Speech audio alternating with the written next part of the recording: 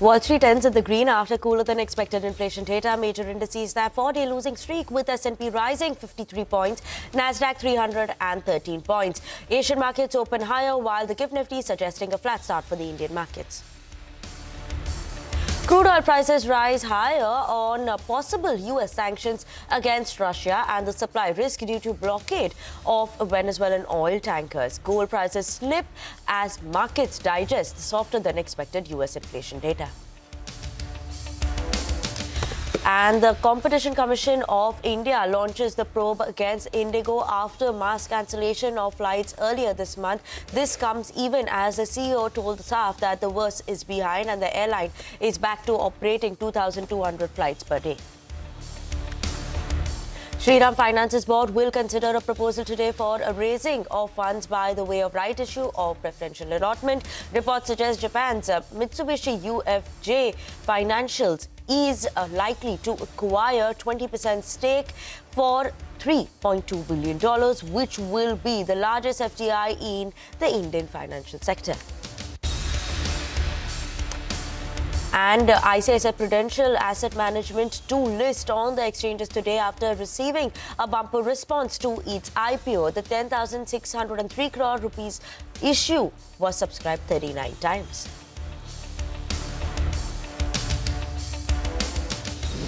Hello, good morning. You've tuned in to CNBC-TV18. You're watching Power Breakfast with me, Vinny Motiwala. A day where we're seeing a bit of a green coming in for the US markets in terms of a close. The Asian markets, we have a lot that everyone's waiting for. The Bank of Japan's decision that will be coming out as well. Apart from that, Asian markets today too are following suit with what the US markets have done and have opened up in the green. So Taiwan index has opened up with gains of 1.3%. We have a Hang Seng that's holding on to gains of 0.3%. ASX 200 holding on to gains of 0.4%. And the Nikkei, which is the Japanese index, that's holding on to gains of almost 0.9% as well. So we are seeing a green start coming in for the Asian markets. US markets managed to close in the green as well, snapping that long 4-day losing streak. And now Indian markets, let's see what that's looking like. We have a good uptick that's come in, a positive start, a strong positive start today is what we're keeping an eye out on. 74-point uptick approximately is what the Nifty implied open is indicating for the Indian market. So let's hope that sustains through the day as well. But as of now, a green start is what we could be keeping an eye out on. But let's talk about how the global market actions are going to be impacting our Indian markets in terms of stocks to watch out for, trade setup for today, cues in the world of F&O. We'll keep an eye out on all of that and set you up for trade. First up, let's go across to Gaurav, who is here to tell us the key cues and events that we should be keeping an eye out on in today's trading session. Gaurav, good morning. Well, good morning. As you suggested, if you look at Nifty as well, Nifty has been able to sustain at 25,800 level for the last 3 consecutive days. And at the same time, even if you look at the data, it suggests that 25,750 to 25,800 is that support level. While on the other hand, on the upper side, 26,000 is something that we will be watching out for. If you look at yesterday, specifically on the sectors, Nifty IT actually outperformed and TCS Telecom actually saved the day for Nifty IT, but at the same time Nifty Media that declined almost by 1.3% intraday. So these are some sectoral indices that we will be watching out for, specifically if there is any momentum that they can continue. Apart from that, if you look at stocks, Indigo is the first stock that we should be watching out for, because yesterday we saw the stock went up almost by 2%, but after that Competition Commission of India has now launched a probe against Indigo, and that is the reason why we should be watching out on how the stock will perform. Second is Shriram Finance. Definitely today is the board meeting and there are some talks which are going around MUFG buying 20% stake in Shriram Finance for valuation as high as $4 billion. Other than that, Dr. Lal PathLab, today is the record date for bonus issue in the ratio of 1:1. So let's watch out for this stock as well. And from the IPO markets, let's not forget about ICICI Prudential. The 10,000 crore IPO got oversubscribed, and at the same time, grey market premium suggested 15% bump on the listing itself. From the macro point of view, FX data is something that we should be watching out for, because we have already seen volatility in USD and INR, and at the same time this is something that market will also be watching out for. From the global cues, we have already seen overnight Bank of England cut interest rate almost by 25 basis points, and at the same time Bank of Japan, they will also come up with a decision on the monetary policy meeting. Expectations are 25 basis point of hike, and the interest rate will be highest in the last 30 years at 0.75%, but any surprise can actually shake the market either ways. Lastly, from the US markets, let's watch out for existing home sales data and core PCE price index. But if you look at the global cues, it looks like Nifty is set for some positive uptick on the opening of the market itself. So let's hope for that, and let's see how the market performs today. Okay, Gaurav, thank you so much for that. But let's go across to Ria now to get the important stocks that we should be watching out for today. Good morning, Ria.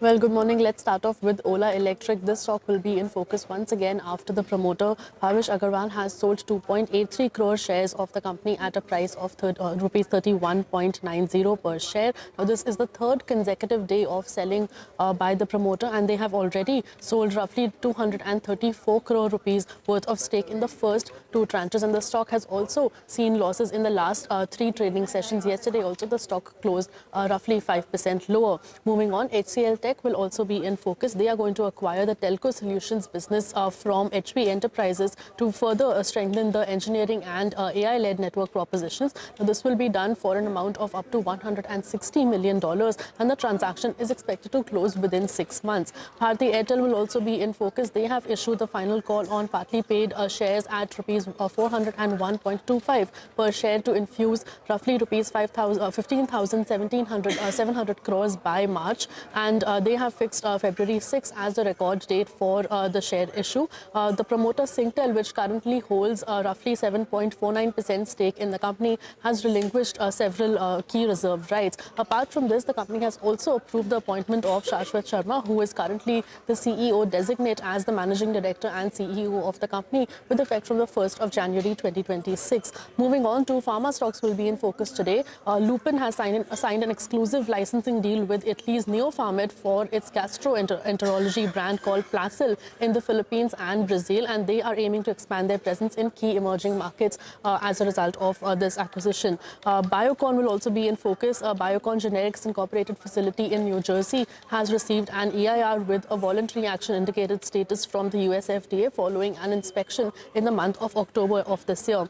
Amber Enterprises will also be in focus. The company has planned to expand its R&D center for HVAC projects, and they are going to invest roughly rupees 500 crores in their R&D facility. Keep an eye on BLS International as well. The Delhi High Court has set aside the order of the MEA, barring it from tenders for missions in India for the next 2 years. So this is positive for the company. And lastly, Aarti Industries will be in focus. They have secured methanol and toluene feedstock supply through multiple long-term contracts with manufacturers and suppliers across GCC countries.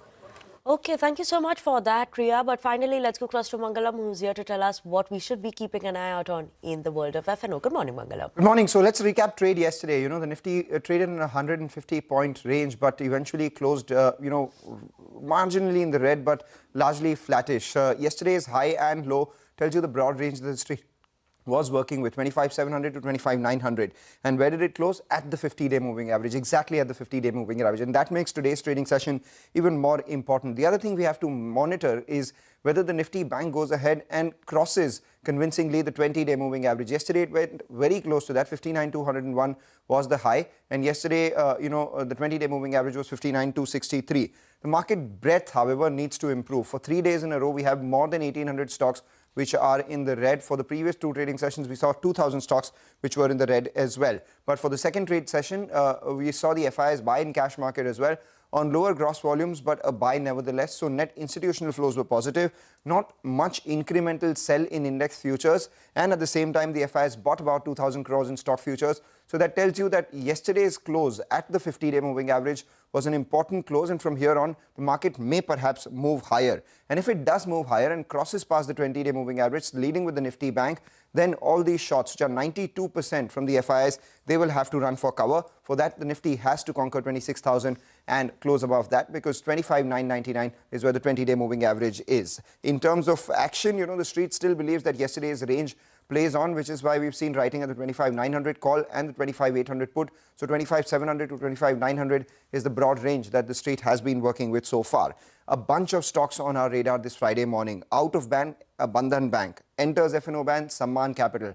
And then come Jan series, we'll have 4 new stocks trading in F&O. Swiggy, Vari Energies, Premier Energies, and Bajaj Holdings. So all those stocks will be in focus. They start trading in F&O from Jan, but will be in focus today.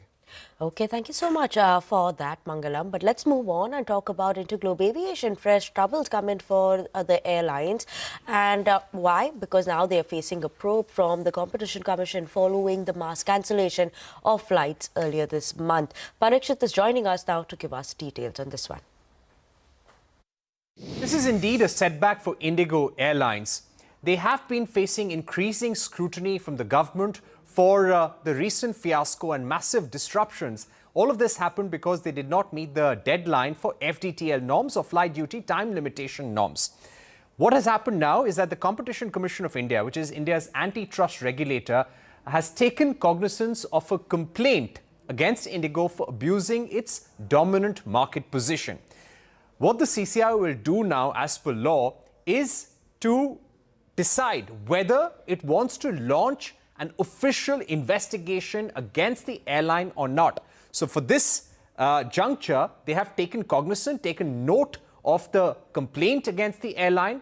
They will look into it and see whether it merits a formal investigation. So this process could take anything between a few weeks to a few months, after which the CCI will give an order which will decide and pave the way for an investigation or let go of this complaint. Having said that, action will be taken only if an investigation takes place and there is a conclusion and recommendation for the same. Under Section 4 of the Competition Act, which is for abuse of dominant position, the CCI has the power to impose a financial penalty, which is up to 10% of the company's total revenue. Apart from structural remedies, we are told that the CCI can also remove certain routes from the Indigo network. This is to make sure that it cannot abuse its dominant position in the market. So let's see what happens. Clearly, this is a setback for the airline, but the investigation will be ordered after a preliminary probe by the CCI. Okay, thank you so much for that, Parikshit. And this development comes when the Indigo CEO told his employees that the worst is behind the company. Peter Elbers also said that the operations had stabilized and 2,200 daily flights have been restored. Listen in. What we witnessed seems a compounding effect of several factors. Everyone wants answers. Speculations are circulating, but I encourage everyone, please stay calm, focus on your professional responsibilities and avoid engaging in such speculations. We need a full-scale analysis. Okay, on that note, we're going to step into a very short break. Don't go anywhere. We'll come back and get you the cues on Wall Street. Stay tuned in for that.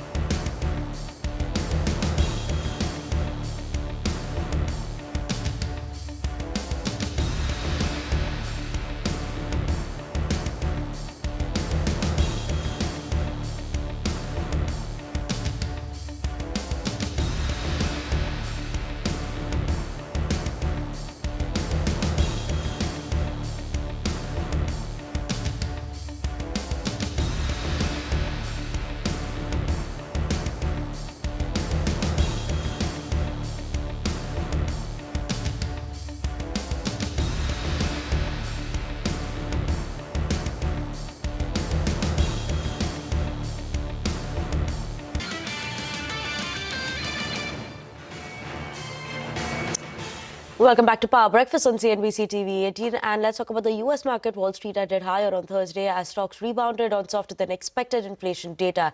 The S&P 500 rose around 0.8%, Nasdaq jumped about 1.4%, while the Dow Jones also added 66 points. Let's go across to CNBC's Christina Parts-Nevelos, who gets us a wrap on what happened on Wall Street. U.S. markets were up across major indices in Thursday trading after better than expected inflation data, as well as a strong Micron earnings report that helped lift some tech names. The Dow gained 66, the S&P 500 was up 53, and the tech-heavy Nasdaq was up 313 points. The November Consumer Price Index report, delayed because of the government shutdown, actually showed the annual inflation rate did move lower to 2.7%.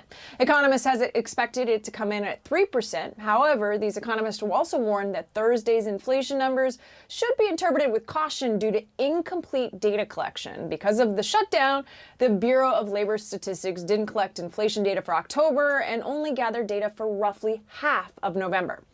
And Truth Social parent company Trump Media surging more than 40% Thursday after announcing it's merging with nuclear fusion company TAE Technologies. According to the companies, it's an all-stock deal valued at more than $6 billion.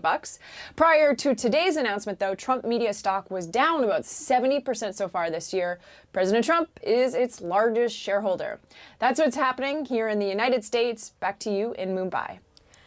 Thank you so much for that. Now let's shift focus to our segment that is Trump Watch, which is a special segment for you all. Starting with the recent commentary that came in this morning, President Trump signed a National Defense Authorization Act into a law, approving a record $901 billion in military spending for fiscal 2026. Apart from that, he's also signed a marijuana reclassification order, moving it from Schedule 1 to Schedule 3, the same as codeine, as well as Tylenol, which is there in terms of the drugs. Now, he also said that marijuana can be legitimate in terms of medical applications when carefully administered.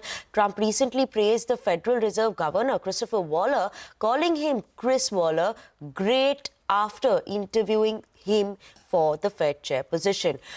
He also views Waller as a strong candidate who supports lower interest rates. Listen to what he said.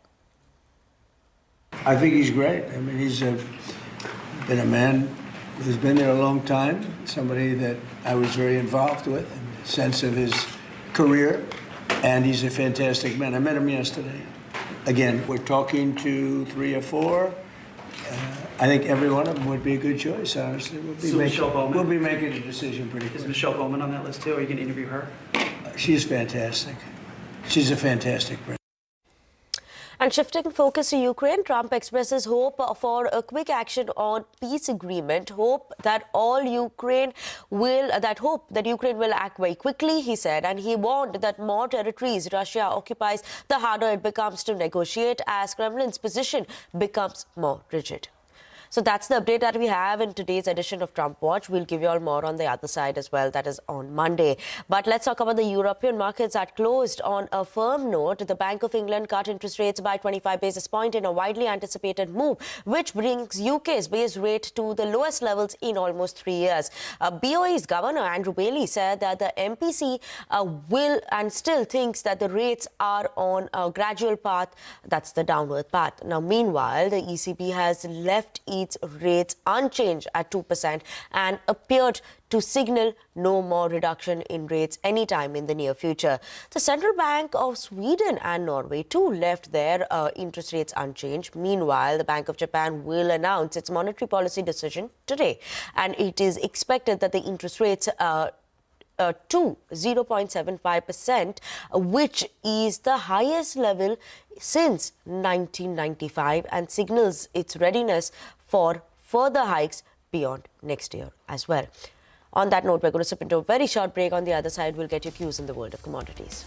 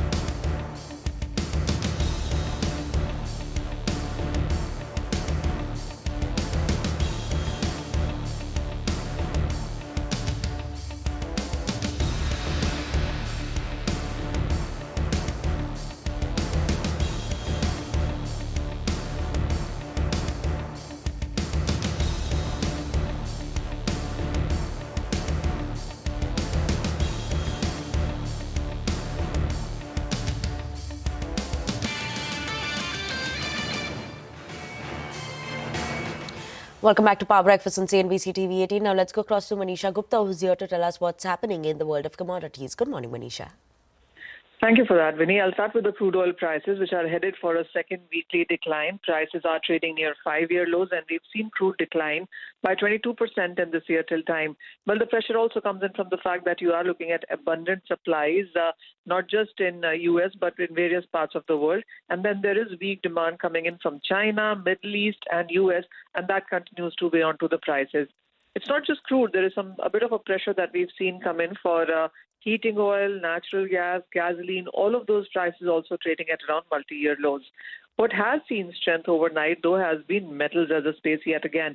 But this time around, it is base metals. You have copper prices trading near multi-month highs. There is strong demand cues coming in from US and China. We already have been talking about ongoing supply disruptions in Chile and Peru. And overnight, aluminum has gained again because the Mosel aluminum smelter in Mozambique is going to be placed under care and maintenance by March. So that would lead to higher premiums that the markets are already seeking from various Asian customers. And when you look at the on-warrant LME inventories, they also have declined quite sharply, supporting aluminum prices. Okay, thank you so much for that, Manisha. But let's move on. And the Securities Market Code Bill 2025, introduced in the Lok Sabha on 18th of December, proposes a reorganization of India's securities law framework. Sapna is here to give us more details. Well, the SMC bill for the first time talks about apportioning a very large sum of SEBI's annual surplus to the central government. What the code says is that SEBI will be able to retain only 25% of its annual surplus, and the residual will have to go to the Consolidated Fund of India. Now, this is the first, and some people may actually say that this could hinder the autonomy of SEBI. So far, SEBI had not been dependent upon central government for any funds, but going forward, if this proposal goes through, then that may not be the case. That's one. Second, there's also a time bar of 180 days for investigation officers of SEBI to close their cases. In case they are not able to do that, well, they'll have to give an explanation to the board and the reasons for delay, and also seek their extensions with the proper, explanation. Third, of course, in terms of the fact that defaults or contraventions, they will not be able to be investigated after a period of 8 years. So that's again a time bar that has been proposed and suggested in the code. Last but not the least, SEBI will also have the power to set up an ombudsperson, basically one or two officers that they'll be able to designate from their from their own system. Last but not the least, also SEBI will have to mandatorily come out with an investor charter for the protection of the interests of investors. These are some of the key highlights. Well, of course, the bill is with the Standing Committee of Finance now, and we'll have to wait and watch and see how many of those proposals actually go through. Okay, thank you so much for that, Sapna. But with that, we're absolutely out of time on this edition of Power Breakfast. Thank you so much for tuning in. Up next, Abbas on Moneycontrol.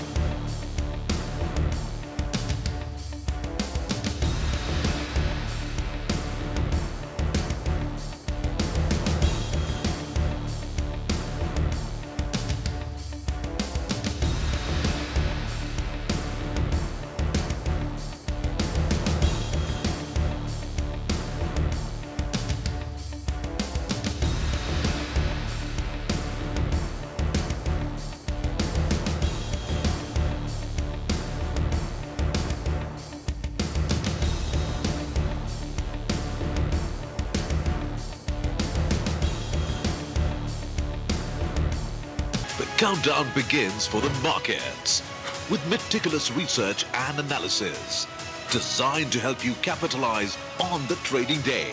Beaming live from the CNBC-TV18 Motilal Oswal studio.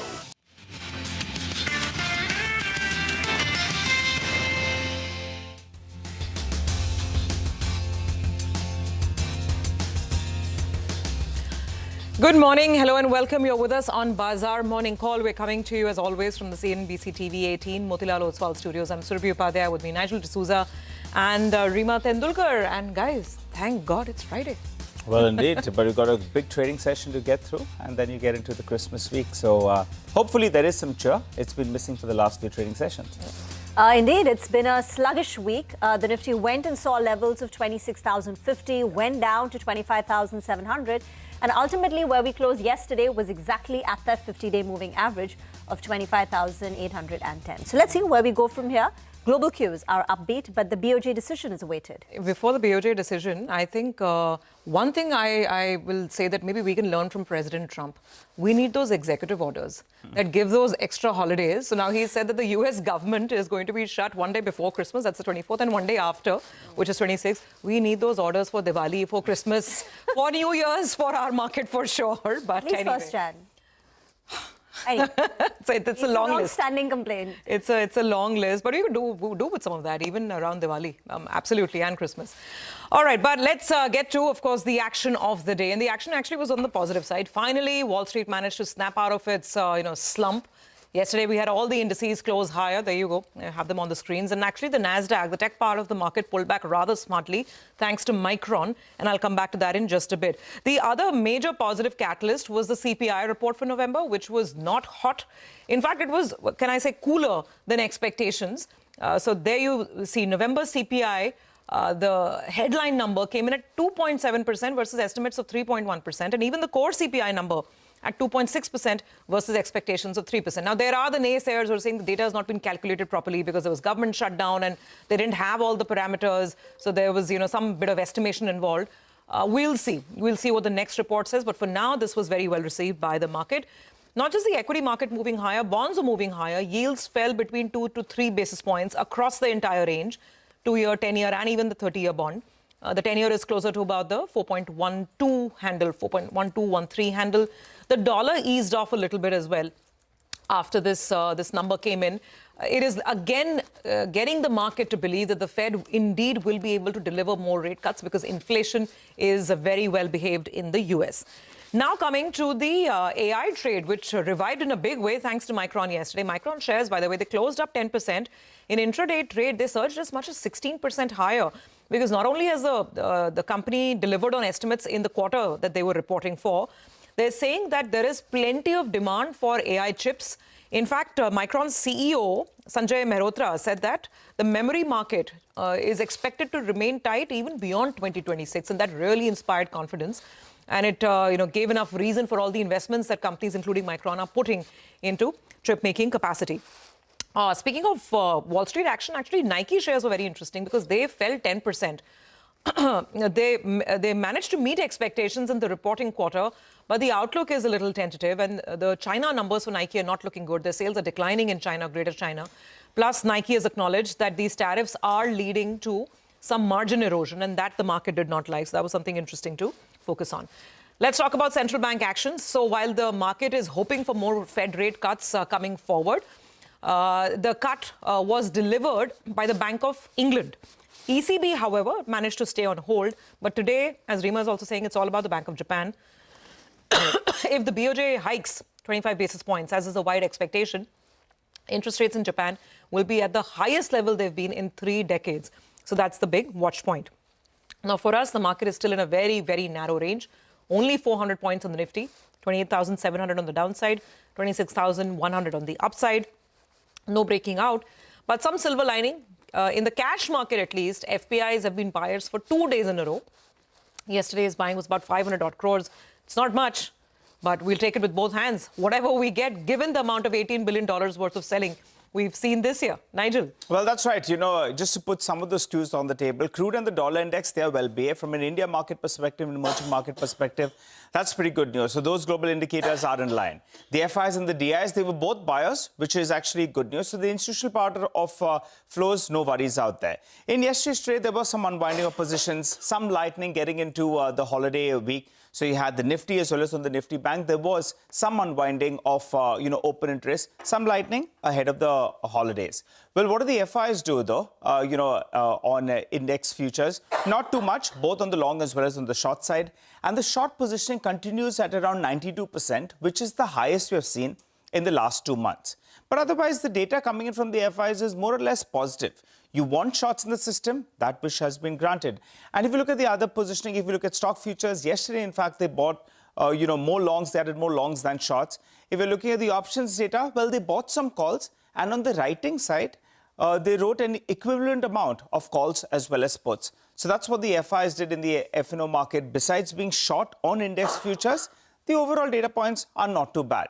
Moving to the levels that you're looking at on the Nifty, well, the options are fairly active. So in yesterday's trade, there was some signs of writing at lower levels. 25,700 put, 25,750 put, fair bit of open interest built up out there. And you see the premium as well, they declined in yesterday's trade.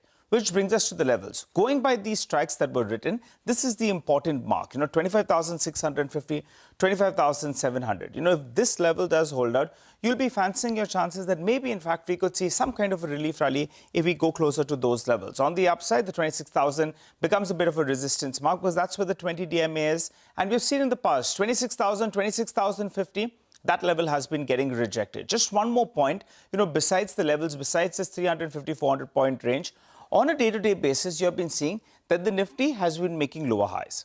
And not just that, it's been making lower lows as well. So for today's trade, actually, you'll want it to break that. You'll want it to make a higher high and protect yesterday's low as well. So break that trend that we have seen all through this week.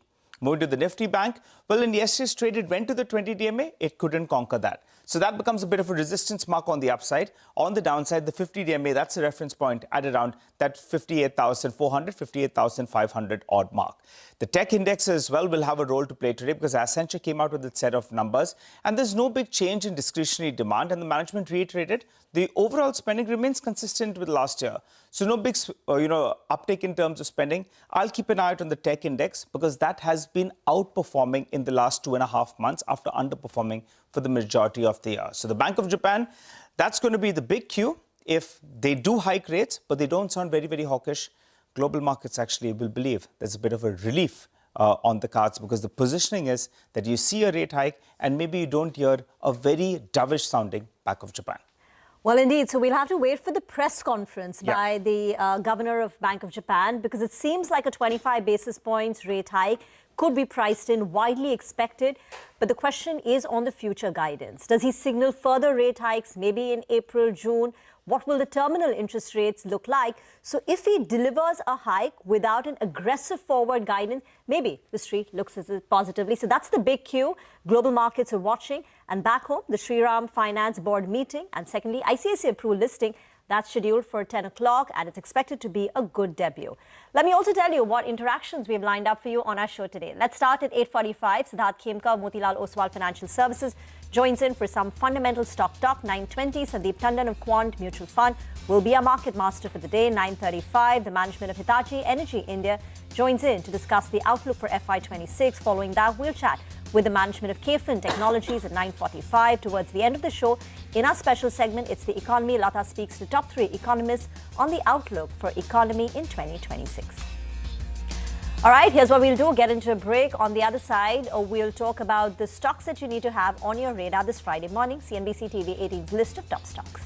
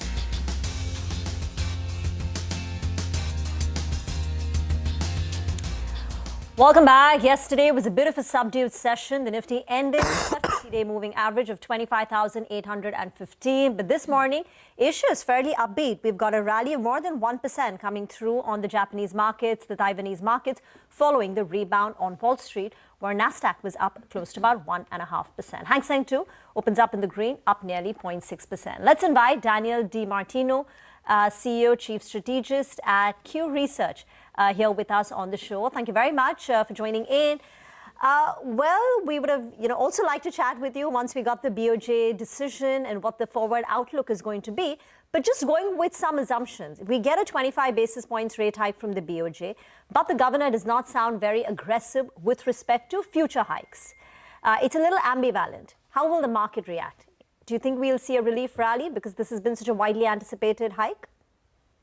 I actually do. The market has been looking for, this final first hurdle to be crossed, and I think that that's finally going to happen. But again, it's the go slow that I think will be very placating for the market. You see, you're flashing up on the screen right now that futures are up in the United States.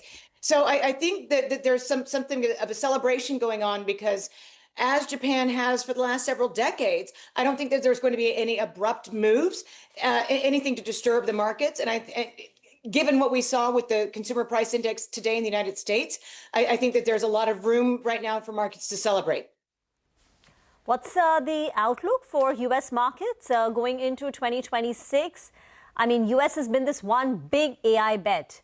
But quite a few of the economic indicators outside of what's happening with respect to the AI infrastructure capex spend are still a bit muted, not as convincing. So what happens to the U.S. markets? Do you think the AI momentum continues, money still continues to flow into U.S., or there is a little more diversification? So I think that you're being very diplomatic here, because I think that outside of the AI trade, there's not very much going on with the U.S. economy at all. We're seeing net job losses. That's something that Federal Reserve Chair Jay Powell acknowledged at his last press conference. We're seeing disinflation actually catch momentum. So right now, it is only the AI trade. The AI trade 12 months ago, had we been having the same discussion, was based on cash flow and profits. Now it's based on leverage, debt being taken on to finance that trade. So I think that a lot depends. Actually, I think the entire world economy right now and all the world markets depend on this AI momentum trade staying intact. For now, that seems like it's happening. But if you look at something like Bitcoin and what's happening in the cryptocurrency space, there's clearly some risk off that's taking on right now.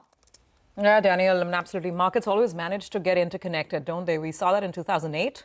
It was the U.S. housing market that brought the world down. We hopefully this is nothing similar, and hopefully, and that's what people who are believers say, that this is real demand, these chips are really needed, and there's an underlying business case. But yeah, that's a longer debate for another day.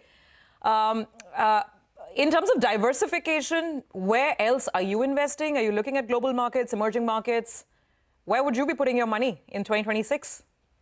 So I think whether you're looking at the United States or whether you're looking around the rest of the world, it's up in quality, it's dividend paying, it's cash flow. People are looking in a falling interest rate environment. I understand that other central banks around the world right now are looking to raise interest rates. I'll believe that when I see it. But in this particular backdrop, I think what people are looking for is cash flow. So it's solid dividend paying stocks, whether you're talking about the United States or whether you're talking about emerging markets. True companies that are going to survive whatever it is that's to come with global trade, and whatever the outcome is, as you say, another discussion much longer for another day with the AI bubble. All right. Hi, Danielle. Good morning. Good to see you, Ben. Nigel on this side. Quick word with regard to emerging markets. I recall in our past interactions, you liked a market like Mexico. And among emerging markets, I think you believed India was favorably placed. That was the view, I think, a year or so ago. This year, India has been a rank underperformer, actually. 2026, does India get back to its outperforming ways? And from the emerging markets, what do you like? Well, so I think the situation with India is one simply not necessarily of fundamentals, but more of air coming out of the bubble, a little bit of rationalization, normalization. in the metrics and that the underlying story in India is going to remain intact, I would be very cautious about other emerging markets going into the new year because, again, the United States is clearly in recession. Again, that is something that Chair Jerome Powell acknowledged at his most recent press conference. And I think it's very naive and premature to say that if the United States is in recession, that there's not going to be a knock-on spillover effect into other markets. What's your base case for the US markets? Does the AI bubble prick? Does it slow down? In terms of the US economy? Because as you were just highlighting, there are ramifications. And then come to the view on India. Well, I think when it comes to the AI bubble being pricked, I think we've already seen that. We're seeing a massive rotation right now, and we're seeing high levels of resistance once you get into any given trading day. And as enthusiastic as the trading may be going into the day, we're seeing a pullback. But again, when it comes to India, I go back to the reason that the entire world has been so bullish on India for so long. And that's if you compare the demographics of the developed world to that of India, if you compare the educational attainment levels of the rest of the developed world to India, you're always going to come out ahead when you combine demographics with that dynamic. And I think that that is why, for the long haul, India is going to be a solid investment. In the short term, maybe not, but I think over the long haul that is going to be maintained as the case. All right, Danielle, so do you think the FIs come back to India then? Things are shaping up for better times in terms of earnings, in terms of economic activity. Our central bank has been active here, and the central government as well has been trying to spur some kind of consumption. So do you think the FIs come back? They have been big sellers out here. I think last count, $17-18 billion is what they have sold. You put the primary and secondary market data together. FIs return back to India? Again, if you combine the idea of the momentum and herd investing and the notion that there is going to be an exodus from the AI tech bubble in the United States, that money is going to be looking for a home. So I certainly think that is a prospect for the flows to come back into your market. Okay. That is an optimistic note to leave this conversation on, Daniel. Thank you very much. And we really hope investors will show that faith and it'll translate into those flows in 2026. Thank you for joining in. Wish you a very, very happy holiday season and look forward to talking again. Thank you. Well, with that, let's move on to individual stocks as well. And once again, actually, let's check the GIFT Nifty and what the implied open is suggesting, because markets across Asia, we've got mixed trends. It's all eyes on that Bank of Japan meeting and whether they indeed deliver this 25 basis points rate hike or not. And in anticipation, right now markets are doing okay. They've taken over that positive handover from Wall Street. All of Asia is up. Therefore, you saw that implied open also suggesting at least a 70 to 75 point upstart. Looking good. So that's the backdrop against which we start trade today. Now, what about individual names? Our team is standing by with the CNBC-TV18 list of top stocks to watch. Rima, let's kick it off with IT first. Accenture came out with numbers. What's the takeaway? Well, Accenture share price ended down 1.5%. So Q1 FY26 numbers were fine. But despite that, the company did not raise the full year guidance, and that perhaps disappointed the street. So FY26 revenue guidance remains unchanged at 2 to 5%. And this is despite Q1 actually being slightly at the upper end of the company's own expectation and analyst expectations. The company in the commentary says there is still no change in the discretionary demand. Overall spending remains consistent with the trends that we had last year. Generative AI continues to gain traction. Gen AI contributes about 10-11% to the total bookings, 6% to the overall revenues. But now Accenture is saying that we will discontinue giving these advanced AI metrics because AI is now embedded across almost all client engagements. So just at the time when TCS started giving you, disclosing these AI metrics, Accenture, which was early with respect to its disclosures, is now saying that we will not be delineating the two. And that actually makes a lot of sense because we're seeing that, right? In almost all service offerings, AI is getting embedded, whether you're booking flight tickets, whether you're doing, any kind of Google search. It's AI indeed, or even social media apps. AI is making its presence felt everywhere. But that's not the only news or the only reason why we're watching for IT stocks. HCL Tech has done a small acquisition. It's a small acquisition. So they've signed a definitive agreement to acquire Hewlett Packard's Telco Solutions business. It's an all-cash deal for $160 million. And this builds on a prior deal that the company had done with HP, HP. Now, basically, this acquisition, small one, $160 million. It's a tuck-in acquisition. It strengthens their position in the telecom sector. They bring on board some telco clients and about to get 1,500 engineers also.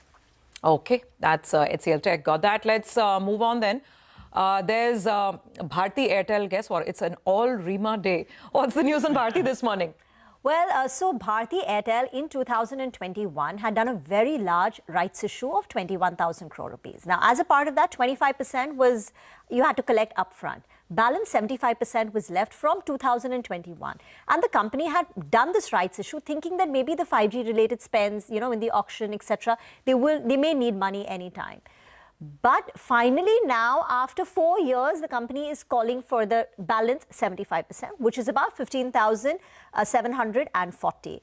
So this is amazing for all those rights issues, the people who participated, because their payout is 400 rupees. And then you're going to get a share for 2,000 rupees, but this was way back. I mean, it was anyway a, rights issue in that sense, and promoters will be participating. Though Singtel hasn't disclosed very carefully, but they have said that they will be renouncing part of it. Now, what does it mean for Bharti Airtel? Two things. One, they get 15,700 crore rupees, which the company says will be used to repay their debt.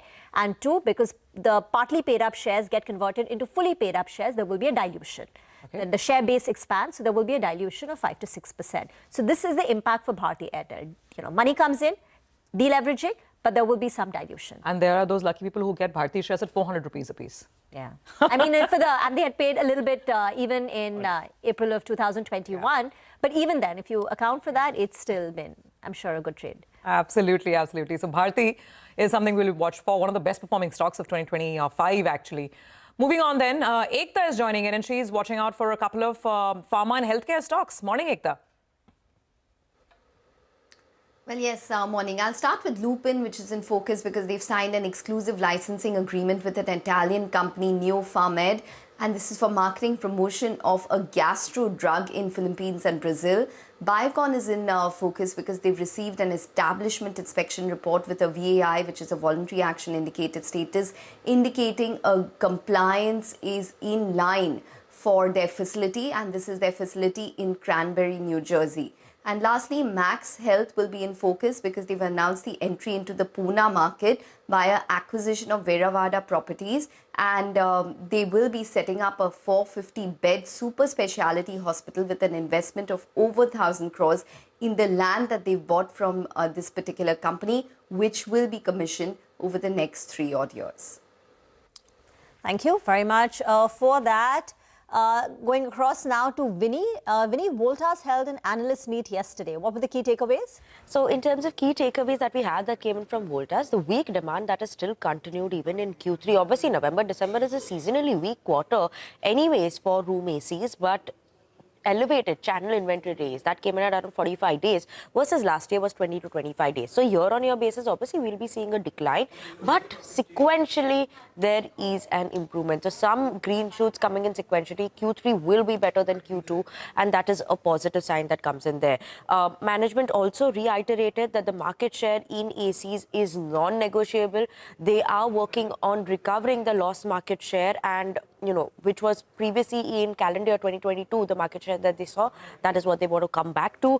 They've already gained 100 to 150 basis point in this calendar year itself, mainly supported by the strength in regional distribution. So market share gains is something that we'll keep an eye out on for Voltas going forward.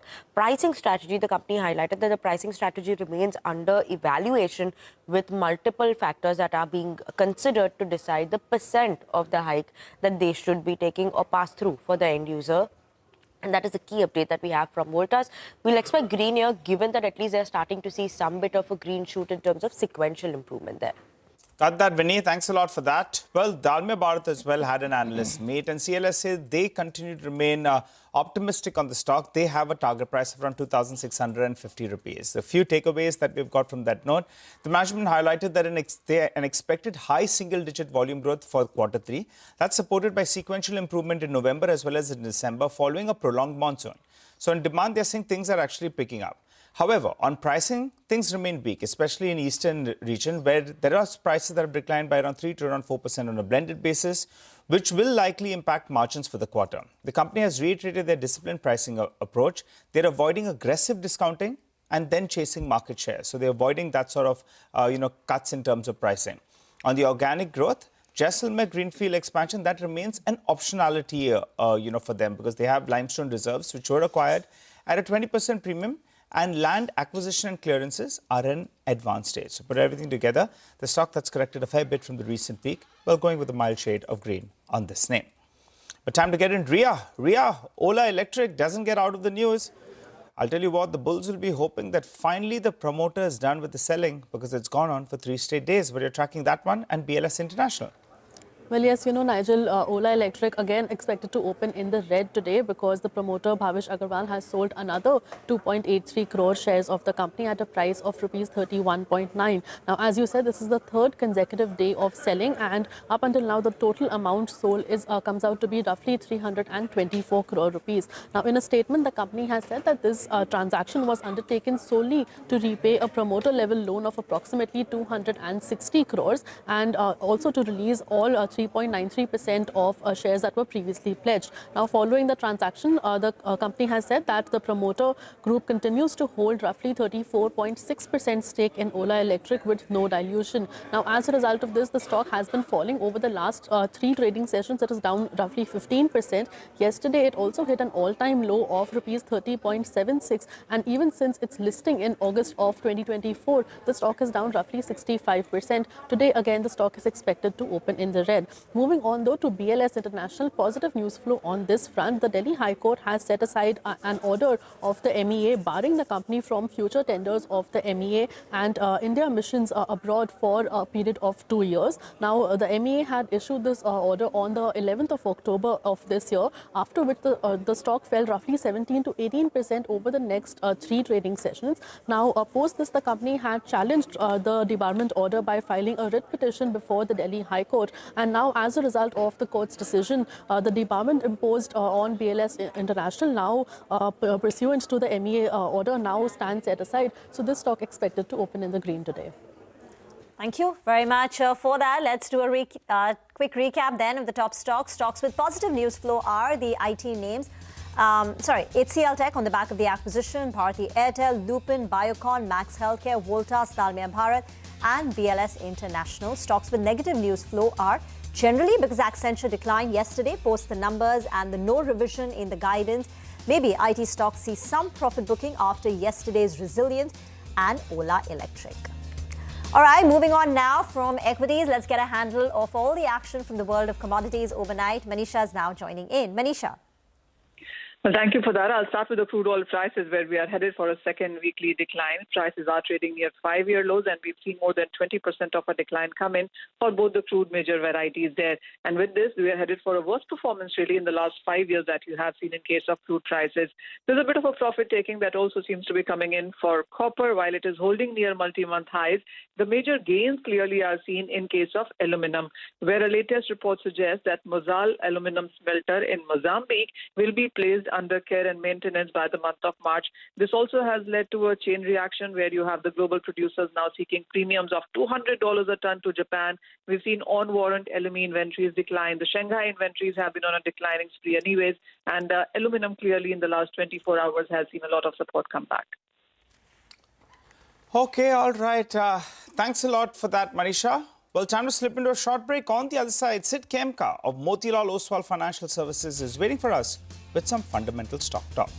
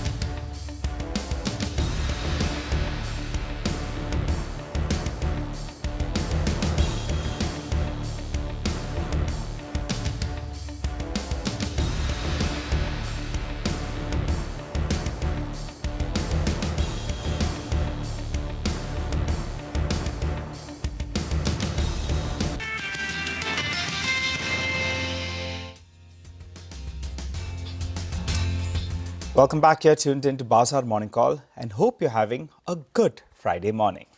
Well, let's get straight and exclusive now. As the Adani Group is all set to launch the Navi Mumbai airport on December 25th, CNBC-TV18 Shireen Barnes spoke to Jeet Adani, director of Adani Airport Holdings, on their debt reduction plans, the impact of the currency depreciation on the business, and also on the IPO and the demerger plans. Let's listen in to what he had to say. You know, speaking of investment, let's also talk about debt. Debt of a little over 27,000 crores at this point in time. What's the debt reduction plan? I don't think there will be a debt reduction immediately. I think it's more changing the structure. So if you see Navi Mumbai today, it's been financed using classical project debt from Indian banks. At some point, we want to, once it's operational and stabilized, and before we begin the next phase of Navi Mumbai, we would want to refinance and take the Indian banks out because we would want to tap them again for project financing. Okay. And that's been our model if you look at any of the businesses. So we use Indian banks during the project life because that's the sort of appetite that they have. And then for long tenure, 10-year, 15-year, 20-year, 30-year debt, we tap the capital markets, either global, domestic, either one. Well, you know, you spoke about refinancing and you just did a refinancing of about, what, 750 million, I think, in June this year. What about the currency risk at this point in time? We've seen the rupee depreciate now to 91. Does that worry you? So structurally, it doesn't affect us because we keep hedging and we don't keep any exposure to currency. So our policy has always been that no exposure to currency, no exposure to interest rates. So whatever we refinance at, we lock that interest rate for 20 years. Whatever we refinance at in terms of currency, we lock that also for 20 years. So the Adani Enterprises rights issue, there was buzz that perhaps you could use some of those proceeds to cut debt for the airports. Is that likely? No, so there's some debt that Adani Enterprises has. 8,000 crores. Yeah, no. So the loan that they've given. That AEL has given to Adani Airports, that is the part of it which will get cleaned up. Okay, so you will use the rights issue to clear that, the 8,000 crore rupee. Yeah, but that's not an eventual end use. The eventual end use is going to be the expansion. Okay. You talked about capital markets. So an IPO for the airport infrastructure story from India for you, when is that likely? Are you working towards it? So absolutely. I think right now it's fluid in terms of which option to go for. There's always an option of a demerger from Adani Enterprises, which is what we had done in the past. There's also an option of IPOing. I wouldn't say we're leaning one way or the other. Also whether to get in an anchor at the right time to establish a value benchmark.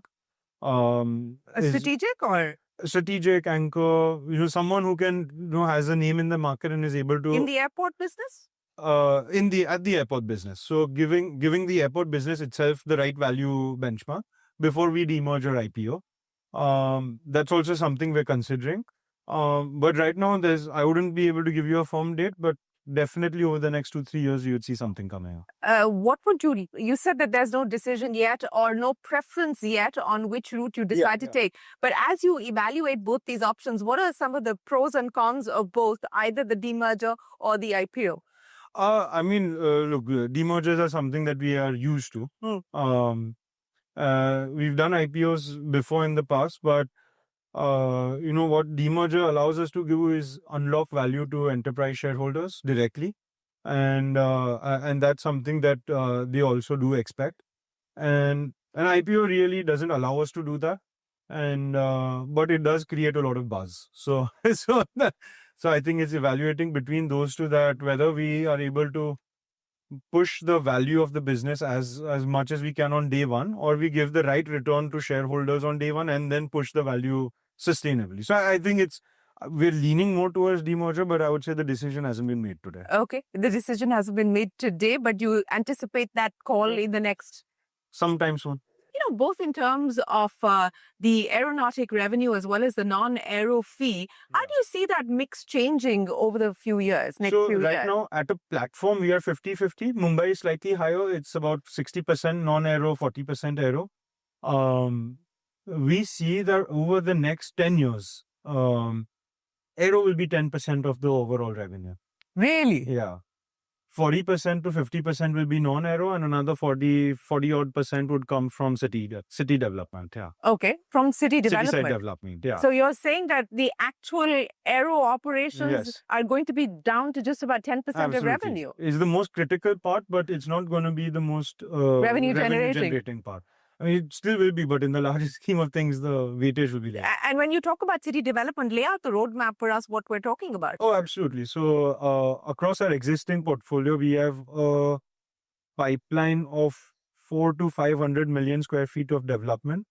I wouldn't say over a certain period of years because we time it as per market. In the first phase, we are doing about 22 million construction, 14.5 million leasable area.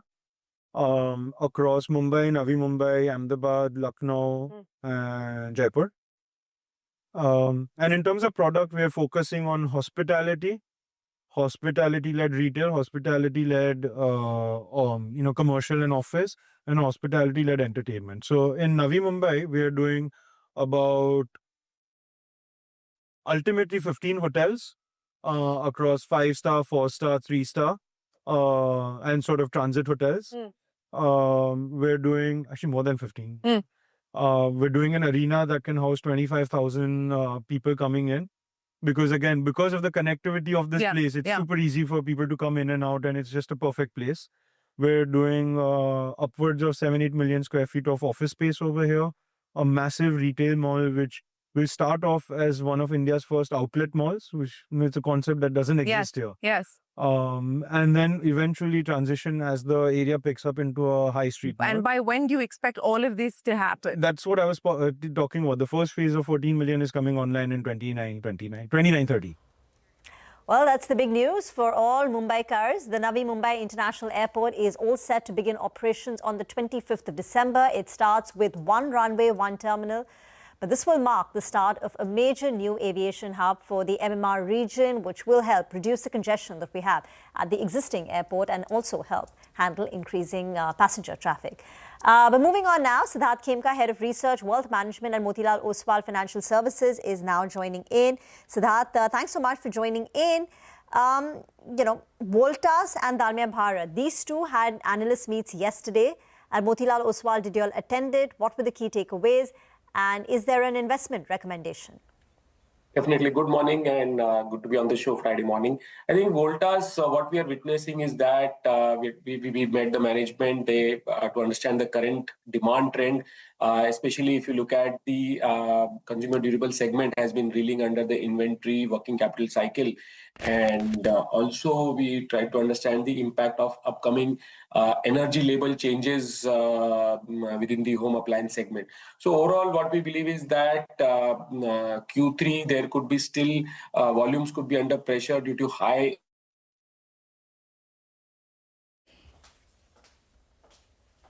Oopsie daisy. We'll get Sid back. He's giving us his view on Voltas, so we'll have to keep an eye out on that particular one. I don't know whether we have him back or not, but a lot of stocks to discuss actually today because Voltas, Dalmia Bharat, post those analyst calls that they had. I'd also want to know what's going to happen to Ola. So much selling. All 3 days, back to back, there has been selling. And what's the future of the company from here on? I was looking at it in terms of market cap to sales. It's down to around 3 times market cap to sales. More prudent way would be to get the EV. Then I'll have to wait for the debt out there. But just take a look at the stock. Just pull up a wider timeline of the stock. It listed, went to around 140 rupees, then came down to 35 rupees, went back to 75 rupees, and boy oh boy, making fresh lows right now. I think Sid is back with us. Sid, okay. All right, I'll tell you what, I think we'll take a short break, come back, and then we'll continue our focus on markets. We'll also get Siddharth back and our technical experts as well on the other side.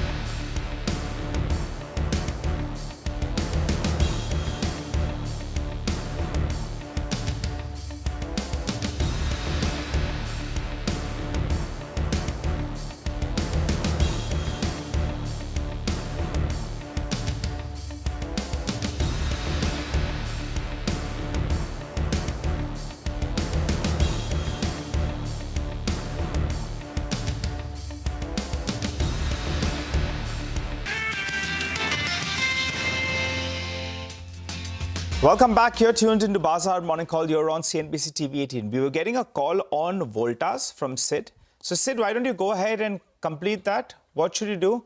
Should you, buy the stock, stay away, and then we'll discuss a lot of other stocks. Sure. Good morning, Nigel. So if you look at the key takeaways were that Q3 continues to remain weak for room AC's segment. We interacted with the Blue Star management also some time back due to the extended winter and elevated channel inventory, about 45 days. The pricing and inventory normalization, that has been the focus with the GST cut, which has been fully passed on. With the upcoming energy label changes that can further trigger the channel restocking, and that could lead up to pricing to sales improving. So what we are saying is that in the current financial year FY26, it could remain weak, but the management is very confident about the long-term growth prospects, and we also believe with the structural changes now in place, there is definitely scope for growth. And what we are also seeing is that the downtrend is bottoming out. So clearly there needs to be patience if someone is holding on to Voltas. So we recommend hold. We don't recommend a fresh buying or entry into Voltas as of now. All right, Sid, what about Ola? What's going on there? What would, a lot of investors are wondering what to do with the stock now. On one side, you have the promoter that's selling and saying he's done. Now, finally, it appears he's done, as per what yesterday's release is. Hopefully, there is no shocker coming post-market hours today. Your view on the stock, another way of looking at it is will this promoter continue to run the business? It's come down drastically. The stock is making fresh lows. What do you think about the future of Ola? Do you think Bhavesh Agarwal and team will run it? Do you think someone could come in there and look at it as an acquisition target? Just throwing out various opinions that you're getting on the street. Your view? So yeah, Nigel, I think you put a lot of strategic questions to me, which you should have put to Bhavesh Agarwal. No, I'm going to put that to him. Trust me, I'm going to put that to him. And when we get a competitor, we'll ask them as well, what do you think of the company? Is there value added on this 13,000 crore market capitalization? But you tell us what's going to happen added on this 31 rupees. Would you suggest people to dip in, stay away? It's too unclear what the promoter wants to do next. So yeah, I think unfortunately we don't have an active coverage, but I do have certain views which I can share with you. I think we are positive on the two-wheeler EV side of the business. We believe that's the growth story there. We have seen how some of the legacy businesses like TVS Motors, Bajaj Auto have gained market share in the EV two-wheeler space. So they have a good brand, they have a good model. I think the business needs to scale up to the potential. So as of now, because of a lot of not because of lack of clarity in the future growth ahead, I think one should stay away. There are better opportunities. As we said, we like TVS Motors, which is a preferred pick in the two-wheeler space, especially given the market leadership that they have been having in the EV two-wheeler space. I think that's something which is doing much better. So clearly, I would say that one needs to get more clarity in terms of the future roadmap for Ola to get a clearer view. Okay. Sid, Shriram Finance, everyone's sitting at the edge of the seats waiting for that announcement. Maybe it comes out around noon today. And indeed, if it plays out as what the reports have said, that, MUFJ, Mitsubishi UFJ walks in, buying 20% of the company, that's big, right? That'll be serious money, over $4 billion that will come in. Where I don't want to speculate, but the sense is the stock has already done so well. Let's pull up Shriram Finance 1 year. One of the best performing stocks on the Nifty. Last 1 year, it is up 48%. Let's get the stock up. Can we get Shriram Finance on the screen? Okay, we'll just get it up. So Sid, the question is, can you still buy if you've already you have diverse financials in your portfolio, you've got the company, you've got the stock, then no problem, I guess. Then the answer is just keep riding it. Point is, can you buy now?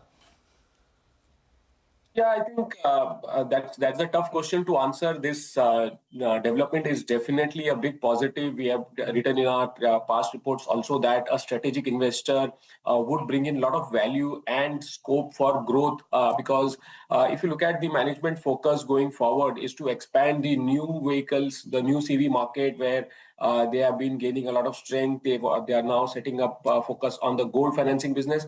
So from a pure play auto financing business, they are becoming a much more diversified financing player. So a lot of growth ahead. At current valuations, I feel even at a 2.2 times on a FY27 price to book with the ROAs in excess of 3% and the future growth potential with the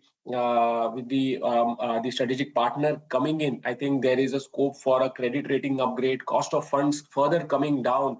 So we still feel that there could be a 15-20% upside. Yes, the stock has seen a strong run up, so any dip could be utilized as an entry opportunity for the way ahead. Okay, all right. Sid, stay on. We'll come back with more questions in just a bit. By the way, that's news coming in on the very, very expected BOJ rate hike. It's been so well telecast that I don't see any immediate reaction in the market. The Nikkei was always up about 1.5%, and it still is. Let's check the currency markets if there's any movement over there. The yen, 155.77. In fact, it's dipped a little bit as soon as that announcement came in because everyone's going to be focusing on the commentary. The fact that they're doing 25 basis points was known because inflation has been running at close to 3% in Japan, which is historic.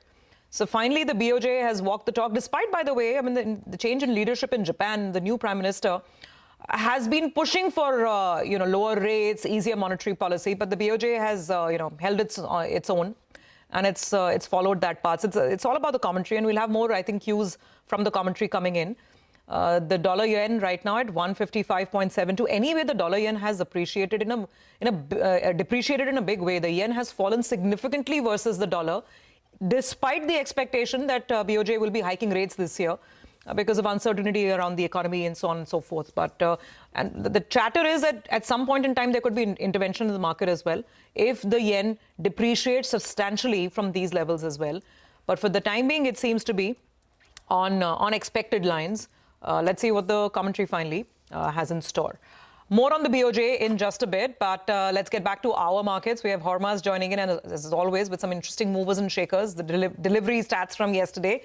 Hormaz, this morning, what's on your radar today? Good morning, Surabhi. And asset managers are on the radar as they were in yesterday's session as well. The big talking point, all of them, HDFC, AMC, and Nippon Life, AMC, and UTI AMC seeing healthy gains and healthy trading volumes as well. All of them significantly higher compared to their 20-day average. But I'm singling out Nippon AMC in comparison to the delivery volumes because while for HDFC, AMC, and UTI AMC, the trading volumes are higher, but the delivery volumes are slightly disappointing.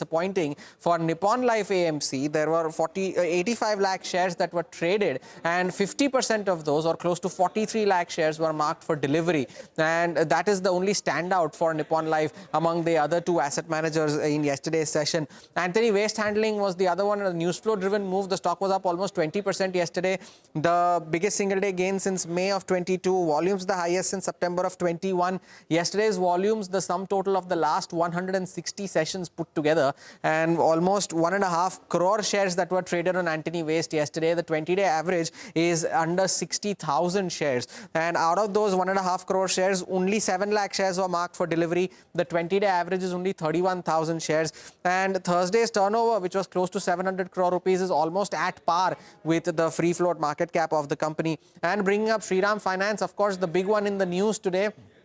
A deal announcement anytime from now. The stock has seen an activity before this, gained in 5 out of the last 6 sessions. There has been an increase in trading and delivery volumes over the last 2 days. 1 crore plus shares traded now for 2 consecutive sessions. Even yesterday we had 1.25 crore shares traded, 20-day average of close to 70 lakh, and the percentage of shares marked for delivery was the second highest in the month of December in yesterday's trading session. Almost 70% of yesterday's trading volumes was marked for delivery of almost 86 lakh shares, and the stock is up almost 50% this year, turning out to be the best calendar year that it has had since 2017.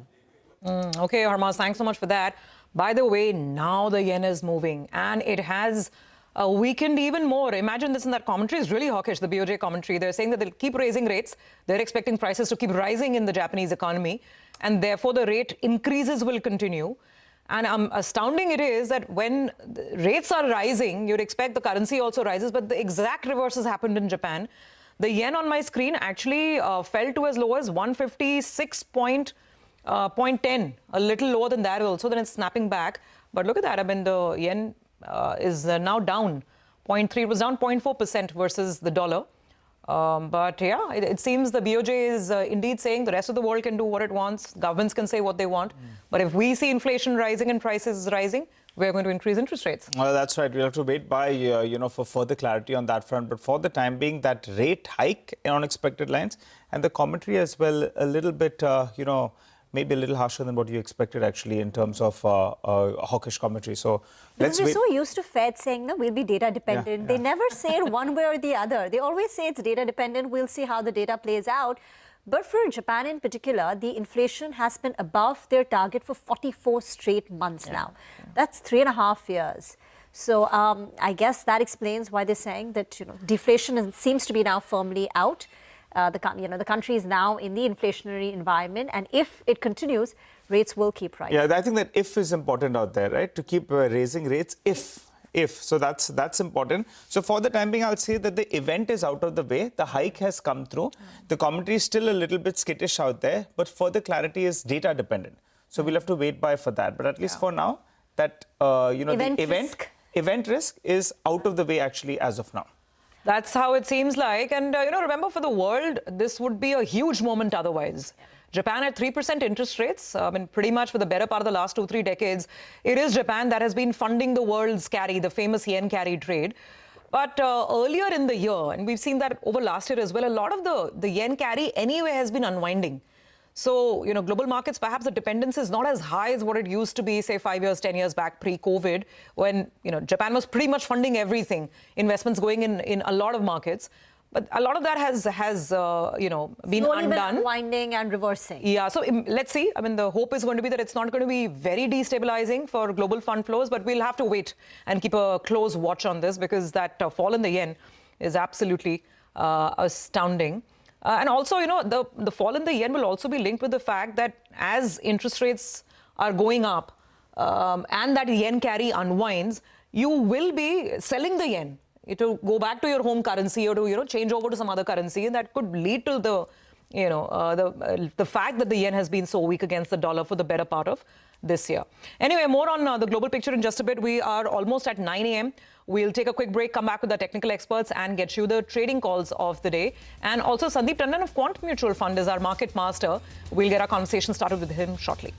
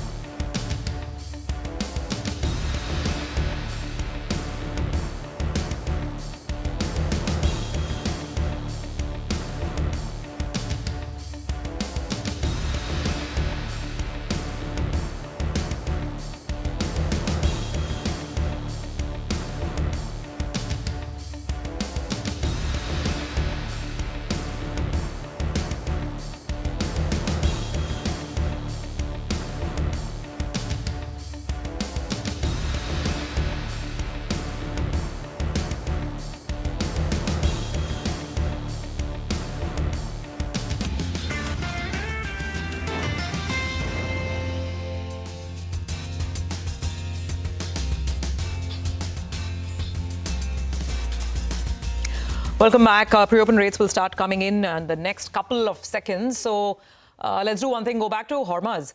He's been going through a lot of the brokerage notes. Hormuz picked up anything interesting today? Lots of them, actually. Before all of them go out for their holiday, they seem to be in overdrive in initiating coverages. Where Jefferies has initiated on Grow a buy recommendation, a 180 rupee price target as a implied potential upside of 26%. And they're saying that they have several levers to grow their EPS by a 35% CAGR over the next 3 years. And that includes a 19% growth in broking businesses, a 5x growth in new initiatives that they have launched, such as the MTF business and the wealth management book. And of course, a margin expansion of 700 basis points after the trough that it hits in FY26. Now, Macquarie has also initiated on another new listing, and that is Lenskart. It's an outperform recommendation, a 530 rupee price target. They're saying that it enjoys a competitive edge in the cost design and efficiency in comparison to peers, and improved supply chain utilization should drive more EBITDA margins towards the 33% level and triple its return on invested capital to 20% plus over FY26 to 28. An initiation on Aditya Birla Real Estate has come from Motilal Oswal with a buy recommendation, a target of 2275, and they are expecting that it will post a 20% year-on-year growth in FY26, and EBITDA and PAT could see a multifold growth in FY28 to well over 1,000 crores and close to 980 crore rupees respectively. And lastly, the IIFL Finance has initiated coverage on First Source as a buy recommendation, a 420 rupee price target, and they are seeing that the turnaround by the new CEO over the last 2 years has been a credible one, and that has resulted in a marked pickup in large deal wins, a new strategic logo wins, increasing clients across revenue buckets, and a strong annual contract value and large deal sizes as well. Now they're expecting a 12 to 22% constant currency organic revenue and EPS CAGR over FY26 to 28. And lots of initiations, all of these stocks likely to react. Thank you very much for that. And the rupee has opened stronger against the dollar for the third day in a row. Tuesday was the day when the rupee had hit the record low of 91.08. On Wednesday, we closed stronger at 90.38. On Thursday, at 90.24 was the closing rate. And this morning, Friday, we began opened up about 10 paise stronger at 90.14. Matt Orton is now joining in to comment on the Bank of Japan's decision to hike interest rates and the commentary. Matt, 25 basis points done and dusted on expected lines, but how would you classify the commentary? And what does it signal to you about future hikes from the BOJ? So I think we're going to have to wait until the afternoon to get some clarity from Ueda with respect to when the next hike is going to be. The statement didn't really give or offer any pertinent information regarding where that is. I think, it says accommodative conditions are likely to keep supporting the economy. So I think the rate cut was largely expected by the market. Obviously, the market is still continuing to move higher, which is encouraging. But I think the main message is that, I don't think we can expect a constant hiking cycle. It's going to be similar to the U.S., where it's really going to depend on where the data continues to go. So I do think they managed to kind of thread a needle so far. But again, I think the market really, once we hear Ueda speak in the afternoon. So as of now, it's hard for you to say whether the commentary that we've heard is dovish or hawkish. Is that correct? You'll still wait? I would still wait because, again, the increase, the hike was largely priced in after this month. Ueda really gave hints that they were going to hike rates. It's still significant. I mean, it's the first rate hike since January. The rate is now at the highest in 3 decades. But I think it's just a reflection of the bank's confidence that it can achieve its inflation target and confidence in the overall economy. So I think that message is certainly resonating with the equity market right now. Matt, just one question, because the fear is this unwinding of the yen carry trade. What are the monies involved now? Do we have a size of the yen carry trade? And what does this 25 basis points rate hike mean for an unwind? So I don't think that's very likely, given that at least so far there haven't been any surprises to the market. If there had been a surprise 50 basis point cut or language was incredibly hawkish, I think that could have been a challenge overall. But I don't think it's likely you're going to see significant enough imbalances where you get an unwind in the yen carry trade. If anything, given the overall resilience in the economy, given where interest rates are in Japan, I would probably be biased to think that we're going to see some yen strengthening in 2026 once we get past all of this news. So, Matt, this precipitous fall in the yen doesn't seem to worry you. Basically, from a global equity standpoint and fund flow standpoint, where does this leave us? This 30-year high interest rates in Japan and the yen weakening to 156 this morning. Yeah, well, I think it's certainly supportive of Japanese financials, and I think, again, the signal that the economic outlook in Japan is positive. I think that's a message that's good for equity investors. Obviously, you have very strong earnings revisions in Japan as well, which is a positive for equity investors. The flip side, like you brought up, Surabhi, is the currency moves, right? This is the same story of India, where you've seen foreign investors selling because of persistent weakness in the overall currency. I think in the case of the yen, just given how significant the moves are, I think a lot of investors are biased to say, we can hold out here just given the weight of Japan across global indices as well. You can't afford to be significantly underweight. The largest, country weight within the developed country indices with strong equity gains. So I think that provides a little bit of a ballast to see significant foreign investor selling. And there's also the ability to hedge the yen because it is a very liquid instrument. So there are ways that investors can protect the gains that they get in the overall equity market. Okay. All right, Matt. Thank you so much for joining us at short notice. This was really helpful, the context on this 25 basis points increase in interest rates that the BOJ has delivered. All right, let's quickly get to our technical guests to figure out what kind of trades we can work with today. The pre-open session is telling us the Nifty is starting almost 80 points higher, according to the pre-open. Sudeep Shah of SBI Securities and Siddharth Rai Mangla of Stockbox with us. Sudeep, let me come to you. Trades, Nifty or Bank Nifty, anything on the indices today? Yeah, good morning.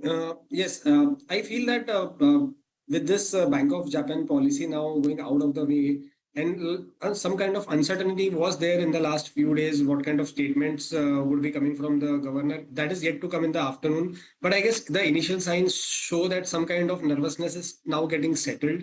And I feel now 25,750, 25,780 zone on the Nifty would be a good support, because right now, even though we are opening gap up in the last 1 month, we've seen several times that the gap ups or sometimes a lot of times are nullified, and we once again go back to yesterday's close. So overall, from that perspective, 25,750, 25,780 zone becomes an important support. On the upside, we expect levels of 26,050, 26,100 to be achieved, purely because if you see the long short ratio right now, the derivative positioning, that is at 8%. So from here on, we expect a gradual easing of that number, and with that itself, we could see the large caps outperforming and some quality mid caps also moving on from here. Got that. Okay. All right. Let's get Sid as well. His view on the index. Sid? Hi, Nigel. Good morning, and thanks for having me on the show. See, Nigel, if we talk about Nifty, yesterday's move in the index, I think it was convincing enough to bring back some confidence in the, in the structure of index, especially because Nifty finally did take support in the 25,850, 25,750 wala, 25,800 and 25,750 wala zone. So now I do think if somebody has an existing long position in the index, they can definitely keep on holding on to them with stop losses around, just like Sudeep said, in the 25,750 around that level. But if somebody has to take a long position from here, Nigel, see, we have to wait for a while after the opening to see that if Nifty can manage to sustain about 25,900, then only we have to take fresh long positions on the index, because then the momentum in the index will be on our side. So for now, the structure looks good, but for fresh long positions, we have to wait for the index to sustain about 25,900. Got it. Okay. All right. But you all got some stocks for us. Sudeep, you go first. What's on your radar? Couple of them, Nigel. First of all, good morning. Nigel, I feel the two stocks which look good and where the breakouts have come. One is from the F&O market and one is from the cash segment. The F&O one is APL Apollo Tubes. Here we have seen a breakout on the weekly charts, downward sloping trend line breakout has come. And here we feel that with the kind of momentum that has come in the last 2 days, the stock is well poised to go up to 1860, 1880 on the upside in the coming few sessions, and on the downside could be bought with a stop loss at 1760. The second one is from the cash segment, an auto ancillary name, which is Pharma Industries. Pharma Industries yesterday has closed at the highest level of its consolidation. The stock is in a long-term uptrend. Long-term, medium-term charts both indicate a strong structure, and in the short term, post this consolidation, we feel that a fresh move is in the offing. And this can be bought with a stop loss at 2280 and a targets of 2500 on the upside. Siddharth, what would your stock calls be? Yeah, sure. Two stocks, both of these we have to buy. The first one is ICICI Prudential Life. See, there was a breakout attempt in this counter just a couple of days ago, but it could not sustain that. Yes, finally, yesterday there was another attempt of that breakout, but now I do think this time the stock is going to sustain, and we will be seeing a very good momentum from here on. So we can buy ICICI Prudential Life. Right now, this stock is opening around 650 levels. It can be bought here. So stop loss will be at 639. And our targets being the first target 670, second target 685. The other one is from the IT pack. I do think that one of the other IT stocks must be in our trading portfolio at this time, and the stock I've picked is Tech Mahindra. See, there was a very good breakout in yesterday's session. The move has been very convincing. It can be bought right now. The spot will be around 1610, 1611. We can buy it here. The stop loss will be at 1595, and the targets being the first target 1640, 1640, and the second target 1655. Got it. Okay, all right. Got that, gentlemen. Thanks a lot for joining in and giving us those views. We'll keep coming back to you all and get a fresh update as well. But let's focus on a couple of news flow that came overnight. Well, the DGTR has imposed anti-dumping duty on import of cold-rolled, non-oriented electric sheet from China.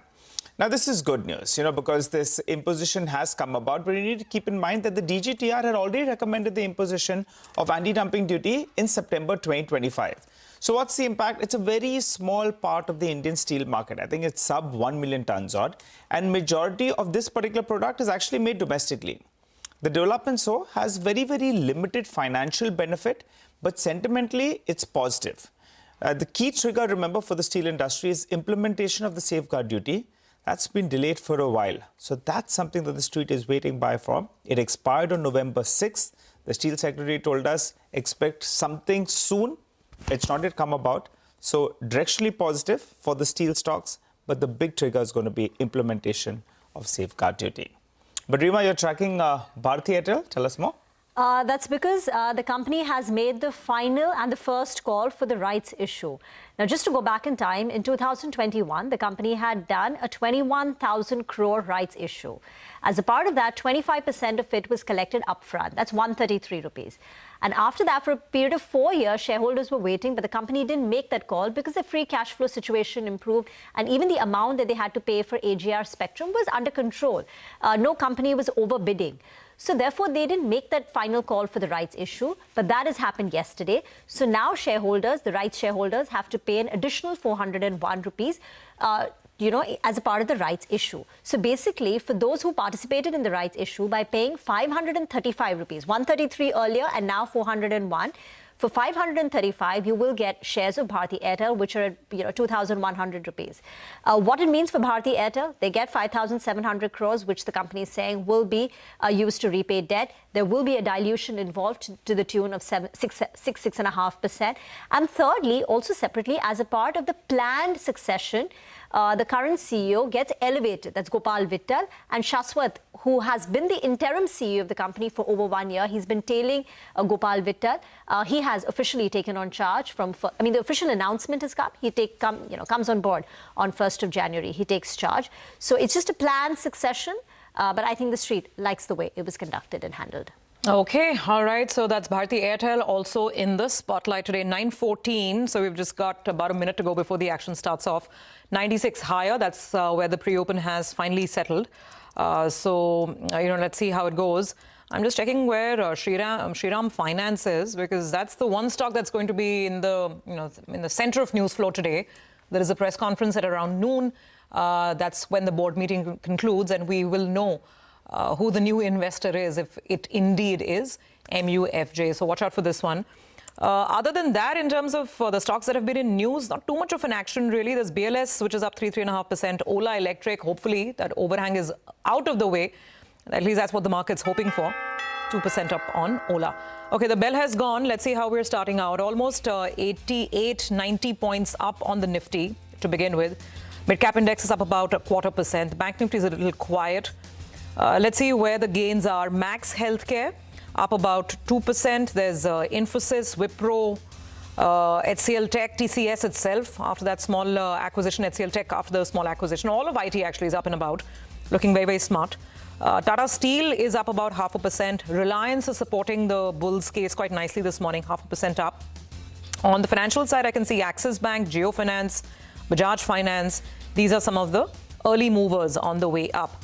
On the way down, caution around Shriram Finance. It has been, remember, one of the best performing stocks in the Nifty this year with a gain of almost 50%. Right now, shares are down about 1% this morning as things open up. M&M is a little quiet and flat. But actually, there's nothing else on the Nifty that's declining. I mean, nothing at all apart from Shriram Finance. It's a nice shade of green, bright shade of green. And now we have a full century. Look at that board. It's just up and away and looking very, very solid for the Nifty this morning. 25,900, bang in the middle of that 400-point trading range, where we have spent the better part of the last fortnight. Well, that's right, Surbi. And in fact, the Nifty IT index actually is doing very, very well. That's the leader today. It seems to be looking through those Accenture's numbers that the spends haven't really picked up. It's more or less flattish year on year. That index has been leading the way. I think a few sessions ago, I mentioned that if this index really has to come to the party, then it'll outperform by a great deal, because still year to date, it's down close to around 10%. So tech, that's the way to go. The other stocks that are on focus today, ITI, I don't know why that stock is flying away. It's up 10%. Big up move is what we're seeing out there. Walchandnagar as well, another top volume mover, up 5.5%. Ola Electric, for the time being, the scooter is going the right direction. That's upward. It's up close to around 4.5%. Remember, periodically we have seen, in the past, in the last two trading sessions, starts off in the green, but then there is selling that comes in. So we keep an eye on that. Bellrise, one of the best performing IPOs of this year, continues to do well. The stock is up close to around 3% and the volume is quite large. Anthony Waste, post the big move that we've seen this week, it continues to build onto those gains. So that is well up close to around 3%. So it's a good start to trade. Misho, well, it's down close to around 4%. Stock that's up 35% in this week itself. So that's coming for some profit taking. And I think Hindustan Zinc as well, some kind of profit taking. Just looking at the headline index, it appears the street says that this event risk with regard to Bank of Japan, for the time being, it appears to have passed, and they're willing to look ahead. So the Nifty lifting its pat 100 points higher. Well, Vari Energies, Premier Energies, which get added to the F&O from the 31st of December, are also seeing some buying. Max Healthcare has been a mover, up 1.5%.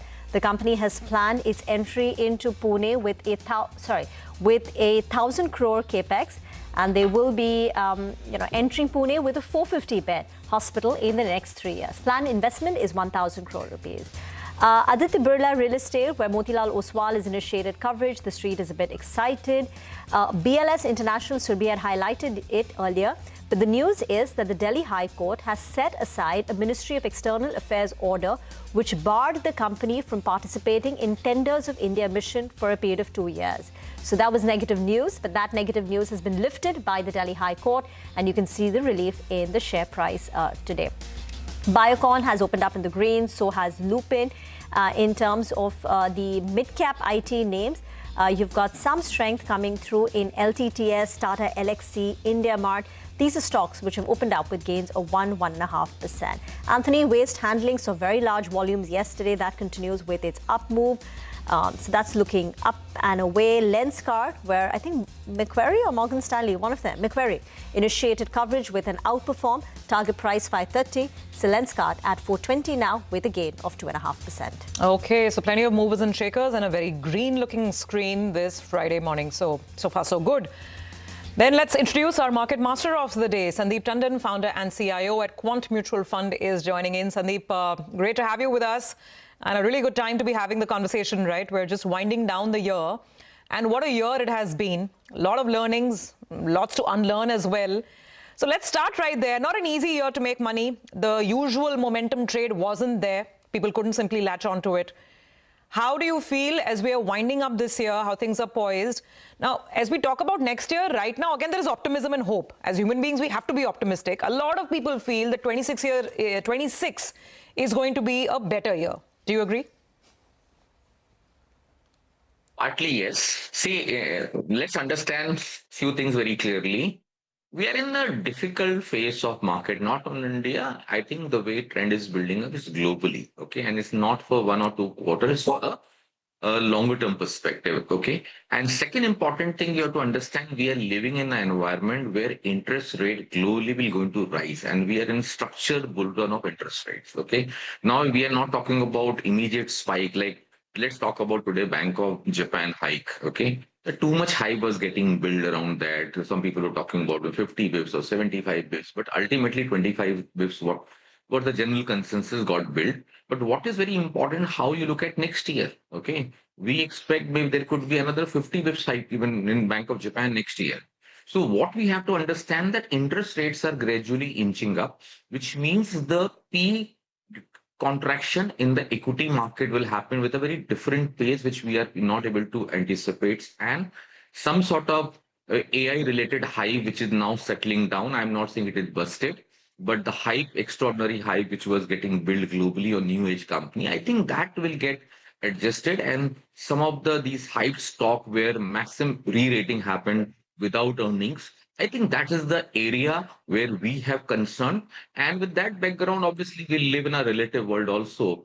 If these sort of stocks will correct and consolidate, then I think some of the beaten down, neglected territory stock, old economy, or old age stocks, that's the way defined it, will come back. And that's the way I look at it. So there will be opportunity, but their opportunity will not be there across the board.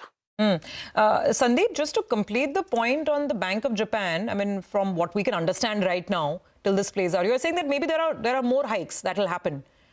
Yeah. But is that really going to be so destabilizing? Because the BOJ is the only major central bank that's raising interest rates. The world still is feeling very comfortable and happy, thinking the Fed will cut, and anyway, the Bank of England cut yesterday. So who else is going to start hiking rates? And then, therefore, is there any reason to worry from a global equity, cheap money standpoint? Yeah. So first of all, let's understand even from a liquidity perspective. Let's say last 4 years or 5 years, we have seen extraordinary liquidity. Global liquidity was extraordinary. I think that cycle has either peaked out in 2025 or we are in the final stages of that, which means easy liquidity phase is getting over. That's the first point. Second most important thing is that we are living in a world where QE and QT type structure both will coexist. This we have been highlighting for a while. Both will exist. We have seen QT for a while now, and now we have US market has already, or US Fed has already started indirectly QE sort of thing. So we are in QE phase. Depending on the market environment, how participant will take, the central bank will keep on making these changes. And if I have to really conclude, in next 5 to 7 years, the role of central bank will diminish. The relevance will decline. It's already declined because they are not effective. In next 5 to 7 years, the central bank roles or their relevance will deteriorate significantly, and Fed will lead that. So we are looking in a complex world. Okay, now let's not get into next 5 years or 7 years perspective. If I have to talk about, since you raised the point of year and the beginning of new year, I think India is relatively more constructive on a relative basis. Okay, so what we have to look at, India has relatively underperformed. Our macro picture is reasonably good on relative basis, and absolute is also good. Okay, irrespective of rupee depreciation, which we have seen. Okay, and there is no perfect correlation now. And I still believe USD INR as a pair is speaking out. We were very early in 2018 when we have written our book and we talked about 90 levels really coming, okay? And we have touched that numbers, okay? So we are now in a phase where even I strongly believe that USD INR pair is in the final stages of peaking out. Macro picture is good, relative underperformance. Our beta has come down significantly as compared to other emerging market or developed market. We have negative correlation with these markets now. So with the background, we are in a better position as compared to global equities. All right. Hi, Sandeep. Good morning and good to see you win. I recall us chatting on RBL Bank where you all are one of the largest holders over there and you all have played it well. And you all were quite positive on smaller banks as well. If you were to give us that one theme for 2026, that you all are looking at, because I'm not sure if you could name a stock, will be good with due disclosures. But, something that is out of flavor that you all believe will actually do well from here on. So I think in the beginning I said, the problem is in the new age companies. Okay, let's understand when last year in 2024, when we downgraded India, that's the time Indian economy or Indian stocks were doing badly and new age company was showing growth. So a lot of money got shifted there, okay? Because obviously, as compared to US, we have very limited company in that space to talk about. And the extraordinary money flow which happened is still continuing. We are not saying it's peaked out. We are in the final stages of that also. So if I have to say for 2026, I think exact reversal will start. We have to look at under-owned stocks, undervalued stock, and less hype stocks. So that is the theme which I will play and exactly reverse what happened in 2025 beginning. So we are talking about complete reversal of that rate. And this is the area where we see a lot of safety, even gradual money flow will keep you not only protected. And you have to keep in mind, the liquidity aspect has to be kept in the back of the mind. You have to, in the liquid asset, liquid stocks, you cannot be buying a very illiquid name and saying this is for unless you believe these are 5 years, 10 years story. If somebody says that 1 year perspective, I think I will still give a lot of weightage on the liquidity. So Sandeep, your view is we're in the final stages of money chasing these new age tech companies. So tell us, which are these under-owned, undervalued, less hyped companies, to your mind, which you would bet on for 2026? So we have to look at, within the large cap, you have seen, energy companies have space, large infra space, large power companies, okay? Even some of the utilities company also we can talk about. Let's talk about within BFSI, when today insurance is one space which is slightly neglected, if not hated, but at least neglected for a while. They have not done much. Okay, things are gradually improving out there. NBFC sector, we have been very bullish for a while. We still maintain, though they have played out quite well. I think there's still space out there in some of these names. Then again, we can talk about some of the FMCG stocks also, particularly the food processing FMCG space, where we see some amount of activity getting built post GST thing. The impact is very meaningful out there. So very selective names I can talk about. We are not neither we are negative nor we are extremely bullish in the market in general. We will play with a lot of amount of safety, liquidity is a priority area. But we are constructive. We are not negative on the market as a lot of people at current level has started giving up. We are seeing that even the thought process is getting capitulated. Forget the positions. So people are giving up right now. This is an area where typically I look for a buying opportunity, and we have seen that space. Like IT was a very classic example. We never have IT stocks in our portfolio for many quarters, but in last 1 quarter we built smaller exposure, not very extraordinary exposure, but we have where maximum analyst has given up in that space. Media noise or narrative was very negative. And you see how IT has been on the best performer in last 1 month perspective or last 1 quarter perspective. So Sandeep, just to clear the air, insurance is a sector that's underperformed. Maybe it's coming to levels where, in fact, selective buying could be seen out there. Tech as well, which has been out of flavor. So those are a couple of sectors that you all are gradually turning positive on after being positive on smaller banks as well as NBFCs. Is that correct? Yeah, we have been positive on NBFC for last 2 quarters, okay? Though they have rallied, but I think there's still some spaces there in these names where because there's a clear signs of growth, and the government is also giving a lot of focus on the space where NBFC should act because they have better reach than banks also in some of the areas. So I think you have to be very selective. I'm not saying you can choose everything, but selective company where relatively you have more secure, the collection aspect has to be good. If some management is able to showcase, they're able to demonstrate their capabilities. See, distribution is very easy. Money lending is very easy thing. The collection is the most important aspect which I look at, and the technology involved into it. So these are some of these companies which we own. We think we are well poised for this. That's an opportunity we look at. Even some of the smaller banks still, if something is available very cheap, because RBL is giving you a very clear indication that RBI is very open for such strategic moves. So anything which is completely neglected and good quality management and growth is there or some change can happen, I think those are the areas we'll still look for anti-5. Okay, so tier 2 financials, banks and non-banks, they remain an area that you're interested in. But Sandeep, to go back to the new age companies argument, yesterday I was on a panel last evening and we were debating exactly this, that no one's denying that India's consuming in a very different way and there's a lot of disruption, but how do you make sense of the price? Now, I mean, what have you made of what's going on? I mean, look at Meesho. In 7 days, the stock doubled.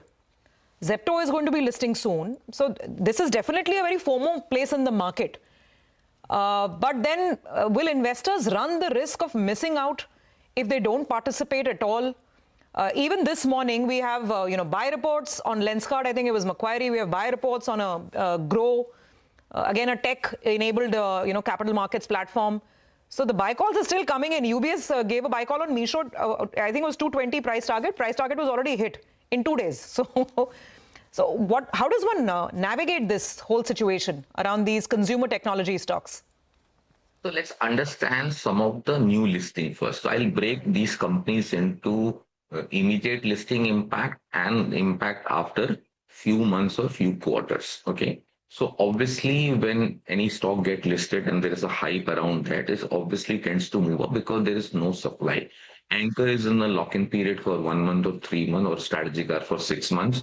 So people are not able to, even promoter can't sell for 1 year. So let's understand that because of illiquidity aspect, demand supply is in your favor. So obviously price rallies. But we have seen one of the company very recently, it rallied, it doubled from our post listing, and today's from the peak is 1/3 of that. Okay. So what is very important to understand is that whether you have to play a very short-term game. If somebody can play these short-term games so effectively, because the institution becomes very difficult, you have lock-in periods, but some people are still able to play it very well. So I think, say, all the best for them. But what is very important, what we have learned, whether it will sustain. Okay, if we are clearly seeing some of the platform companies which came last year talked about very big numbers, but in next 2 quarters, 3 quarters, they have disappointed. So I think as a house, we always say, let's wait and watch for a few years before really taking a big call. So it's not something that we are saying that everything is negative, okay, or everything is bad. Maybe winners will emerge in next 3 years' time, or some of the winners have already emerged, and they will start looking for consolidation phase. So I think it's a very stock-specific opportunity. I will not try to say that everything is bad, but generally valuations are very, very skewed, and we being a value investor, it is very difficult to digest some of these names, so we better to avoid these names. We are happy with that. Any view on Ola Electric and the EV space opportunity, or you're staying away? Completely staying away. We never participated in any of these names. Sandeep, you said you built a small exposure to IT in the last 1 quarter after not owning it for a very long time. Yeah. Is there enough proof of a turnaround or things improving for you to increase your exposure to IT?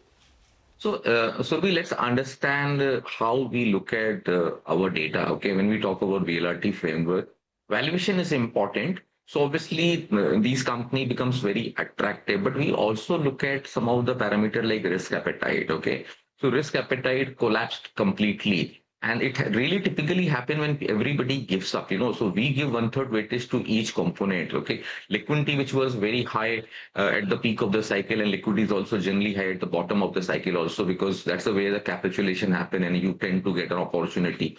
So I think if I look at the combination, we are getting some opportunity. They have reached that classic inflection point, which we look in our models. We are able to identify that. I'm not saying with good amount of confidence that everything has changed or everything looks very good, but on a relative basis, they were indicating a signs of classic bottom, which we were able to capitalize and identify these opportunity. I will like to see how it's unfold in next 1 quarter. We have that view earlier also. that by September quarter, even IT stocks or these tech companies, services company earnings should bottom out. It looks like they have bottomed out. They have delivered better than the market expectation. So let's see how it's unfold in next 2 quarters or so. But again, we always say we look at data on absolute basis, but relative data is also very important because we live in a relative world. We don't live in absolute world. Any other sector like IT showed you signs of bottoming out or at an inflection point 3 months ago? Any other sector today which is showing you those similar signs? Not very classic. I said insurance is one sector, which is again completely neglected. Most of the analysts have given up on these names. So, and obviously at the bottom of the cycle, all sort of challenges are more visible than at the peak of the cycle. So I think that's the way I will look at, when the best of the analysts gives up, that's a time for me to look at some of these names. Very quickly, Sandeep, before we let you go, on pharma, how are you all placed? I recall, you all were one of the lone funds that were interested in Thyrocare, from the diagnostic space, and that worked out beautifully. I think the stock is up drastically from the time you all made your first entry. On the pharma pack, it's an outperforming sector, at least for today, up more than 1%. What do you like out there? So frankly speaking, Nigel, we as a house has been extremely bullish. We think this is no-brainer trade sort of thing because the way we look at, even from the tariff-related challenges, we have no issues in the generic space. So Indian generic looks extremely good. We remain very constructive even on the CDMO space or the biologics space or some of the new age biologics which is emerging. Okay, so those are the names which you want to capitalize. And again, a lot of people generally get worried in pharma-related, FD-related warnings coming or some noise getting built up. We think as a country, this is a great opportunity, what we saw some 20 years back on the IT side. I think something similarly is already emerged for India pharmaceutical space, particularly on generic side. Overall, extremely positive and this is a grossly overweight sector for us in our portfolio. Okay, all right. Thanks a lot for that, Sandeep. Wishing you a good end of the year, and we catch up in 2026. Wishing you and your team all the very best. You and all the viewers. Thanks a lot. Thanks a lot, Sandeep. Well, since Sandeep last mentioned about pharma, let's focus on the healthcare space. Ekta joins in to tell us about Max Healthcare. Ekta? Well, yes, Max is in focus because they've announced their entry into the Pune market via acquisition of Yerawada Properties. There will be a purchase of equity stake, which is expected to be carried out in a step-up manner. And the first tranche, the company plans to acquire around 100% of Class A equity shares. There were no additional details which were shared regarding the remaining ownership structure. Now, over that, the company is going to be setting up a 450-bed super speciality hospital with an investment of over 1,000 crores on the land that they're purchasing from this Yerawada Properties company. And it is expected to be commissioned over the next 3 years. Brokerages such as Goldman Sachs have written on Max. They have a buy call with a target price of 13.25. Got it, Ekta. Thanks a lot for that. By the way, ICICI Pru AMC, I'm getting the initial rate that's likely to list at. I think that pre-open price discovery is getting over. It's likely to list at a 435 rupee premium in comparison to its IPO price. So around 2,600 rupees odd is the probable price. We'll keep an eye out on that. For the time being, let's turn our attention to Hitachi Energy India. That's been a big wealth creator over the last few years, though it's come off a little bit from the recent peak. To discuss on the outlook for 2026 and the data center opportunities, we're now joined by Mr. N. Venu, the MD and CEO at Hitachi Energy India. Good morning, Mr. Venu, and always good to speak to you, sir. Coming to you in just a bit, just highlighting the 3 talking points that we're going to be focusing on. 2026 outlook across segments. Are there any risks to the HVDC segment? And the plans to increase the export contribution as well. Lots to quiz you about, sir. But let's talk about one worry that has suddenly come to the fore with regard to the street on the HVDC side of things. Is there any risk to the existing HVDC orders? And are there signs of some pricing discipline in these particular orders? Could you clarify that out, sir? No, thank you very much, Nigel. Good morning to you and good morning to everybody. And it's a pleasure to be in the show. HVDC, as you all know, is one of a crucial technology for integrating the renewable in a large scale and bringing the power from thousands of kilometers into the city center. So this has become it used to be a niche technology, and it has now come into the mainstream technology. by virtue of its a huge inherent strengths in that. So HVDC technology is always, it's a very long gestation period. So there will be always challenges in terms of, ensuring that the execution timelines adhering to that, and how much, localization, all those things always played a major role in terms of, driving the, execution strategies, etc. In that, as far as we are concerned, we have been consistently saying that, India needs a huge amount of HVDC corridors to ensure that the grid is stable, resilient, etc. So Hitachi Energy has taken a lot of actions and in ensuring that we invest ahead of the curve. We continue to invest in this, and then we are very successful in this year to bagging the 2 major HVDC projects. And as far as we are concerned, these things are on track, and then we continue to localize further as we are progressing on that. So from a risk standpoint, I think like any other projects do have risk, but we don't see any major risk in the ongoing HVDC project. So there's no risk to the HVDC portfolio, the orders that you've already got as of now, right, sir? Absolutely. And you believe that Hitachi is well placed for the future opportunities as well in the HVDC segment? Absolutely. Today, more than 80% of the HVDC components and HVDC things we manufacture, we do the localization, local engineering, local value add, and all these things will help us to neutralize any perceived risk arising out of the geopoliticals, etc. in going forward. So HVDC, you're sounding very, very confident, and you've always maintained that in terms of just tendering, the pipeline should be 2 to 3 big, large HVDC orders per year, and you're sticking with that. Got that, sir? Let's talk data centers, because that's the next leg of growth, right? And a lot of people in the stock market see Hitachi as a play on the data center revolution that's going to be unleashed in India.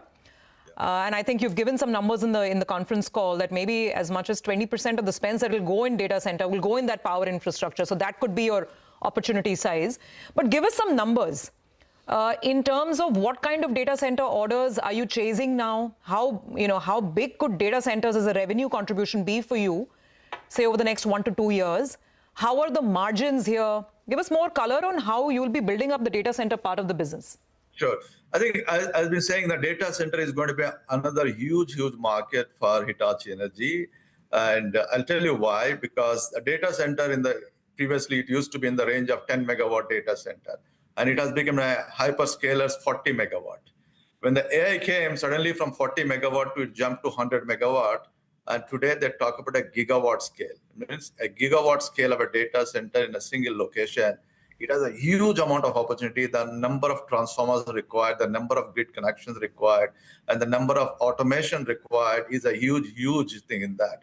And this is going to be pretty big, as big as it could be in going forward. Not yet, but going forward, at least in a size, if not at the HVDC at that level. I'm not saying that exactly like that. I think it has a potential to become such a big opportunity. So we have seen this, and we are again ahead of the curve. We are investing in our go-to-market strategy, investing in our portfolio, and around 10 to 15% of depending upon what kind of data center is our addressable market, and whether hyperscaler or it's a gigawatt scale, it needs a lot of our Hitachi Energies, all the business units portfolio, right? So what all will you be supplying? Give us some specifics. And so there are the transformers. What will be the size of these orders, so that we need to start preparing ourselves for these big data center orders as they are rolled out? What will be their size? What are their margins? Yeah. The size will be every data center capex. Our addressable market is in the range of 10 to 15%. Right. Okay, so that's the size. Yeah. So if you're saying these super data centers, you're saying, and the biggest of them can be 1 gigawatt. I don't have the exact numbers with me. So what is the total capex to set up a 1 gigawatt data center, out of which your addressable market could be as much as 15 to 20%? It's all evolving. The AI-ready data centers are evolving. It's very difficult to put a number at this point in time, but the opportunity is turning out in quite a big, all I can say you that. And if you see the previous data centers, the capex is every data center, megawatt data center is in the range of 4 to 5 crores for a data center capex, not ours. So in that, our portion was 10 to 15%. Got that. The other leg we wanted to discuss is exports. Exports is growing handsomely for you, 59% in Q2, and it's about 25-30% of your overall top line. What regions market do you think will drive export growth in 2026? And what is the revenue contribution from exports expected to be, say, 12 months down the line? No, the exports will continue as per our strategy, as we have been consistently saying this, that exports, it used to be in the 15%, and now on an overall basis, on a year-on-year basis, is around 25%.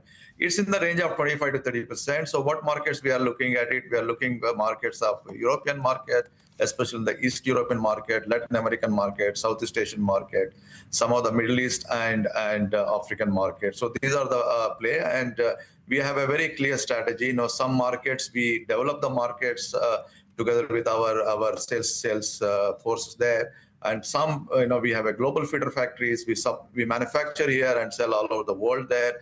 And some we use the feeder factory concept where we manufacture the components and send it to all over the factories in Hitachi Energy. So this is where it's really going well in that. But we have been saying also consistently, our main focus is the domestic market. We see a very strong pipeline, and we continue to focus the domestic market. Well, I recall our chat a couple of years ago, Mr. Venu, when I visited your unit, and you said exports, there's a potential opportunity, services as well. And as that moves up, it has a margin tailwind as well. So, I recall that. I think the stock price was 1/5 of what it is today. But let's focus on another vertical, the battery energy storage. I think Hitachi Energy has a critical role to play in that installation, as you mentioned in the past as well. Can you clarify what is your share of the capex, as presumably batteries would be over 70% of the cost? You could correct me on the number. Yeah. So on the battery energy storage is another a big growth opportunity for Hitachi Energy. And yes, you're absolutely right. When you talk about the battery energy storage, the batteries play a major role, and we don't manufacture batteries. So batteries, we give an option to our customers to procure, and so that we integrate the batteries. So batteries, not exactly 70%, depending on size, whether it is a utility scale battery energy storage, or those are the things. Depending upon anywhere between 50 to 60% goes to the batteries. Okay. The rest of the things is our portfolio. We have the your PCS, your inverters, all those things, and including the grid connections, etc. is our thing. So right now we are again looking at localizing the technology there. It's important that the price point, what is important for our customers to get into that. One of the ways is to localize that, and we are working on that as we speak. All right, final question, sir. Before we let you go, we're looking forward to chatting up with you post your numbers. We need to squeeze you a little bit, right?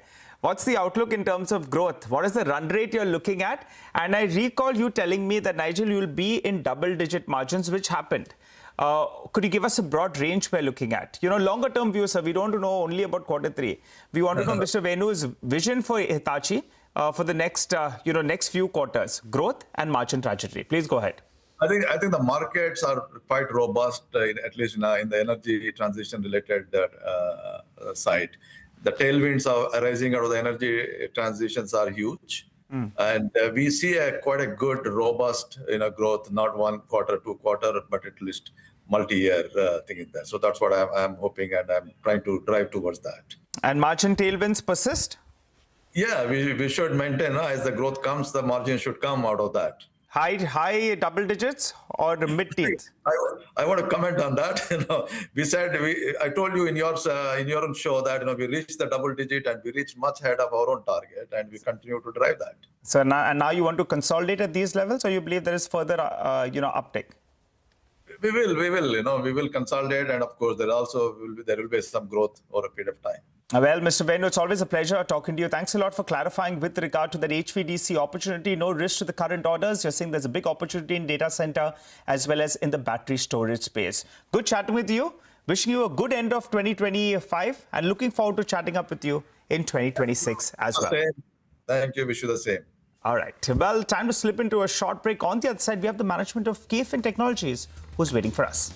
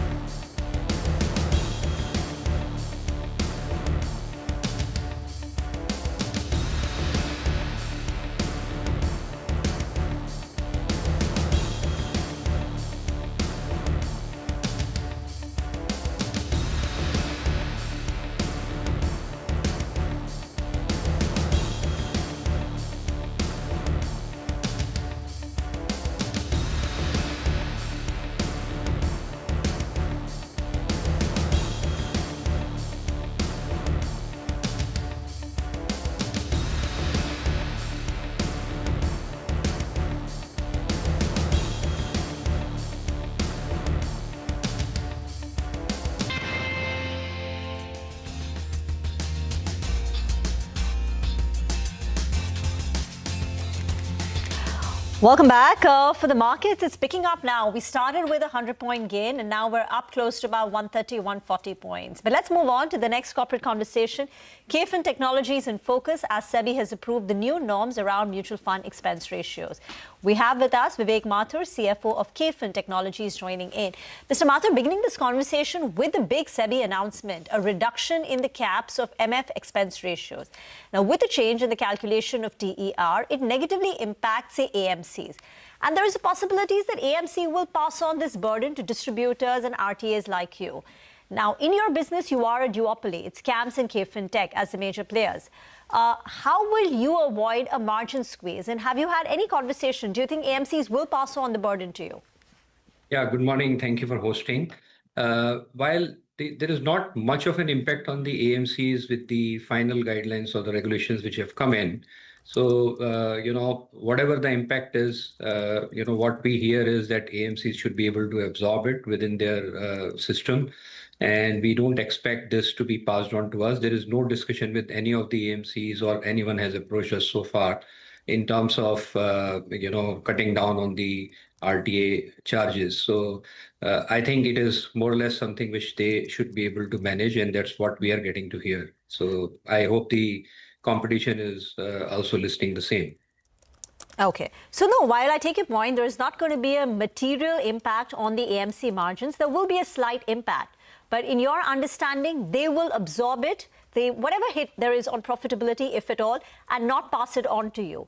Your margins should remain protected and insulated. So what is the outlook on margins? So currently, you're about 40-45%. It's declined compared to the prior year. What is your own outlook on margins? So we maintain the guidance of 40 to 45%. 45% is when the markets are good, mark-to-market gains are there. On a steady state basis, it will be in the range of 40-42%. As we have just now in the process of integrating the new acquisition that we did, which is Ascent Fund Services, where we acquired majority stake of 51%. That company is relatively new, just achieved break-even. So when we consolidate in this quarter, Q3, you will see slight impact on overall margin, but it won't go below 40%. So we maintain the guidance of 40 to 45%. Each passing year, the margins should improve for Ascent, and therefore we will still be operating at least for the next 3 years in the range of 40 to 45%. We haven't changed that guidance since we got listed. So 40 to 45% margins is what you will continue to chase and track. What about the IPO market, sir? I mean, it's been in such a boom in 2025. I'm not sure if it's going to be as robust in 26. Just tell us the interplay here. And what is this absolute IPO frenzy? I mean, 3, 4, sometimes in a week. What will this mean for you in terms of the third quarter performance? And are you expecting Q4 and beyond to be as good? Yeah, as long as the market is supportive in terms of overall corporate performance, and especially the MSME segment, which has now picked up steam in terms of coming up with IPO. So this is a phase where we are saying, we are seeing not only just large IPOs coming through. There are all sizes of IPOs which are happening, and there is a confidence from the retail community with large number of demat accounts getting opened up, and there's a large number of participation from the retail investors, and they do encash the listing gains, which is helping in terms of the churn in the market, in terms of money keep coming in and flowing, and then coming back to the market. So as long as there is appetite and there is no black swan event, Indian markets continue to remain stable, and they keep performing, and the participants are gaining out of it, including the retail investors. The domestic institutional investors have been sitting on cash, and they have been deploying that either through direct or through mutual funds. So overall market sentiment remains buoyant, and you don't expect abnormal gains, but there are a good amount of IPOs that we do expect to come in Q3 and the balance of Q3 and Q4. So there is a good lineup that we have of the mandates that we have won, of both the large mandates and the SME mandates. So you will continue to see this traction going on at least for next 3 quarters. So if I were to ask you to sort of try and quantify that, because this has been such a phenomenal year for IPOs, what is the extra contribution to the top line? Perhaps because the IPO itself is turning out to be a very, very strong and dominant revenue stream, isn't it? Yeah. So see, we don't charge for taking companies to IPO. It's a very nominal amount that you will charge, a couple of lakh rupees or, a very nominal amount that you charge for going. So our objective is to have recurring stream of revenue through number of folios. So when, a company gets listed, it becomes widely held and the number of folios is the income. So there are three streams in issuer solutions that we get per folio per annum. So larger the number of folios, larger is the recurring income. Then there are corporate actions like dividend, bonus, rights issue, merger, demerger, splits. So, what you saw in Reliance Jio demerger, Vedanta, HUL ice cream demerger, so all those are additional folios for us, which means recurring revenue goes up. And that is where you see we have been getting a revenue growth of more than 20% year on year in the issuer solutions business. While on a BAU sustainable basis, a 15% growth in issuer solutions is something which is sustainable. We have been seeing abnormal growth of 20-25%, which we believe will continue for some more time till there is stability in terms of number of IPOs, which used to come out. Like next quarter we are expecting about 12 to 15 IPO mandates that we have already won to go to market. So we do expect number of folios to go up, but as you would have seen the last quarter, overall number of folios slightly came down because people did make listing gains and sold those shares and then reinvested in new IPOs. So overall, I think the growth of 15% CAGR in revenue in issuer solutions is doable, and number of IPOs will continue to see open market listings. So 15% growth in your issuer solutions, basically, which is the IPO business, got that. So all things put together, and I'm just to come back to the question that Rima asked on mutual funds, what I heard, behind the scenes is that the hit is going to be shared between distributor and AMCs right now, and obviously brokers have been squeezed as well by almost 2.5 bips. No one brought up RTAs in those off-air conversations, at least with me. So we'll see how it goes. But all things put together, FY26, how are you likely to end the year in terms of top line growth? So we are expecting a 15% top line growth in the legacy business of issuer solutions and mutual fund, while the international business will grow at 25 to 30%. The domestic AIF business will grow at about 35 to 40%. NPS has been outgrowing, market is growing at 12%. We are growing at 36%. So as a company, it will be anywhere around 15 to 17% kind of a growth. Okay, we'll leave the conversation here. Thank you very much for joining in. 15-17% on the top line, margins between 40 to 45%. Moving on now to an exclusive. Adani Group's Navi Mumbai airport will start commercial operations next week. That's on the 25th of December. In an exclusive conversation with Shireen Bhan, Adani Airport's director Jeet Adani talks about the airport business expansion plans, the opportunities the company sees ahead. Listen in. 6 airports through the privatization route. If the government were to put more airports up for privatization, do you still have the appetite to take on more? Absolutely, you do? Yes. I mean, if you see the airports that have been sort of identified for the next round, there's a lot of them which have a lot of potential. And that's why we think we would be quite aggressive in the next round as well. Which ones are most suitable for you? I'm not going to say that on live TV. Come on, which ones have you identified as key assets that you would like to go after? So as of now, I would say all 11. All 11? Yeah, absolutely. So that's the kind of appetite that you have. Absolutely. Do you have a war chest that you're going to put to work as and when that process starts I don't think we'll need a large amount of capital upfront. What is going to be quite helpful is the amount of work we have done on the existing platform. So in terms of people, process, technology, is something that we don't need to reinvest now. So we can simply extend it now to whatever new airports that we add.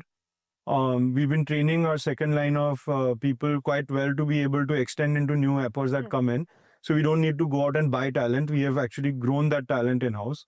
The technology that we are using to run an airport like Navi Mumbai is something that we can extend immediately on day one.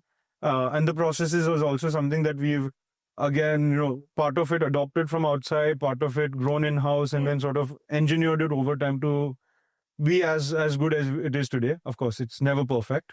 But that's something that we also extend to new airports. So I don't think capital is the problem. I think it's more the opportunity. as and when the opportunity does arise, you're in the market for all 11 is what you're pointing at. You've crossed 90 million now as far as the Mumbai airport is concerned.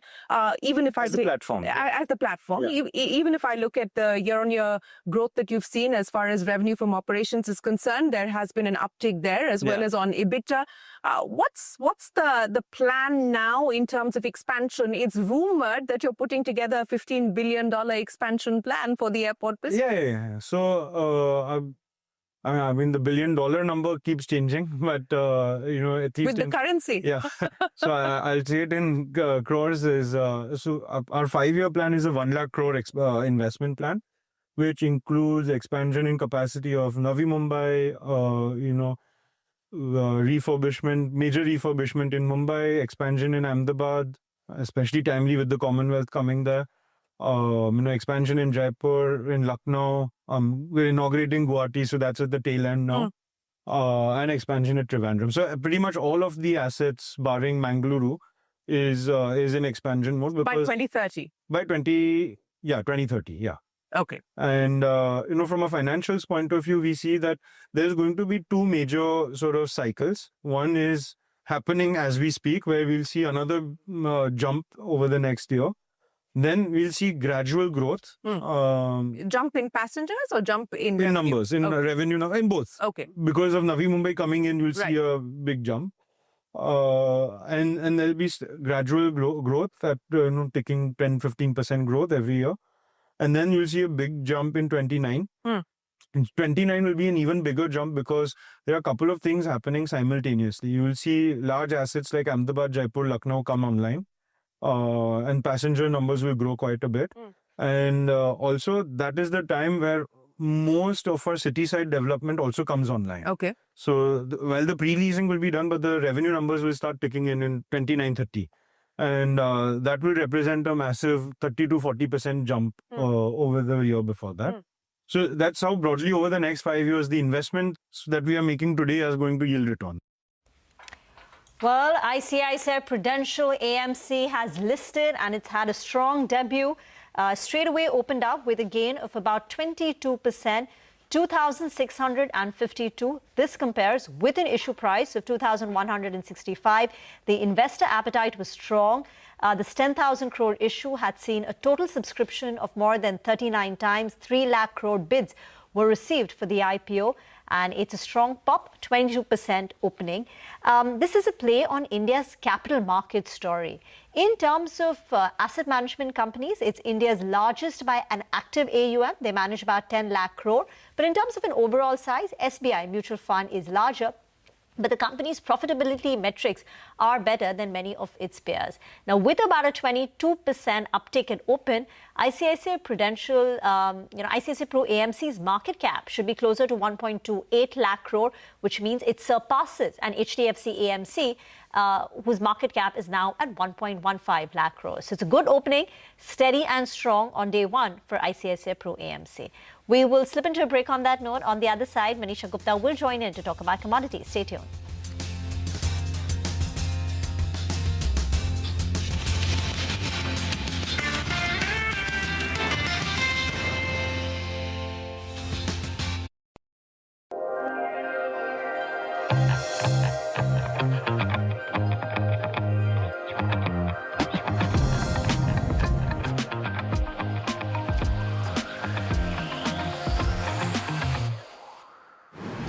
Fly Emirates, fly better.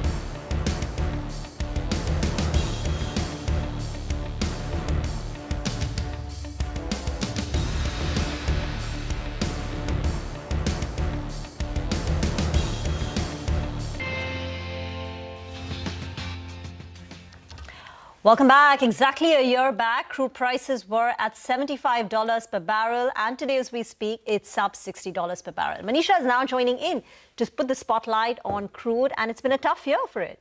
Oh, absolutely. For the producers, yes. And we have seen a very sharp decline, as you said, continuing in case of the crude oil prices.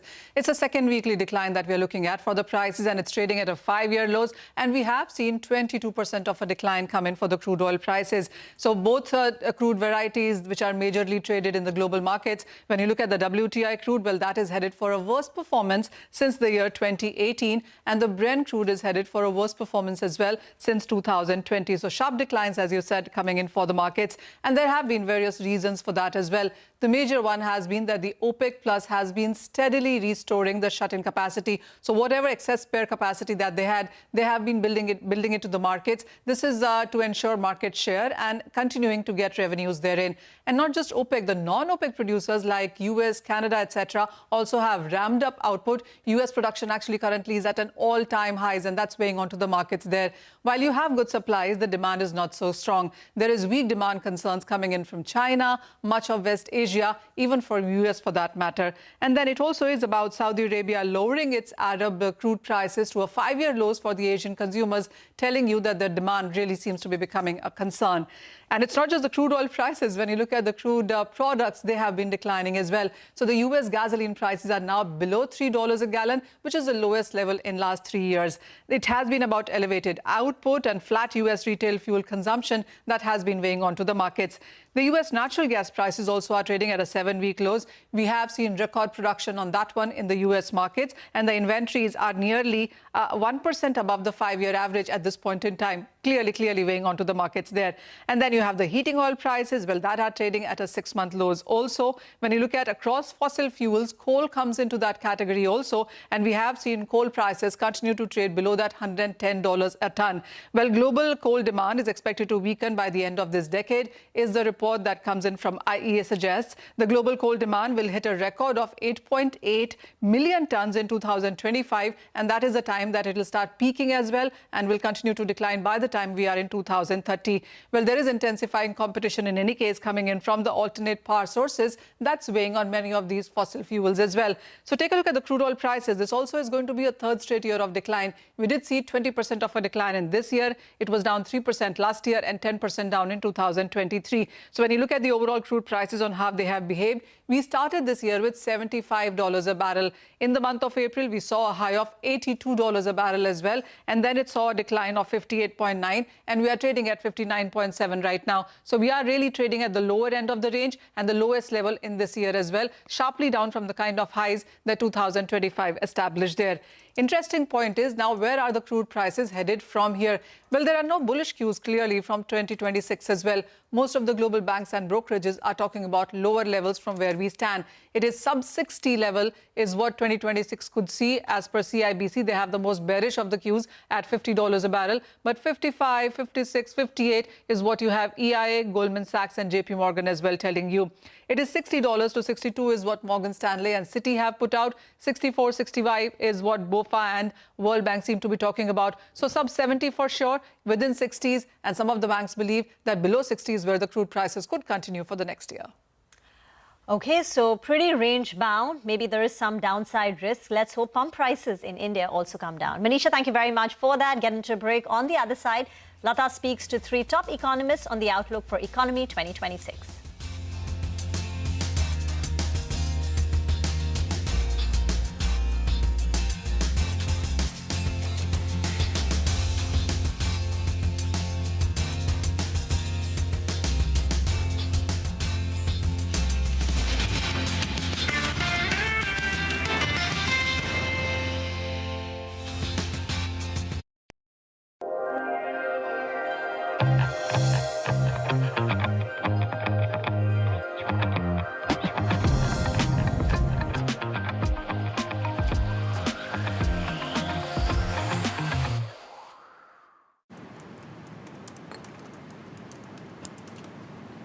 You want to talk business?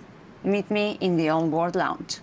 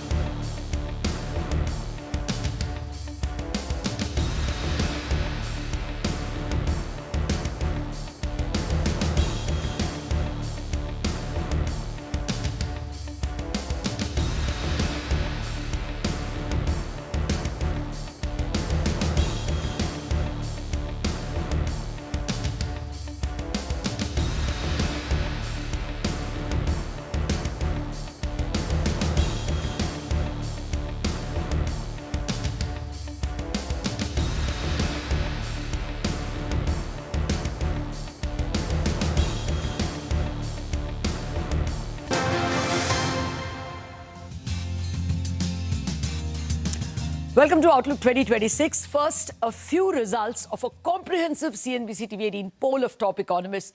India's GDP is expected to grow at 7.5% in the current year, FY26, but slow down to 6.8% next year. However, on FY27, there is actually a deep division. One half of the economists I spoke to said only 6.5% next year. The other half is over 7%. So that's why the average of 6.8. On CPI inflation, the average we got was 4% for next year, FY27. But here again, 50% of the economists said they expect it to be as low as 3.8%. 50% said over 4%. Current account deficit is seen at 1.06 next year, more or less unanimous. But the more important figure is the balance of payments, which is including FPI and FDI flows. That is, on balance of payments, average economists see a inflow of $7.6 billion. But again, 50% saw a much bigger figure of a 20 billion inflow. And of course, there are several who saw just a 1 billion or a negative. Rupee, a big majority expect the currency to be around 92 to the dollar. So not much movement by end FY27. Not much depreciation expected from here on. That was the economist's view. But to discuss the whys and hows of the outlook, we are joined by three top economists: Soumya Kanti Ghosh, Group Chief Economic Advisor of SBI and member of the Finance Commission. We have Mridul Sagar, former RBI Executive Director, former member of the MPC and now a professor at IIM Kozhikode, and Sonal Verma, Managing Director and Chief Economist, India and Asia ex-Japan at Nomura. Gentlemen, and Sonal, thank you very much indeed for your time. Let me start with the ladies. Sonal, I want to actually start with balance of payments first, because the rupee has given so much of a shocking decline in the last 4 weeks. Is your expectation that FPIs will finally turn the corner and start finding India attractive? Will we have a good balance of payments inflows next year? Yeah, Lata, I think that would be our baseline. I think in the last 12 months, it's been more a challenge of funding the current account deficit in terms of less capital inflows. But the current account deficit for FY26, I mean, on our estimates, might end up being, closer to 0.6 to 0.8% of GDP. So it's fairly low. But of course, the challenge has been on funding. I think there are two things that potentially change over the next 12 months. Number one is essentially on the equity side of the story, where India did not benefit at all from this entire AI theme. Plus a big disappointment in terms of earning downgrade, US trade deal not happening. So we've already seen a significant underperformance of the Indian equity market, and currency has weakened. So as a starting point, I think the forward-looking outlook on growth is looking a lot better from here. So I think a lot of negatives are priced in, a lot of the positives are not. So yeah, there is potential for equity inflows to come through. Second is on FPI bond inflows. So there is a possibility that India could get included in the Bloomberg Global Aggregate Index. It's going to be a small weight, but potentially it can lead to over $20 billion in inflows. So if we combine that with a current account deficit that's around or less than 1% of GDP, I think the problem of funding this current account deficit should be less of a concern. And just one final point, I think the currency weakness we've seen both on absolute but also on a real effective exchange rate basis should over time also autocorrect some of the current account imbalance. This is particularly we've seen in the case of imports, which tend to come down as they get more expensive. So yeah, I do think things should improve as 2026 progresses. Okay. Gentlemen, I will come to you all for the balance of payments and current account deficit, but I want to touch all the topics first and then go in detail. Soumya, on fiscal deficit. The nominal GDP has given us a scare, and there is a fear. Is there a fear that next year also the nominal GDP will be low? And because of that, can we have a fiscal deficit issue? Difficult to bring it down to 4.3 as our poll says. Yeah, thank you, Lata, for having me on the show. I think regarding the fiscal deficit, I believe that the center has been on a positive glide path in the last 4 years. They have brought it down from 9.2 to 4.4% last year. And if all indications suggest, notwithstanding the pressures on the revenue this time, I think the expenditure tweaking and the expenditure switches and the expenditure compression possibly will ensure that India is well on its target to achieve the fiscal deficit target. And next year, I think we are looking at a target which is lower than 4.4%. But I am not expecting any deviation from the fiscal consolidation path.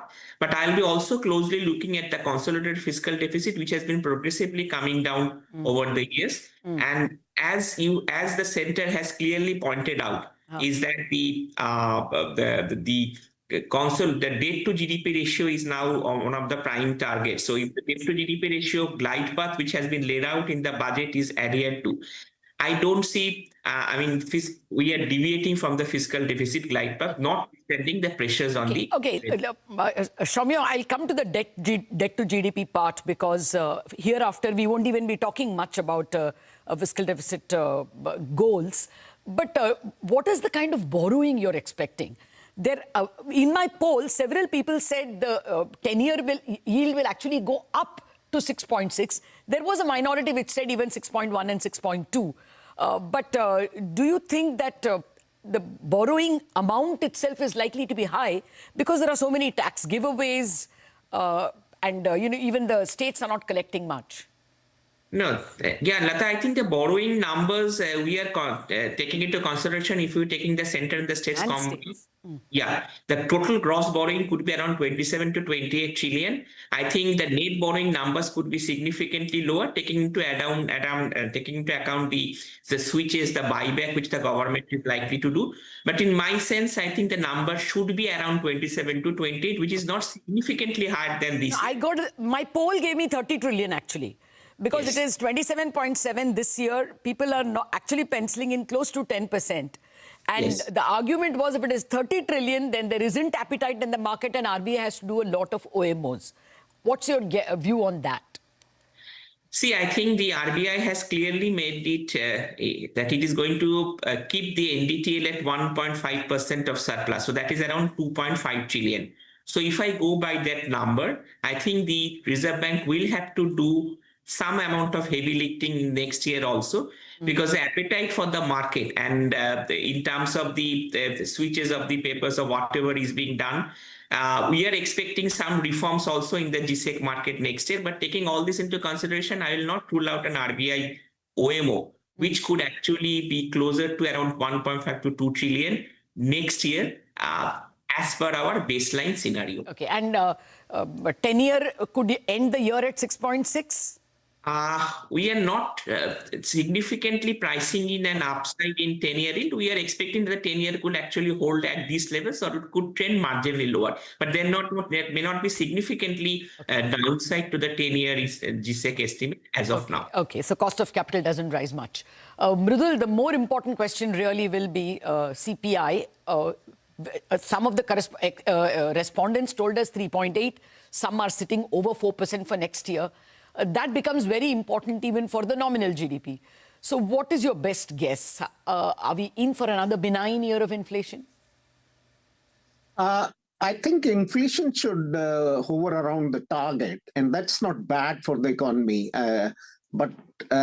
So practically we will see somewhere, I think the numbers you mentioned, 3.8 to maybe 4.2 could be the range where we will see much of the movement of the inflation next year. So I'm not too concerned about inflation at the moment. Would you be concerned about nominal GDP? So nominal GDP probably could still track 10.5 to 11% is my feeling. And right. Nobody gave me 11 number at all. The numbers I got were 10 and 9.5. So, I've given an average of 9.7. But that is a big worry that our nominal GDP will continue to be a worry. This year, the average I got was 8.3. You don't think that will be the state next year? So there will be sort of, at the moment, it does look that the growth is at risk. So there is considerable uncertainty around the growth, and we need to be cautious of that. But the baseline still looks that we can do around 7-ish. Okay. Okay, then it's positive. 7 plus inflation of 4 will be very good. But Sonal, what is the view on Asian disinflation?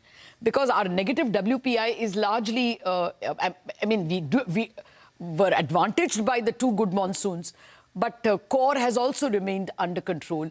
What's the Asian disinflation or inflation scenario, and therefore what's your forecast for India? I think broadly, Lata, the theme is still one of benign inflation across Asia. We do expect some improvement in domestic demand across countries, so output gaps will gradually close, but it takes time for that to actually lead to an increase in core inflation.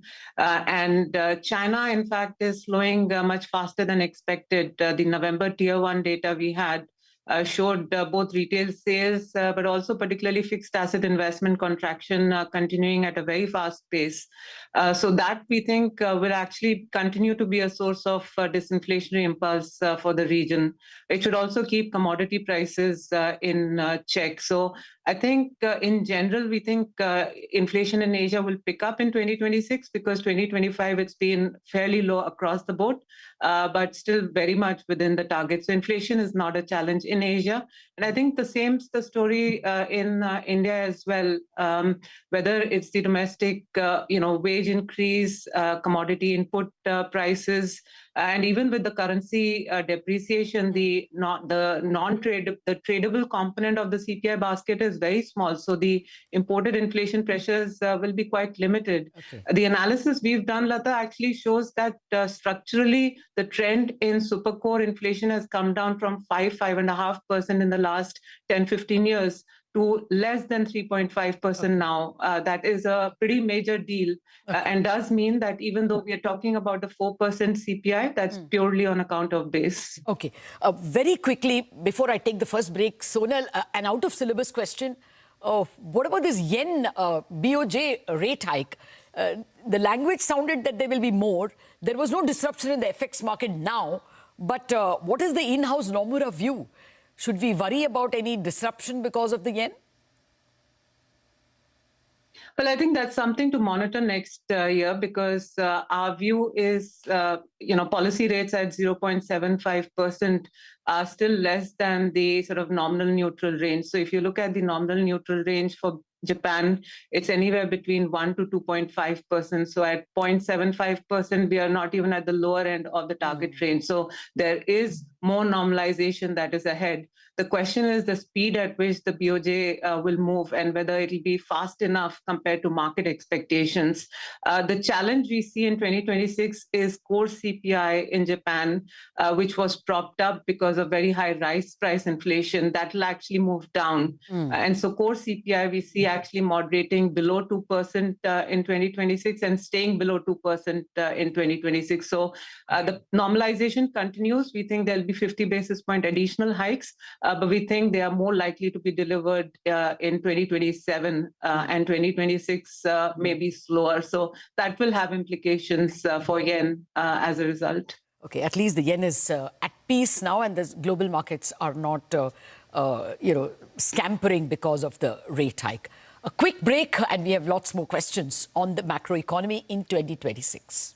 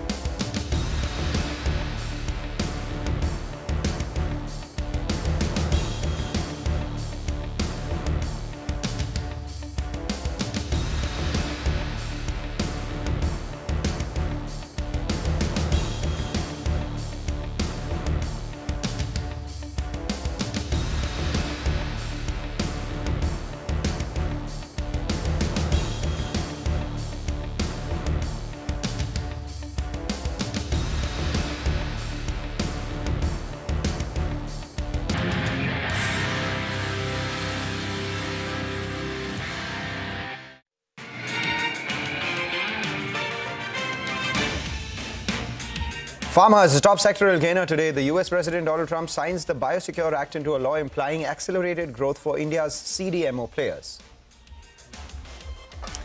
Relief for BLS International. The Delhi High Court quashes a MEA order that barred the company from participating in tenders of the MEA and Indian missions for 2 years. The stock is up 5%. Lenskart is higher by 3%. Macquarie initiates an outperform rating on the stock with a target price of 530 rupees per share. Says synergies from an integrated supply chain provides the company an edge over its peers. Max Healthcare announces entry into Pune via Yerawada buyout. Company to invest 1,000 crores to set up a 450-bed super specialty hospital in the city. The stock still holds with gains of around 2.5%. ICICI Pru, India's second largest asset management company, makes a strong debut on the street, listing with gains of over 20% from its issue price, still holding with a 19% gain. Hello and welcome to Chartbusters. We are coming to you live from the CNBC-TV18 Motilal Oswal studio. I'm Nigel, with me is Mangalam, and it's good to see the markets trading in the green. Nifty 40 points short of that 20 DMA, which is the next technical level. Hey, Mangalam. Hi, Nigel. It is indeed the next technical level for the Nifty Bank as well. A couple of 100 points from here would be the 20-day moving average, a level that it went very close to yesterday but could not conquer. So for both these indices, extremely crucial levels to watch out for. Importantly, the broader markets also. We have 1,900 stocks advancing at the moment as against 800 stocks which are declining. And that's a better looking screen after 3 or 4 days of a big decline in the broader end of the markets. But let's get chatting with the management on our show of Pearl Global. Pallab Banerjee, the Managing Director and Group President of the company, joins in. There are 3 things that we'll discuss with him. Most importantly, the impact of US tariffs, expected synergies from the recent free trade agreements that we've signed, and the company's own capex plans in Bangladesh. Thanks a lot, Pallab, for joining in. Season's greetings to you. We're talking about the US tariffs. There is likely to be some sort of announcement that may come by. What would that entail as per you? That's point number 1. And secondly, we're talking at a time when the rupee is over 90 as against the dollar, despite the strengthening that we've seen recently. What proportion of your currency exposure is unhedged, and how do you benefit from that? Thank you, first of all, for having me on the show. Yeah. So yes, US, we don't know what's going to happen. Exactly. In fact, it's been quite a journey. Like every day we get to hear that something is going to happen. Now, then we don't know. So it's better for a business that we continue to plan, mitigating whatever risk that we have from US. Especially that's only where exposure is to US, which is affected is only India. As you know that we have manufacturing across Bangladesh, Indonesia, Vietnam, and Guatemala, apart from India. So that's growing fine. So that's not impacted with the US, what we have a penalty tariff in India. So yes, first we want to get this 25% of penalty tariff removed from us. So that's the first, I think, is a wish. And apart from that, you're talking about the currency in our favor. That's a tailwind, I would say, but then we can't depend on that. We need to have US as a good market. Yeah. As a company, we have been diversifying from US actively for the last few years. So the growth in the other markets have been quite phenomenal for us. So that's helping us. As you can see that US is now almost less than 50%, I would say, the exposure, as we have grown over the years in other markets. All right. Hi, Pallab. Good morning. Good to see you and Nigel on this side.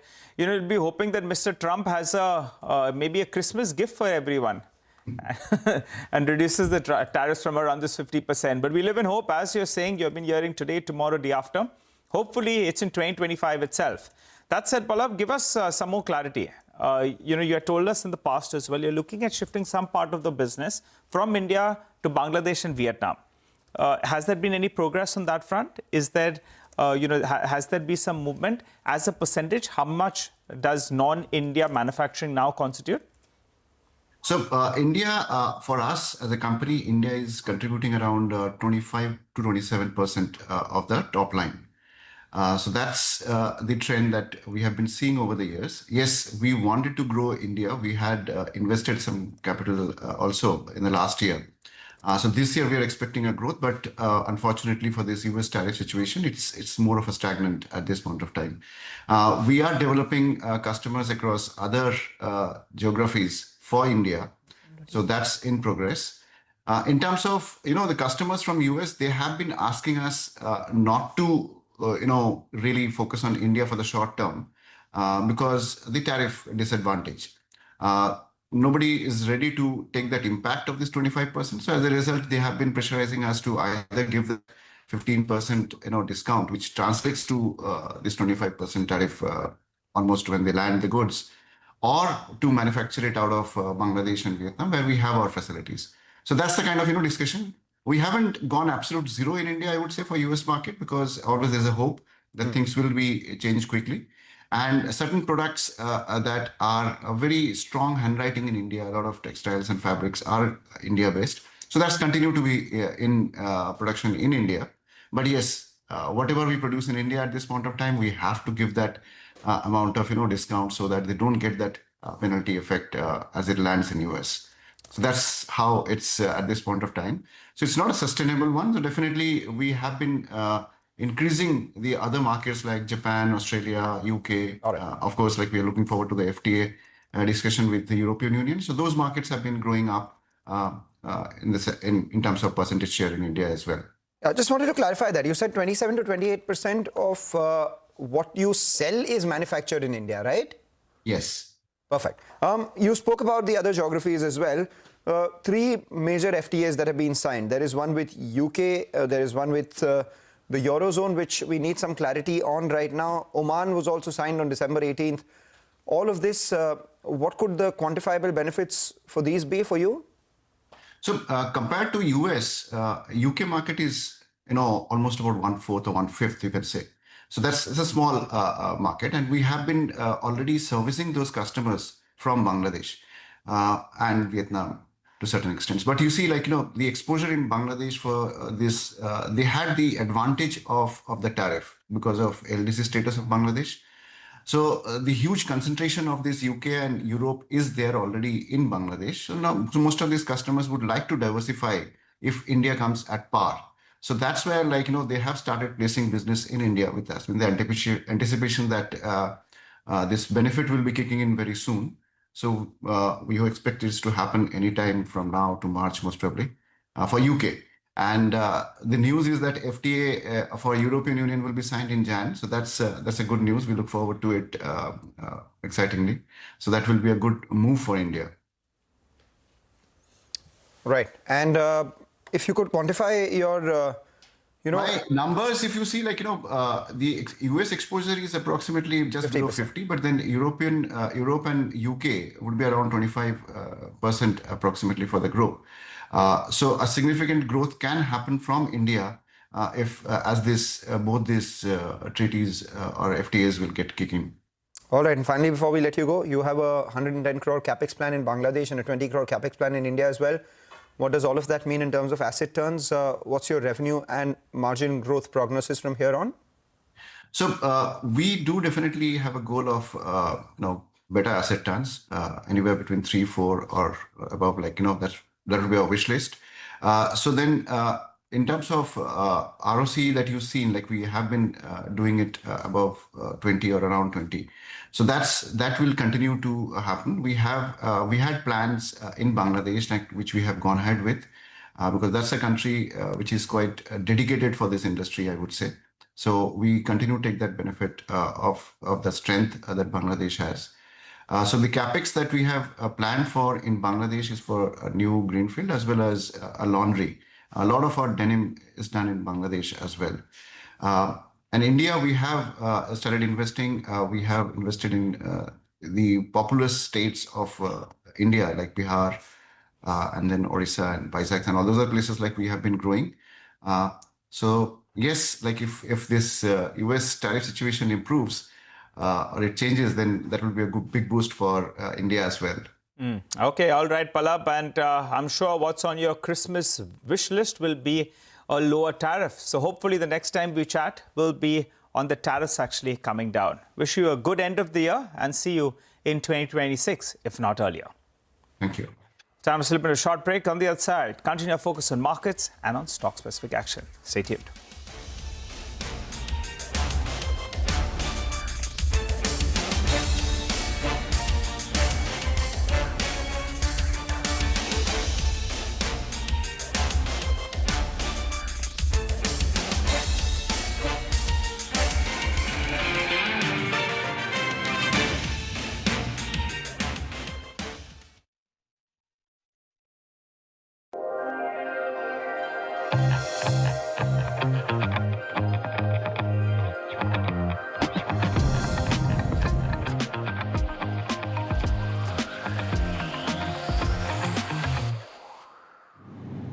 This is worth sharing. Faster Wi-Fi on the new Emirates A350.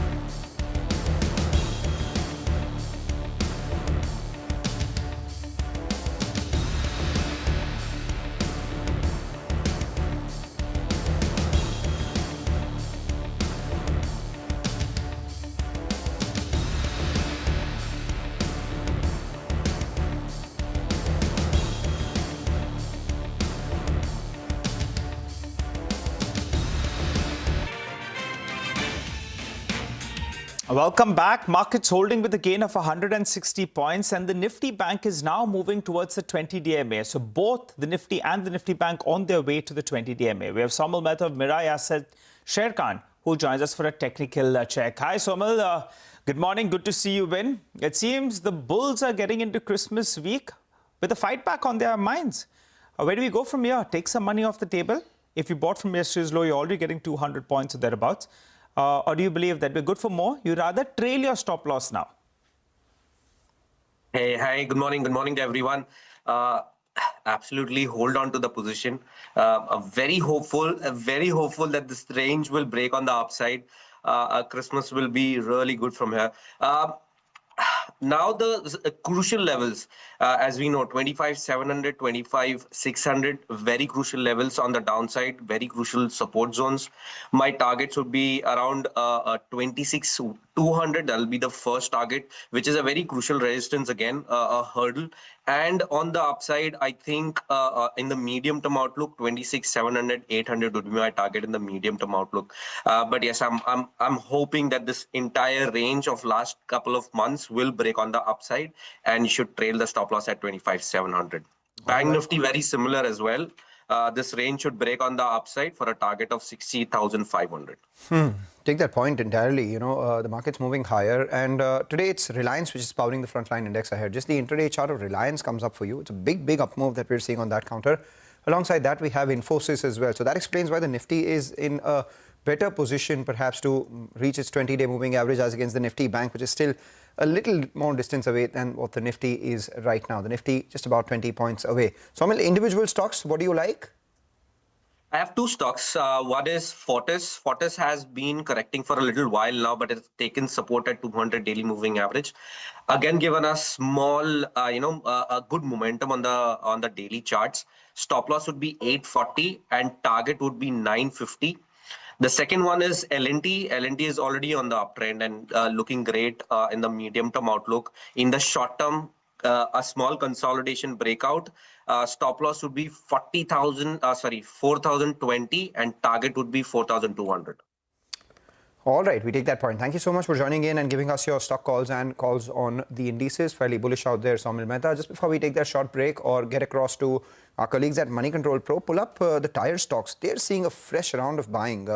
Over the last few trading sessions, we've seen Brent crude see a big decline, and it accounts for a fair amount of the raw materials for tires. So Apollo tires up higher. We have JK tires, which is up 6% as well, and pull up something like a Seat. That too is gripping ahead up at the high point. Well, and Mangala, when you talk about tire stocks, there's one supplier, Bead Wires, that has exposure to most of them, 40-45%. I think we interviewed the management of Raj Ratan. Yes. The stock is off drastically from the top. But if the tire makers are going to do well, then Raj Ratan Buyers could be a stock as well that could see a bit of a turnaround. But I think they have 40-45% of the market share, which is down, I think, from the late 40s. Yep. And the stock is, I think, half of what it was at its peak. Fair amount of competition is what they're facing in Thailand. Yes. Is what the management used to tell us. There is a lot of price wars that are going on out there. So we'll monitor this stock, but as of now, the tire is doing extremely well. Let's get you some ideas for profit from our colleagues at Moneycontrol Pro. Today we have Bharat, who's joining in with the stock. Bharat. Today's ideas will be Royal Orchid Hotels Limited. Disruptions at Indigo over the past 2 weeks had a minimal impact on the hotel demand. Flight cancellations were offset by extended stays as well as people taking alternate routes to reach their destination. The impact was also restricted as Q3 is a seasonally strong quarter for the hotel companies. The operations at Indigo have fully normalized, which should result into a strong growth year on. We expect Royal Orchid Hotels to deliver a strong Q3 performance. Their property near the Mumbai airport has commenced operations, which should also support strong revenue growth in Q3. The company has outlined aggressive inventory addition plan, aiming to triple its room inventory to 22,000 keys by 2030. The company also has a healthy inventory addition pipeline of about 2,500 keys in the medium term. Importantly, the company is adding more properties on revenue share lease basis, which should accelerate the revenue growth. The company has also highlighted new brand architecture, introducing 5 sub-brands to cater to the distinct needs of the consumers. The hotel industry upcycle over the medium term is positive for players like Royal Orchid Hotels.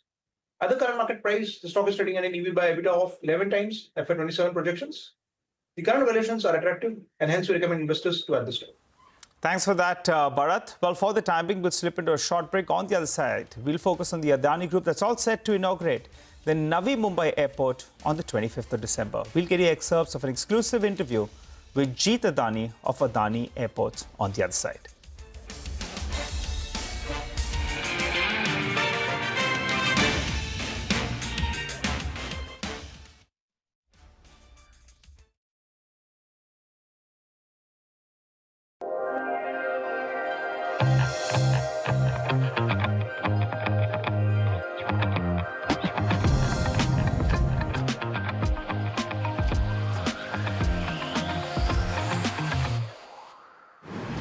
Fly Emirates.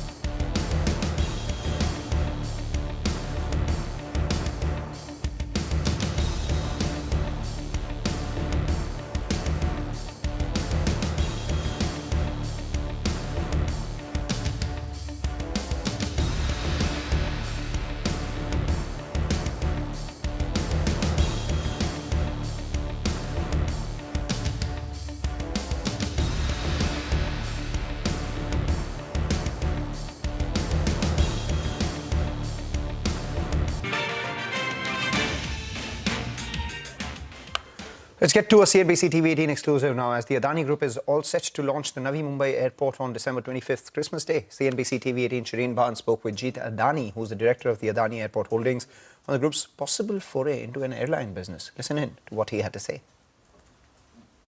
Part of this business are you currently not into that you want to get into? I mean, you know, the big question is a foray into airlines the next big plan on the Adani Group's calendar? No, absolutely not. No? We were legally not allowed to. I know, but I know you're legally at this point in time not allowed. Yeah. But the government's been talking about, you know, competition. The government's been talking about the need for a large airlines, especially in the light of what we've seen happen with Indigo. Absolutely. If tomorrow the opportunity were to arise, would you consider it? I would say there's nothing that we won't consider.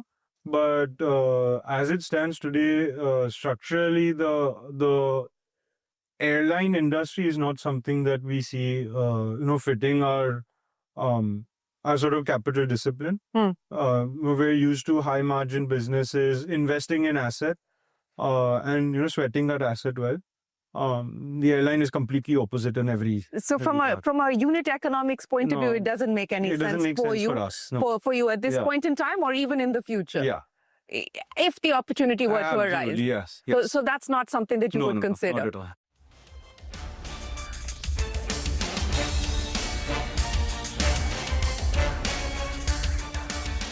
Well, on that note, though, we'll wrap up on this edition of Chartbusters. Probably in 2025, that's the last time that this combination is there on Chartbusters. You stay tuned. The team of Trading Hour comes up next.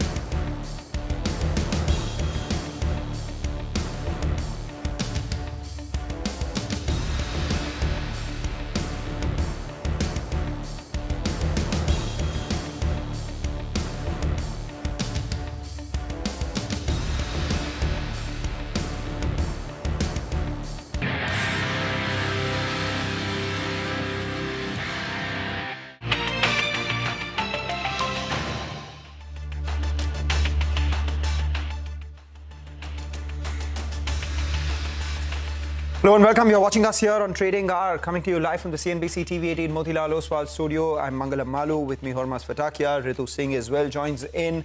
Looking good for the market today after a few days of decline. Yesterday, there was a bit of a jostle. The Nifty managed to hold on to the 50-day moving average. And today, lo and behold, after good support coming in from Wall Street, the Nifty has moved higher. It's been led by IT stocks, by Reliance, and the broader markets as well. The advanced decline tells you that after 3 days of over 1,800 stocks declining as against 700-800 stocks which would gain, now that has flipped. The green line is much above the red one with about 1,900 stocks in the green for about 900 in the red. Ritu, looks like a good Christmas for bulls.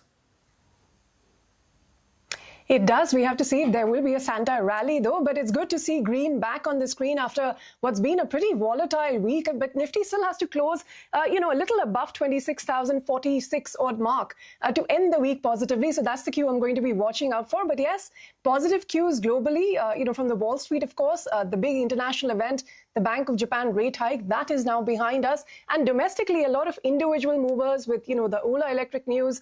We've seen promoter stake sale now ending. ICICI Pru, a new listing. And of course, the big one, Shriram Finance's board meet, where we'll be watching out for a big deal announcement with MUFG. So lots of cues, for traders today. But I'll toss it to Hormaz for the top movers. Well, the broader markets are doing well for themselves as well today, as the broader markets are looking to end the week on a high. We'll start out with some names such as Aeroflex Industries, and that's a news flow driven move. The stock is slightly off the highs of the day, still holding on to gains of around 10%. The biggest single day gain since January. We have had more than 55 lakh shares that have already been traded on the stock. The 20-day average is just about a lakh, and the stock has been trading above all of its key moving averages and has done well. It's a recent listing is Aeroflex Industries, is up almost 85% from its issue price of 108 rupees. JK Tyre has snapped a 3-day losing streak today. The volumes are the highest in nearly 2 months for this 6% up move that the stock is seeing. 20 lakh shares have been traded here. The 20-day average is around 3 lakh shares, so around about 6.5 to 7 times its 20-day average are today's volumes already in the first couple of hours of the trading session. Since the end of August, the stock has remained above all of its key moving averages, and it continues to sustain above those levels. It is the 4th straight month of gains that the stock has seen this year, and it is up 25% on a year-to-date basis. And lastly, Quadrant Future Tech is the top gainer on the small cap index today, 15% higher on the stock. Snapped a 3-day losing streak here as well. Volumes are the highest in 2 months, the biggest single day gain that the stock has seen since the month of March. And take a look at the volumes here. 54 lakh shares have been traded on Quadrant Future Tech compared to a 20-day average of just 1 lakh shares. So gaining on very, very strong volumes. The stock, though, remains below its key moving averages. And from its post-listing high that it made, which was around close to 750 rupees, the stock is down almost 65% from those levels. And it is one of those IPOs that saw very heavy subscription, a very heavy listing. The retail portion was subscribed almost 250 times. And now the stock has come off significantly from those highs.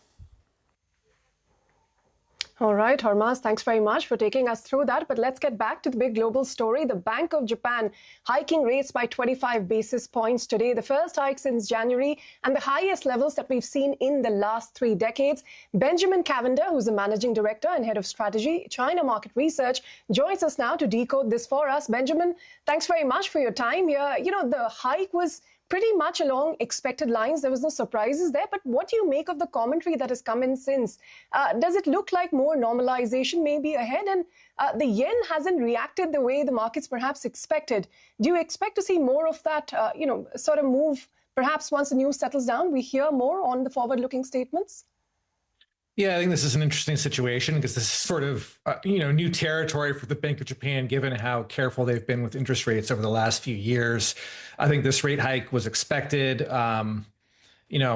People have been worried about consumer inflation in Japan for a couple of years now, and I think this is reflective of the fact that they're trying to do something about that. My guess is the reason why we haven't seen more movement with the yen so far is to some level, investors have kind of priced in this move already. As the news settles, maybe we'll see some changes. I also wouldn't be surprised if we see possibly another rate hike sometime early next year as well, when this doesn't have maybe the desired effect on controlling inflation that they'd like it to have. But Benjamin, from a fund flow standpoint from here on now, with rates being at 30-year highs, where does it leave the equity investors? And, even going ahead, are you expecting any sort of imbalances in that yen carry trade now that we're finally starting to see these hikes materialize? I think there are still, frankly speaking, good opportunities for equity investors into Japanese companies and Japanese exchanges. The economy is fairly strong. I think that's why you're having this rate hike discussion today. I think where there's some risk is that the government has been relying very heavily on borrowing to fund infrastructure projects, public works projects, and this is going to make it a little bit harder for the government to borrow and pay off debt to maybe the level that they wanted to. And so I think the downside risk here is that the economy actually stalls out a little bit because of this, but I think we're probably okay. All right, we're okay there. Benjamin, good to speak to you. Just wanted to understand your outlook on the Indian economy, and as a result of which the Indian stock market's given its underperformance versus the developed space in the last 1 year.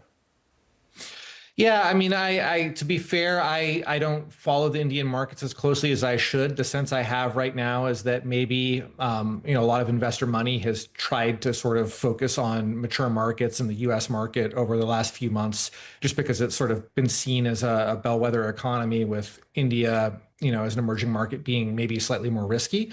Having said that, I think there's a tremendous amount of upside for Indian markets going forward. And if I were advising international investors on capital allocation right now, I'd probably be saying take a very close look at India, given the kind of economic growth we're seeing right now. So I'm pretty bullish, frankly, on Indian markets. Getting back to Japan, Benjamin, what happens to the yen from here on? There has been enough and more chatter over a possible intervention from the Bank of Japan if it goes down to levels of 160 odd.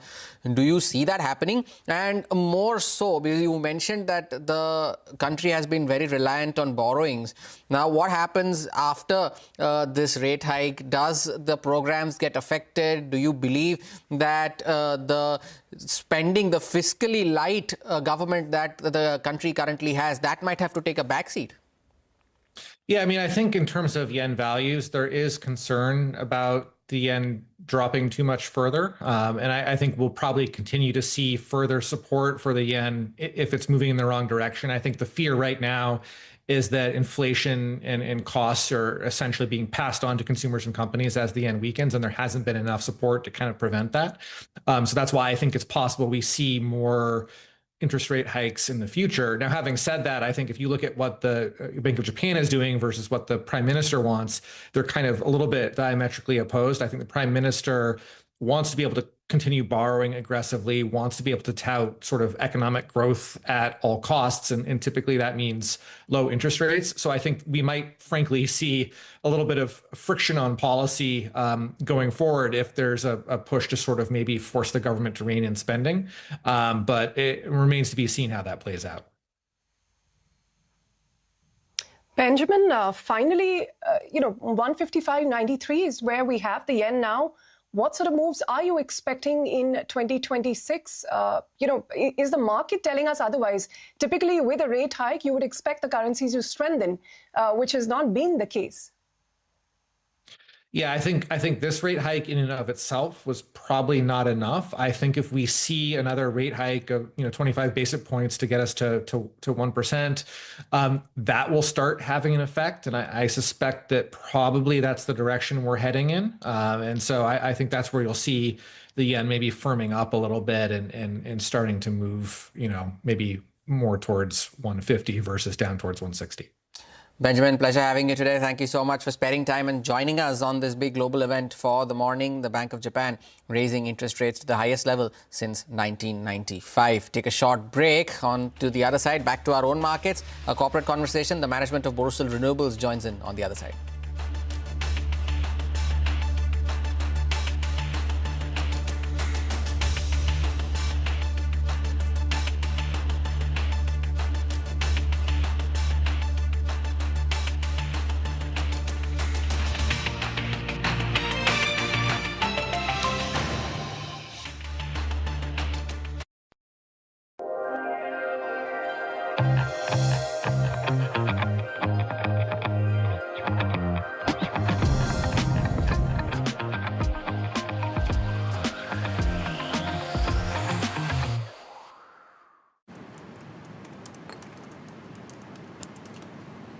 You want to talk business?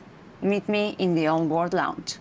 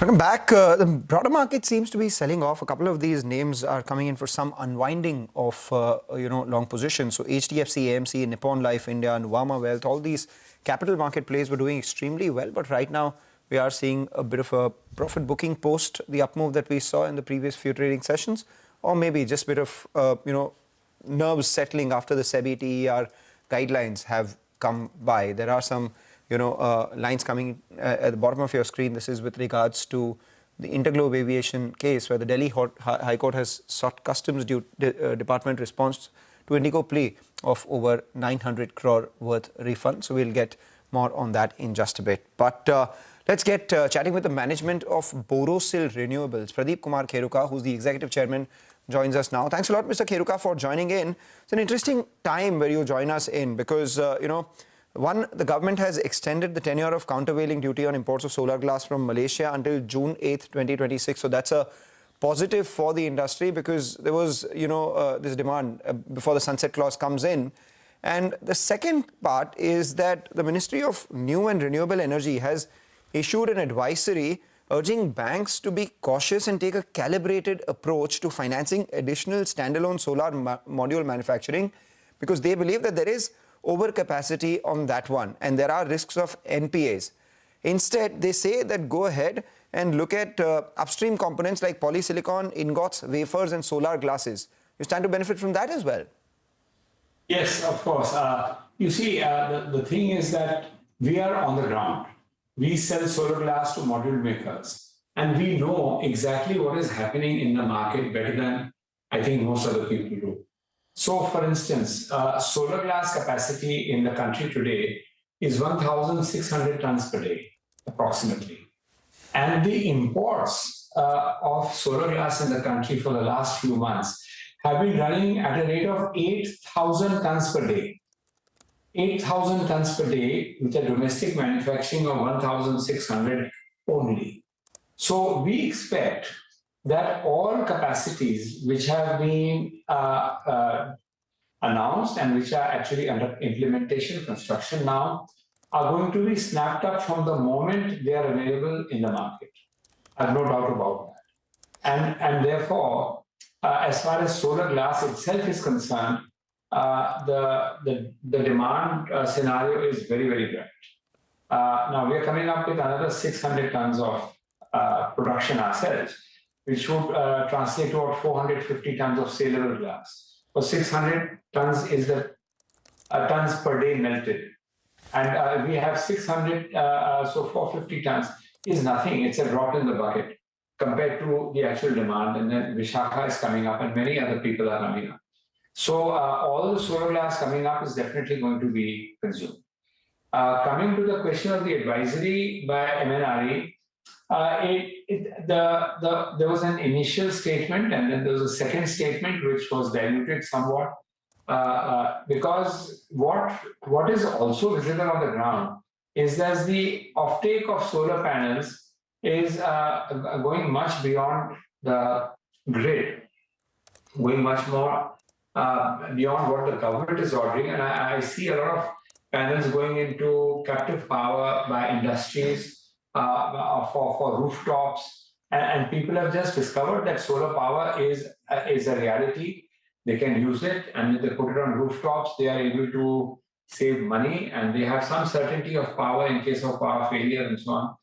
And as I see that we're going to be progressing to batteries also, a widespread usage of batteries, I can see that very comfortably on the horizon. And the other things like aluminum frames and polysilicon, we don't have any at all in the country. So there's a large amount of value chain which is feeding into solar modules, for which there's a very robust demand and very bright future, given the government's support for this industry. Mr. Kheruka, thank you for joining in. Two-part questions. First one being that before the duty was imposed, what was the quantum of imports that were coming in from Malaysia? And part two is what proportion of your current volumes are linked to those customers who were earlier dependent on such imports? So actually, Malaysian imports had ground to a standstill until the basic customs duty was announced on the imports of solar glass from China. It's only after solar glass imports were allowed from China that Malaysia ramped up in a very big way. And it's pretty large right now. The impact of this extension of duty is essentially that there was a sunset review which has been undertaken and which is currently in progress by the Director General of Trade Remedies. And they're taking some time to complete that. In order for there not to be a break, they extended the validity of the countervailing duty by 3 months. And I believe that they expect to be done with their investigation within this period and make their recommendations to Ministry of Finance. And based on whatever that might be, we will see something new happening, hopefully before the 8th of June. So that is the expectation. The importance that I read into this is that the seriousness with which the government is addressing the Indian industry and overall, that means the module manufacturing and the component manufacturing is very serious, and they're intending to make sure that Indian industry gets its proper place in this one. Mr. Kheruka, you've reported about 33% margins in the second quarter, and your guidance is also to be able to continue delivering this kind of a margin. We wanted to understand how much of this is really baking in the duty protection, and if that goes away, how much demand-led pricing, operating leverage do you have to sustain and improve on those levels? And also, what investors really want is clarity beyond June 2026. Do you expect the duty to be extended further? You see, I want to get one thing clear here for everybody. especially investors. For every 1,000 crores of money invested in solar glass manufacturing, the amount which is actually available is about the sales are 600 crores. So therefore, to pay for interest and depreciation on 1,000 crores from sales of 600 crores, we need a very high margin.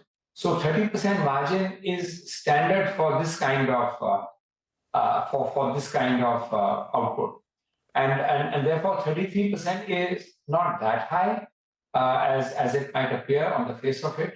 And I would say that the balance of selling price and margins is just about right. And I do not see that the government is going to do anything about changing the structure of duty, which is currently in place anytime in the near future.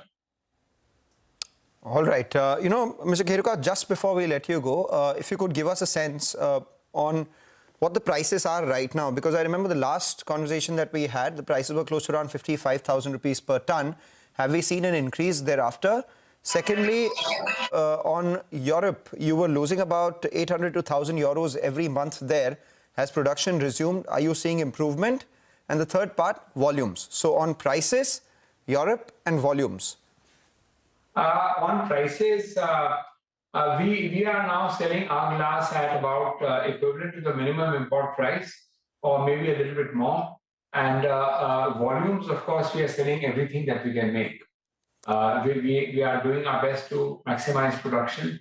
So we do not see any problem there. And we are running quite well. We are running at about 100% of capacity. We're running at about 990 tons per day as an average. And we're trying to see if we can improve that. So the minimum import price is close to what? $650 to $677 per ton? Is that what? Right. About $646 per ton is the minimum import price. So depending on, so there's a different price from Vietnam, different price from China. So there's our selling price falls somewhere in between these prices, and we are able to realize those prices, and we have no difficulty in selling it. There's ready demand for our production. So that's about 55,250 rupees thereabouts per ton basis in a rupee term. Thank you so much for joining in and giving us your view on the sector, and at the same time an outlook on what life looks like 2026 and beyond. Wish you a happy festive season and also a happy 2026. Thank you very much. With that, we take a short break. Come back on the other side. We have the Bond Street. Manisha speaks with Aditya Birla Sun Life AMC's Bala in our special segment.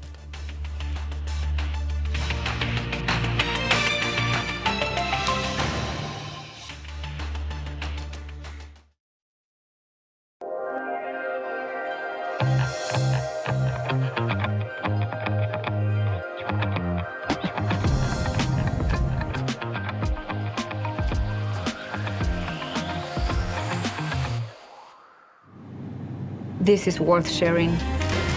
Faster Wi-Fi on the new Emirates A350.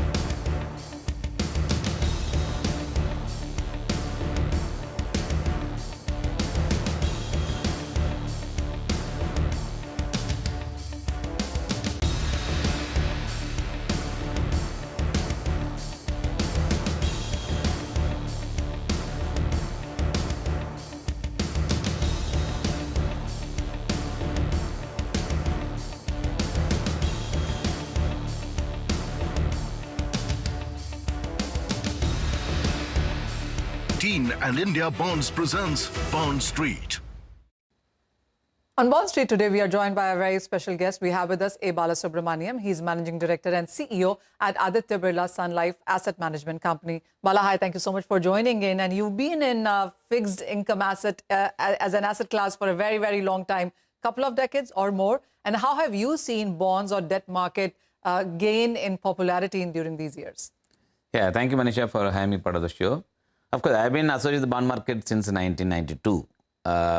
Immediately after the Harshmata scam, I got into the bond market as money market trader. Then I was a portfolio manager for almost about a decade before I became an equity manager as well. But I'm associated with the bond market 92 since the time the reform period on interest rates, where interest rates were freed and then made it more market-driven kind of interest rates. So you've lived the bond market journey. I've lived the entire bond market. I've also seen issuance of bond market at as high as about 25%, where G capital kind of companies who had created a presence in India way back in the 90s, had borrowed in India at a very high cost, about 25%, with backstop facility coming from their parent company in the US. Even like Kotak Mahindra Finance in those days used to issue bonds about 17.5 to 18%. So I've lived through that period, and moving away from that to a holistic investor across the yield curve, right from money market instruments to the corporate bond and government securities, central government securities to the state government securities. I have seen the entire cycle with interest rates touching as low as about 5%, interest rate touching as high as about 11.5 to 13%. So I have seen large coupons, which used to be the biggest savior for us as a bond market investor. Higher the coupon, higher the protection for you. Lower the coupon, lower the protection for you from an accrual point of view. Right. I've seen this cycle, how it got evolved, how it got developed. But as time progressed, the more and more market became transparent. The money that is available for investing in the bond market through the mutual funds and more players coming in, it has only got more and more vibrant and bigger. Of course, one has to still keep in mind the bigger bond market issuers in the country is Government of India. Next is the state government issuance of bonds. Then third is the public sector companies, and then fourth is the private sectors and corporates and NBFCs. If you look at that bucket, and mix between money market instruments to the long-term bond issuances. Even the banks themselves most of the time issue bonds by way of infrastructure bond, by way of CDs for 1 year money market instruments. They also issue AT1 bonds. Therefore, they only got developed over a period of time. My belief is it's a large market. And in fact, being part of the bond market, I have seen complete evolution of the bond market in terms of becoming one of the biggest investment vehicle for all of us as a money manager. So fast forward to 2025, and the last couple of years haven't been so great, but 25 really seems to be changing that. And would you say 26 perhaps could be even better? So if you had to look at the next 4 and 5 years, especially with OBPs now becoming a bigger part, retail perhaps is being pulled in as well, how would you look at India in 2026 and the next 5 years? I think it can only get better because we are all involved in the bond market development since the 1990s. And every time we used to always think that we keep discussing, but nothing much is happening. But if you look at the progress, like OBP platform that you mentioned about, is a platform created by the industry players to get more and more participation, to see the prices, to the yields, to the prices, to the issuance, to the outstanding, to the volume. With all of us as a mutual fund players and other institutions now reporting the transactions on OBP platform, definitely the data that is available for one to know better on the bond market is increasing. This will actually create more and more awareness. And second is the SEBI regulated entities like RFQ platform, which has created more for increasing the more trading data points for the bond market players. I think these evaluations will only make it more better. And last but not the least is so far, the last 2-3 years, most of the companies actually who need more capital for growing the business, they always used to debate between equity growth capital versus the bond market. The last 3-4 years the journey has been much better for most of the people for raising money to the equity market. I'm sure the time will come, but they have to come to the bond market for funding their growth. So therefore, the next 4-5 years, if you take, I think after some time people start saying, why should I actually share my wealth beyond a point by way of issuance of equity? They will always switch towards the bond market. And do you see that happening? Do you see that? I see that happening. Second is actually if I'm net worth is say X amount, but through the bond market, I can go up to 1.5 times of bond market issuance, which is basically the debt equity. If I have to take close to about 1.5 times leverage, I can do. The multiplier effect of that could come for the investors, ROE, the more the growth I build through the bond issuances, More people my ROE is better for shareholders' point of view. I think that's what most people start looking at it. I think time will come where companies will start realizing, probably if I fund my growth through the bond market, where the cost of capital today is the lowest, and therefore funding through the debt would become more cheaper than funding through the equity, both from a shareholders' value creation point of view, as well as the money multiplier effect point of view. Therefore, next 4 or 5 years, I would assume the issuance of bonds will increase. Of course, Government of India has also done a great job of bringing on the fiscal deficit. Therefore, the more and more issuance of government bonds comes down, more and more room will be available for private issuances to come in, which is what I feel the next 4 or 5 years we'll see. Bond market issuances keeps rising, and that's something would be more ideal, even for any investors to look at that, not ignore that segment. The reason is the return there we'll see is real, you'll see it, coupon coming in month on month with an annual basis. Therefore, that's something should not be ignored from a broader perspective. CNBC-TV18 and India Bonds presents Bond Street.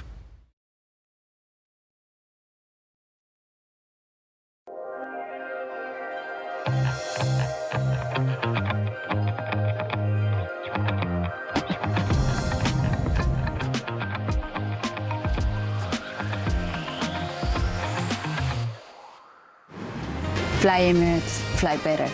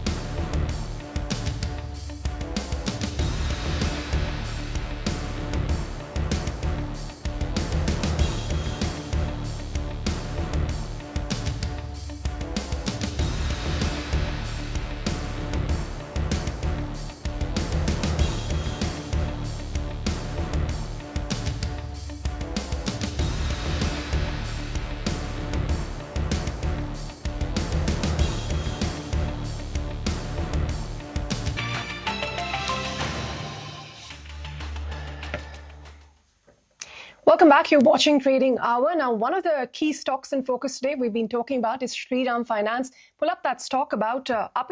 It's up 47% this year. I think 32% in just the last 6 months. Now, of course, trading at 863 kind of levels, down about 5 rupees in trade today. But, the stock has been running up on the back of this expected announcement where the board is meeting today to mull a fundraise among, widely reported, suggestions that Japan's MUFG could pick up a significant stake in the company.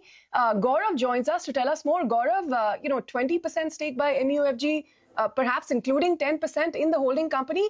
We'll have to see how that structure pans out, but tell us what to watch out for. Well, yes, Shriram Finance, we can call it as one of the most speculated stock for the day. And the reason being that today is a day where board is going to hold meeting to consider fundraising. Now, why this is important is that in the last few days, we have already seen media reports which suggested that Japanese firm MUFG is looking to buy around 20% stake in the company. Even the latest report suggests that the valuation that they're looking for is anywhere between 4 to 4.5 billion. Now, this will make it as the biggest investment in the financial segment in this year so far. But at the same time, even if you look at the numbers, understanding the structure is a key thing to watch out for, because if we go with the higher end of the number of $4.5 billion and if we calculate a 20% stake, implied value per share could be anywhere between 850 to 860 per piece, in line with what the current market price is. Apart from that, if you look at the stock and specifically Shriram Finance, this capital will be seen as a strategic investment and not as a capital which is required by the company, because if you look at the capital adequacy ratio, it is already at 20%, given that they are targeting around 17% growth for this year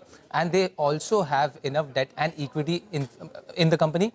It does not look like they need fresh capital. It is going to be a strategic investment which will bring down the cost of fund for the company. So definitely it will be positive for the company if this deal comes through. When it comes to valuation as well, even after the rally that we have seen in Shriram Finance, it currently trades at 2.2 times price to book if we compare it with FY27 earnings, which is still lower than the closest peer that they have, which trades somewhere around 4 to 4.1 times price to book. And lastly, even if you look at the 14-day average price for Shriram Finance, it comes anywhere between 846 rupees a piece. So that is also something that we should be watching out for. But we will be watching out on how the commentary is coming from the management on this deal. We'll keep an eye out on that. Gaurav, thank you for setting us up for the big announcement from Shriram Finance later in the day. Just before we take that break, pull up Grow. And it's a very, very sharp spike that you have seen in just the last few minutes on the stock. It is up around 11% now as we speak. Past the 160 mark again is Grow. And it was a brokerage initiation that came in earlier in the day. Jefferies initiated coverage, the target of 180 rupees. And there you can see the spike on Grow, 11% higher on the stock at 160. Take a short break. Sunny Agrawal of SBI Securities joins in on the other side to talk more on the markets.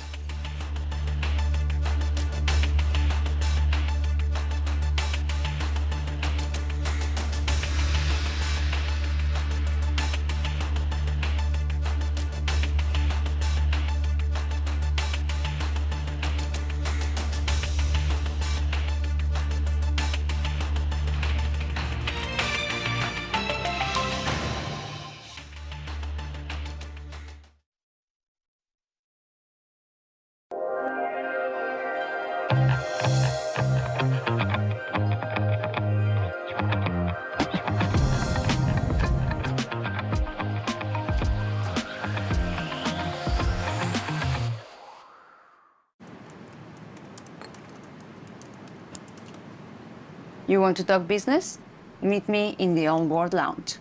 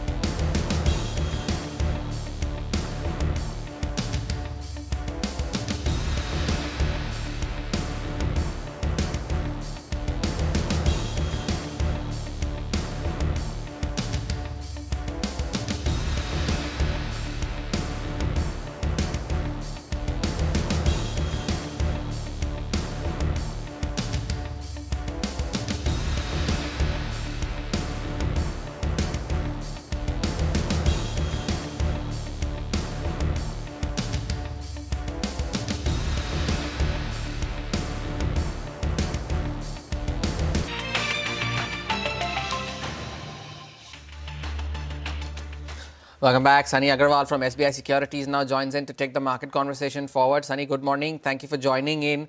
One of your preferred ideas has been the auto ancillary space. There's been a lot of chatter about the auto sector. But what about the auto ancillaries? What makes you so bullish on this? Yeah, good morning and thanks for having me on the show. I think, yes, definitely, I think post GST rationalization, we have seen that there has been a strong uptick in volumes across the auto subsector, whether it is passenger vehicle, two-wheeler, three-wheeler, or for that matter, commercial vehicle or tractor. Although commercial vehicle and tractor seems to be better placed when we talk about second half of FY26, wherein first half was not so good for this space, but looks like second half will be a very robust in terms of volume delivery. And we believe ultimately the best way to write this story is through auto ancillary companies, because auto ancillary company has got an added advantage in form of wherein they cater to a domestic OEM. At the same time, we have seen that many international players are making India as an export hub. So that is something which is giving them another leg up in terms of growth. And moreover, most of the auto ancillary companies, if you look at, they have diversified in terms of product offering, either by growing organically, inorganically, or tying up with an international player. So I think the valuation at which the auto ancillary space is sitting, it seems that most of the companies in the range of 5,000 to 15,000 market cap band are well placed to deliver kind of 20-25% earning CAGR over the period of next 2-3 years.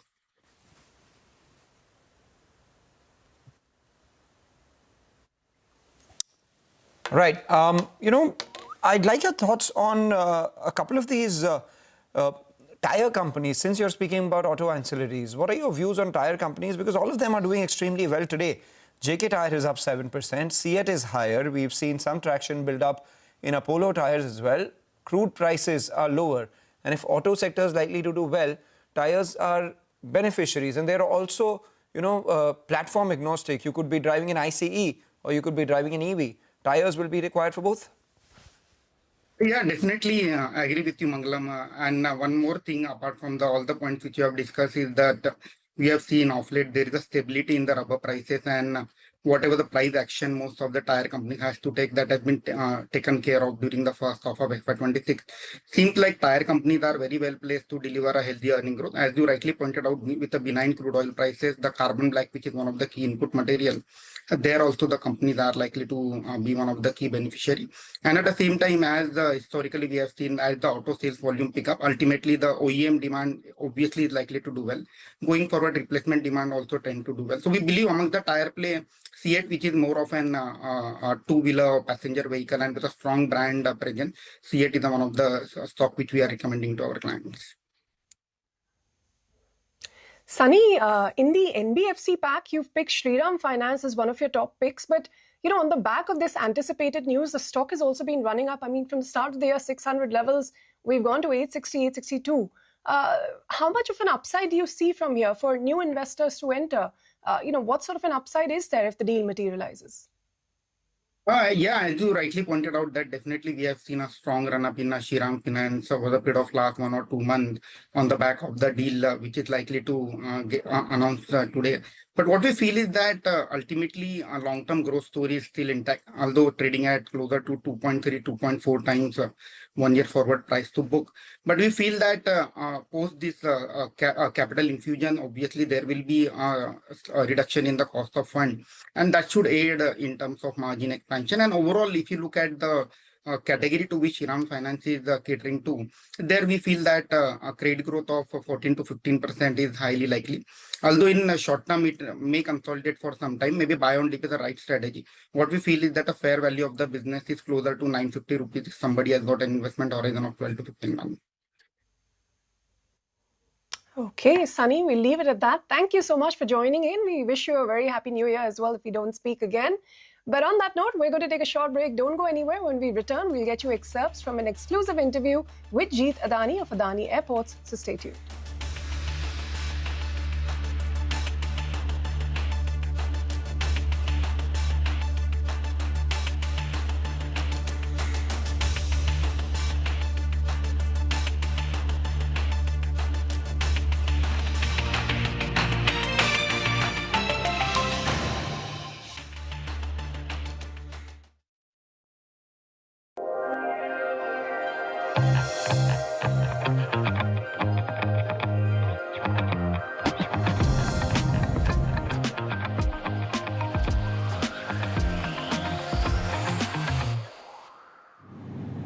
This is worth sharing.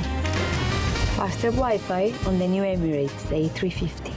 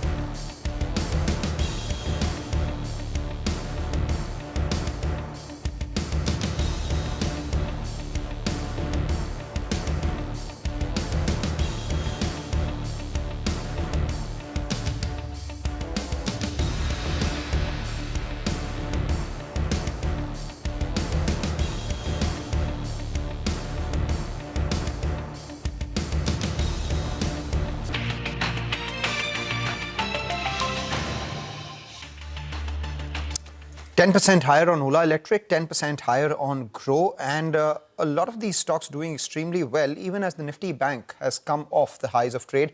For a brief period, it moved into the red as well. So the market not sustaining at higher levels, closer to the 20-day moving average for both the Nifty as well as the Nifty Bank. But let's get in an exclusive conversation that CNBC-TV18 Shireen Bhan had with Jeet Adani ahead of the opening of the Navi Mumbai airport on December 25th. He says that this aero sector will be about 10% of the overall revenue of the group in the next 10 years, and non-aero business will be 40 to 50%.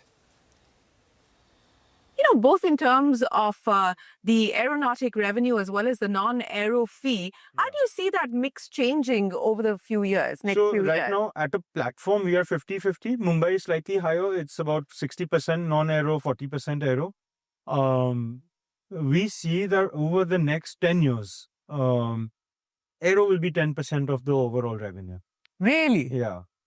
40% to 50% will be non-aero, and another 40 odd percent would come from city development. Yeah. Okay, from city development. City side development. Yeah. So you're saying that the actual aero operations Yes. are going to be down to just about 10% of Absolutely. revenue. It's the most critical part, but it's not going to be the most Revenue generating. generating part. I mean, it still will be, but in the larger scheme of things, the weightage will be less. And when you talk about city development, lay out the roadmap for us what we're talking about. Oh, absolutely. So across our existing portfolio, we have a pipeline of 400 to 500 million square feet of development. I wouldn't say over a certain period of years because we time it as per market. In the first phase, we are doing about 22 million construction, 14.5 million leasable area. Across Mumbai, Navi Mumbai, Ahmedabad, Lucknow, and Jaipur. And in terms of product, we are focusing on hospitality-led retail, hospitality-led, commercial and office, and hospitality-led entertainment. So in Navi Mumbai, we are doing about ultimately 15 hotels across 5-star, 4-star, 3-star, and sort of transit hotels. We're doing actually more than 15. We're doing an arena that can house 25,000 people coming in. Because again, because of the connectivity of this place, it's super easy for people to come in and out, and it's just a perfect place. We're doing upwards of 7-8 million square feet of office space over here. A massive retail mall, which will start off as one of India's first outlet malls, which is a concept that doesn't exist here. Yes. And then eventually transition as the area picks up into a high street mall. And by when do you expect all of this to happen? That's what I was talking about. The first phase of 14 million is coming online in 29-30. Okay, 29-30.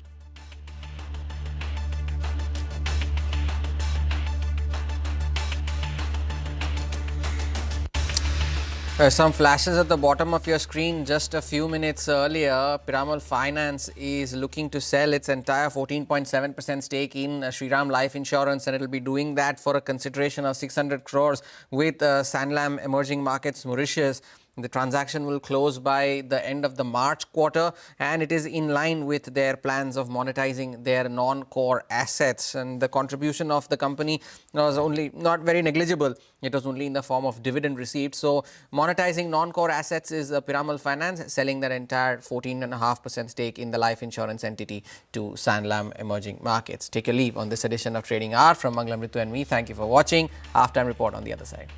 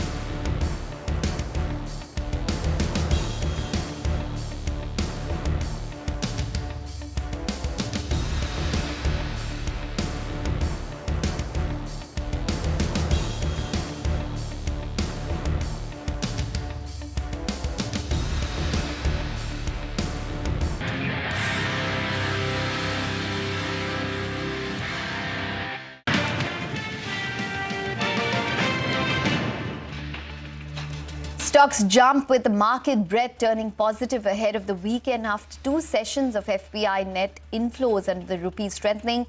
Auto and healthcare the big gainers even as metals drag. ICICI Prudential AMC lists with a gain of 20% after its 10,600 crore IPO gets subscribed over 39 times. The most profitable Indian asset manager is eyeing profitability growth through expansion of its alternatives portfolio. Jeet Adani, director of Adani Airports, tells CNBC-TV18 he's leaning towards a demerger of the airport's business from Adani Enterprises via an IPO. He adds that in 10 years, only 10% of revenue will accrue from aero business, with city developments contributing a big chunk. Max Healthcare will enter the Pune market with an investment of over 1,000 crores in a 450-bed super speciality hospital. The expansion is expected to come on stream in 3 years and gets a thumbs up from analysts. The stock perks up. The board of Shriram Finance meets today to consider a fundraise. A slew of reports ahead of its meet point to the likelihood of a large 1. Okay, all right. We actually have that news that has come in. Japan's MUFG, or the Mitsubishi Group, has decided to acquire 20% stake in Shriram Finance. And this, remember, the reports have been in for a while now. And finally, this has been confirmed that they will acquire 20% stake in Shriram Finance.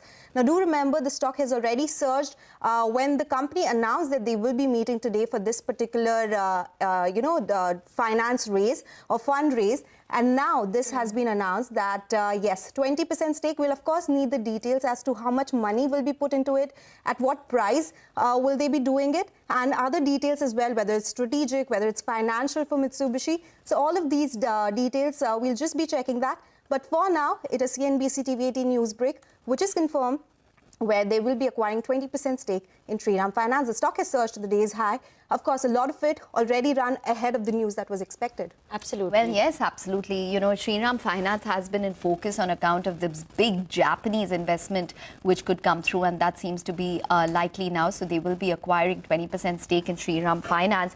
Remember that the estimates were that they could invest as much as around $4.45 billion, which could possibly make it the biggest FDI in the Indian financial services. So that is something that we need to confirm in terms of the amount that they would be investing. But nonetheless, this is a huge deal which has taken place. And to put it into perspective, a lot of the Japanese companies have had a lot of interest in the entire Indian financial space. We've seen multiple deals take place. We just saw a deal with Avendus and the Japanese firm, which took place earlier this week. And now we do have Shriram Finance and the MUFG deal, which has now been confirmed. So they will be acquiring 20% stake in Shriram Finance. The investment will possibly make it, remember that Shriram Finance itself is India's second largest NBFC at this point in time, and it will be worth possibly around upwards of around $4 billion in terms of an investment. So we're going to get Ritu to talk more about this. But, whether or not this paves the way for an eventual acquisition is something that the street will be watching out for. But as of now, as you can see, the stock is just about lower by around 1.3%. These details, we're getting it from Bloomberg. So just to put that into perspective, we don't have an exchange release yet, but this is something that Bloomberg is reporting and something that was in works as well. So just keep an eye out on that, because we do need more details to come by as well. Absolutely. But it's interesting that it's important to watch out for also, because fresh capital comes in.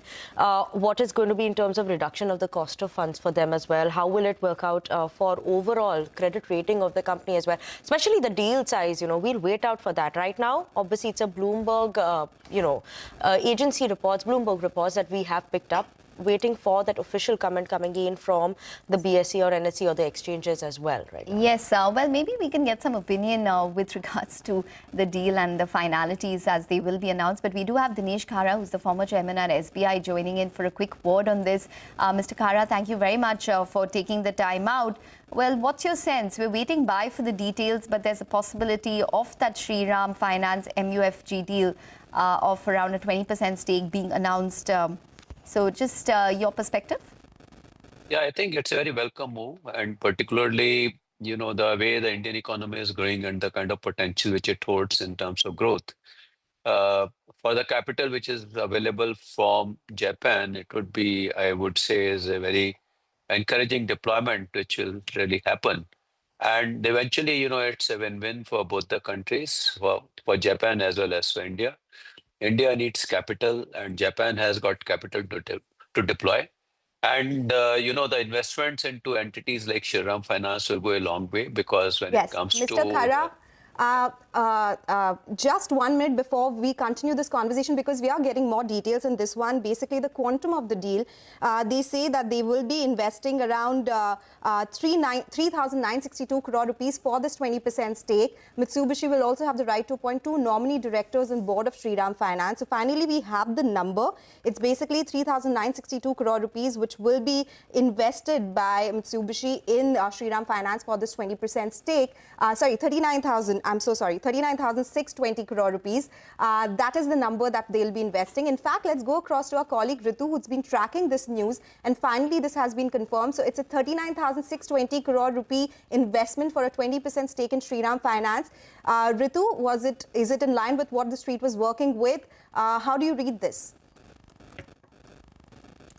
Well, yes, Sonal, this is bang in line with what the street was working with. In fact, there was speculation whether the entire 20% stake would be, bought into Shriram Finance alone, or whether, some of this would also be into the holding company. But the structure is clear. And MUFG is investing through MUFG Bank into Shriram Finance to acquire a 20% stake for about 39,600 crore rupees. And the completion, of course, is going to be subject to all kinds of regulatory approvals. Because it's acquiring the substantial stake, of course, it'll get board seats as well. 2 board seats is what the understanding is. So, not very far off from, where the market was pegging this deal at. Importantly, in terms of impact, immediately what this means is this kind of capital will mean, better capital adequacy. It's already at about 20% for Shriram Finance. So some upside from there. The ROAs would, of course, improve, to about, say, 3.6, 3.8% was the estimate from about 3.2% currently. There's a stronger case for a rating upgrade, and that is very important because, remember, so far, almost everything working in favor, other than the fact that there was no strong strategic promoter in place. That comes in, and you have a good case for a rating upgrade. That comes in as well. Leverage, on the back of this credit upgrade, as a better rated company, Shriram Finance can, of course, leverage this capital higher, which will also improve its ROE in turn. Lower the funding cost if that upgrade comes. That is also a clear benefit that will arise from this deal happening. And of course, the risk is more on the side of how the culture, how the integration happens, what the timeline of the deal clearance is. But that said, this is by far the largest deal, the largest FDI coming into the Indian banking space. We'd already seen about $7.5 billion come into the banking and NBFC space this year alone. And this takes the number to well over, $10.5 billion kind of a figure. So that itself is something to talk about. The kind of investment and, the confidence global investors are showing, putting this kind of capital into India, and also, very importantly, the changing regulatory stance, allowing this kind of foreign capital coming in. Mr. Khara, on that note, let me toss it to you. What do you make of MUFG? Actually, this Japan wave we are seeing. First, we had the Yes Bank SMBC deal. There was also a recent deal in Avendus with Mizuho Bank. And now we have MUFG coming into Shriram Finance. Are we going to see more? Have we seen the last of it? I think the way Indian economy is growing and the kind of potential which it holds for growth in the days to come also, certainly India will be one of the attraction when it comes to potential investment. And having said that, I would say that when it comes to financial sector, this is actually in a very decent shape. When it comes to the NPAs which are there in the system, when it comes to the capital adequacy, when it comes to digitization. So I think they are ticking all the right boxes, and that is why perhaps, they are attracting investment.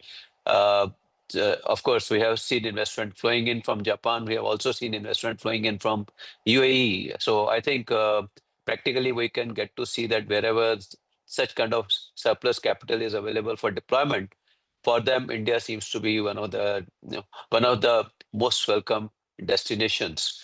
So having said that, I would also mention that, NBFCs particularly because they are more nearer to the ground.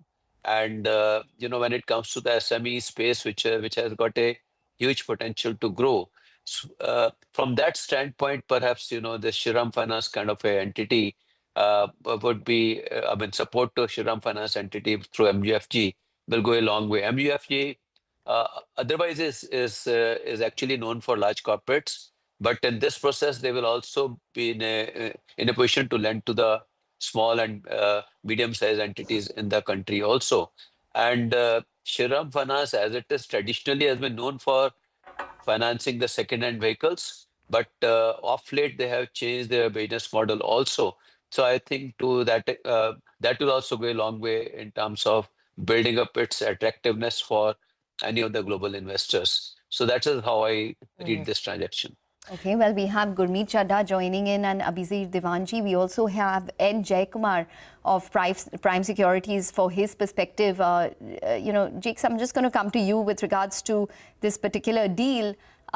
It's the largest in the financial space and gives credence again to what is taking place and what the potential is for the Indian financial services sector at this point.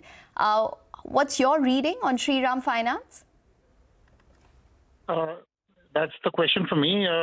Yes. Take that? Yeah. Yeah. Well, I think it's a landmark deal in every sense of the word.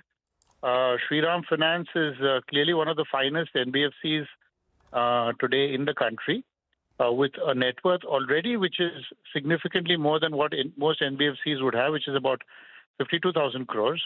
Trades at 3 times book, and including this 39,000 crores, their net worth will move up to close to 92,000 crores, which actually makes it more capitalized than several banks. In fact, even the large private sector banks aren't capitalized to this extent, other than maybe the top 4.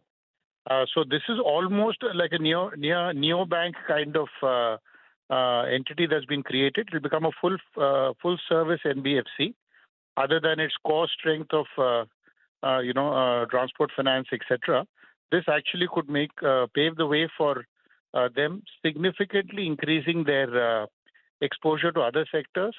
My own personal belief is that this is, like the RBL Bank deal with Emirates NBD, or with the Yes Bank deal, where the 20% stake of a Japanese, large corporation or large bank. Similarly, deals like this, there's been an earlier deal of Saman Capital in the same space. So I think this is just paving the way for large para-banking deals, which is the NBFC deals, or actually banking deals in that sense. So small private sector banks look quite ready to take on large amounts of capital from banks which are well capitalized, especially those in the Middle East, Japan, Singapore, etc. So I think this is a harbinger of many, many more deals to come. And it's certainly, a very welcome sign for the recapitalization of the Indian financial services sector. It absolutely is, Mr. Jaykumar. Let me actually bring in the regulator, former regulator, Mr. Rajeshwar Rao, former Deputy Governor of RBI, because, these deals you're talking about, Yes Bank, RBL Bank, are the ones that he signed off on. Mr. Rao, thanks for your time here. This 20% stake, it's not really accidental at all. I mean, it's large enough to be meaningful, to bringing enough capital, yet below that control threshold. Do you think, even with the changing regulatory stance, where we're seeing a lot of foreign capital come into Indian financials, this is sort of regulator designed for regulators' comfort so that it improves discipline, but it is small enough to not be the dominant one? I think, thanks, Ritu. I would largely agree with you on that, and I would echo the sentiments expressed by the earlier speakers. In my view, the proposal is a positive development, which essentially reflects the confidence the foreign investors have in the India's growth story, the growth potential in the financial sector, as well as the strength and resilience of the financial sector. So I think it is a good proposition, and so long as it's consistent with the regulatory policies, I don't think there should be any concerns of money coming in. And I think our regulatory mechanisms and supervisory oversight should be providing sufficient control to ensure that these measures achieve the desired results. Okay, Mr. Gurmeet Chadha, thanks for staying on. Your reading of the deal, the pricing, compared to say 14 days, the SEBI pricing formula of the 14-day average, that was at about 846 or so. The deal has come in at 842.5 per share. What do you make of the pricing of this deal? I think the pricing honestly is in terms of at what level they are interested in. I think this is a huge vote of confidence in not only Shriram but the overall financial sector. And this is coming at a time where India has been facing FPI outflows. So very welcome move, and I think reflects the changing stance of the regulator. Reflects the fact that this industry will become very competitive. I think larger players now will have an advantage because the cost of funds will come down incrementally. For Shriram, for example, it's about 8.8, and the incremental was about 8.1. This should have a rating implication, and the cost of funds drop. We saw some deals happening in other spaces as well. So if you have liquidity and your cost of funds go down, it becomes a huge advantage in an environment like this where economic momentum is picking up. Secondly, if you see, this now the overall deal size has crossed $10 billion. So I think, and my personal view is that what we are seeing globally now, the 10-year yields in India, our cost of borrowing will significantly come down. And you can actually see much lower levels. It typically happens when economies are at inflection point at $4-5 trillion. And this has huge implications for overall growth of the market, whether it is consumption, whether it is capex, etc. So very, very big move. And I think Shriram at 3 times book already is one of the better run NBFCs in the country. I think would further re-rate. And this will have a positive spillover to other strong NBFCs also where cost of funds are lower, whether it is Jio, whether it is Bajaj, whether it is Chola. And also in Shriram, the operational performance is improving. Their gold loan portfolio is doing well. Commercial vehicle is doing well. MSME is now coming back on track. Credit costs are under control. So great operating performance, rating upgrades, more liquidity, more growth capital augurs well for not only them but the entire sector. Okay, a re-rating is expected. In fact, Mr. Abizar Devanji is also with us from Neostrat Advisors. Just quickly, Abizar Devanji, your thoughts on how you expect this deal to change life for Shriram from here on? I mean, do you expect them to step up in segments they're already strong in CV, perhaps in MSME, more in retail? And for MUFG, what do they get out of the deal? Oh, I personally think that, everybody spoke about the great deal that this one is and the $10 billion that has come in. I think the issue is going to be, as you rightly said, Ritu, on deployment. If you have $10 billion, you have 5 lakh odd crores of funding to be placed out in the market by all these guys, including Shriram Finance. And they will have to be innovative in where they put out the money. If they say we're going to do more of the same thing, I think that's going to be a value destroyer. Because what you're going to do is you're going to create bubbles in these markets. If all of RBL's money is put into SME banking, you'll see a bubble there. If all of the 39,000 crores times 5 leverage is put into consumables and commercial vehicles, you're going to see a bubble there. And the biggest responsibility that the financial sector now holds is that if you're going to have 5 lakh crores worth of incremental credit that you're going to be putting out in the market, how responsibly you put it and how diversified you can put it, it will really matter. What the regulator has done, especially for banks, is that actually opened up the field and say that, well, you can do other lending, you can do M&A financing, you can do various other things. So I would think that everybody, each and every of those guys who got money now, will have to look at diversifying into new modes and figuring out how they're going to be financing innovatively India's growth story. And of course, the other side is that, consumption, etc. will pick up. People will take loans only if they have jobs. And they will have jobs when there is capex.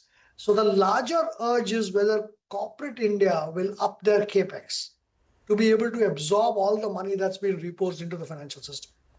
I see that as a huge challenge.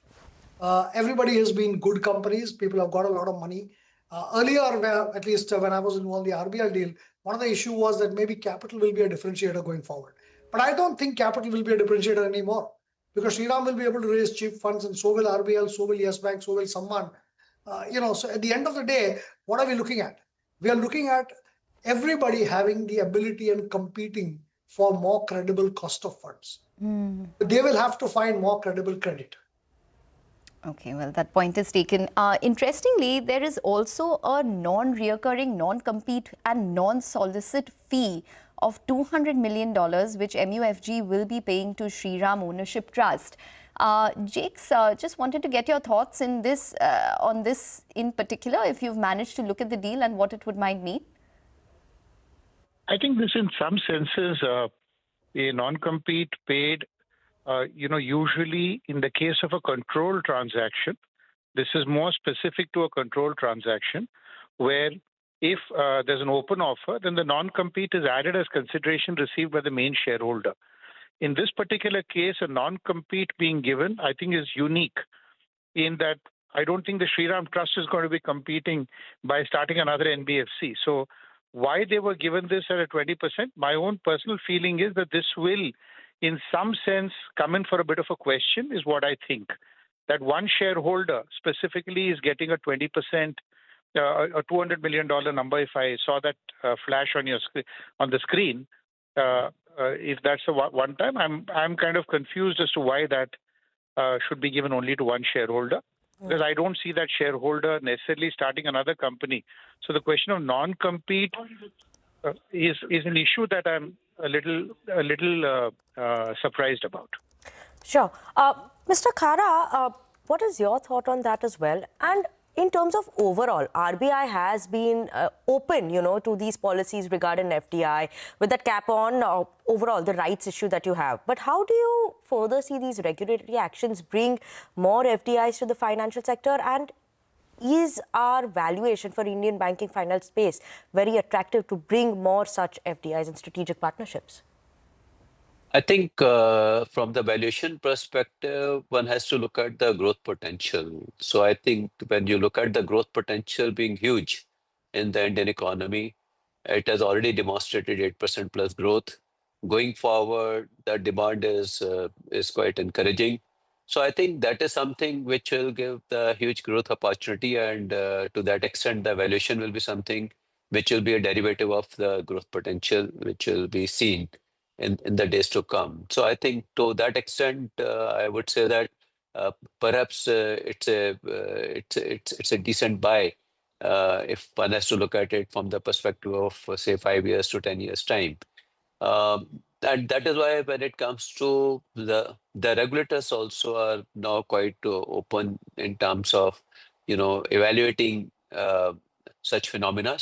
And as we have already seen that about 20% odd equity being owned by the MUFG, and also with just about 2 seats to start with, maybe with the passage of time, they will have a better hang of the company, and then they can possibly think in terms of stepping up the investment also.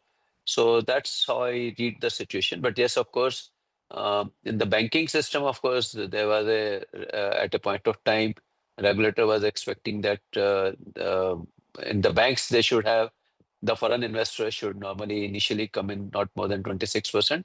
But of late, we have seen that in some specific instances, case-to-case basis, this is also being reviewed. So I would say that regulator has got very open mind when it comes to FDI, and more so when they're looking at the FDIs coming through the strategic investors, which can actually bring in value for the business model also. The regulator is quite open to evaluate such deals. Well, let me put that question then to the regulator, Mr. Khara. Mr. Rajeshwar Rao, compared to, say, 5-10 years ago, what has really changed to give the regulator this kind of comfort of allowing larger foreign capital? Is it just applying the same principles you had to now what is a stronger system? And also, by allowing this foreign capital to come in, how do you expect the competitive landscape for the NBFCs to change? I think there is a greater degree of confidence in the capabilities within the Indian financial sector. The strength and resilience, as I already mentioned, is good. So I think there is scope for foreign investments to come in. And of course, as a sector, financial sector needs to grow quite significantly in the days to come.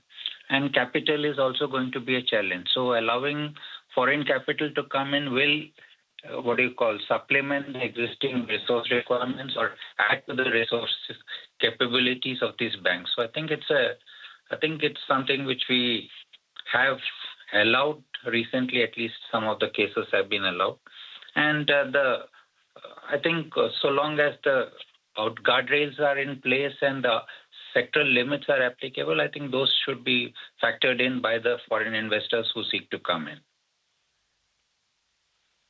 Okay, Abizar, quickly, 20% is where MUFGs come in now.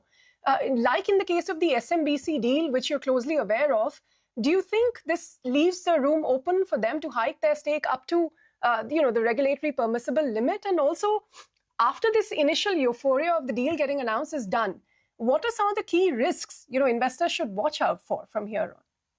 One is that, there is no regulatory risk limit rather in an NBFC. So in an NBFC, they could go up and take a controlling stake if they wish to. And I think this is like a very cautious Japanese approach to say, let me come in with an initial stake, let me feel the ground, let me wet my feet, and then I'll see whether I can up my stake going forward.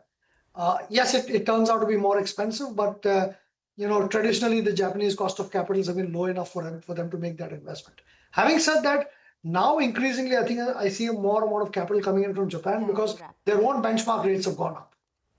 And because their own benchmark rates have gone up, very frankly, the issue is around, whether they will want to increase the stake going forward or they want to do a straight transaction.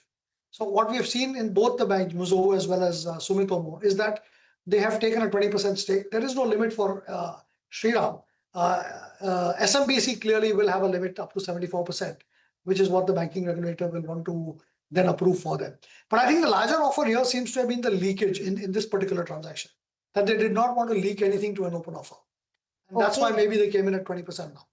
Yes, all right. Gentlemen, thank you so much for joining in today with your insights on this big deal in Shriram Finance.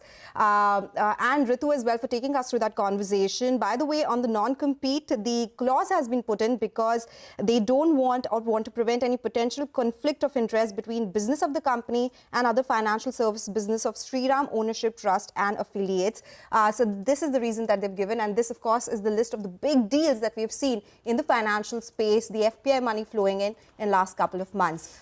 With that, we'll do one thing. We'll slip into a short break. We'll get you more on the markets and stock-specific action on the other side. Stay tuned for that.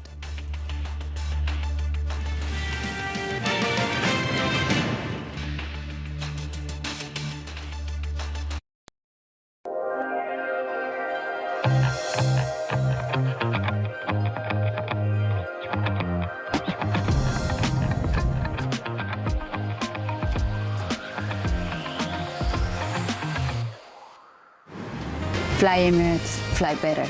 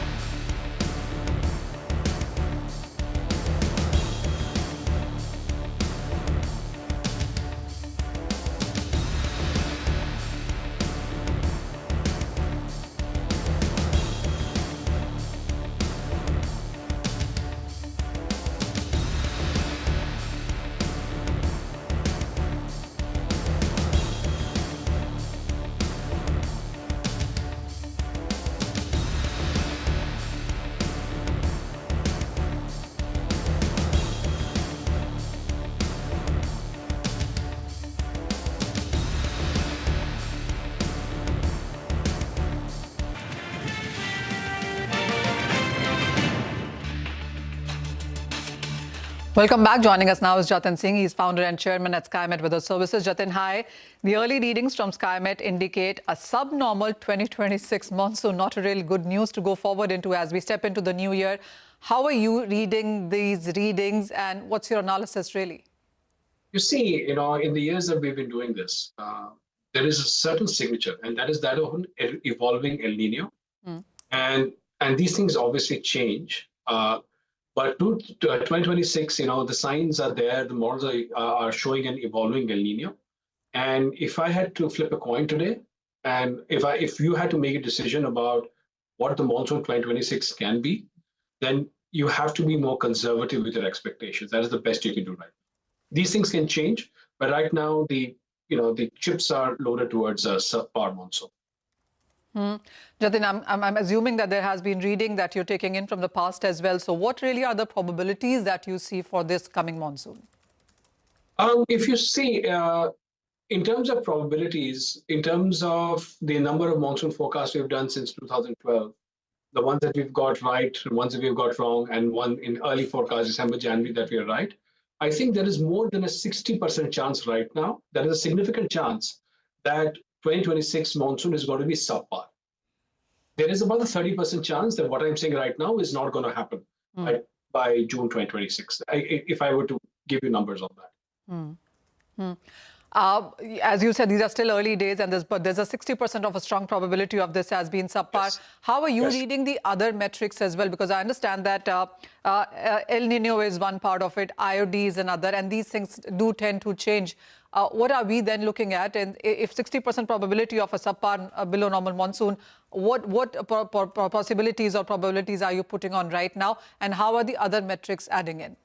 You see, there are two things that can change. The evolving El Nino does not happen. The El Nino, it collapses, and that has happened once since about 2009 that I've been watching this. It does happen. Or the IOD, like 2019, suddenly becomes overwhelmingly positive.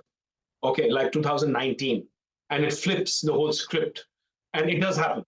But the probability of what we have seen. See, the problem here is that you need more experience as opposed to computing to solve these problems. IOD forecasts so far out are not very reliable.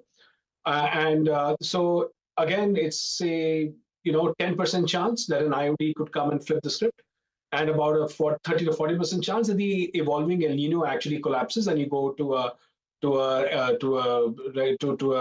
neutral monsoon condition. So it's somewhere there, but there's still a 60% chance that what we are saying right now is going to turn out. But in terms of the IOD, you'll have to see it nearer to the monsoon. IODs can be positive, overwhelmingly positive, and can completely flip it. Twice, I think this has happened, once in 2007 and once in 2019. But the current situation that we are seeing was in December 2017, where 2018 is a drought. In December 2014, when 2014 was a drought. In 2008 and 2008 and 2009, if I recall, it's in the article that I've written, where this scenario has actually worked out in that manner.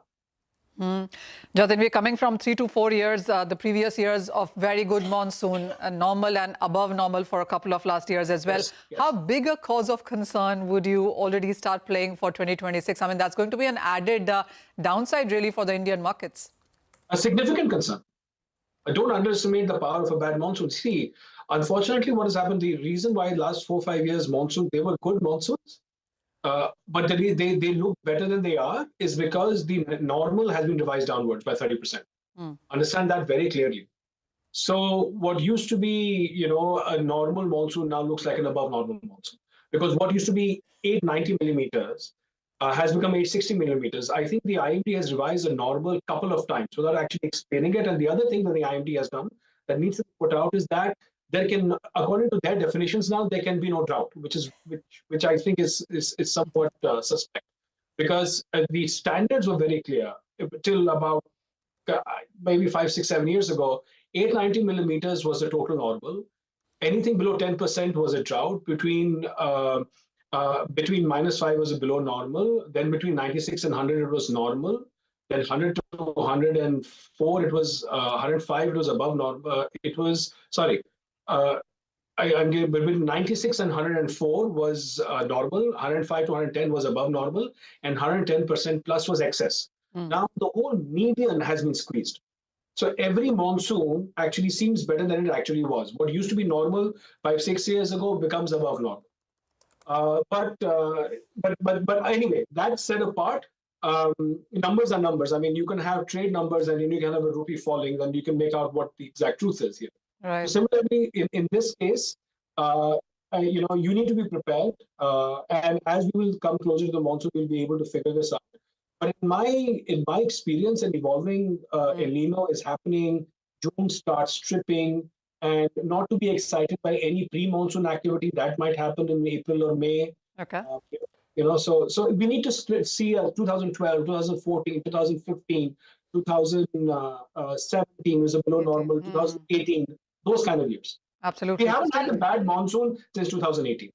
Still early days, but as Cameron is putting out, one of the more bad news perhaps is incoming. It's not going to be a great monsoon in 2026. Okay, that is what we'll keep an eye out on. But thank you so much, Jatin, as well as Manisha, for joining us today and taking us through that conversation as well. On that note, we're going to slip into a very short break. On the other side, we'll connect with the management of Quest Corp on the hiring picture for 2026 and a lot more there. Stay tuned for that conversation.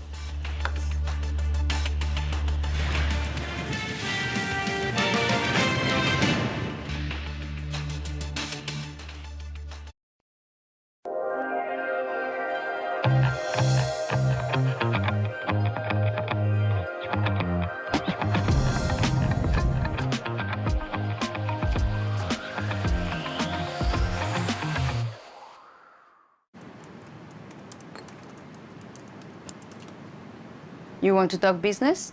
Meet me in the on-board lounge.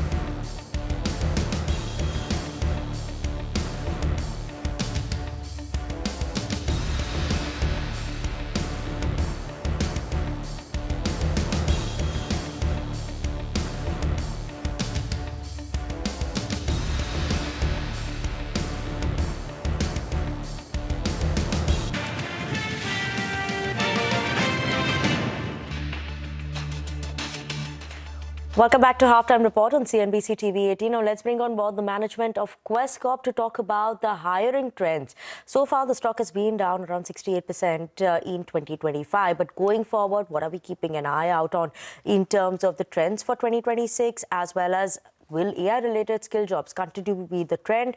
Which sectors will see a pickup in terms of hiring? We'll discuss all of that with Lohit Bhatia, CEO at Quess Corp. Lohit, like I mentioned, those three top points about hiring outlook, AI skills, as well as in terms of sector hiring. What is it that you are seeing as a trend now coming in a 2026 that one should watch out for? During this year, 2025, IT didn't do that well in terms of hiring trend. BFSI was muted. GCCs, AI skill-related jobs, that did well. 2026, what should we keep an eye out on? So first and foremost, thank you for having me today afternoon. I want to take this opportunity to, definitely wish you and all the viewers Merry Christmas, festive season, as well as a Happy New Year for 2026. This has been an extremely busy year if you really look at it. The year started with the government coming out with income tax breaks for people up to 1 lakh rupee of earning. There were 4 repo rate cuts by the RBI. This has been a year when the government launched a massive ELI scheme. And very, very recently, just around Diwali, we saw the GST 2.0, and now we've also seen the labor code. So it's been an extremely busy year, and it will continue to remain so till 31st of March. Is what we are guesstimating.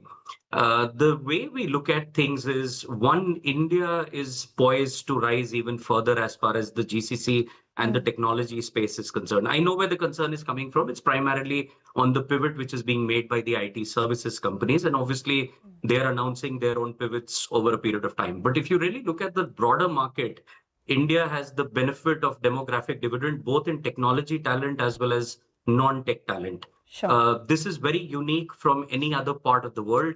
We have a cost arbitrage as well. It's no longer what it used to be 20 or 30 years ago. But when you add the demographic dividend, the technology talent which is available, the cost arbitrage, and all these benefits that I just laid out, which the government of India has been announcing this entire 2026 on these fronts, would look substantially better. Okay, all right. See, whenever you transition from one ecosystem to another, it takes some time for the economy to accept it, for the industry to make the changes, and then to make the respective investments. So as we navigate into Q4 and as we go and plan for the next financial year, our customers and we are pretty confident that the next year and the years thereafter will be pretty resilient. All right, sure. Lohit, you join us on a day where there's one of the largest transactions which has taken place in the financial services space with Shriram Finance. It's 20% valued at $4.4 billion. Just wanted to understand what the BFSI hiring trends might be, because 2025 was a bit slow. Do you think with so much money coming into the financial services place, because there are multiple deals which have taken place in the sector, that there could be incremental hiring that could take place in 2026? See, one of the reasons for muted hiring in the BFSI segment has been a regulatory headwind and a regulatory impact of, especially from the. Having said that, if you really look at BFSI industry today, we have mature banks, insurance companies, the mutual funds and the others. At the same time, we have a substantial fintech ecosystem, and we have all the downstream companies, including the NBFCs and the others as well. Today, we are, give or take, a $4 trillion economy, $5 trillion, stock exchange, stock market. But the way India is poised to grow in the next couple of years and the kind of GDP 7 to 8% that we've been clocking, it's said that in the next 5 years, we should be somewhere closer to the $7 trillion mark. So if in 78 years, the money flow in the economy is about $4 trillion, and in the next 5 years, we're talking about this money flow will go from $4 to $7 trillion, that's almost an addition of 75% more capital flowing among the users, among the consumers, among Indian industry. And this deal flow or any deal flow is just giving you an indication of things to come. The second thing which is also happening in the BFSI world is it's going beyond the top 100 cities, and the expansion is now into Bharat as well. Whether it's for credit cards, whether it's for loans and lendings, whether it is for the banking, establishment as the first time into a bank, all of this will expand the ecosystem even further. And the third point I want to add is built on India stack. Today, it's very, very easy to know your customer well, to have a new customer getting added. And that gives confidence to international investors when they look at the Indian marketplace. Okay. All right. Take that point, Lohit. That was going to be my next question, but you answered that Bharat or tier 2, tier 3 cities will also see a lot of jobs incoming from BFSI space and the other sectors as well. Thank you so much for joining in today with your thoughts on hiring trends going into 2026 as well. With that, we'll slip into a short break. When we come back, we'll get you more on the markets and stock-specific action on the other side. Stay tuned for that.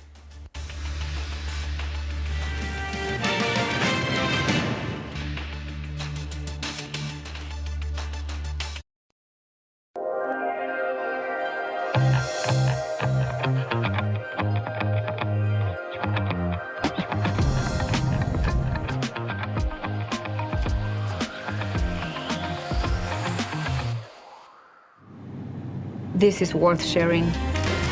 Faster Wi-Fi on the new Emirates A350.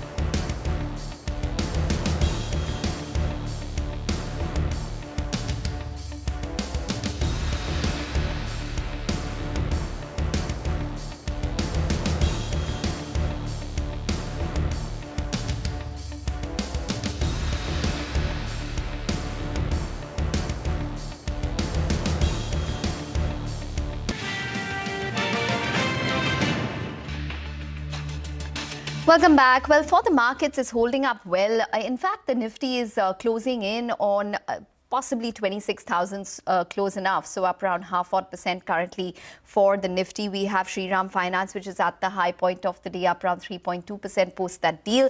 But just want to point out that the other stock in focus is Cipla, which has tied up with Pfizer for its first ever distribution or partnership with the company. Remember that both these companies, Cipla has been in the Indian market for 90 years, Pfizer for 75 years in the Indian market. So Cipla will be distributing 4 of Pfizer's brands in the Indian market. So it's a historic deal which has taken place, considering that this is the first ever partnership that both these companies have announced. Cipla in focus on account of that, up around 0.7% at this point in time.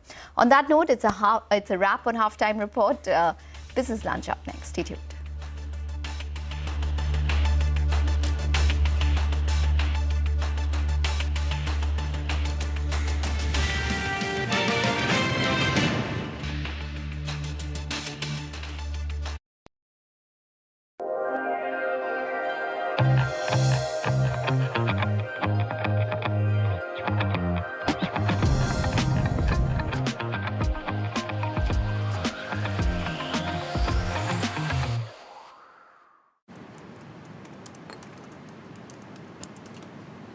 You want to talk business? Meet me in the on-board lounge.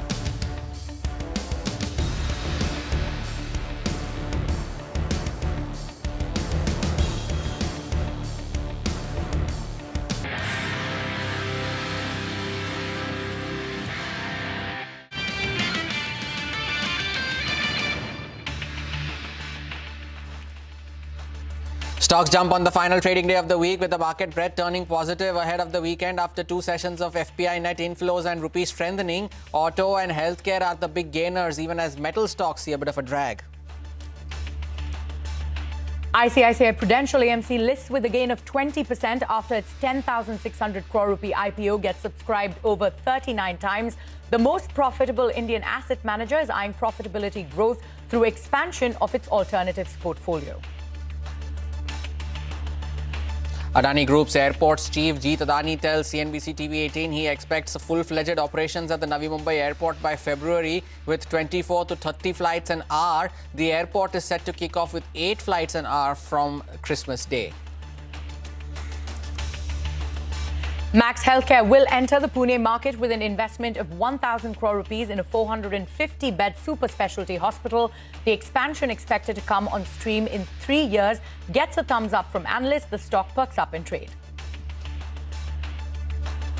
And Japan's top bank, MUFG, has inked a deal to invest nearly $4.5 billion in Shriram Finance for a 20% stake. The Japanese lender can appoint 2 directors on the board and expects the infusion to drive growth in segments like commercial vehicles and MSMEs, while also helping serve its customers in the country.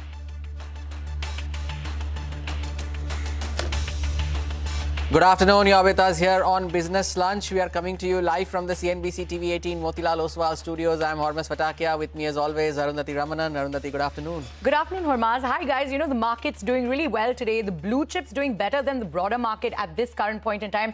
And finally, that advance decline ratio firmly in favor of the advances, right? Indeed, but we are still down for the week and still facing some resistance at that 20-day moving average, which is around about that 26,000 mark.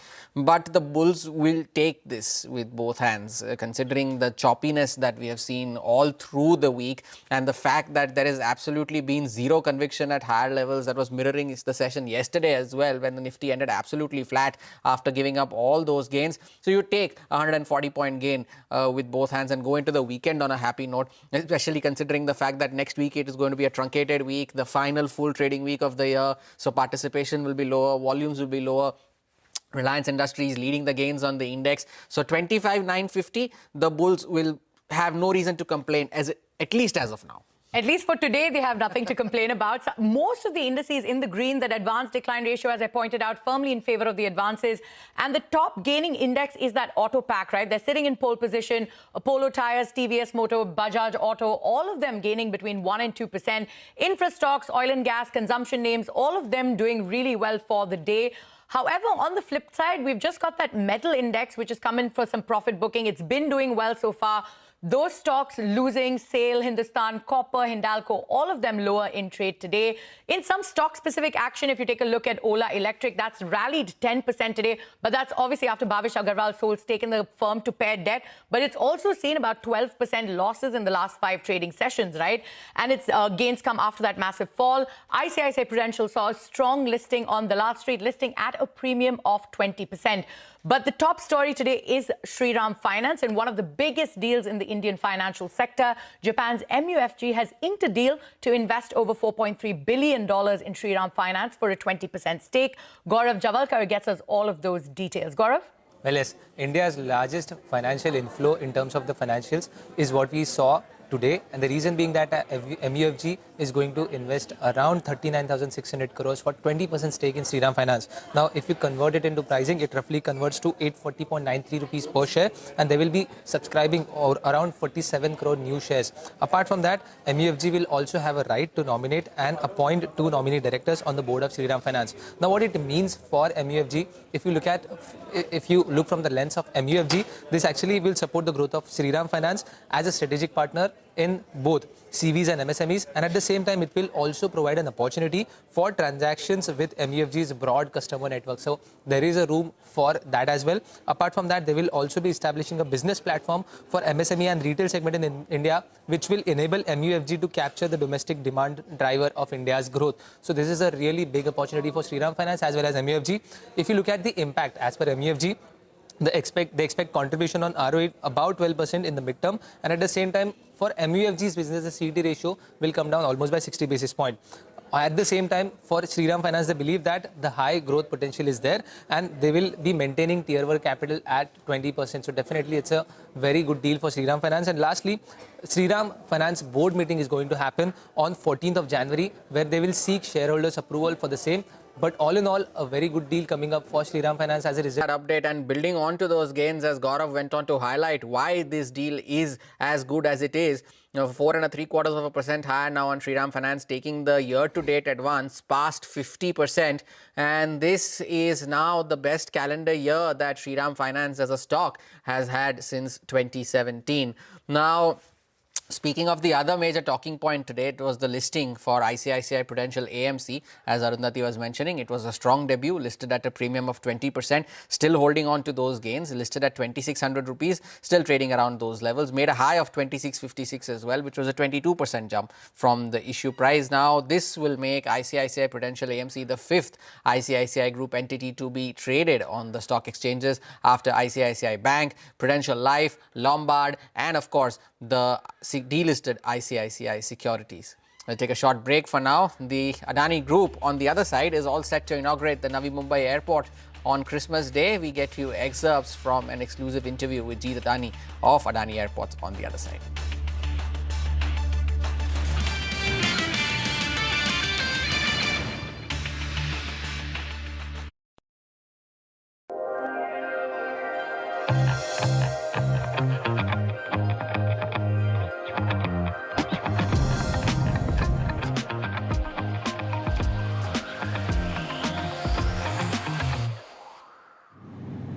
This is worth sharing. Faster Wi-Fi on the new Emirates A350.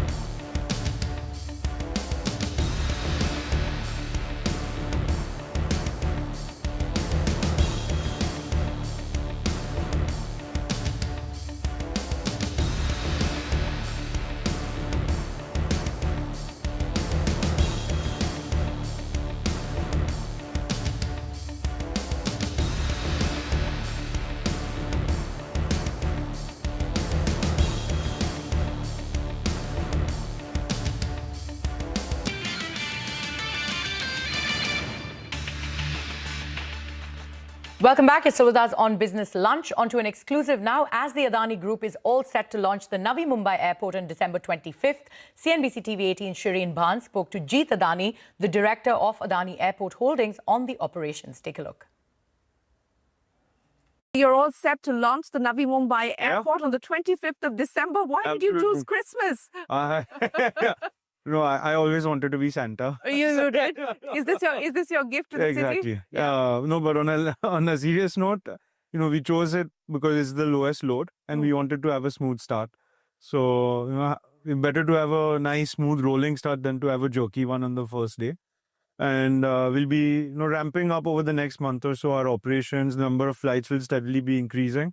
There's a few snags here or there which you can see when you walk in, which we also need to fix up over the next month, 45 days. Right. And then we'll see a full-fledged, high-intensity operation starting February onwards. Okay. So let's talk about what happens on the 25th of December. How many flights do you start with? And between December 25th and February, which is when you expect full-intensity operations, what should we expect? So we'll start with 30 flights a day, targeting about 8 flights an hour in terms of capacity, and when we go into February, that will go up to about 24 to 30 flights an hour. So what we're doing in a day, we'll be doing in an hour. Okay. Yeah.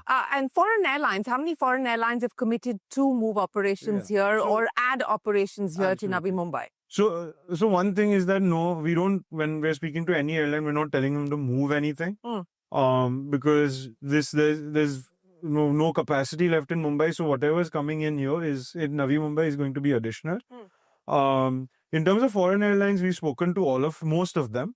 And what they're saying is that they would want to see, how the connectivity shapes up over the next 3 months. And maybe during the middle of the summer schedule or the winter schedule is when they'll start ramping up. But, we are very confident, and what we are seeing with the first inaugural partners, I would say, is that they've taken up the entire capacity that we have. Well, one of your inaugural partners, Indigo, is in trouble at this point in time. Winter schedule has to be cleared by the DGCA all over again. Is that a concern on what they had committed to you? Could that change also? So we've already spoken to them. There's been a slight change in terms of the opening schedule, but it's not a material change. Okay, not a material change. What has been the biggest challenge of getting this particular airport up and running? You've, of course, been leading the airport foray for the Adani Group since your foray into the sector in 2019. But specifically, as far as Navi Mumbai is concerned, what's been the biggest challenge? What's going to be important is the connectivity. Yes, because it took me an hour and a half from the old airport to get here. Exactly. Yeah. And on day one, the road connectivity is quite good. I wouldn't say it's perfect, but it's quite good. Over the next sort of 3 to 6 months, we're going to see the opening of the Navi Mumbai Coastal Road, or the Ulve Coastal Road. That will make the road connectivity quite perfect when it comes to the western side of the site. The metro connectivity, we are seeing the plan has already been made. Now it's going into construction shortly. So there is going to be a direct connectivity from CSMIA to NMIA. And it will also interconnect with all the major metro lines in Mumbai. Water connectivity is something that will be started shortly. eVTOLs, when they come, there's also provisioning for that. So, and suburban is already on, buses are already on. So, every form of connectivity that you can think of has to be connected on day one. 20 million annually. Yes. You hope to be able to get to that number? Next year. Next year? Yeah. So, we would end next year with a run rate of 20 million. And we'll see a full year of 20 million the year after. Across the board, even on the retail side, you will continue to control everything. Absolutely. But we work with partners. Okay. We can keep on working with partners. So in Navi Mumbai, we worked with some of the international brands as partners. We worked with Tata Click as the retail partner, Reliance Brands as one of our retail partners. So, we on the back end, we've partnered with a lot of people where we, at the end of the day, our main focus is to get the right experience for the customer. So how much retail space have you already kind of curated between the partners? I think there's one store left. There's just literally one store left, is it? And how many stores do you already have? Put together, I think 224. Okay. Don't quote me on that number, by about 200. Give or take, okay. A little over 200 is what you have. You can catch that entire conversation with Jeet Adani all day today exclusively on CNBC-TV18. We'll take a short break for now. More news and updates follow on the other side. Stay tuned.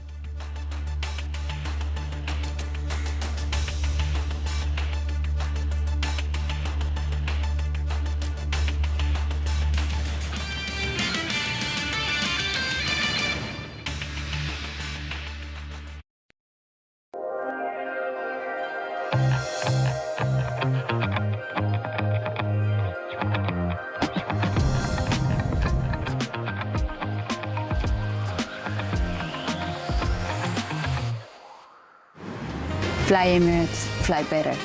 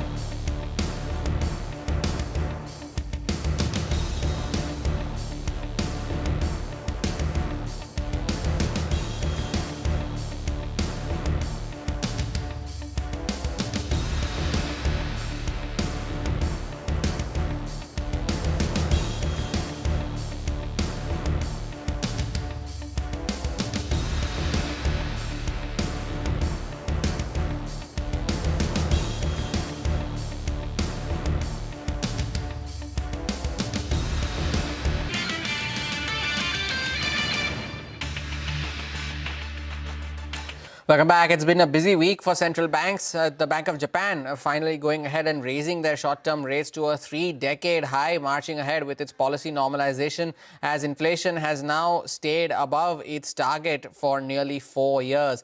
The Japanese central bank raised rates by 25 basis points to 0.75%. That is the highest level seen since 1995. And of course, in line with what the street was anticipating. The Bank of Japan said that the real interest rates are expected to remain quote-unquote significantly negative, adding that the accommodative financial conditions will continue to firmly support economic activity. Following that rate hike, the yield on the 10-year Japanese government bond breached the 2% mark for the first time since 2006. And earlier in the day, we spoke to Sonal Verma of Nomura, India, for some perspective on the Bank of Japan's latest interest rate move. Listen in. our view is, policy rates at 0.75% are still less than the sort of nominal neutral range. So if you look at the nominal neutral range for Japan, it's anywhere between 1 to 2.5%. So at 0.75%, we are not even at the lower end of the target range. So there is more normalization that is ahead. The question is the speed at which the BOJ will move and whether it will be fast enough compared to market expectations. The challenge we see in 2026 is core CPI in Japan, which was propped up because of very high rice price inflation. That will actually move down. And so core CPI we see actually moderating below 2% in 2026 and staying below 2% in 2026. So the normalization continues. We think there'll be 50 basis point additional hikes, but we think they are more likely to be delivered in 2027.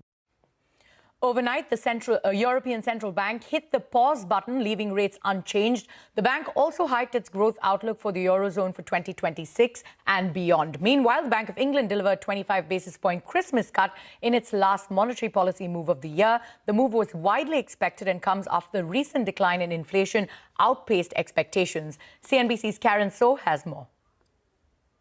It's a pre-Christmas interest rate cut from the BOE. The bank rate lowered from 4% to 3.75%, the sixth cut in this rate cycle. Crucially, who voted for lower rates has impacted the markets. Governor Andrew Bailey tipped the balance, throwing his weight behind a reduction as expected, with a total of 5 MPC members voting for a move, while 4 dissented. The market was debating the potential for 6 members to support a cut, which would have sent a dovish signal.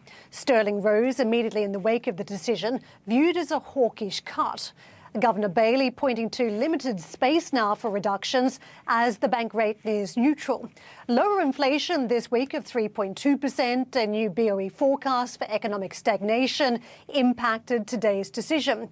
But holdouts on the MPC remain concerned about sticky inflation, still the highest of G7 economies. Meanwhile, unemployment hit 5.1% this week, but the BOE said it did not see evidence of rapid slack appearing in the labour market.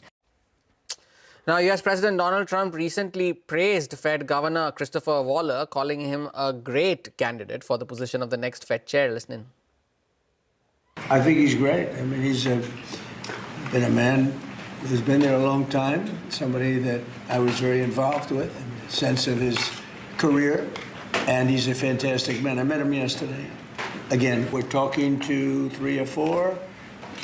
I think every one of them would be a good choice, honestly. We'll be making a decision pretty quick. Is Michelle Bowman on that list too? Are you going to interview her? She's fantastic. She's a fantastic person. Violence erupts across Bangladesh after the death of the student leader Sharif Osman Hadi. He was shot last week by masked gunmen during his campaign for the upcoming elections in Dhaka. Attacks and vandalism were reported in various parts of the country after Bangladesh's interim government's chief advisor, Mohammad Yunus, confirmed the death of the student leader in a Singapore hospital after days of treatment. Anti-India slogans were also reported to have been raised by the protesters. He was a candidate in the Bangladesh general elections scheduled for February 12th, 2026. His body will be brought to Bangladesh from Singapore later in the day. And the Nifty continues to still remain where it was, where we started off the show, still 140 points higher, still holding on to that 25,950 mark as we speak. Just a couple of stocks before we call time on the show. Grow is one such name. Since we are on the subject of new listings today, that stock has seen a very, very sharp spike just a couple of hours ago while we were on trading hour, and it has managed to hold on to those gains since then, almost 12% higher on Grow. And Lenskart is the other one. Of course, Grow got an initiation from Jefferies today with a buy rating, the price target of 180 rupees. And Lenskart too getting an initiation from Macquarie, and they were projecting a price target of 530 rupees on the stock. So that stock too 5% higher. And Lenskart, despite all the conversations around its valuations and so on, has managed to hold on above its IPO price of 402 rupees. And just one more name before we take your leave on the show is Tata Elxsi. You just pull up that name. That stock has seen a very, very sharp up move today, 7% higher on the stock, and it's been a rank underperformer from levels of over 10,000 to sub 5,000 levels, and now it's seeing this rebound in today's trade is Tata Elxsi. So 7% higher at the highest point of the day on the stock. And ICICI Prudential AMC, the new listing of the day, still holding on to gains of 20%. But in terms of trading volumes today, that has been the big talking point, and that has the bigger talk of the day, 20% higher for ICICI Prudential AMC as well. Take a leave on this edition of Business Lunch from Arundhati and me. Thank you for watching. Midcap Radar on the other side.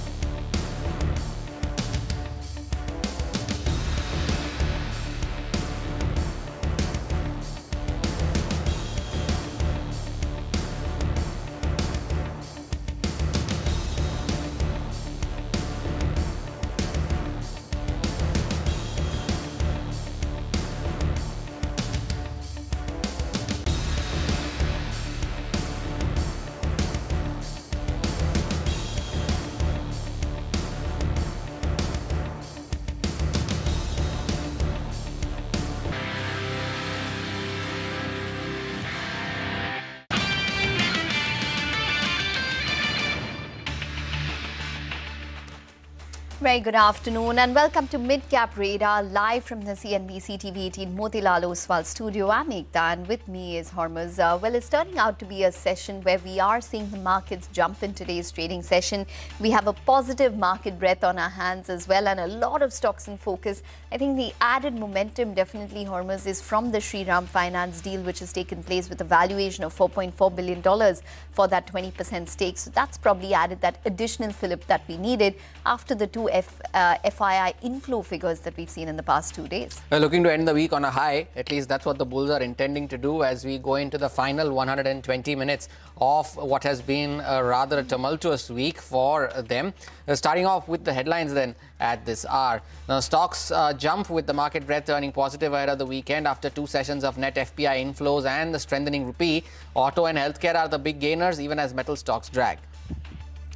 Aeroflex Industries zooms in trade as the board approves a preferential issue of 55 crore rupees and capacity expansion plans. BLS International has also gained but is slightly off the highs of the day after the company got relief from the Delhi High Court, which set aside an MEA debarment from participating in future tenders for the next 2 years. And shares of Max Health trade higher as the company announces entry into the Pune market via the acquisition of Veravada Properties. Company will set up a 450-bed super speciality hospital with an investment of over 1,000 crores.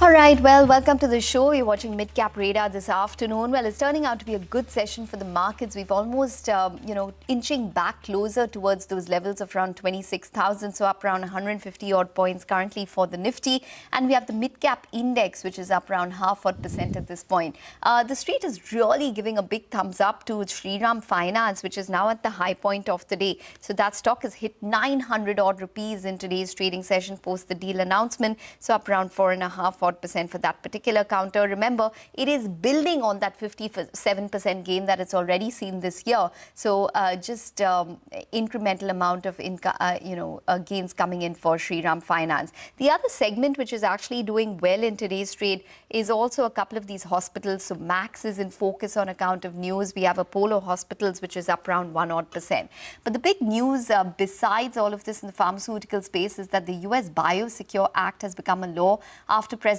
Trump signed the act. So what are the opportunities for CDMO players? I did catch up with Nandini Piramal, chairperson of Piramal Pharma, and began by asking her about the opportunities emerging for CDMO companies now. Listen in to a slice of that conversation.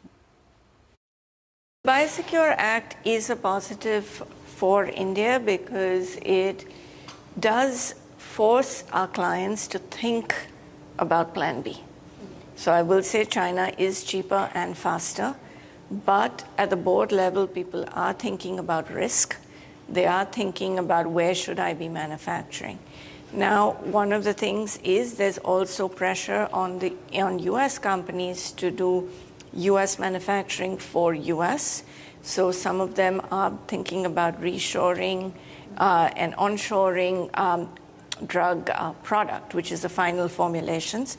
And that's actually where we've seen a very big uptick in RFPs in our Sellersville site and our Lexington site, which are both one's oral solid dose and one's sterile fill finish. But I think a lot of drug substance will continue to be made between the US and other countries, including India. And I think that's where India will have an opportunity. But I will say again that it will take time, as you said. As we have seen an uptick in RFPs, but again, that's, for those RFPs to translate into decisions and to come out in the P&L will take, I agree with you, 12 to 24 months. Okay, just a couple of points. You said China is faster and quicker in terms of, capacity. Just give us a sense in terms of the difference between a Chinese CDMO company and an Indian CDMO. So I think one is, if you look at the market cap of all the Indian CDMO companies, they'd be smaller than the largest Chinese companies. So I think that's like all of us together are very much smaller compared to China. And I think that actually is an opportunity for us because if we even move 1 to 5% of work, it'll make a big difference to, I think, each of us. And I think that's what we're going to see. I'd say, just to make it a little more quantified, like, because the way the Chinese companies are organized and the way the chemical industry is organized, we hear that a Chinese company can start a project, the same day or the next day, whereas in an Indian company, you often have to order the materials, they need to be imported, and a lot of times, our factories are not near the customs hubs. So that takes, maybe 10, 12, 15 days for us to get the materials in order to start. So I think that's just one example of just a difference. Okay, so a Chinese company can probably start a project soon enough, maybe in a couple of hours, as compared to an Indian company, which will take a couple of days. But like you mentioned, there is an opportunity here. Estimates are that the Indian CDMO market is around $7 billion. We have around 4% share. China is obviously double of that at this point. How much do you think we can grow to in terms of a size for the CDMO space? Some estimates are, say, 20 billion by 2030. I think there's a lot of opportunity. I think having the flexibility that we have to move product between the US as well as India and the UK, I think makes a really big difference. So, for example, we had a client, it does things in oncology, and we make the starting materials here and then the final finished product in the US, because that's kind of what the client wanted. Or we've got another client who's making, the US for US things in Sellersville, and then the rest of the world they're doing out of India. So I think, again, that's a really big opportunity for us, and and that's the kind of things that I'm excited about. Okay. So, for example, if a Chinese the Biosecure Act is going to possibly name some Chinese companies. Eventually, how important is it in terms of the names that they're going to take? So I think, the Biosecure Act, in a way, will be more impactful if it names some of the larger Chinese companies. If they name some of the smaller Chinese companies, that may not change the game. Okay, so the larger Chinese companies need to possibly be in the act for us to get that tangible opportunity into India. I think just one would hope. Okay. The other thing that you did mention is that, the capacity. Is the capacity the only differentiator that we have versus China, or is there any other capability where we possibly need to improve on? I think scientific capability is something that we need to continue to work on talent. We need to work with the government and with the institutes to actually get more ready scientists who can do the work, because there's opportunity. We have, I think, the raw talent. We just actually have to train them. Okay.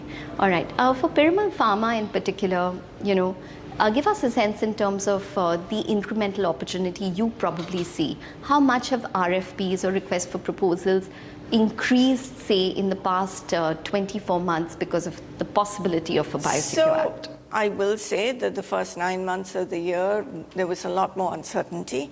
And there was what we would call a biotech slump in the US, which is the funding for biotechs was low. I think after August, I think that's improved. And therefore, since then, we've seen more biotechs get funding, both through IPOs, acquisitions, and new funding. And that's led to an increase in RFPs. But it's too early for them to make decisions, because once you get the RFP, you respond. People do take 3 to 6 months to decide.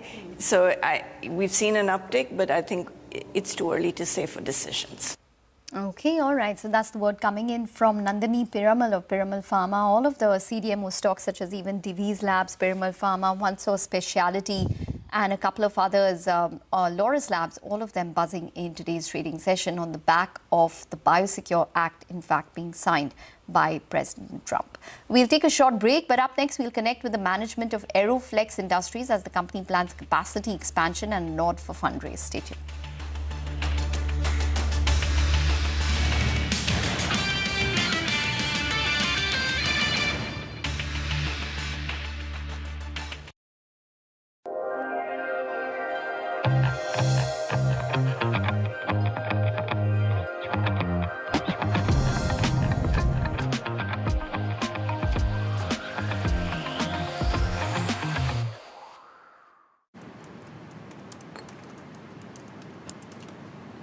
You want to talk business?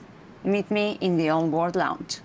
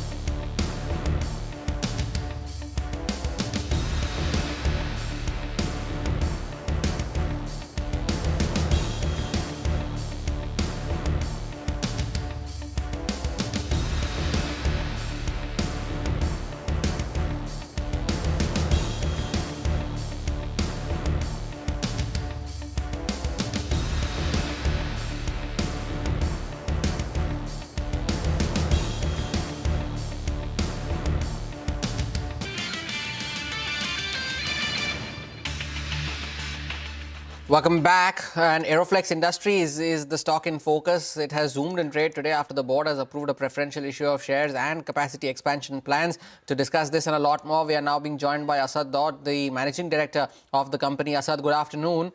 Thank you for joining in. First, tell us about your capex plans. You know, you're doing capex for liquid cooling skid for data centers. And what is the kind of demand that you're seeing, that led you to making this plan? And what is the kind of additional growth in terms of top line and margins that you're seeing once this is commissioned? So, first of all, thank you so much. So yes, indeed, we are seeing a lot of room for growth in the especially the liquid cooling space. It's a very niche space right now in India.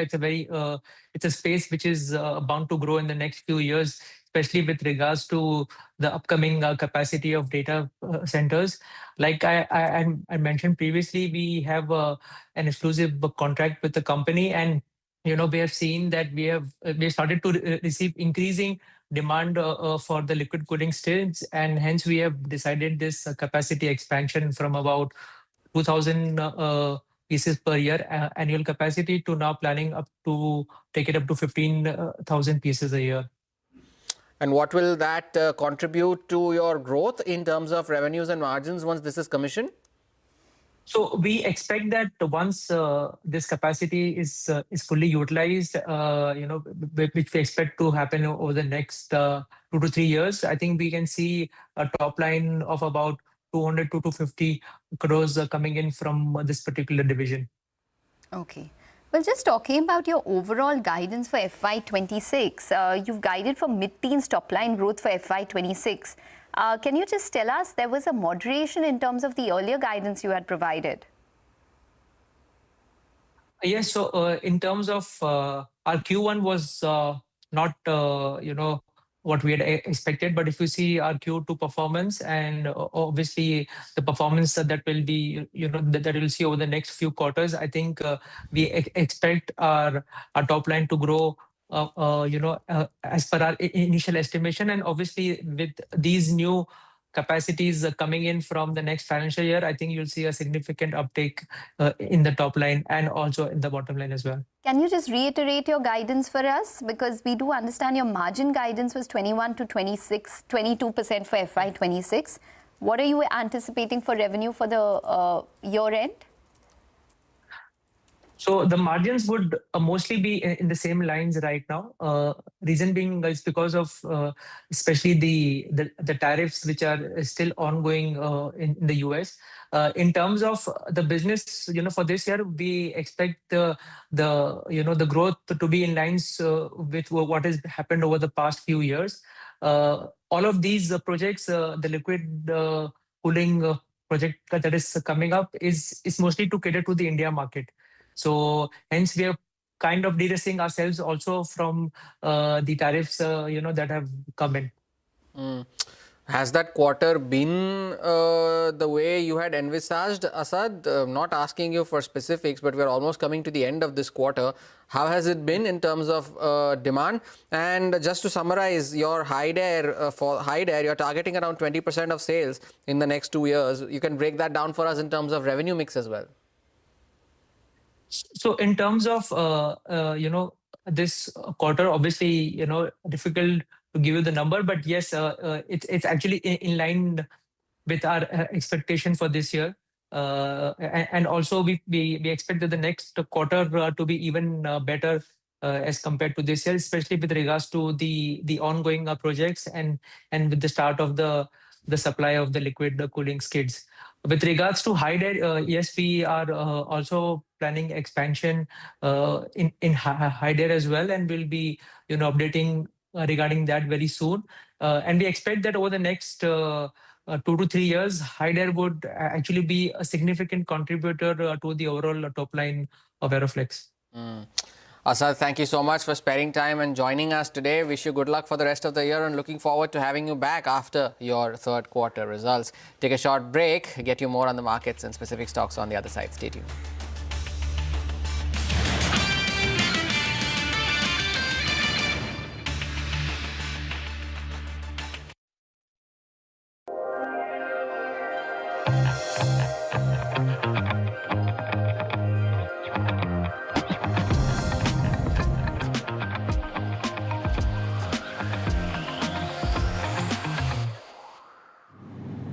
This is worth sharing.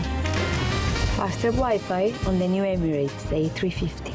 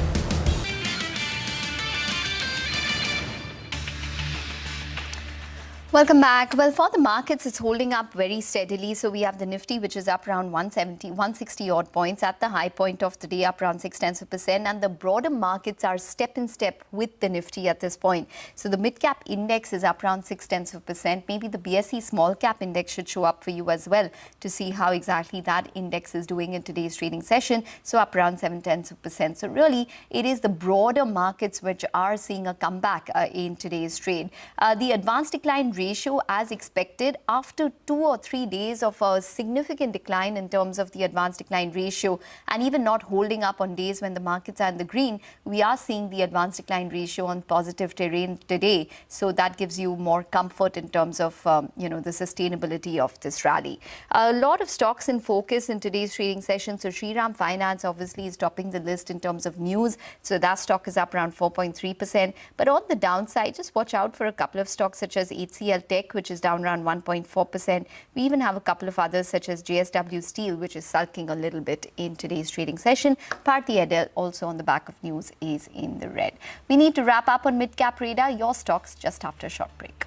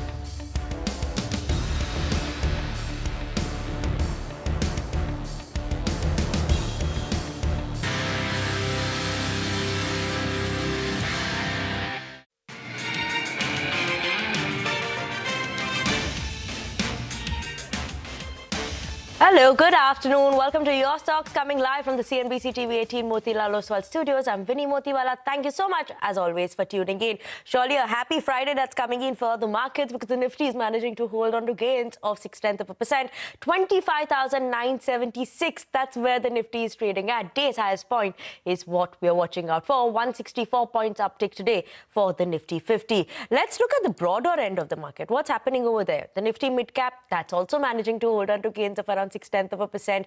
We're seeing the Nifty small cap too is holding on to gains. So overall, we're seeing good performance that's coming in from the mid and small cap side as well. On that note, let's pull up the advance decline ratio today. Clearly in the favor of advances versus decline. So that is very positive, at least for the bulls. Seems like they're coming back. We'll keep an eye out on whether this sustains. That is the key factor. Now, the gap between the advance decline ratio is quite far off. There's no intersection that is coming in, or expected at least. But last 1.5 hours straight, we'll always be keeping an eye out on that as well. Banks doing well in today's trading session. So Nifty Bank is also up 0.4%.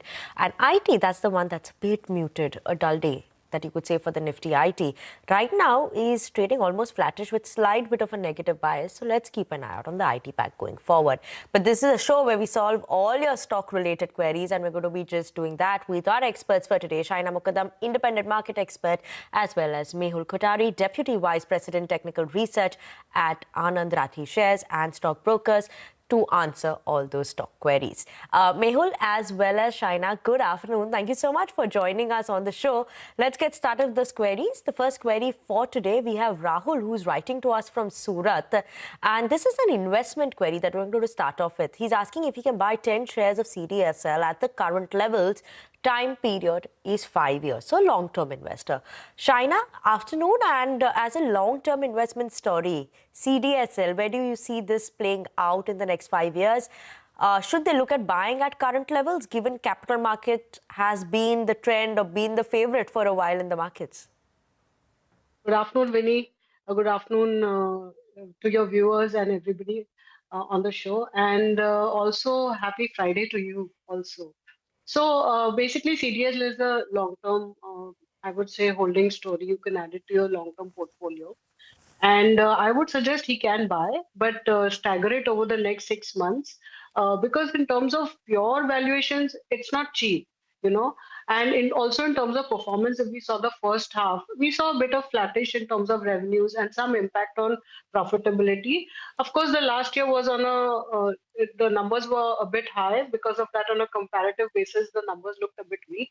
But I believe, you know, it has managed to maintain its 80% market share. And given the spate of IPOs that are taking place, as well as I think, you know, it is likely to continue. Maybe not at the same pace, but it will continue over the next couple of months also, or quarters. So you keep adding to your portfolio, add it in phases. Add it to your portfolio, add it in phases is the word on the fundamentals. Mehul, good afternoon. Thank you so much for joining us on the show. What is your thought on CDSL? Is it better to buy at this time, or should they wait out some bit more for a correction to come in before they start entering CDSL? Well, good afternoon, Vinny. Thanks for having me on the show. Our stake also is positive on CDSL. The long-term outlook remains positive, supported by increasing market participation and higher transaction volumes. But on the technical front, short-term support is placed somewhere near to 1450 to 1400 zone, and currently it is quoting somewhere near to 1500. So as long as this support remains unbreached, we feel that the stock stays in a relatively safe zone, and above 1550, once it starts trading, then there could be a possibility of strong bounce in the counter, maybe towards 1650 or 1700. So yes, as of now, one can buy the stock, but if at all they want to keep a stop loss, then 1400 can be an ideal level. Okay, so keep an eye out on those levels over there. Stop loss is also mentioned, but yes, long-term view for the stock is positive both on the technicals and the fundamental front. Now let's move on to the next query for today. This is a stock that is called Aviation Energy. Now it's not a stock that we normally talk about or track as well, but we have the query coming in from Gaurang, who's writing to us from Mumbai. He's holding 3,000 shares of Aviation Energy. This is at a price of 126 rupees. He's making a profit on this one. Should he book his profit? Should he stay invested in this one? Shaina, what's your view for Aviation Energy? It's a company with a market cap of 1,300 crores. Yeah, so it's a small cap with volatile earnings. So I would, since he's making good amount of profit, I would suggest take half your profits, book half. Remaining half you can hold with a stop loss.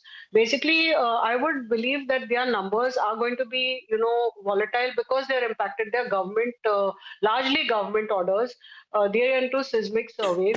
So, if you saw the numbers after a very good 24, FY24, FY25, the first half has been pretty subdued.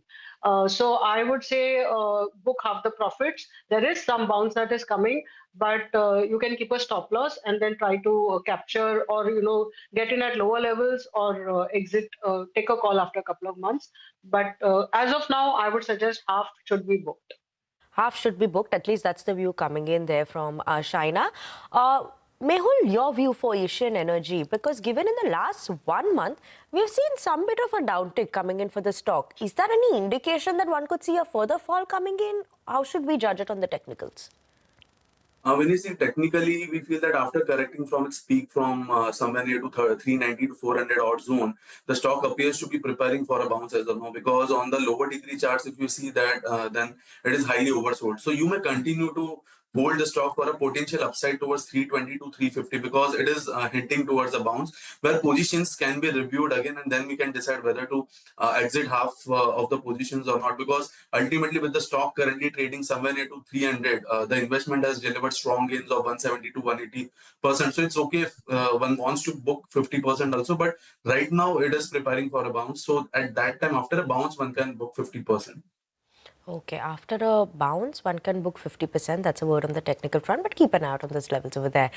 Let's move on to the next query for today. We have Dushyant Patel, who is writing to us from Surat. He's holding 100 shares of Supreme Industries. Price is 3,490 rupees per share, so making some bit of a loss on this one. Now, he's asking whether to hold or sell at current levels. What's your view for Supreme Industries, Shaina? I would suggest, since he's not making too much of a loss, it is, in my view, better to exit from Supreme Industries. We saw, while there is a small growth in revenues, the profits were weak. If you saw the last quarter, 20% down, and they are being hit by higher raw material costs. And I would believe that even if they were to grow by 12-15% over the, next couple of quarters in terms of revenue, I think profits are likely to be impacted by higher costs. So in my view, it's better to switch from Supreme Industries at current levels. Better to switch from Supreme Industries at current levels. What is your view on this one, Mehul? What should the viewer do? Hold or just sell? See, if we look at the daily oscillators like RSI and stochastic and MACD, stock appears a bit oversold on the daily chart, currently trading near 3350. We feel that a sustained move above 3400, because broader markets are participating now. So a move above 3400 could trigger a recovery, maybe towards 3700 or 3800 or maybe higher. So strategy would be, for trading perspective, continue to hold with a strict stop loss of 3150, because it seems that the trader has bought this share in near term only. So when the prices were somewhere near to 3500. So as of now, if it's a trading bet, then hold with a stop loss of 3150. Above 3400, once it start trading, then there could be a recovery towards 3800. Okay. On that note, we are going to sip into a very short break. Viewers, don't go anywhere. We're going to come back with more of your stock-related queries. And at the top of the screens, you can see the phone number as well as the email address. So keep sending us your queries and we'll keep taking them with our experts as well.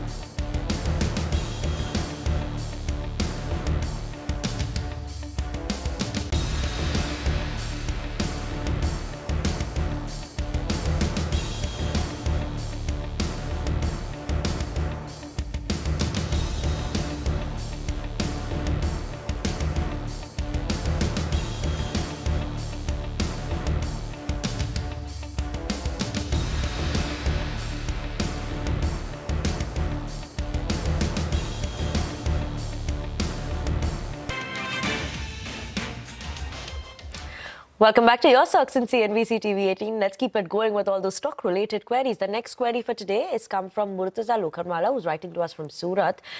He's saying that he has invested in shares of Polycab, M&M and Reliance. This was somewhere during COVID he bought it. Now he wants to know the outlook of these stocks for the long-term, next 3 to 5 year time period. Shaina, for these three stocks, what would your view be? They bought it during COVID, so I'm sure they're still making some money on this one. Should they continue to hold this for 3 to 5 years? Yeah, see, he must be making good money actually on Polycab. There, in my view, the stock, it's not very expensive, but given the fact that over the next 3 to 5 years, the competition intensity in cables is likely to increase. So that, in my view, will cap, the profit increase that these guys can do, EBITDA improvement that they can have over the medium to longer term. So I would say of the three, I would prefer M&M and Reliance, which I believe over the next 2 to 3 years have more going for them. In terms of Reliance, of course, all the three verticals are doing well. Jio, we are expecting ARPUs to go up by about 10%, and they're already doing well. The listing is likely on the cards in a couple of quarters. You have retail, which is EBITDA positive and growing well. O2C business is also, I believe, if you look at a 3-year perspective, the growth in terms of the renewable energy is going to be pretty strong and drive the business over the next 3 years. So I would prefer a Reliance. M&M, of course, we've seen the stock having run up a lot. There could be some bit of consolidation, but they saw the November numbers, very strong growth, both in terms of tractors as well as in terms of their PVs. So I would believe that, M&M over the next 3 years, the guidance of the management being pretty strong should also give you a decent return if you're holding it for the 3 to 5 year period. So I would prefer these two over Polycab as of today. As of today, you would say hold M&M and Reliance and maybe book out profits out of Polycab then? Partly book out profits, because he must be making a good amount of money on that also. Yes, true. Mehul, your view coming in. Polycab, M&M and Reliance, they have invested in this already, making profits here since they've invested since COVID. 3 to 5 year view. When you see technically all the three charts are looking really good, because if we ask fundamentally also, all three are somewhat kind of leaders in their respective field. If we talk about M&M and Reliance, they both have been outperformer. If we talk about from the Nifty 50 bunch of stocks, and they might continue to do well, because if Reliance has a great cup and handle formation, a breakout also is on the line, so it can do well. M&M also is on the verge of a breakout. It is trading near all-time high, so it might do well. Polycab has a lot to catch up, because recently it corrected from 8,000 odd levels. So we feel that there is a bounce in Polycab, which might be witnessed in a couple of weeks. So all the three stocks are hold as of now from technical perspective also. Okay, all three are hold from the technical perspective also right now. Let's move on to the next query for today. This is coming from Manish Raju, who's writing to us from Chennai. It's an investment query asking, what is the best entry level for Tata Motors PV? Shaina, Tata Motors PV, is that something you're looking at right now? Well, I think it is likely to do pretty well over the next 2 to 3 years. There also, if you saw the numbers, November numbers for their sales, PV sales was pretty strong actually. I would say that, yeah, the price of 350 is decent, but this is also one stock you should actually space yourself out and buy it over a period of time. Let the stock settle actually in terms of, since it's a, relisted recently, let it settle. In fact, both for CV as well as PV, the same recommendation holds. Let the stock settle, and then you could buy them with a 3 to 5 year view. Okay, let them settle and then look to buy it with a 3 to 5 year view. Mehul, an entry level maybe that one should watch out for Tata Motors PV? When you see currently Tata Motors is passenger vehicle is trading near 350 odd levels.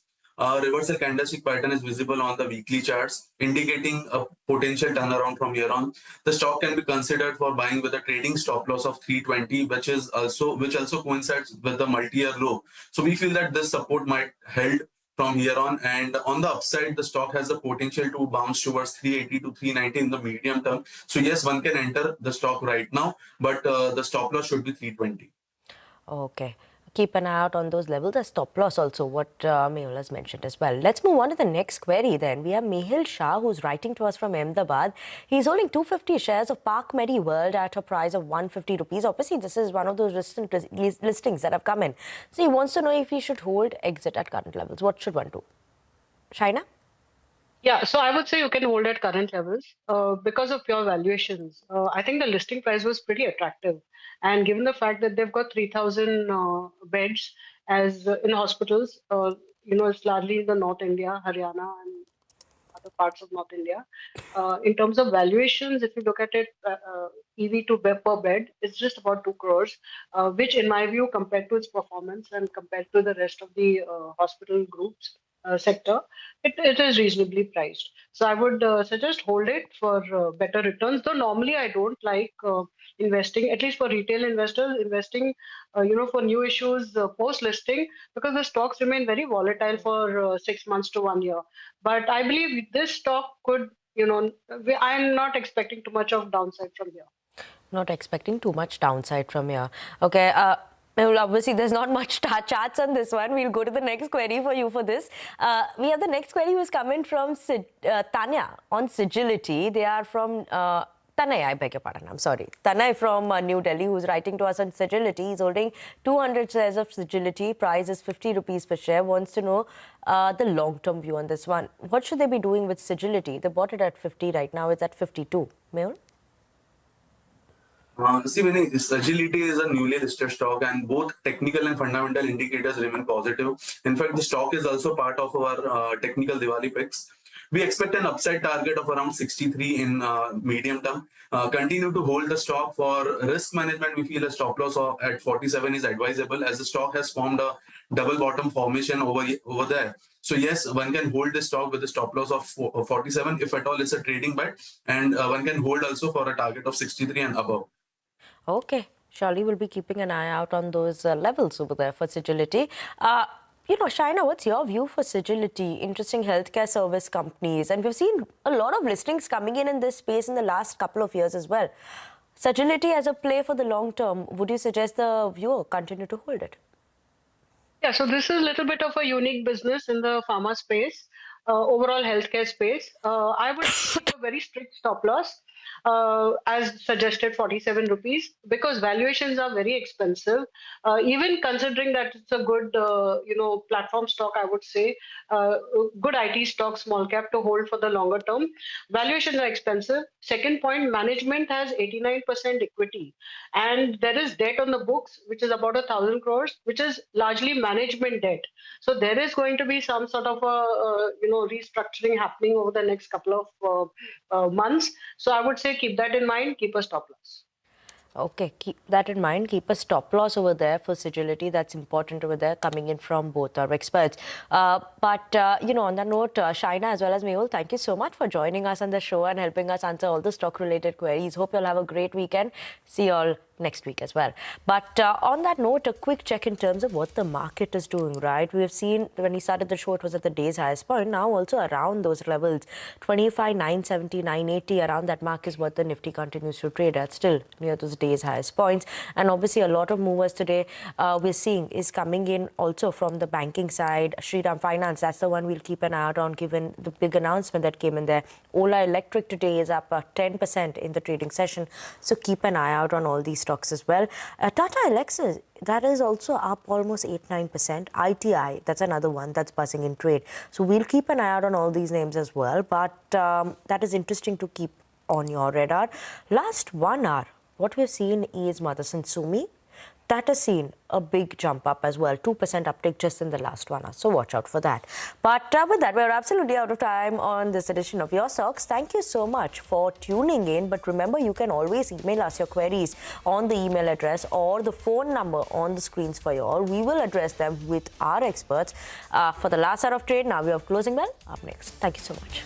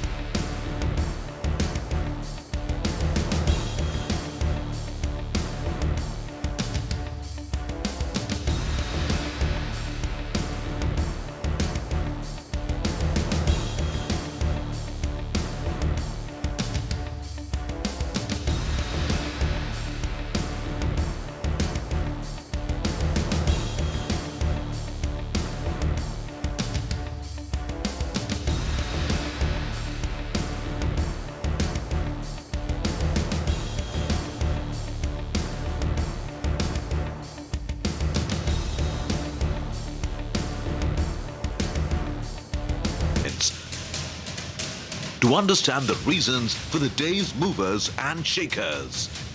And get your portfolio ready for tomorrow.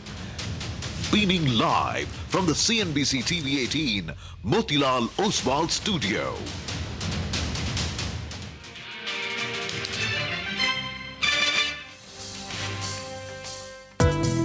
The Japanese index, that's holding on to gains of almost 0.9%. The market is still in a very, very narrow range.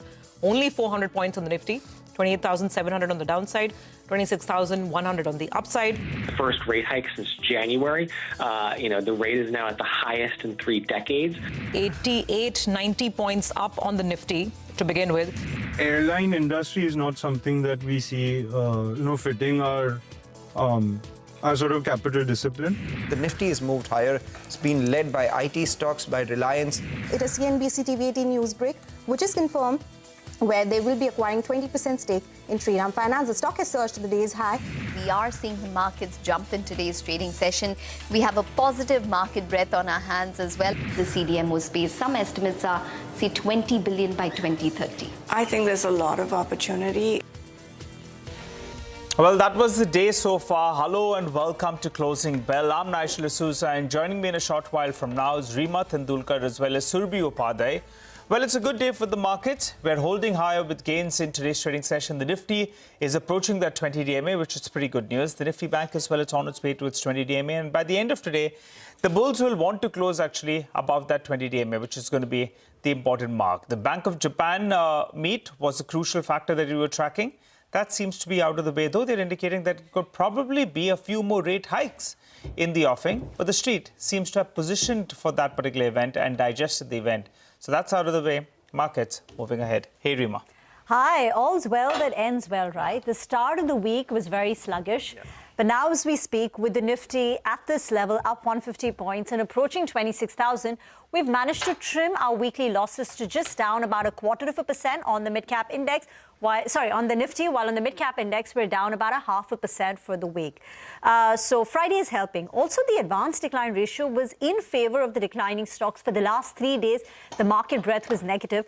But today, midcaps are outperforming. The Midcap index is up 400 points, up 0.7%. And the advanced decline ratio is also positive. So that too is helping. And then you've got so many high flyers. So ICICI Pru AMC on the back of the strong debut. Shriram Finance, the deal of FY25, largest ever FDI, $4.5 billion coming in. And Shriram Finance, after the run-up it's had, has added on another 4%. And it's pretty much holding on to that. As I said, all's well that ends well. Deals galore, and the BFSI space in India is buzzing like never before. I mean, so much money pouring in, right? But overall, like you guys have been saying, it's been a good week. The Nifty, not quite back at 26,000, but well, practically there. So the range is intact. The range is not getting broken on the downside. That's a short point. And it's been looking good. The mid-cap market also participating in a fairly decent way. We'll tell you more about today's movers and shakers as we go along. So here's the lineup on the show today. It's been a session of strong gains. Bringing that much-needed relief to investors. The market right now maintaining its position close to the highs of the day. The Nifty close to the 26,000 mark. Broader markets participating in line. The big story of the day, of course, is Japan's top bank, MUFG, inking that deal. And it's worth over $4.3 billion to pick up a 20% stake in Shriram Finance. We'll tell you all about it, what it means for Shriram and what it means for investors. Then a sector spotlight, we're putting it on pharma. A lot of pharma stocks buzzing around today. President Trump has signed the Biosecure Act. This implies accelerated growth, perhaps for the CDMO players here in India. More on this as we go along. And then today it's been a good listing for ICICI Prudential AMC. India's second largest asset manager makes a strong debut. It's holding on to gains of almost 20%. We'll tell you more about this issue. Now, moving on, Grow is another stock in focus. It's reacting very, very well to a Jefferies note. Jefferies very, very bullish on Grow. We'll tell you why as we go along. So plenty coming up. Let's get started with the trades then for the last hour. Mitesh is joining in. Mitesh, good afternoon. Good day, actually. Any index calls right now, or are you sticking with stocks? Good afternoon, Surbhi. I think, index, the idea is that, we've been highlighting this, that it's a range market and therefore buying towards lower end of the range should happen, which is around 25,800, 750. So that was, I think, yesterday. Today, I don't think it's a good idea to take an index long position because, again, you're somewhere in the middle of the range. So, your risk reward doesn't give you a good outcome. But yeah, on stock side, I think KEI Industries is something, which is on the day's high. It's given a good price and volume action breakout today. So buy here with a stop at about 41.80 and a target of around 43.55, 60 can be looked at. And the other one is Britannia. It had a breakout couple of days back, 2 days of pullback, and again, signaling continuation. So that's a buy as well. Keep a stop below 60.50. Look for targets of around 60.200. Got that. We'll come back to you and revisit those trades and get some more ideas. For now, let's talk about the biggest deal, one of the biggest deals in Indian financial sector. Japan's MUFG has inked a deal to invest about $4.3 billion in Shriram Finance for a 20% stake. Gaurav is now joining in with the details. Gaurav, the markets knew this was coming. Since October, the stock has been rallying. And yet, seldom do we see, it's always buy the news, buy the rumor, sell the news. But in this case, after the deal contours are known, we've seen the stock move up another 4%. So fill us in with the nuances of the deal and your own take. Well, yes, if you look at the deal, it is actually the largest FDI flow that the Indian financials have ever seen. Because if you look at the structure, they are going to invest 39,620 crores for 20% stake, which translates roughly into 840.9 rupee per share. Now, if you look at the stock price, even at that moment when the deal was announced, it was at around 860. So it was a very small amount of discount that was given to the deal, given that it is a 20% stake that they are looking for. Apart from that, if you look at the synergies, they are really going to be helpful for Shriram Finance going ahead, because first is that MUFG said that the rationale behind this investment was to support the growth of Shriram Finance as a strategic partner. Second is that they're also going to provide opportunities for transaction with MUFG's broad customer network. So another network of customers is something that they're unlocking with this deal. Other than that, they're also going to establish a platform for MSME loans through MUFG portfolio as well as Shriram portfolio. If you look at Shriram portfolio, it is MSME is the third largest segment that they cater in terms of AUM. And apart from that, for second quarter at least, it was the fastest growing segment for Shriram Finance. If you look at the impact, it is also going to be positive. In fact, MUFG said that high growth potential is that something that they are penciling in. And lastly, coming to the valuation, even if you look at the deal value and the valuation right now, it is still lower than its closest peer, which is Cholamandalam Investment. In fact, the deal, if you consider the deal value, it happened at 1.9 times price to book versus Cholamandalam, which trades at around 4.1 times price to book if you compare the FY27 earnings. So definitely there was another upside that they were looking for. Lastly, if you look at some other aspects as well, the cost of fund is a key thing to watch out for because it is likely to come down, and I'll tell you why. Basically, Shriram Finance did not need any capital. They had 20% capital adequacy ratio. With this new fresh capital coming in, first is that the cost of funds will go down. Second is that because there is a strategic investor which is coming in, there is a case of a credit re-rating which will further bring down the cost of fund for the company. So definitely, all in all, it can boost the ROAs once entire capital is deployed. And at the same time, it will also help Shriram Finance to grow. Remember, they are targeting 17% growth at this moment, but we may see some increase in the growth target as well. We will be watching out and waiting for how management is going to comment. But as a result, if you look at the stock performance, market has taken it in a very positive way. As we speak, the stock is up more than 3%. Absolutely. Gaurav, just to clarify, and I think this is one of the announcements in the press release as well, right? So MUFG will remain a shareholder, a public shareholder. That's correct. They're not really strategic in terms of any business synergies, nothing of the sort. They just bring the capital, it goes and shores up the CET1 ratio that you mentioned, but they remain investors. That's about it for now. So at the same time, MUFG in their presentation also said that they will be helping Shriram Finance and they will be looking this deal as a strategic partner, and they will establish a business platform in MSME and retail segment in India. So that is also something that the kind of synergy that they are bringing in along with the capital that they're giving to Shriram Finance. So there will be some synergy and maybe some work together, at least in MSME and in retail, the two segments where MUFG is interested. Got that. Thanks very much for explaining the deal contours to us. Now, this is a huge amount of money that's come in, probably one of the largest pieces of FDI that the sector has seen.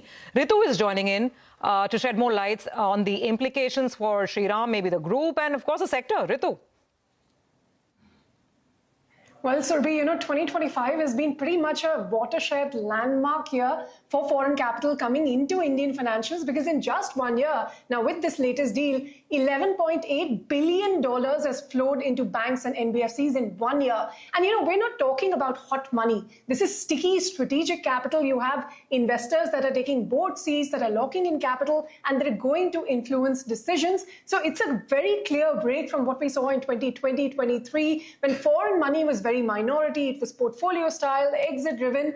What has also been very interesting, the trend that we've been seeing and what we call as a Japan wave, so to speak, because, we've seen a whole host of Japanese capital come into India. In fact, out of this $11.8 billion, almost $6.8 billion or so is from the region alone. You have MUFG putting in about $4.4 billion for Shriram Finance, SMBC, again, that was close to $1.9 billion for Yes Bank, and Mizuho Securities buying a majority stake in Avendus Capital. But back to Shriram, it is a watershed moment, 39,620 crores, largest foreign investor ever in Indian financial services. And this is important because this is pure growth capital. It is not any rescue money. And, it's pairing a high growth NBFC with a global banking giant. And that gives MUFG some real strategic influence, not just a financial stake. Because remember, foreign banks in India have been not so successful. This perhaps gives MUFG more of a leg up. 2025 also, in fact, it was a clear shift from minority stake to control and operational influence. If you broaden the horizon, the Emirates NBD deal of 60% takeover of RBL Bank is the first time you have a foreign bank taking over outright control. IHC's investment in Samman Capital, again, promoter level intent. SMBC, now the largest foreign shareholder in Yes Bank. And, with it, if you see, the regulation is also changing. RBI is now allowing high-quality foreign investors into banks and NBFCs. For banks, remember, there is a strategic cap of 15% for foreign investors. And on a case-to-case basis, RBI does approve higher stakes. For NBFCs, there's no formal foreign ownership cap. So that perhaps makes them the preferred gateway for some of this foreign money to come in. But put together, 2025 is going to stand out as the year that global capital went all in on Indian financials. And it came from everywhere. It was pouring in from the West. It was pouring in from the East. The West Asia investors and the Japs, they have really made their presence felt in the Indian financial landscape. Ritu, thank you very much for that. Very helpful context over there. Let's take the conversation forward with Dharmesh Kant, who's joining us from Chola Securities. Dharmesh, what to say? Well, the deals happened. The thing is, I think the market knew this was coming. Shriram Finance has rallied a good 50-55% this year already. What do you think of the synergies? And do you think this still offers valuation comfort for one of the cheapest NBFCs, right, in India? Does it still offer the comfort to make a fresh entry now? Yeah, good afternoon, Survi. Thanks for having me for the show. So from the time, Shriram Finance was to be included into the Nifty, it has seen multiple re-rating continuing. And the road ahead is also likely to be a re-rating road for this NBFC. But the reason being why it was valued, cheap earlier was it has a growth rate was not as high as, say, Bajaj Finance or the other larger competitor, which was into mid-20s, whereas this company was growing at 12 to 15%. And the ROEs was low. It was 15% kind of an ROE, where the other two are giving you in excess of 20% kind of an ROE. With this cheaper capital coming in, as has been explained right now, that this ROEs, because of the lower cost of fund, is going to improve. What is significant about Shriram Finance is because it was solely concentrated into a single business segment, and that was vehicle finance. It has been looking forward to diversifying. I know they have been hiring big time in the wealth management piece. And with retail and MSME again coming into the play with this investment coming into play, and they going ahead with that kind of synergy. We have to wait for the clarity, but this will definitely entail multiple re-rating, and at the same time, far larger competition for the larger players. So I think still it's cheap. Around 2 times price to book it is trading as of now with this kind of a price action. It can go to 3.5 to 4 times price to book in line with their larger competitors like Bajaj Finance and the other players in the market. So, but yes, if you are asking me whether this is a good time to enter for a fresh investment, I think the answer is yes. One has to be patient. It can have some profit taking playing out in a couple of days, but likely to give you a significant price appreciation in 2026 as well, as the sum of parts of the other business verticals which will come into play, their valuation gets discounted for. What else is a good level, Dharmesh, to enter in? We usually, tell you the stock and ask your view on it, but this time it's open-ended. Yeah, I mean, you are asking about Shriram Finance whether investors should enter at current levels. That you think. Shriram Finance, you said that, it's attractive over the longer term. You may see declines. Use that to get in. But any other stock that you like at this juncture? Yeah, Rima, definitely. I mean, for 2026, I have a contra theme to play out for, and that is, I think, IndusInd Bank offers a very good opportunity to enter at current levels. Since again, the valuation comfort is huge out there. The other stock being Tata Motors Passenger Vehicle, TMPV. I think the problem of that software thing is through now, and the JLR sales are likely to pick up going forward with lower interest rate design. Now even UK has cut the interest rate, so that is going to help them. And the third is from the defense basket, that is HL. So last year the HL went flat. I think 2026 again, as execution picks up and the order book has already swelled, you can have a good long runway out there. So these are the three contra price action wise themes where valuation comfort is there. We are playing out for 2026. Okay, all right, Dharmesh. By the way, just pull up a few stocks actually from the broader markets. Precision Camshaft, I think we should get that stock up for you on the screen. It suddenly spurted close to around 15%. Another one you should pull up is DCX Systems. Just pull up that stock. No, these are all stocks that have come off drastically from the recent high. And they, in fact, are almost at circuit. Maybe some kind of propping up towards the end of the year. I'm not sure about that. But a couple of these names actually from the broader markets are flying away. And today, in fact, the advanced decline ratio is very, very heartening. 2,000 stocks are actually advancing, seeing that number after a while. Well, pharma counters, in fact, are buzzing today, especially the CDMO names in focus. This after the US President Donald Trump signed the National Defense Authorization Act into a law which includes the Biosecure Act. The likes of Divi's and Syngene are Macquarie's radar. Let's go across to Ekta. She's joining to give us details of that report. Ekta?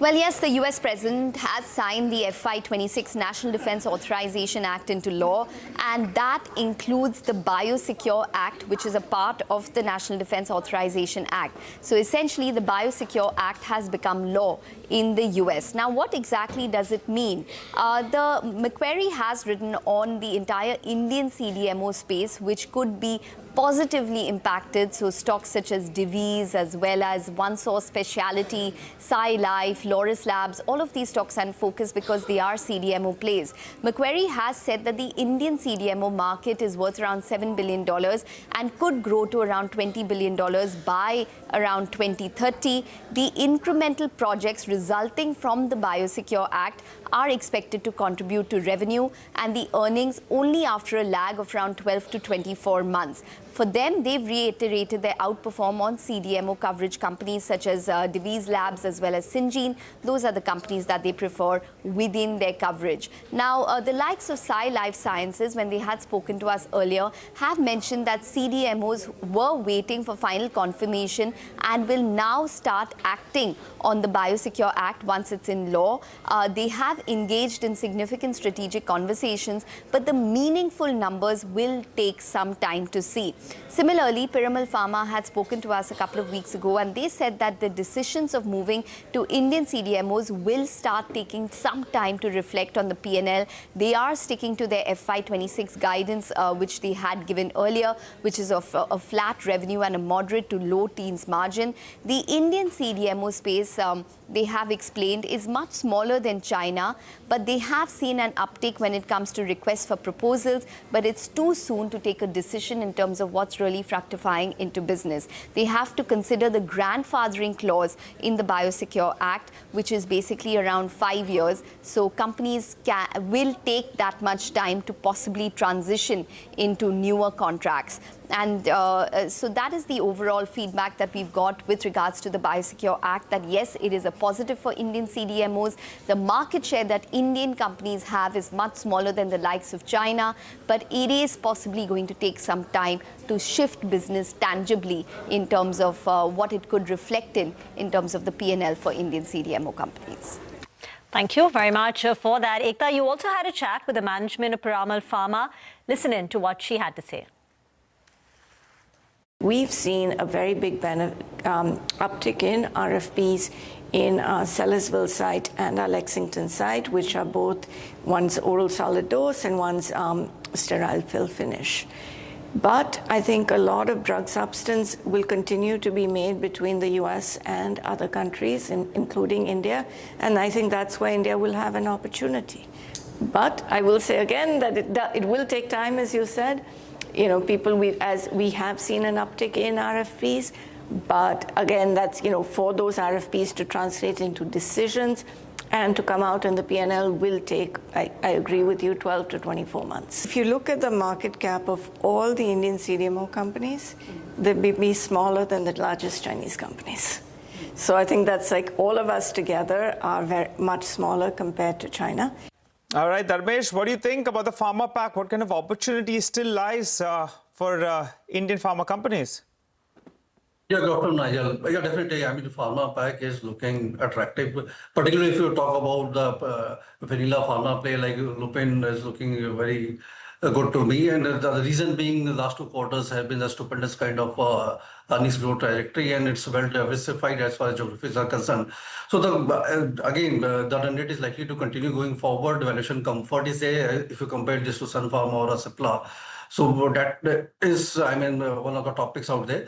CDMO space has been doing pretty well. It's like a GCC for the pharma space.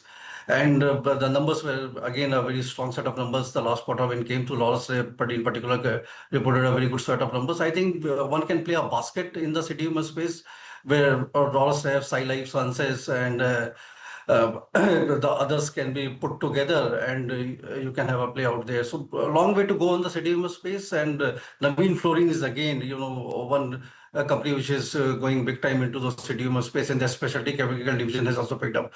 So these are the companies which are looking attractive. Pharma space looks pretty good, and currency tailwind is already helping them out. By the way, in Midcap IT, Tata Elxsi is up 8.5% now, and pretty large volumes. Tata Elxsi has been an underperformer year to date. It's down 20% because the company's growth rate slowed down.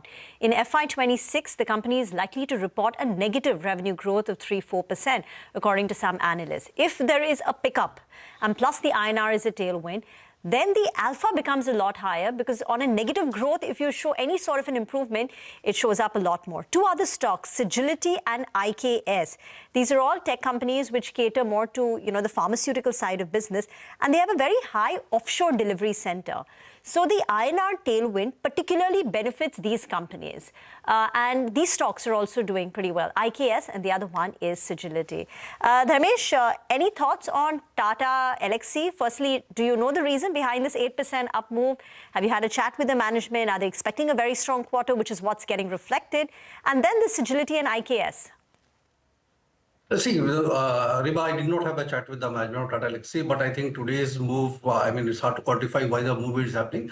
But there's a news flow where the Kavach new rollout, where they have tied up with a new company, and that's a 50,000 crore kind of an opportunity for the entire marketplace. And Tata Elxsi, being the first mover out there, it's likely to gain a lot. And the thing is that if you, for 1 kilometer kind of a Kavach 4.0 rollout, you would be gaining around 50-60 lakh rupees, and if for locomotives it is 70 to 80 lakh rupees. So it can be a sizable play for that. As far as auto segment is concerned, automobile, nothing, I mean, to my mind, be it Tata Elxsi or, you know, Tata Technology or KPIT Technology, and nothing has come up where you can see a traction in the auto space, whether it is EV or ICE picking up, and then the, you know, business can get re-rated at current levels. So we will wait for Q3 and Q4 for the numbers for these companies to see, and the management committees going forward to take a further call whether to get invested or not. Sagility, and as far as the IKS is concerned, I think it's more to do with the news flow today of this bill getting passed, and they are like high tensions are not there, and currency tailwind is playing out. Nothing more there. Okay, all right. I think from this mid-cap tech, you like a company Orient Pro, if I remember correctly. Yeah, yes. Okay, all right, Dharmesh, appreciate you joining in. Thanks a lot. Birthday week, so I guess you'll have some celebrations into the weekend as well. Have a good one, Dharmesh. Well, we'll slip into a short break, come back, continue to focus on markets as well as on stock-specific action.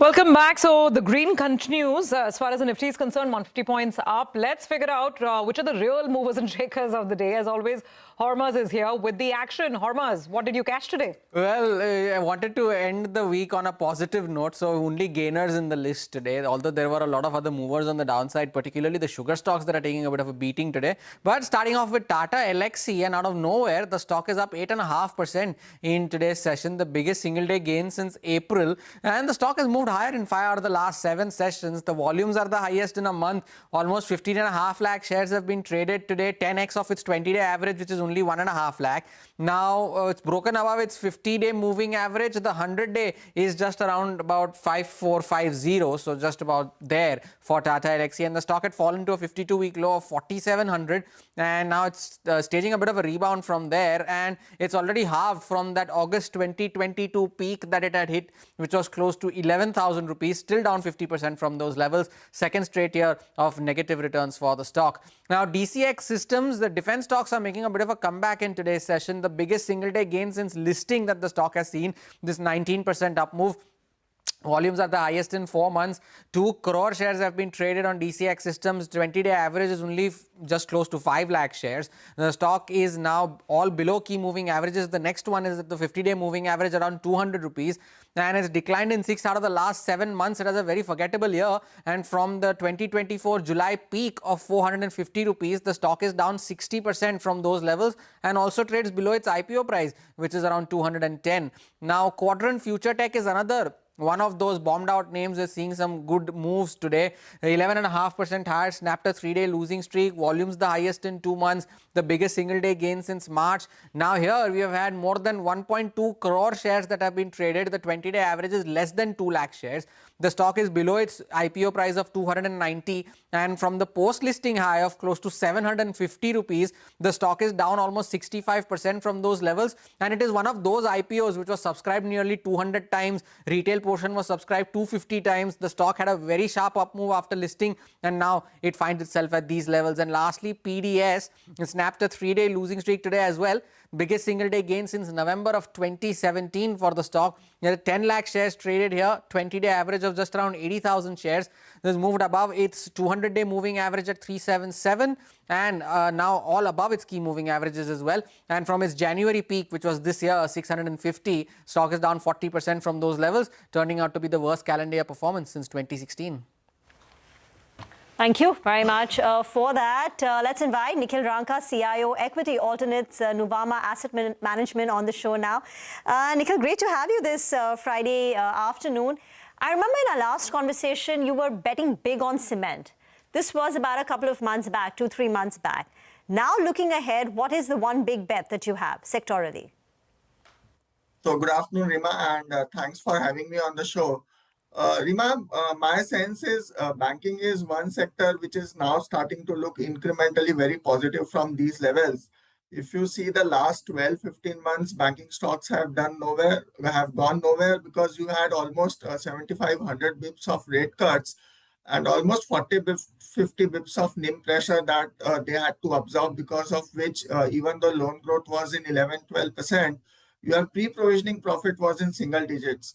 My sense is Q4 should be the bottom of NIMs for all the banking stocks, and given the fact that deposits typically are in that average tenure of 12 to 14 months, a lot of deposits will also come for repricing in Q4 in that sense. So therefore, we will have a strong uptick in NIMs in my sense Q1 onwards for a lot of private sector banks. And if you look at valuations for most of the private sector banks, things are now below 2 times price to book, which had rarely been the case if you see the history of the last 3-4 years in that sense. So my sense is that from here on, banking should perform well. We should expect 12 to 15% upside in a lot of private sector banks from here on. All right. Nikhil, just recently, I think Citi put out a note where they were they were referring to Axis Bank, and they said that the NIM bottoming out has gotten extended by another 2 quarters. And the stock reacted adversely. It was down 4-5%. Right. So, Rima, if you look at it, 40% of the books for most of the banks is linked to repo. The 25 bips repo rate cut that happened would ideally mean that there will be 10 to 12 bips of NIM compression. But the point is, a lot of banks are saying that a lot of deposits will come up for repricing in Q4. And therefore, there will be some balancing that will happen in terms of, NIMs not seeing that sort of downturn is my sense. And in any case, Q1 onwards, you will start to see some uptick in NIMs. And fortunately, we've not seen deterioration in credit cycle this time around. So credit cost will still be well behaved for most of the banks. Specifically, if you look for Axis, we are at close to 825 rupees of book for FY28, which would mean 1.4 times valuation. So my sense is at this price, a lot of bad news is already there in the prices. With a 12 to 15 month horizon, we could potentially be looking at the stock trading closer to 1.8 times price to book. Okay, all right. Hi, Nikhil. Good afternoon and good to see you in. I recall a couple of months ago, you were talking about the Nifty, moving towards all-time highs. And that's precisely what's happened. With the 12-month time horizon, what do you think? What does the Nifty deliver in terms of returns in 2026? And since you normally don't stop short of, giving us a couple of names, give us a couple of ideas, two stock ideas. I think Biocon is something you've liked in the past. Fill us in with two stock ideas. So levels on the Nifty and two stock ideas. Yeah, so Nigel, if you look at it, in 3 months, we will start rolling over to FY28 earnings for Nifty. If you look at the consensus, we are today at close to 1280, 1290 rupees of EPS for Nifty in FY27, and FY28 would look somewhere between 1425 to 1450. If you give 20 times multiple to that, the Nifty's fair value 12 months down the line should be somewhere between 28,500 to 29,000. So my sense is from here on, the risk reward on the index is starting to look extremely good. We have seen the worst of everything. Trade deal has got postponed. We've seen close to 3 lakh crores of FI selling in the last 12 months in secondary markets. And in spite of that, the broader markets have been very well behaved. So my sense is the worst case downside on the Nifty for the time being looks to be closer to 25,500. And with a 12-month horizon, you should have a 10% upside, which will translate somewhere closer to 28,500 levels on Nifty. I would not like to take specific names of companies, but broadly, I think that given the fact that we have Jio IPO, which is there for the first half of next calendar year, there should be some excitement around the telecom names. It's been 4 or 5 quarters since we had the last 20% tariff hike in telecom. And my sense is just before the IPO, we could have one more round of 20% tariff hike in telecom stocks, which should keep those stocks buzzing. For Jio, the company in the AGM had said it should happen, I think, somewhere in the middle of next year, the first half of next fiscal year. So middle of calendar year is what the street was anticipating. But they were waiting for the SEBI norms to bring down the minimum promoter offer for sale. Sale has to be 2.5%. There is that SEBI proposal because, the Jio IPO is going to be so large. So what Jio is waiting for is the final guideline from the government coming through that now the promoters can go ahead with the IPO by selling only at 2.5%. But I think as of now, from the chatter, the timeline, what the company shared in the AGM is still very much intact, which is the middle of next year. Okay, so that's as far as Jio is concerned. Nikhil, so, finally, if we were to ask you, what is the biggest theme for 2026? Now, I don't know if it's going to be a dark horse, or if it's going to be more of the same, some of the names that you already took.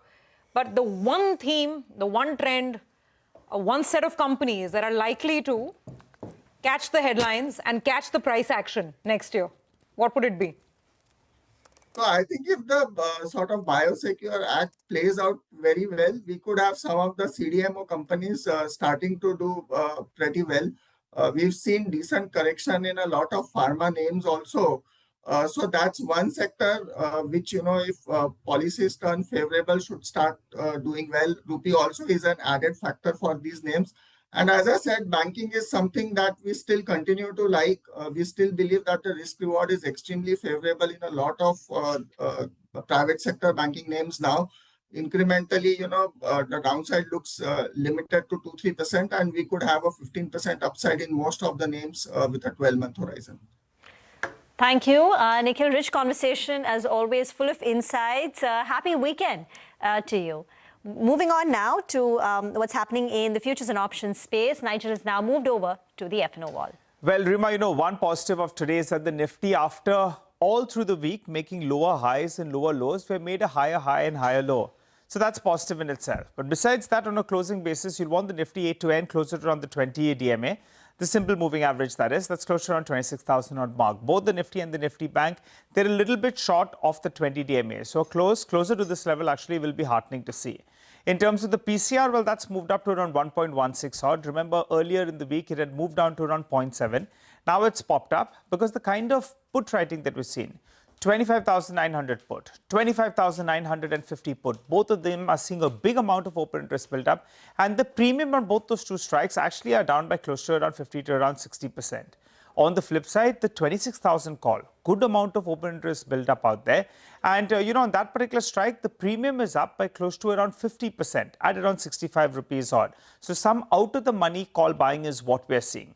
We talk about the Nifty Bank as well, getting to the 20 DMA. But the one that's actually been doing the heavy lifting has been Reliance Industries. That's like an index by itself. There's a good amount of buying we're seeing out there. And that stock, in fact, is trading above the 20 DMA. So that stock has been the one that's actually been leading the way and holding one end up. Individual stocks on the stock futures side, you have seen some fresh buying on Shriram Finance, which is the stock of the day post that deal. Massive open interest built up on that one. And it's that sort of a day where short covering is taking place on individual counters. Sona BLW, the stock did come off from the recent peak. That's come in for a bit of a short covering bounce. Kfin Technologies, another stock that's come off drastically from the recent highs. Well, that one as well has come in for a bit of a short squeeze in trade today. Well, there is some signs of fresh shorting on Chola. The stock actually is lower and the open interest has popped up. As I said earlier this week as well, the FI net short positions had moved to around 92%. Giving bulls some kind of hope that we'll see some bit of a short squeeze. It appears part of that is actually taking place in today's trading session. Okay, so that's the F&O side of the market, and the Qs are picking up over there, looking really good. Now look at the Midcap index, 1% up, and the Nifty itself is still pretty much where it was about half an hour back. Mitesh is with us for some final calls. Mitesh, it's all about individual stocks, and some are really spiking now. Final trades?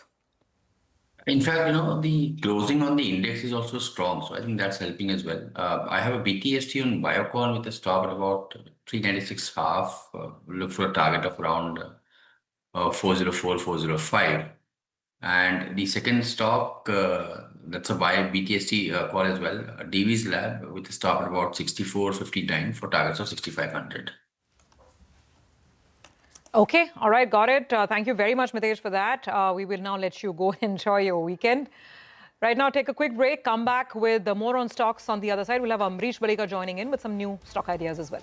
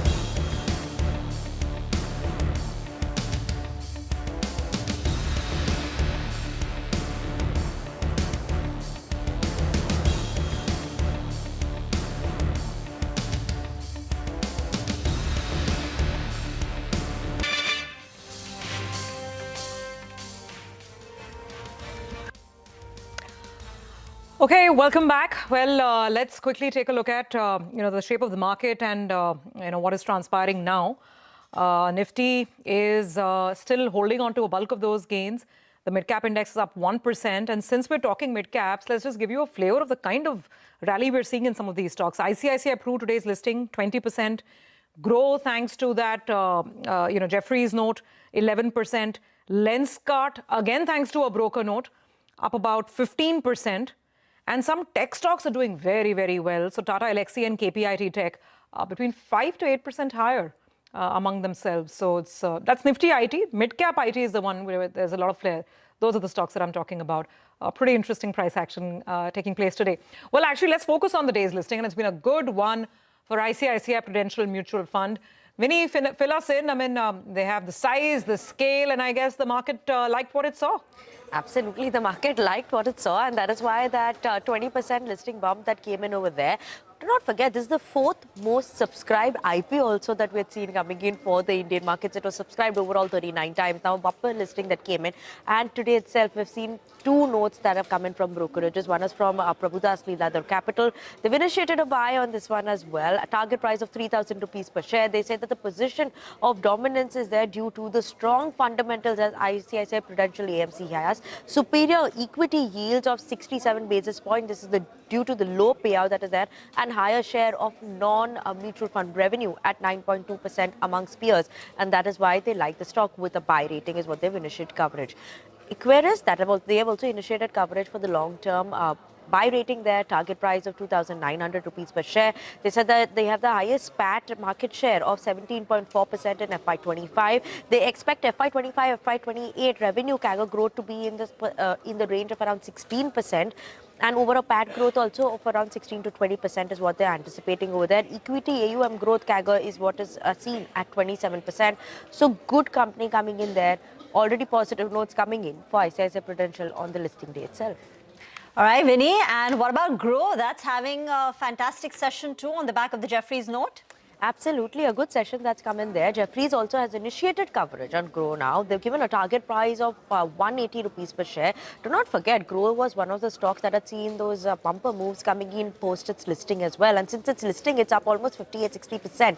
So that is interesting to keep an eye out on. Now, Grow is obviously the largest broker in India with respect to whether active clients. And this is despite them starting the business in FY21.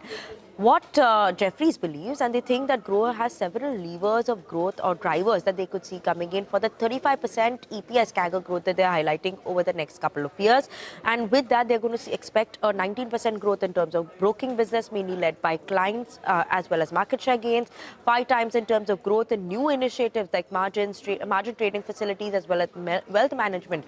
Those will be the levers of growth, as well as 700 basis point margin expansion is something that they're saying will be a driver for the company going forward, and that is why today Grow is also buzzing in trade.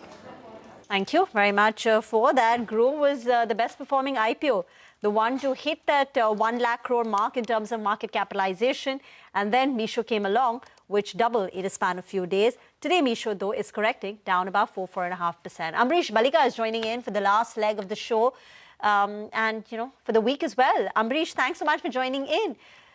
First, a quick comment on Shriram Finance. The question is, can you buy now because the long-term prospects look good? Yeah, surely after this, I think the long-term prospects look better. So I think even at these levels, it can be bought. I think upside could be another 15-18% more from here. Okay. All right. Hi, Amrish. Good afternoon and good to see you in. Just looking at the screen, and a couple of these alcohol stocks actually are taken off. Tilaknagar Industries, after a big correction, suddenly we are seeing a bit of a spike on that particular name. The stock, I think, is down 15% from the recent high. Getting into weekend mode, it seems. Tilaknagar Industries should come up for you on the screen. But I believe that you have a stock pick for us, like you normally do. This Friday afternoon, what's it? This is Route Mobile. In fact, they build communication platforms that help businesses talk to their customers at scale. Its core offering is a omni-channel communication platform as a service, and that supports application to person messaging, emails, rich communication services, fully integrated with the chat-based apps such as WhatsApp and Telegram. They have global operations across 20 locations, and they have 20 plus data centers, 6 short message service centers. Mainly, they are in Asia, Middle East, Africa, Europe, and the Americas. And they have a decently diversified customer base. Now, revenues from their new generation products have grown steadily over the recent quarters, outpacing the overall revenue growth. And margins also have improved. And cash generation remains the core strength of the company. In fact, operating cash flow conversion stood at about 82% of EBITDA in the first half. Last quarter, in fact, the profits were lower due to exceptional items, but I see Q3 should normalize. Expected EPS for FY27 is about 59, and with that, I have a price target of about 885. Yeah, I remember last quarter Q2 was actually a loss. The company reported a bottom line loss of about 21 crore, but that was exceptional. But the fear was also about slowing revenue growth. The company's top line in the heydays of FY23, etc., was growing much more, aided by acquisitions also. But since then, Route Mobile's growth has also slowed down. But Surbhi, you had a chat with Chetan Iyer? Yes, absolutely. And guess what? He is extremely bullish on India. So we hear a lot of stock market participants saying that 2026 is going to be a good year. But stock market participants by nature are optimistic people, right? You have to be optimistic. But he's talking in terms of numbers and stats and the macros. And he says that in all probability, India will probably be the turnaround story of 2026 from an Asia perspective. He's also expecting the rupee to snap back very, very sharply. He thinks it's overdone, the entire rupee weakness, and it could really surprise us as it pulls back by the middle of next year. He gave any levels on the rupee? Yes, he's expecting it to head to somewhere around 86.5, 87 by June. So he thinks it's all overdone. Macros are looking very good. And all the turbocharged stimulus, GST cuts, income tax cuts, RBI, less onerous RBI regulation, all of that will start plowing into the system. Nominal GDP growth, which has dipped about 7%. He's saying it's getting back to double digits all next year. So watch for it. Okay. Watch for it, and that will tie in with the earnings growth recovery that the market is absolutely expecting. But let's listen in. I think the question is, when will the BOJ hike next? At this point of time, we think that BOJ will take time. It will be cautious in taking up the next rate hike. Our forecasts are showing that inflation, even Japan-style core inflation, will be going below 2% by spring of 2026. And therefore, we think that BOJ's next step will be taken up carefully, not immediately. There has been a pickup in carry trade as far as the yen is concerned, according to our team. But it's, of course, not as aggressive as it used to be before when we saw one round of unwinding of carry trade. But part of that call that our team has that the yen will appreciate is also assuming that there will be some unwinding of carry trade. Private capex is going to be coming in with a lag. You should see this turnaround in consumption and exports, improving top line for the corporate sector for 9-12 months. And then we will see a follow-up in private capex.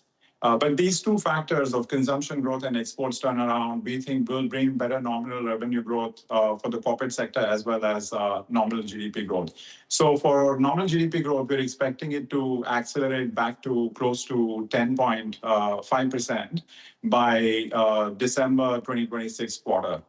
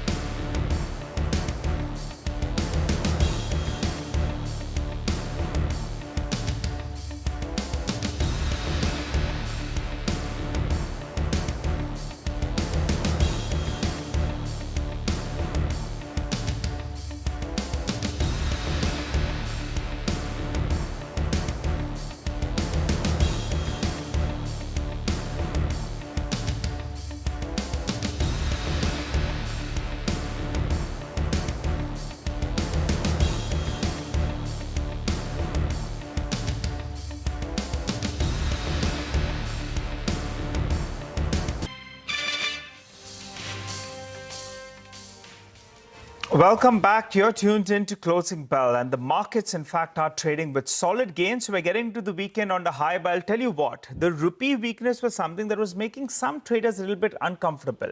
But the Indian rupee actually has pulled back a little bit. I think we'll get a fresh rate that should come up for you on the screen. And, you know, from that 91 odd mark, we have pulled back a fair deal. And there are a few factors that are playing out. Quarter 4 is a seasonally stronger quarter with regard to the rupee move. December is actually seasonally weak. You have the macros as well that are pretty good. Growth is expected to pick up. Inflation is quite subdued. There'll be FI reallocation that will be due in the early part of 2026. And the trade deficit number, as we saw a few days ago, that narrowed as well. And there are hopes at some point of time we'll have a trade deal. So put all this together, the rupee, after moving very swiftly from around 88 to around 91.2 odd, that's pulled back a little bit. I think we'll get a fresh rate actually up for you on the screen. But I think, Rima, the heartening aspect about today is the mid-cap performance. That's good. Couple of stocks I'm observing, I don't want to name any stocks, but the delivery-based buying is actually relatively lower.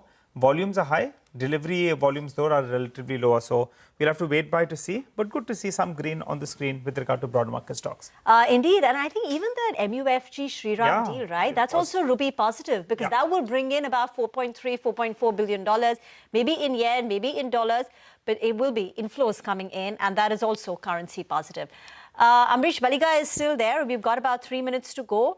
Amrish, Max Healthcare. Stock is up nearly about 2.8%. Is that a company you look at? Because the street seems to be excited about this expansion into Pune.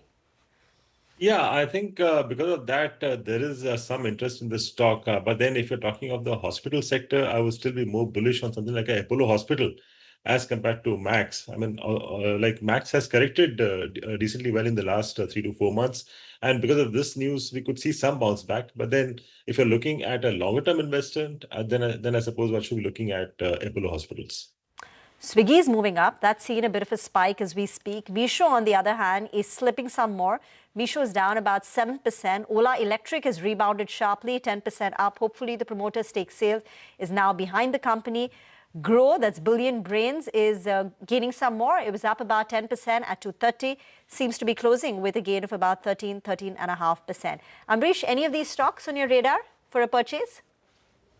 For a purchase, no, but from a trading perspective, possibly you could look at Ola. Because like rightly said, I mean, I just hope that this is the last of those bad news and controversies, because whenever there's been a positive news, there's been a major controversy post that. I mean, they launched a gigafactory, and after that, we saw that they lost a major market share. I mean, their inverter launch happened, which was extremely positive. But then along with that came the suicide of an employee, which became a major controversy. Then they launched like new scooters with the new battery pack, and they got the senior team to ensure customer satisfaction, cleaning up the service issues. Then came the selling by the promoter. So I just hope that this is the end of the controversies, and the stock has corrected hugely. I mean, from the levels which you had seen. I mean, we have seen closer to 160, 170, and after that we've seen this sort of a correction. Because in case it dips more from here, then I think the story is over. Okay, all right. Thanks a lot, Amrish, for that. We'll have to wind down the markets. But the point we were making on the Indian rupee, there is a very, very sharp pullback. I think now we're getting the updated rates. Just take a look at that. A very, very sharp pullback is what you're seeing on the Indian rupee. The last price is 89.3, and that's really the big headline. Sharp. I don't know, Rima, whether or not we have a Christmas gift over the weekend from Mr. Trump. I'm not sure whether there is some kind of hope of maybe a trade deal. I don't know, or something else has come about, but maybe the travel. This is what, 70, 80 basis points appreciation in a matter of minutes. Yes. I remember the opening level was 90.14 versus yesterday's closing of 90.24. And through the day, it was steady-ish. And then you've had this sharp appreciation come through. Absolutely. Markets are sussing something. Yeah, maybe foreign travel as well could be back on the cards in 2026. Well, it was a good day of trade. The Nifty went home with solid gains, more than 150 points. The Nifty Bank as well did participate. Reliance Industry, that big boy, managed to conquer the 20 DMA on a closing basis. And all in all, it was a good trading session with the number of stocks advancing way more than the number of stocks declining. Shriram, that was the stock of the day. That big deal getting announced, big fund infusion coming in there, 3.5% higher. And otherwise, in the broader markets, plenty of stocks were dancing away. Welspun Specialty, the stock was up close to around 10%. Precision Camshaft, the stock was up 15%. You had a couple of other notable movers as well in trade today that did spike up. DCX was another stock that did do pretty well. All in all, the bulls go into the weekend feeling good and hoping that there could be maybe a pleasant surprise over the weekend. Well, on that note, we'll wrap up on this edition of Closing Bell. Stay with us. Editor's Roundtable comes up next.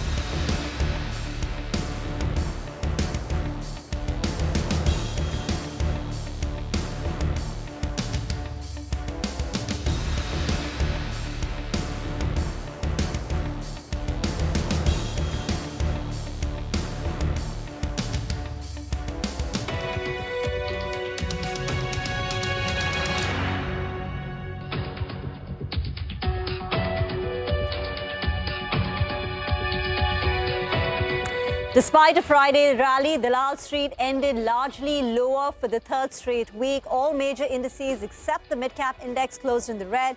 PSU banks were the biggest outperformers, with the index gaining about 1.5%. On the show today, the Editors Roundtable, we decode the week on Dalal Street. We put the spotlight on Shriram Finance and the MUFG deal. I am Rima. With me is Nigel and Surbi, and we've got Prashant Kinka from White Oak joining us here in the newsroom. Hi, guys. One more week before Christmas, and then one more to call it a year-end. Well, that's right. I'll be looking forward to next week's Editors Roundtable as well. I won't be there. Because he will not be It's participating. effectively my final Editors Roundtable of this year. So it's been a good year personally and professionally. But Prashant, good to have you in the studio. My pleasure, always. You know, markets are running a little bit out of patience. I mean, certain participants. And it will be ended on a good note, actually, on Friday. You had some pullback in terms of the rupee. There was that fear. It moved very swiftly from 88 to 91 odd. But there was a good pullback out there, maybe sniffing something, hopefully a trade deal. I don't know. But, you know, we had a good pullback even in the broader markets. How are you feeling first in terms of the Indian markets? Not cheap still, even after the time-wise correction. But your view? I think, see, at this time, it is right in line with last 10 years trading multiple. Average multiple over the last 10 years since, say, 2014 has been 20 plus something, 20 odd, 20.5 or something. And we are right in line with that. So it's a good time if you can get in. If there isn't this risk of getting in at a very bad time, very inflated time, then it's a good time. Average is not a bad time. Average is a very good time to get in. And that's how it feels like today after 15 months of going nowhere. The market, September 26th or so, it peaked, and from there it's about 5% lower. So feels good to be investing here, better than you know, at any other point in the last year or so. Now, Prashant, when you've done this for so many decades, and you sit out of Singapore, you look at markets beyond India as well, and I think one thing that 2025 taught us is that we're not the only game in town. I think that lesson has been well learned. But hand to heart, is that perspective from foreign investors expected to change into next year? Because some that I spoke to said that these chip stocks in South Korea, they're still looking attractively valued. And those markets are still going strong. No one's willing to write off the AI story just yet. You can argue on valuations. But what are you hearing and picking up? Certainly, see, people chase returns everywhere in the world. Yeah. So till end of last year, let's say people are like, we love India, we just love to get it a little cheaper, 10%, 20% cheaper. And when they're talking about little cheaper, it's relative to other markets. So now it's 30%. India has lagged emerging markets by about 30% this year. But whenever something lags by that magnitude, people would ask questions like, why is it lagging? And we fund managers, we have to give some answer, otherwise we look dumb. So we make up, we look around and go with the narrative, and that narrative then becomes the assumed reason. Yeah. So what reasons people are now citing is, oh, India is missing out on AI boom, and India is lagging behind. So what is the rationale that India would perform better? South Korea, China, these are all, you know, with DeepSeek and all the other announcements that Samsung's and others, SK Hynix and all those. Look at the recent listings out of China. The guys who are making the chips, because now Nvidia is not selling much. Absolutely. And the recent listings have gone through the roof. No, absolutely. So one thing out of all this, if there is indeed a bubble, we don't know, you'll only know in hindsight if there is any bubble. But if there is indeed a bubble in AI and that were to have a wobble, then India should relatively benefit by that logic. But otherwise, my argument is that technology, if you look at India, even mobile revolution was much later. The .com was much later. Almost all these new technologies, India has been a follower. And that is understandably so. First it starts, it's more US-centric, then other Asia catch up, and then it's India. But that hasn't stopped India from being the leading performer in emerging markets over the last 25 years. But just to play devil's advocate, Prashant, that point is well taken that, okay, we don't have AI or DeepSeek and all, but we always had something else to offer, which was high growth. Now, whether it was consumer, back in the day, it used to be FMCG companies. I mean, everyone wanted a lever in their portfolio, right? I mean, we remember that era just after the GFC. But the problem is this year, we've not been able to present a very compelling 20-25% steady growth story. And even in pockets where there was some, like say EMS, for one reason or the other, stocks have faltered, and then there's been a lot of correction. So isn't the lack of earnings, that's been a an argument you cannot entirely ignore, right? No, that's true. Earnings growth over the last 12, 18 months has been more modest than the prior 4 years where we were growing in the high teens. We've been more chugging along mid to high single digits right now.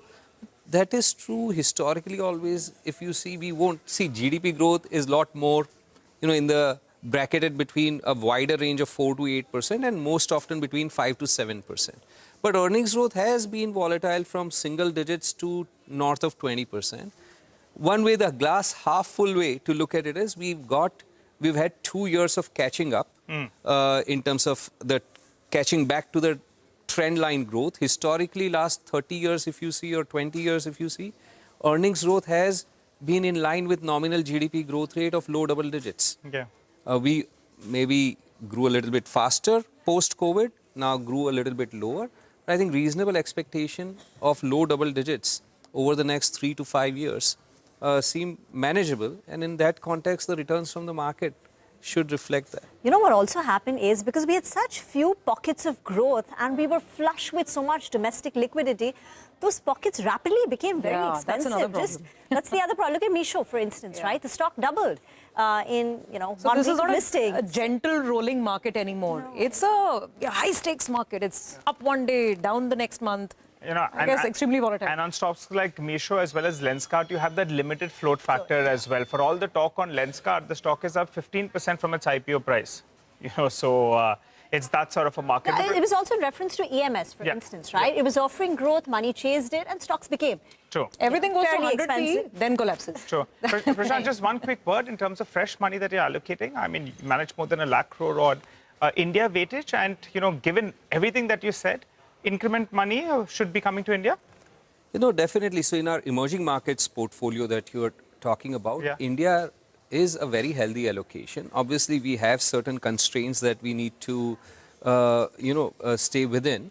But India is close to 20% weightage, which would be second only to China at this time. And in terms of active weight, what we consider as over allocation or overweight, India would be the highest at this time in emerging markets. Okay, all right. Got that, Prashant. But what's been the bright spot has been the kind of money we have seen, the kind of deals we have seen for India's financial system as well as the banking system. Rima, the big deal was announced. Japan's MUFG, well, they bought 20% stake in Shriram Finance.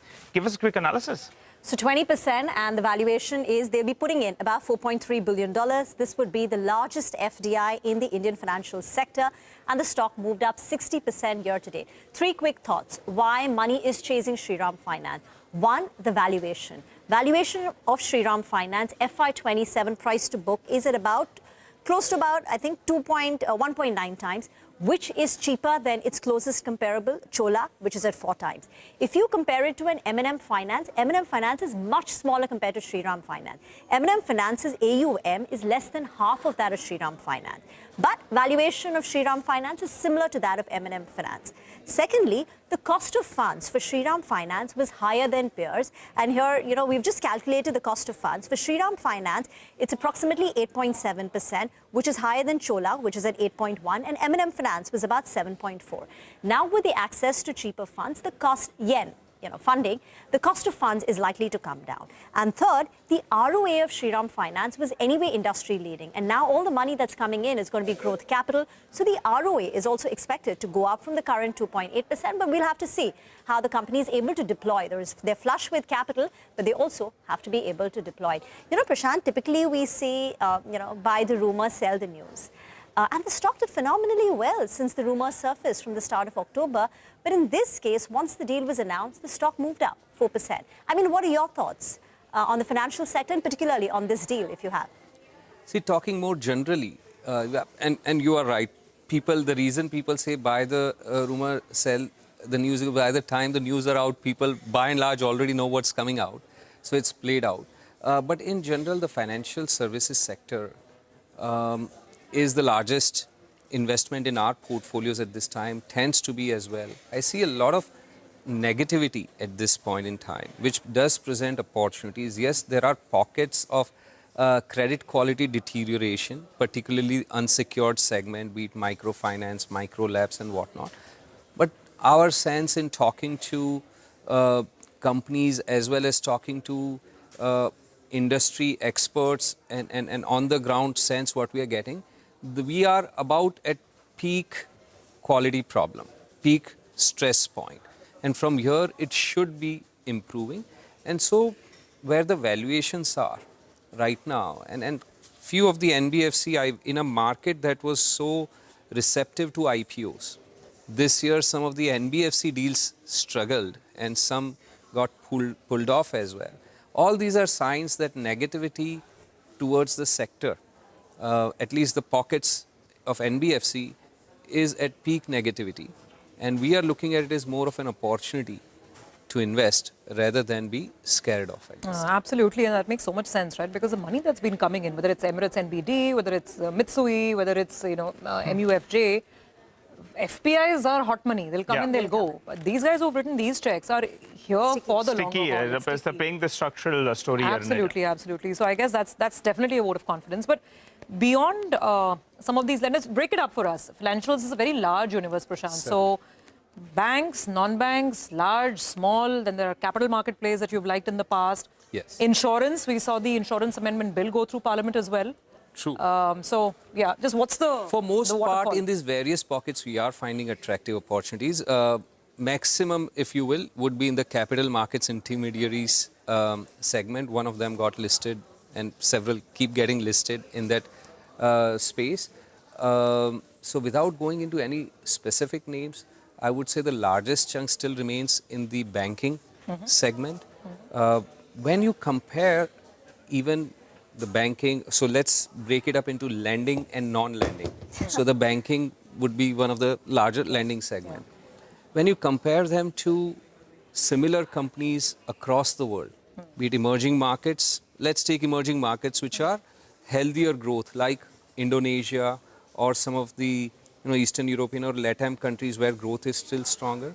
The valuations at this point in time compare historically, Indian financials used to be at far higher premium and they were justified because the growth is far superior, credit quality is far superior. Yes, growth has moderated to some degree, but credit quality remains pristine still, leave aside some small pockets. And the valuations in Indian financials have compressed a lot more compared to 5 years ago, 3 years ago. And on relative basis, they do look the best combination of strong asset quality, strong asset quality, strong growth, and valuation in this context, providing an ideal setting. So that's on the lenders and some of, whether it's banks or non-banks. On capital markets, a part of the market that you still like, stocks that you still like, doesn't it concern you? I mean, every second month there's a regulatory development. Now, either TERs are getting tightened or some brokerage fees getting tinkered with, or who knows what's happening with F&O. Every now and then there's a consultation paper, whether weekly products will continue or it'll be fortnightly. And the stocks have become very volatile because they react to all this potential change, regulation change, and then the actual regulation change. Doesn't that bother you as a... Certainly some of these are definitely headline risks. Some of them also present maybe more serious areas of concern. The regulator, though, if you see over the last many years or over time, while the fear is always there, but they haven't done anything that is extreme or bereft of logic. And the market has always expanded overall. Absolutely. So you position size yourself appropriately. You don't go too long because it's a risk you can't fully, it's not a predictable element. So you position size and diversify within what is called capital markets infrastructure. There's a broad range of what is available. So not every one of those would have similar degree of risk to some of these regulatory developments. Okay. All right, let's take a very quick break. The conversation with Prashant is going to continue. We'll be back in just a moment.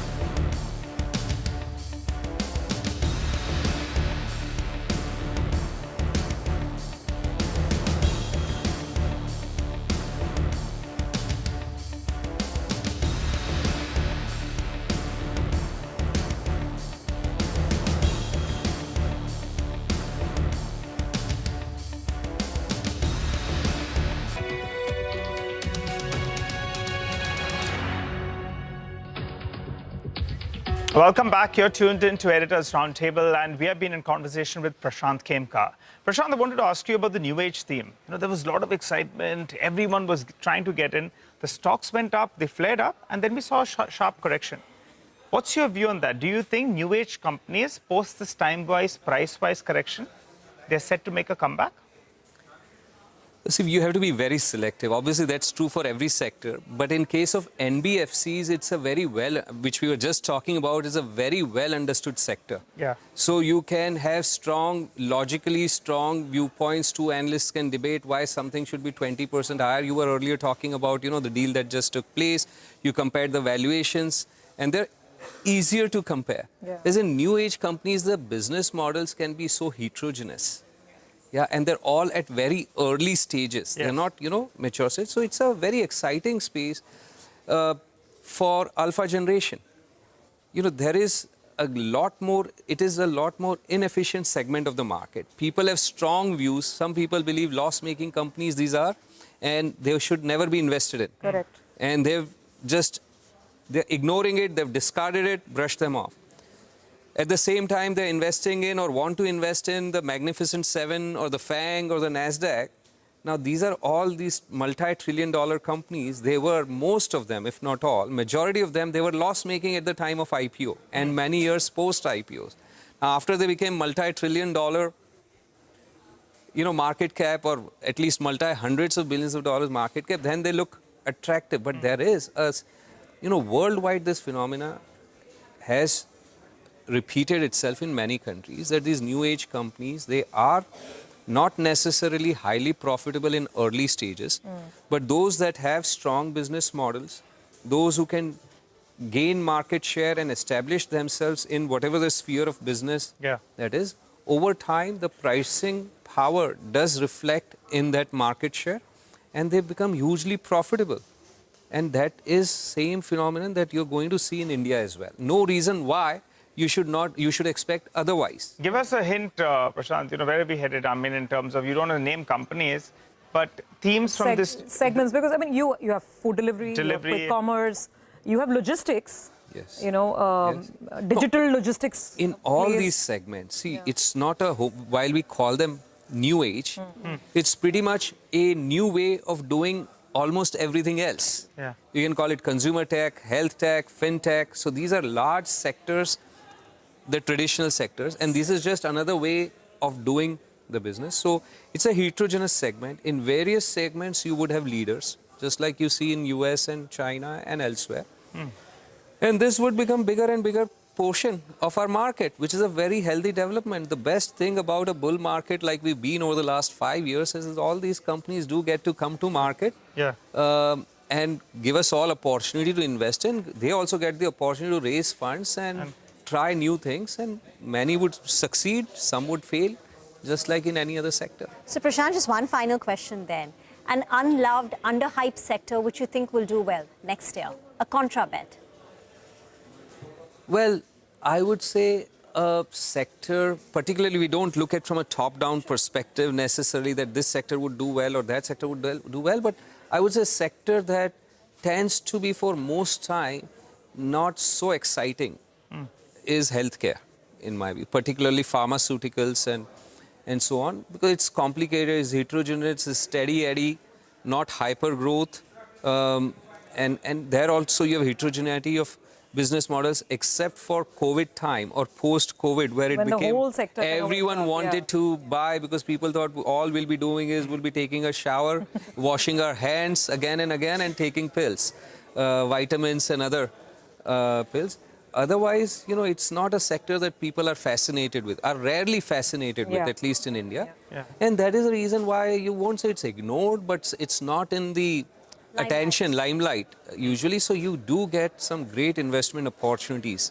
And the investment opportunity you see right now is in the CDMO, it's in the hospital space. Across board, I would say in pure pharmaceuticals itself. So you're right, multiple pharmaceuticals, hospitals, diagnostics, CDMOs and all. There would be across board we have it is probably in terms of overweight, that's a sector we would be most overweight in the portfolio, though financials, because of sheer size in the market, would be the largest in absolute terms.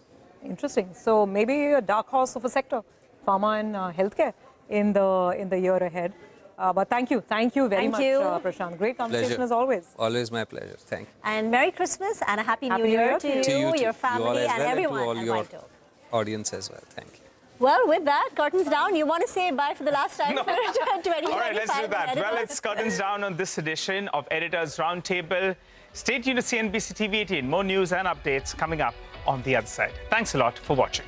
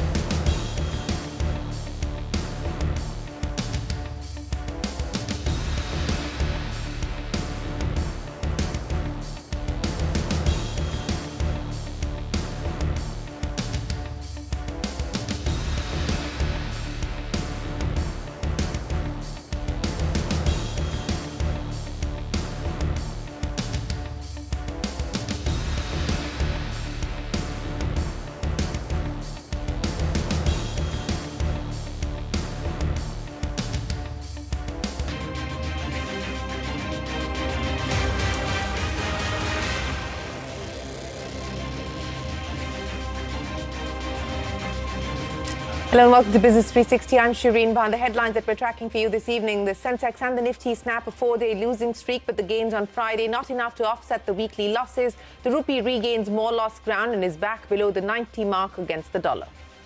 Japan's Mitsubishi Finance buys 20% stake in Shriram Finance for over 39,600 crore rupees. This is the largest foreign direct investment in finance and the biggest investment by a Japanese company. Mitsubishi will pay a one-time non-compete fee of about 1660 crore rupees to Shriram Ownership Trust. The stock hits a 52-week high. 8 flights on Christmas and 30 flights by February. Adani lays out the blueprint for the Navi Mumbai airport, as Adani will bid for all 11 airports slated for privatization, leans more towards a demerger than an IPO, rules out starting a new airline, says it does not fit Adani Group's capital discipline. That's an exclusive. ICICI Prudential AMC, India's most profitable asset management company, makes a strong debut on the bourses, lists at a 20% premium to its issue price. The 10,600 crore rupee IPO was the second most subscribed issue of 2025, with bids worth 3 lakh crores, becoming the 5th ICICI Group entity to go public. A stormy winter session of Parliament adjourned sine die with productivity crossing 100%. 8 legislations were passed by the Rajya Sabha, including the overhaul of the Rural Employment Guarantee Scheme, 100% FDI and insurance, and the opening of the nuclear energy sector for private companies. But Parliament did not take up the issue of air pollution. President Trump signs an overarching legislation targeting China. This includes the Biosecure Act, which limits Chinese biotechs and manufacturers from accessing federal funding. Piramal Pharma chairperson Nandini Piramal calls the move a positive for India, but adds it will take any months for the China Plus One approach to reflect in the financials of Indian companies. South Korean gaming company Kfin announces a 6,000 crore rupee fund to invest in Indian startups. Krafton's India CEO sidesteps questions on potential interest in Rajasthan Royals IPL team, but expresses interest in investing into sport. That's another exclusive. Violence and unrest grips Bangladesh after the killing of a popular student leader who's an outspoken critic of India. The interim government blames fringe elements, appeals for calm. Offices of 2 popular newspapers torched. Assistant Indian High Commissioner's residence comes under attack. European leaders commit $105 billion as loans to Ukraine, expected to cover 2/3 of the war-torn country's financing needs for the next 2 years. But EU leaders failed to agree on using frozen Russian assets to fund the loan. TikTok's parent company ByteDance signs binding agreements with investors to avoid a ban in the US. Half of the joint venture will be owned by a clutch of investors, including Oracle, Silver Lake, and Emirati investment firm MGX. Well, straight to the day's market action. The Lal Street snapping its 4-day losing streak, ending near the day's high today. The Nifty did manage to close above the 25,950 mark, with 40 stocks ending in the green. 150 points higher there on the Nifty. The Sensex up 450 points, a 700-point move on the Nifty Midcap, and the Nifty Bank Index also closing 150 points higher. The broader markets outperforming the Sensex and the Nifty today. For the week, the Nifty and the Sensex ended lower, and that's for the 3rd straight week. The Midcap Index did manage to eke out some gains, but the PSU bank stocks were the star performers for the week. From commodities to the money market, the rupee showing signs of a recovery, ending the day at 89.27 against the dollar. This was supported by corporate dollar inflows and easing crude oil prices. The rupee has fallen nearly 6% in 2025, making it one of the worst performing currencies in the emerging market basket. In the commodity market, crude oil prices edged lower and are set to close down for a 2nd consecutive week. Hopes of a Russia-Ukraine peace deal outweighed concerns over potential supply disruptions following a blockade of Venezuelan oil tankers. But the top story this evening: Japan's Mitsubishi Financial is investing more than $4 billion to acquire a 20% stake in India's Shriram Financial. This is the largest foreign direct investment into India's financial sector to date. This is also the largest investment into India from Japan. In fact, 2025 has been a record year for the financial services sector, which has attracted FDI worth more than 1 lakh crore rupees. The Mitsubishi investment in Shriram Capital is at the top, followed by Emirates' investment in RBL Bank and Sumitomo's investment in Yes Bank. In essence, 2025 has seen the top 3 largest foreign investments into the finance sector. Ritu joins us now to wrap things up. Ritu, a landmark year for India's financial sector, capped with the biggest deal yet.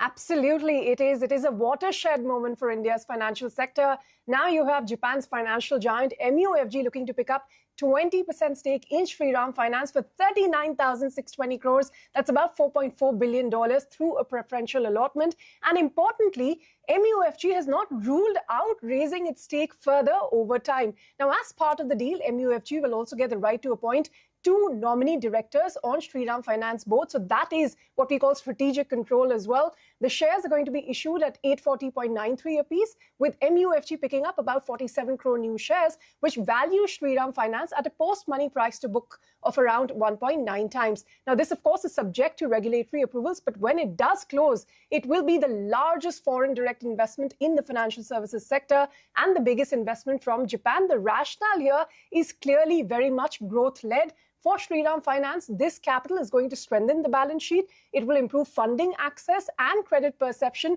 and also provide the firepower to scale commercial vehicle and MSME lending, 2 of their key verticals. The partnership will also open the door for new business opportunities through MUFG's global presence and, of course, the India-linked customer network. For MUFG, the deal is, it'll give a strong platform for the company in India, in the retail finance space as well. They already have a $20 billion loan book in India, largely through the GIFT City, and this will now deepen their onshore presence. Now, if you look at the bigger picture and step back, 2025 is the year global capital went all in on Indian financials. Nearly $11.8 billion has come into Indian banks and NBFCs in just 1 year.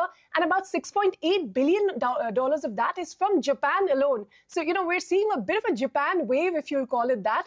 But overall, with this kind of foreign money coming into India, it's not just hot money. It is sticky. It is strategic capital. There are board seats, there are lock-ins, there's governance influence. So very different from, say, 2020, 2023, where foreign flows were largely minority, portfolio style, exit-driven. Whether that is Emirates NBD's 60% takeover of RBL Bank, IHC's promoter-level bet on Sammaan Capital, or SMBC becoming the largest foreign shareholder in Yes Bank. Investors are taking real control. And at the center, very much, of this global capital wave is the MUFG Shriram Finance deal, the biggest check and the clearest signal, that this is arguably the defining transaction of the financial markets for India in 2025. They are ticking all the right boxes, and that is why perhaps, they are attracting investment. Of course, we have seen investment flowing in from Japan. We have also seen investment flowing in from UAE. From that standpoint, perhaps, the Shriram Finance kind of a entity would be, support to Shriram Finance entity through MUFG will go a long way. They will have to be innovative in where they put out the money. If they say we're going to do more of the same thing, I think that's going to be a value destroyer. Because what you're going to do is you're going to create bubbles in these markets. If all of RBL's money is put into SME banking, you'll see a bubble there. If all of the 39,000 crores times 5 leverage is put into consumables and commercial vehicles, you're going to see a bubble there. Well, that's the big deal of the day. Now, India's most profitable asset management company, ICICI Prudential AMC, made a strong debut on the bourses today. The stock listing at a 20% premium to its issue price. The 10,600 crore rupee IPO was the second most subscribed issue of 2025, with bids worth 3 lakh crores. The portion reserved for qualified institutional buyers was subscribed close to 124 times. ICICI Pru AMC is the 5th ICICI Group entity to go public. The big newsmaker this evening, 28-year-old Jeet Adani, the director of the Adani Group's airport business, spoke exclusively to CNBC-TV18 just days before the first commercial flight landing at the new Mumbai airport on the 25th of December. The airport will begin operations and handle 8 flights a day, which will be scaled up gradually to about 30 flights a day by February. Adani is upbeat on expanding the airport business and will be bidding for all 11 airports slated for privatization. However, Jeet Adani ruled out starting an airline, saying it goes against their capital discipline. When asked about future fundraising, Jeet Adani also said he's leaning more towards a demerger instead of an IPO. The company is also planning to refinance its debt, and there are no immediate plans to cut debt. Here's an excerpt of that exclusive chat. You're all set to launch the Navi Mumbai airport on the 25th of December. Why did you choose Christmas? No, I always wanted to be Santa. You did? Is this your gift to the city? Exactly. No, but on a serious note, we chose it because it's the lowest load and we wanted to have a smooth start. So, better to have a nice, smooth rolling start than to have a jerky one on the first day. And we'll be ramping up over the next month or so. Our operations, the number of flights will steadily be increasing.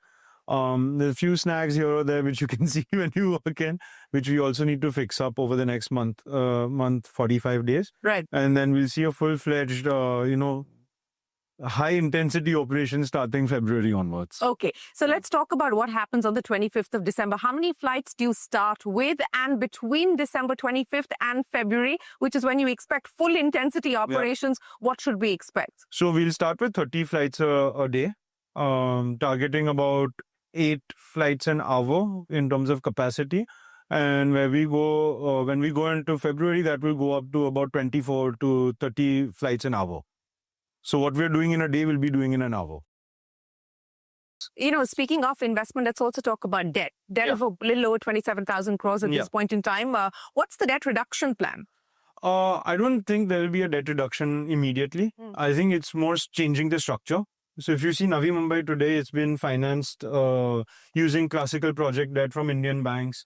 At some point, we want to, once it's operational and stabilized, and before we begin the next phase of Navi Mumbai, we would want to refinance and take the Indian banks out because we would want to tap them again for project financing. Okay. And that's been our model if you look at any of the businesses. So we use Indian banks during the project life because that's the sort of appetite that they have.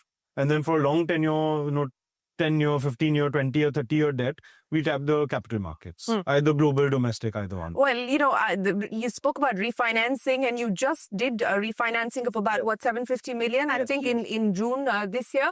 What about the currency risk at this point in time? We've seen the rupee depreciate now to 91. Does that worry you? So structurally, it doesn't affect us because we keep hedging. And we don't keep any exposure to currency. So our policy has always been that no exposure to currency, no exposure to interest rates. So whatever we refinance at, we lock that interest rate for 20 years.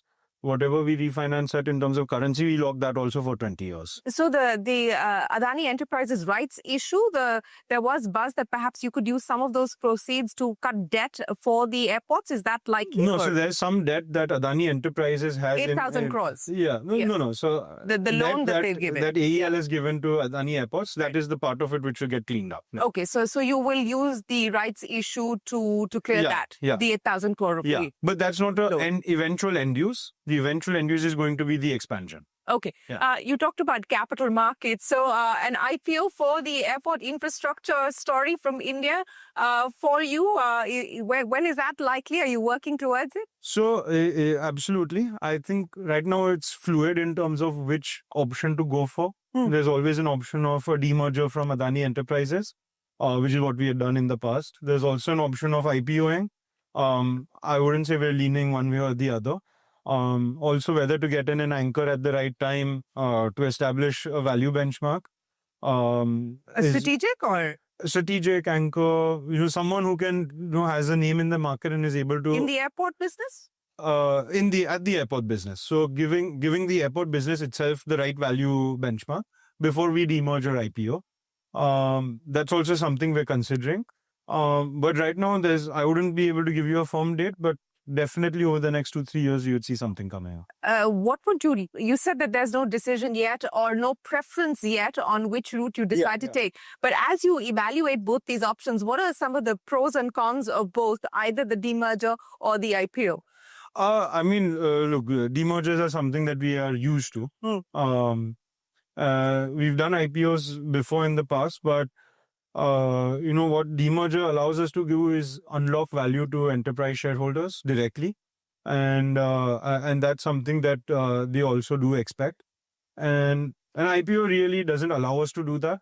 And but it does create a lot of buzz. So I think it's evaluating between those two, that whether we are able to push the value of the business as much as we can on day one, or we give the right return to shareholders on day one and then push the value sustainably. So I think we're leaning more towards demerger, but I would say the decision hasn't been made today. Okay, the decision hasn't been made today, but you anticipate that call in the next... Sometime soon. Okay, sometime soon. We'll enter a break, but coming up next, the stormy winter session of Parliament adjourned sine die with productivity crossing 100%. That and more when we return.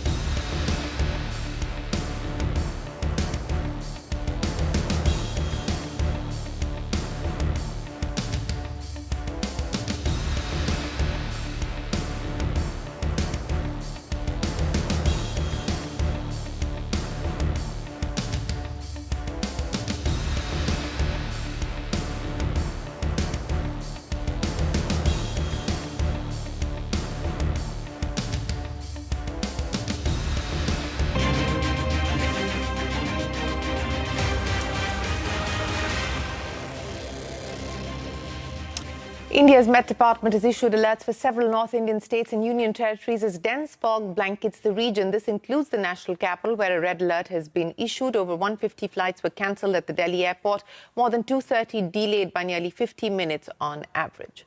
A stormy two-week winter session of Parliament has come to an end with productivity crossing 100%. 8 legislations were passed by the Rajya Sabha, including the overhaul of the Rural Employment Guarantee Scheme, 100% FDI and insurance, and opening the nuclear energy sector for private companies. Debate to mark 150 years of India's national song, Vande Mataram, and electoral reforms were part of the Parliament's agenda too. The Parliament, however, did not take up the issue of air pollution. Opposition parties held protests overnight against the bill to overhaul the rural employment scheme. The bill increases the number of work days but also imposes 40% of the cost burden on state governments. The opposition is also upset with the government for dropping Mahatma Gandhi's name from the Rural Employment Guarantee Scheme. Shivani wraps up the Parliament report card for the winter session. The winter session of Indian Parliament 2025, which ran from December 1 to 19 with 15 sittings total, ended after a flurry of legislative activity and political heat. Now, a central focus of this session was the Viksit Bharat Guarantee for Rozgar and Ajivika Mission, which was passed by both Lok Sabha as well as Rajya Sabha, despite intense opposition uproar. The Congress attacked the government over dropping Mahatma Gandhi's name from what replaces the 2-decade-old Manrega scheme and also questioned the funding cuts in the scheme. Now, the session also saw approval of the Sustainable Harnessing and Advancement of Nuclear Energy for Transforming India Shanti Bill, opening up the civil nuclear power sector to private firms in India. Now, this is a major energy reform aimed at boosting clean power capacity, though critics raised safety and liability concerns in this bill as well. In addition, Parliament passed the Sabka Bima Sabki Raksha Amendment of Insurance Laws Bill to widen insurance access. Opposition parties staged an overnight protest and walkouts, with MPs even tearing the bill copies of the new bill replacing the Manrega on the floor of the Parliament, accusing the government of rushing legislation without adequate review. By adjournment sine die, the session combined legislative momentum and political clash, setting up a heated national debate on welfare, energy, and governance ahead of the key elections. Back to you. Well, Shivani, many thanks for joining us. And one of the legislations cleared there, as Shivani was pointing out, is the nuclear energy bill. The Adani Group, we learned, is planning to foray into nuclear energy. Bloomberg reports that Adani is in talks with the North Indian state to build a commercial nuclear energy project, this citing sources. Now, the President Trump signing the National Defense Authorization Act yesterday, a revised version of the most touted Biosecure Act, is a part of the overarching legislation. The law limits federal funding and contracts to certain foreign biotech companies, primarily linked to China. Indian pharma stocks gained 3% on the back of the announcement, with Laurus Labs, Piramal Pharma and Wockhardt being the top gainers. In an exclusive interview with CNBC-TV18, Piramal Pharma chairperson Nandini Piramal called the move a positive for India. However, she did add that it will take anywhere between 12 to 24 months for the China Plus One approach to reflect in the financials of Indian companies. Take a look. We've seen a very big uptick in RFPs in our Sellersville site and our Lexington site, which are both, one's oral solid dose and one's sterile fill finish. But I think a lot of drug substance will continue to be made between the US and other countries, including India. And I think that's where India will have an opportunity. But I will say again that it will take time, as you said. You know, as we have seen an uptick in RFPs. But again, that's, for those RFPs to translate into decisions and to come out in the P&L will take, I agree with you, 12 to 24 months. If you look at the market cap of all the Indian CDMO companies, they'd be smaller than the largest Chinese companies. So I think that's like all of us together are very much smaller compared to China. One, the Nandini Piramal there. Now, violence and unrest gripping Bangladesh after the death of a prominent student leader, Sharif Osman Hadi. He succumbed to injuries in a Singapore hospital after being shot in Dhaka last Friday. Hadi was a key figure in Bangladesh's 2024 uprising, which led to the ouster of Sheikh Hasina. He was an outspoken critic of India and had been preparing to contest the upcoming national elections. Demonstrators clashed with the police, blocked roads and vandalized property in Dhaka and other cities. Several buildings, including the offices of major newspapers, were set on fire. This distant Indian High Commissioner's residence came under attack as well. Bangladesh's interim government urged citizens to resist mob violence and blamed a few fringe elements for the overnight unrest. It has declared a day of national mourning and pledged a thorough investigation into the incident. Well, with that, it is time for us to wrap up this edition of Business 360. The news will continue right here on CNBC-TV18. Stay tuned. We're back in a moment with more.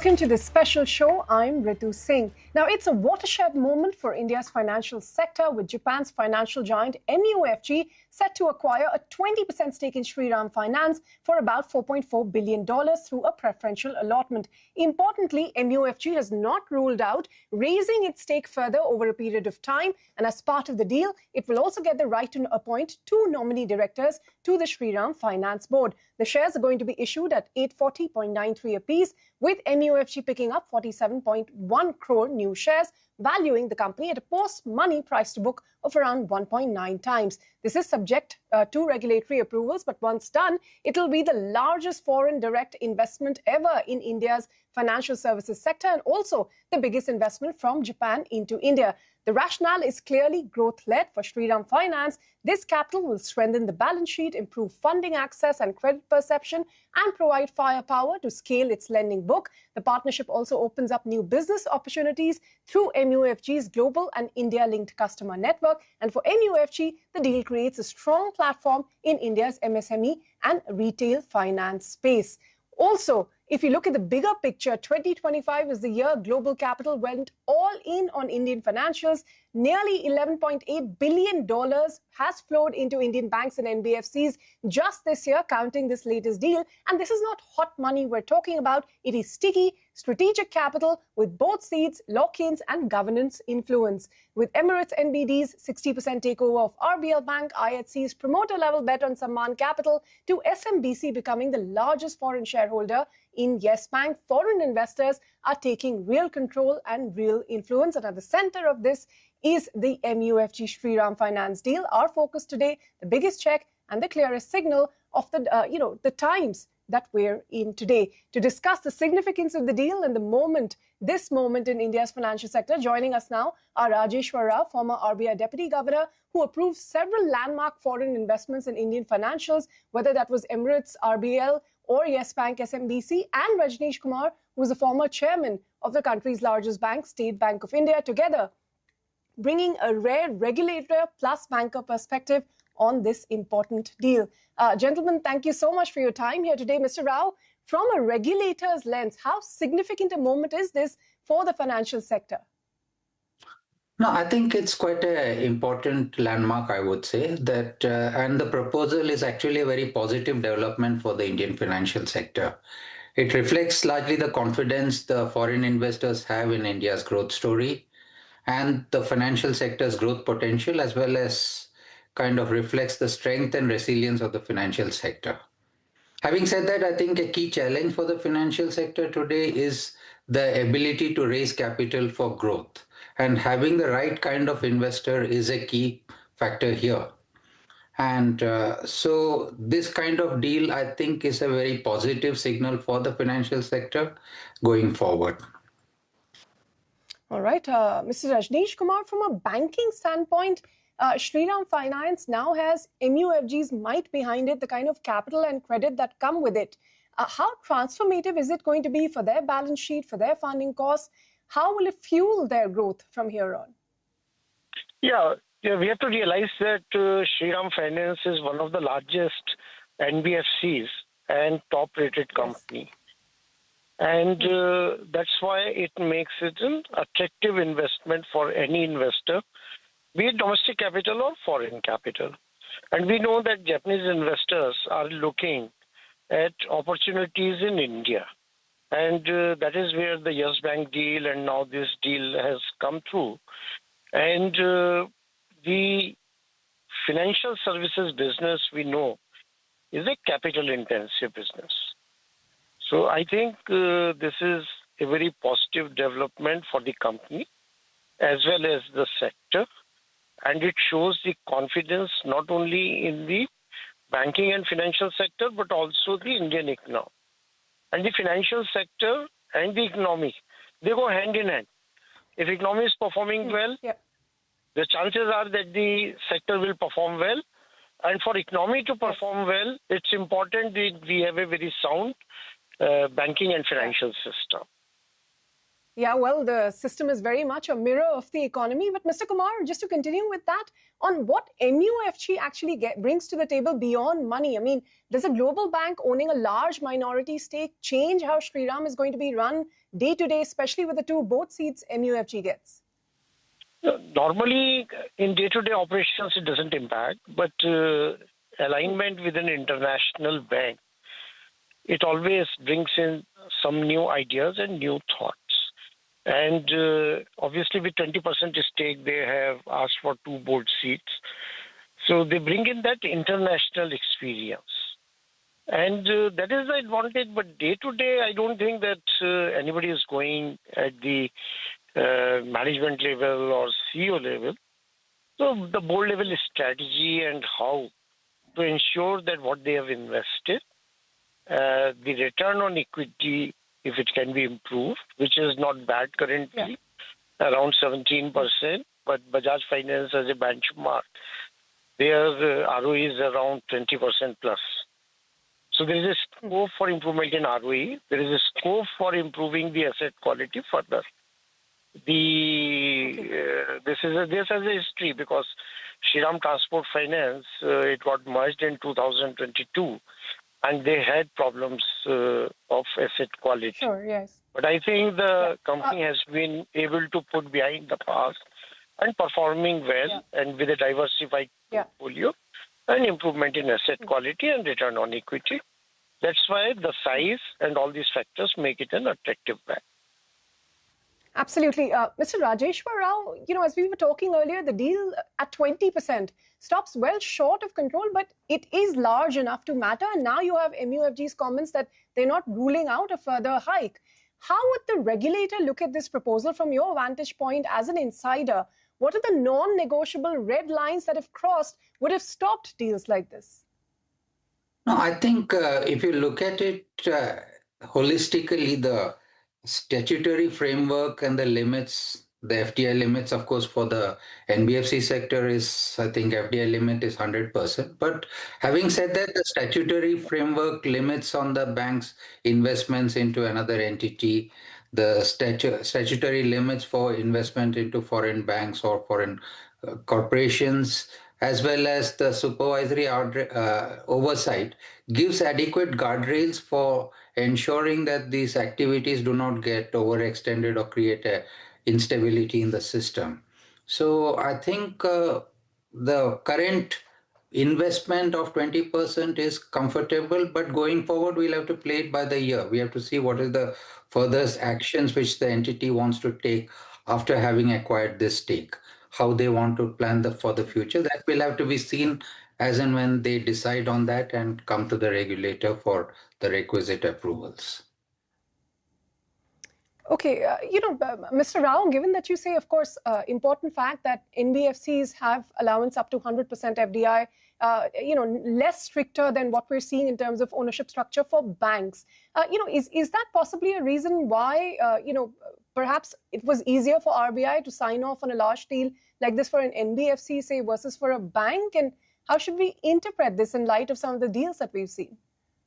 No, even for the NBFCs, I think there is a stipulation that if the shareholding crosses a certain threshold and there's a change in the directorship or ownership, the prior approval of the regulator would be required. But having said that, I think banks are on a different footing, and primarily because the bankers are trustees of public deposits and public money. So the focus has been on having a very well diversified ownership structure as far as the banks are concerned. But the current dispensation does permit any individual entity to go up to 26%. If it's a financial sector entity, the limit is 15%, but a higher threshold can be considered by the regulator based on the circumstances of the case. But 26% becomes an outer limit, which is a hard limit set under the the statutory framework, the Banking Regulation Act. So banks will be constrained. Sure. Mr. Rajneesh Kumar, we're running out of time. Very briefly, big players coming in with big checks. Do you think a shake-up of the financial sector of the NBFC industry is in order? We can't call it a shake-up. We can only say that the future of the financial sector seems to be very bright, which is attracting foreign capital in the country. So there is nothing like a shake. Consolidation ahead? Consolidation is a different subject, and consolidation of banks and what the government does with the banks, that is a different subject. So consolidation also has to be guided by whether it improves the efficiency as a result of that company. And this has been proved time and again that scale does not necessarily mean that you are very efficient. So it will all depend upon what the objective of any consolidation is. But it should be that we have a sound, efficient financial system.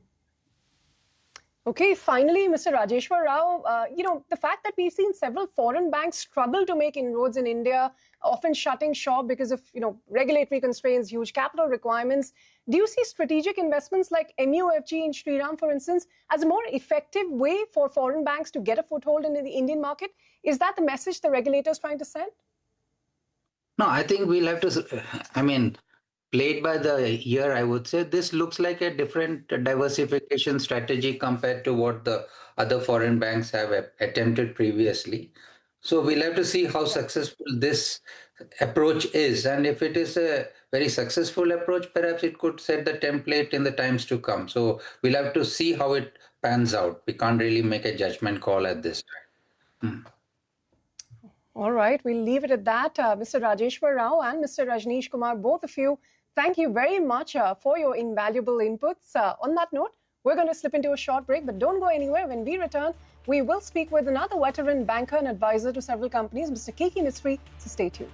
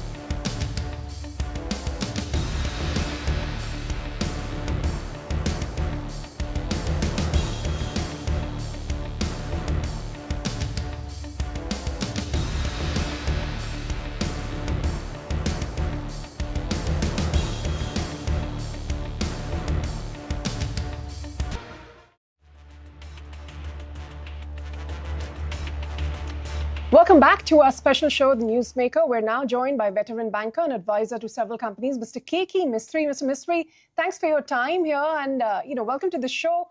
Would you classify this deal as a vote of confidence in Shriram Finance specifically or in the NBFC model for India more broadly? I think it's a confidence on the Indian financial system. The Indian financial system represents or gives the ability of so much of growth that is possible. And therefore, you're seeing more and more foreigners taking interest in investing in India. Now, whether it's in the NBFC sector, whether it's with banks, you are seeing more and more foreign interest in investing in India. Well, from what we saw was passive minority stakes a few years back to now, you're seeing more boardroom influence, more operational control in deals like Shriram, of course, RBL Bank, Yes Bank, etc. How significant is this shift, for the financial sector that we're seeing now? I think it shows the confidence of the regulator, of the RBI, in the fact that they believe that the regulatory environment in India is very strong, and therefore they are open to having more foreigners invest in the equity market. I'll just give you one example of bank ownership. Now, the foreign institutional investor ownership in a bank or a foreign ownership in a bank is capped at 74%. If that was to increase theoretically to, let's say, 100%, then you would see a lot of passive money coming into the Indian equity market, passive money, and all the control in terms of how much shareholding a particular entity can have, and all of that is controlled by RBI. So you could see more money coming into India without any of the inherent risks. But Mr. Mistry, if this kind of foreign capital continues to come at this scale, could it exert some competitive pressure on Indian lenders' margins, product pricing? How does it change the whole competitive landscape for the NBFC sector, you think? I don't think the competitive landscape changes, in my view, because Shriram could have raised capital in any case from anywhere. It's just the fact that RBI now has extreme confidence in the regulatory framework in India, and therefore is open to foreign ownership. I don't think competitive landscape changes. What MUFG has done is they've invested capital into the company. Theoretically, if they had not invested capital, somebody else would have invested capital. So availability of capital is really, in my view, not such a major issue. Okay, but speaking of regulatory comfort, what do you think has changed? I mean, from the last 5, 7, 10 years, that RBI is showing this kind of comfort with having large foreign players come in, invest, have significant control in Indian companies, and specifically NBFCs. You think it's just applying the same principles it had, just that today's system perhaps looks stronger? I think the system is strong. To the growth the growth opportunity that exists in India and the financial sector is so enormous that foreign capital coming into India would be welcome, with all the controls, all the checks and barriers which are already in place, and that RBI, I'm sure, will have in place. It does not, in my view, change any of the day-to-day dynamics of running business. It just shows the attractiveness of the financial sector and the NBFC sector to foreign investors for investing in India. Where else in the world do you see this kind of a growth opportunity? We have a very strong government which is encouraging growth, and we have a very strong regulatory environment in India which encourages more foreigners to come in and put capital into India. But Mr. Mistry, let's talk about the day-to-day dynamics and how those change briefly, because, from your vantage point, having run a large NBFC, specifically for someone like Shriram Finance, how does this amount of money, change the growth strategy, market positioning? How do you think life changes for them? Look, I think it's a great opportunity for Shriram that they got a partner like MUFG, MGFC. MUFG is a great partner. Japanese banks are wonderful banks to work with. We in HDFC used to work with MUFG. They used to be part of the bankers who used to raise funding for us from overseas. So great people to work with. It just means more the ability to raise the capital that they require, they've now got from MUFG. Their growth they'll be able to accelerate their growth a little bit. I don't think the competitive environment changes because availability of money in India at the moment is not such a constraint. Now, we are not privy to all the small details of, what the deal means in terms of sharing of knowledge or sharing of information, anything of that sort. As far as MUFG is concerned, we are not privy to that. More capital coming into the company will give them the confidence to leverage more and grow faster. But all I'm saying is that if this capital had not come, they would have probably raised capital from other domestic investors. But the fact that MUFG, which is a well-reputed bank, has put capital into Shriram is a tick of confidence to the Shriram group. Well, then, Mr. Mistry, let me finally ask you then, big players coming into India, bigger money coming into India. Do you expect a shakeout for the NBFC sector? Do you expect more such deals? Do you expect some consolidation to happen in this space? Well, I don't think there'll be I don't think this means consolidation. Consolidation opportunities were always there and will continue to be there, and I don't think this changes that dynamic. But the fact that someone like MUFG has put capital into the company is a boost to the Shriram Group. It shows confidence in the Shriram Group, confidence in the regulatory environment, confidence in the growth opportunities that MUFG sees in India. All of that is a big positive. I don't think M&A transactions are going to change significantly because foreign capital is available. All right, we'll leave it at that. Thank you so much for your time, Mr. Mistry, and taking us through some of the nuances of the significance of this deal. Thank you so much. Thank you. Thank you. Bye-bye.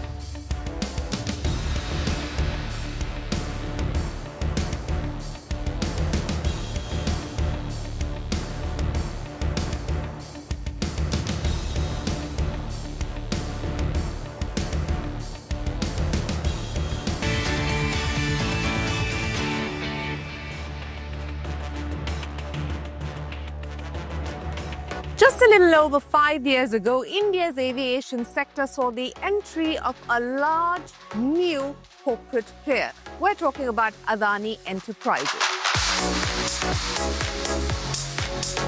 Now, 2019, the Adani Group decided to venture into the aviation sector. It set up a wholly owned subsidiary called Adani Airport Holding Limited, and through that, it has decided to foray into India's airport infrastructure sector.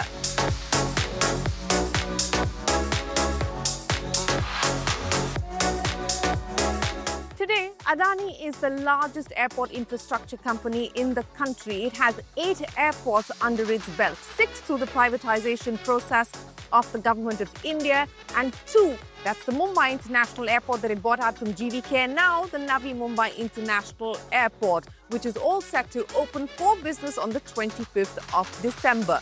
It's rumored that the Adanis have a big expansion plan, almost amounting to $15 billion lined up for the airport business. It's also rumored that they're looking for an IPO sometime in FY27. Well, we'll try and find answers to all of those questions when we speak with Jeet Adani here on the CNBC-TV18 special.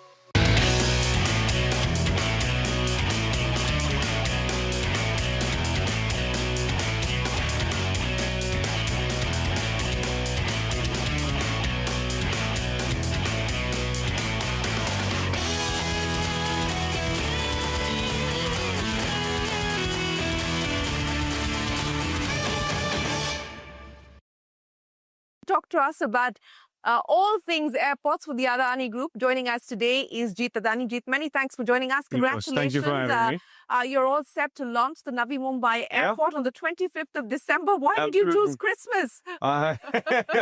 No, I always wanted to be Santa. You did? Is this your gift to the city? Exactly. No, but on a serious note, we chose it because it's the lowest load and we wanted to have a smooth start. So, better to have a nice, smooth rolling start than to have a jerky one on the first day. And we'll be ramping up over the next month or so. Our operations, the number of flights will steadily be increasing. There's a few snags here or there which you can see when you walk in, which we also need to fix up over the next month, 45 days. Right. And then we'll see a full-fledged, high-intensity operation starting February onwards. Okay, so let's talk about what happens on the 25th of December. How many flights do you start with? And between December 25th and February, which is when you expect full intensity operations, what should we expect? So we'll start with 30 flights a day, targeting about 8 flights an hour in terms of capacity. And where we go, when we go into February, that will go up to about 24 to 30 flights an hour. So what we're doing in a day, we'll be doing in an hour. Okay. Yeah. And foreign airlines, how many foreign airlines have committed to move operations here or add operations here to Navi Mumbai? So one thing is that no, we don't, when we're speaking to any airline, we're not telling them to move anything. Because there's no capacity left in Mumbai. So whatever is coming in here is in Navi Mumbai is going to be additional. In terms of foreign airlines, we've spoken to most of them. And what they're saying is that they would want to see, how the connectivity shapes up over the next 3 months. And maybe during the middle of the summer schedule or the winter schedule is when they'll start ramping up. But, we are very confident, and what we are seeing with the first inaugural partners, I would say, is that they've taken up the entire capacity that we have. Well, one of your inaugural partners, Indigo, is in trouble at this point in time. Winter schedule has to be cleared by the DGCA all over again. Is that a concern on what they had committed to you? Could that change also? So we've already spoken to them. There's been a slight change in terms of the opening schedule, but it's not a material change. Okay, not a material change. What has been the biggest challenge of getting this particular airport up and running? You've, of course, been leading the airport foray for the Adani Group since your foray into the sector in 2019. But specifically, as far as Navi Mumbai is concerned, what's been the biggest challenge? Moving a mountain. This is literally moving a mountain out of the site. We had to move about 1.5 crore tons of rock.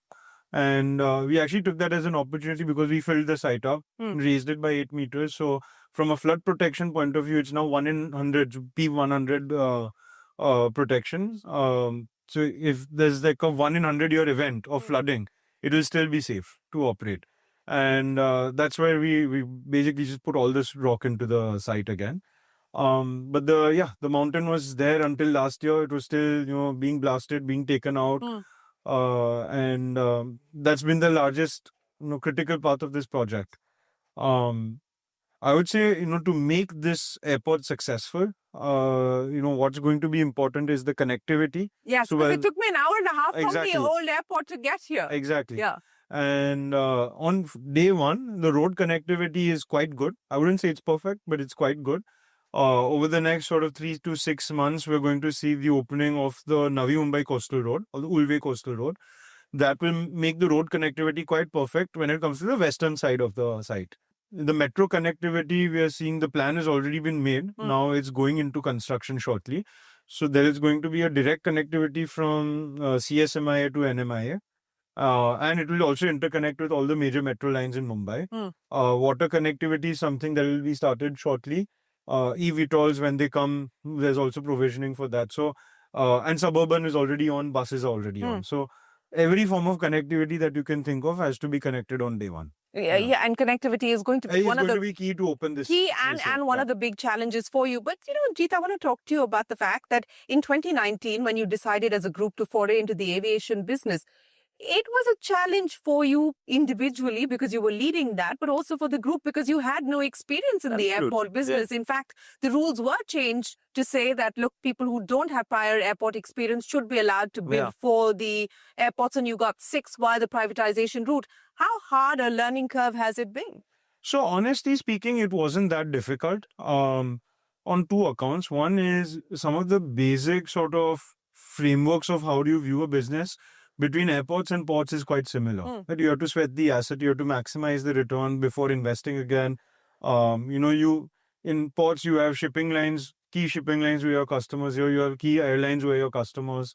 The only difference is there's cargo, here there's people. Well, there's that's the cargo additional as well. part. That's a And significant cargo part as of your well, revenue. obviously. Yeah. But how do you, the customer experience part is something that we had to learn. And the other part why we didn't find it very difficult was there's no dearth of people who are, professionals, who are very, very accomplished in this field, are very knowledgeable in this field. So really the challenge was that it wasn't the decision of entering the business, but the challenge was how do we get the team up and running and integrated. And obviously the acquisition of Mumbai helped because we got a team that was ready and was already operating a major asset of the country. But then we also got in experts from airlines, from other airports across the world to come back to India, NRIs to come back to India and help us out in this journey. So I think between both of those things, it's not been very difficult to set this up. The challenge now is how do we keep getting better? How do we implement technology? Because this is something no one in the world is doing at this scale. And how do we implement that technology here? How do we develop it? And it goes down into thinking about, how passenger experiences can be improved. How can efficiency of the asset be improved? Simple things like our building management system. For years, ages, building management systems have existed. But when it comes to an airport, how do you link it with airline management, with ground handling, with retail management, with advertising, to as a whole All system? of which you're now doing. Exactly, yes. Yeah, which has also sort of put a lot of other people in a little bit of a quandary, saying that there is a conflict of interest there. How do you respond to that? I don't see it as a conflict of interest. I see it as, there is a single person left to blame.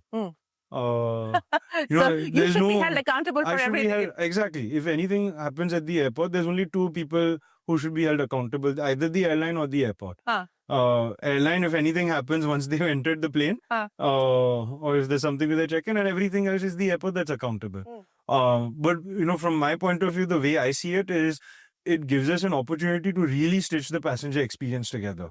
Until now, you had a very fragmented, because you had small operators operating certain parts of the business. So when we started, actually used to be, I used to get frustrated saying that I own the airport, but there's nothing that I can control because everything was, outsourced to some agency or the other. So now that, we've actually executed the strategy of bringing everything under a common umbrella, we are able to, one is from a revenue point of view, cross-sell and upsell much better. And then from an experience point of view, you can control everything and have a end-to-end stitched together experience. So the kind of experience you would get in a parking or the kind of customer experience you get at parking or at a help desk is the same experience you get in a VIP lounge, because it's the same people being trained in the same mindset. So that brings me to the question then, what part of this business are you currently not into that you want to get into? I mean, the big question is a foray into airlines the next big plan on the Adani Group's calendar? No, absolutely not. We were legally not allowed I know, to. but I know you're legally at this point in time not allowed. Yeah. But the government's been talking about, competition. The government's been talking about the need for a large airlines, especially in the light of what we've seen happen with Indigo. Absolutely. If tomorrow the opportunity were to arise, would you consider it? I would say there's nothing that we won't consider. But as it stands today, structurally, the airline industry is not something that we see, fitting our sort of capital discipline. We're used to high margin businesses, investing in asset, and sweating that asset well. The airline is completely opposite in every. So from a unit economics point of view, it doesn't make any sense for you. For us, no. For you at this point in time, or even in the future. Yeah. If the opportunity were to arise. Yes. So that's not something that you would consider. Not at all. Okay, so let's talk about the airport business then, Jeetan. Let's talk about financials, because you've crossed 90 million now as far as the Mumbai airport is concerned. Even if as the platform, even if I look at the year-on-year growth that you've seen as far as revenue from operations is concerned, there has been an uptick there as well as on EBITDA. What's the plan now in terms of expansion? It's rumored that you're putting together a $15 billion expansion plan for the airport business. Yeah. So, I mean, the $1 billion number keeps changing, but at least with the currency. Yeah. So I'll say it in crores. So our 5-year plan is a 1 lakh crore investment plan, which includes expansion in capacity of Navi Mumbai, refurbishment, major refurbishment in Mumbai, expansion in Ahmedabad, especially timely with the Commonwealth coming there. Expansion in Jaipur, in Lucknow. We're inaugurating Guwahati, so that's at the tail end now. And expansion at Trivandrum. So pretty much all of the assets, barring Mangaluru, is in expansion mode. By 2030. By 2030, yeah. Okay. And, from a financials point of view, we see that there's going to be two major sort of cycles. One is happening as we speak, where we'll see another jump over the next year. Then we'll see gradual growth. Jump in passengers or jump in revenue? Numbers, in revenue, in both. Okay. Because of Navi Mumbai coming in, you'll see a big jump. And there'll be gradual growth at, taking 10-15% growth every year. And then you'll see a big jump in 29. In 29 will be an even bigger jump because there are a couple of things happening simultaneously. You will see large assets like Ahmedabad, Jaipur, Lucknow come online. And passenger numbers will grow quite a bit. And also that is the time where most of our city side development also comes online. Okay. So while the pre-leasing will be done, but the revenue numbers will start ticking in 29-30. And that will represent a massive 30 to 40% jump over the year before that. So that's how broadly over the next 5 years, the investments that we are making today is going to yield returns.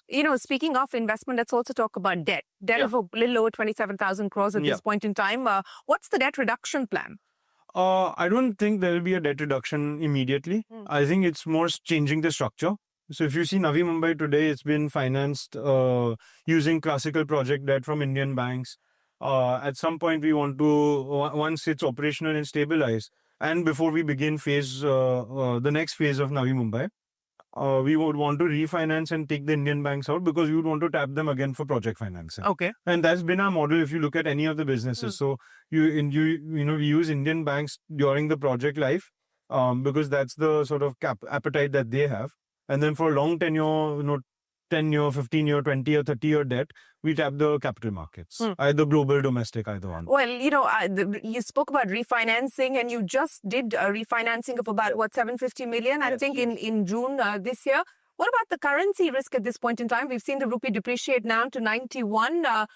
Does that worry you? So structurally, it doesn't affect us because we keep hedging. And we don't keep any exposure to currency. So our policy has always been that no exposure to currency, no exposure to interest rates. So whatever we refinance at, we lock that interest rate for 20 years. Whatever we refinance at in terms of currency, we lock that also for 20 years. So the Adani Enterprises rights issue, there was buzz that perhaps you could use some of those proceeds to cut debt for the airports. Is that likely? No, so there's some debt that Adani Enterprises has. 8,000 crores. Yeah, no. So the loan that they've given. That AEL has given to Adani Airports, that is the part of it which will get cleaned up. No. Okay, so you will use the rights issue to clear that, the 8,000 crore rupee. Yeah, but that's not an eventual end use. The eventual end use is going to be the expansion. Okay.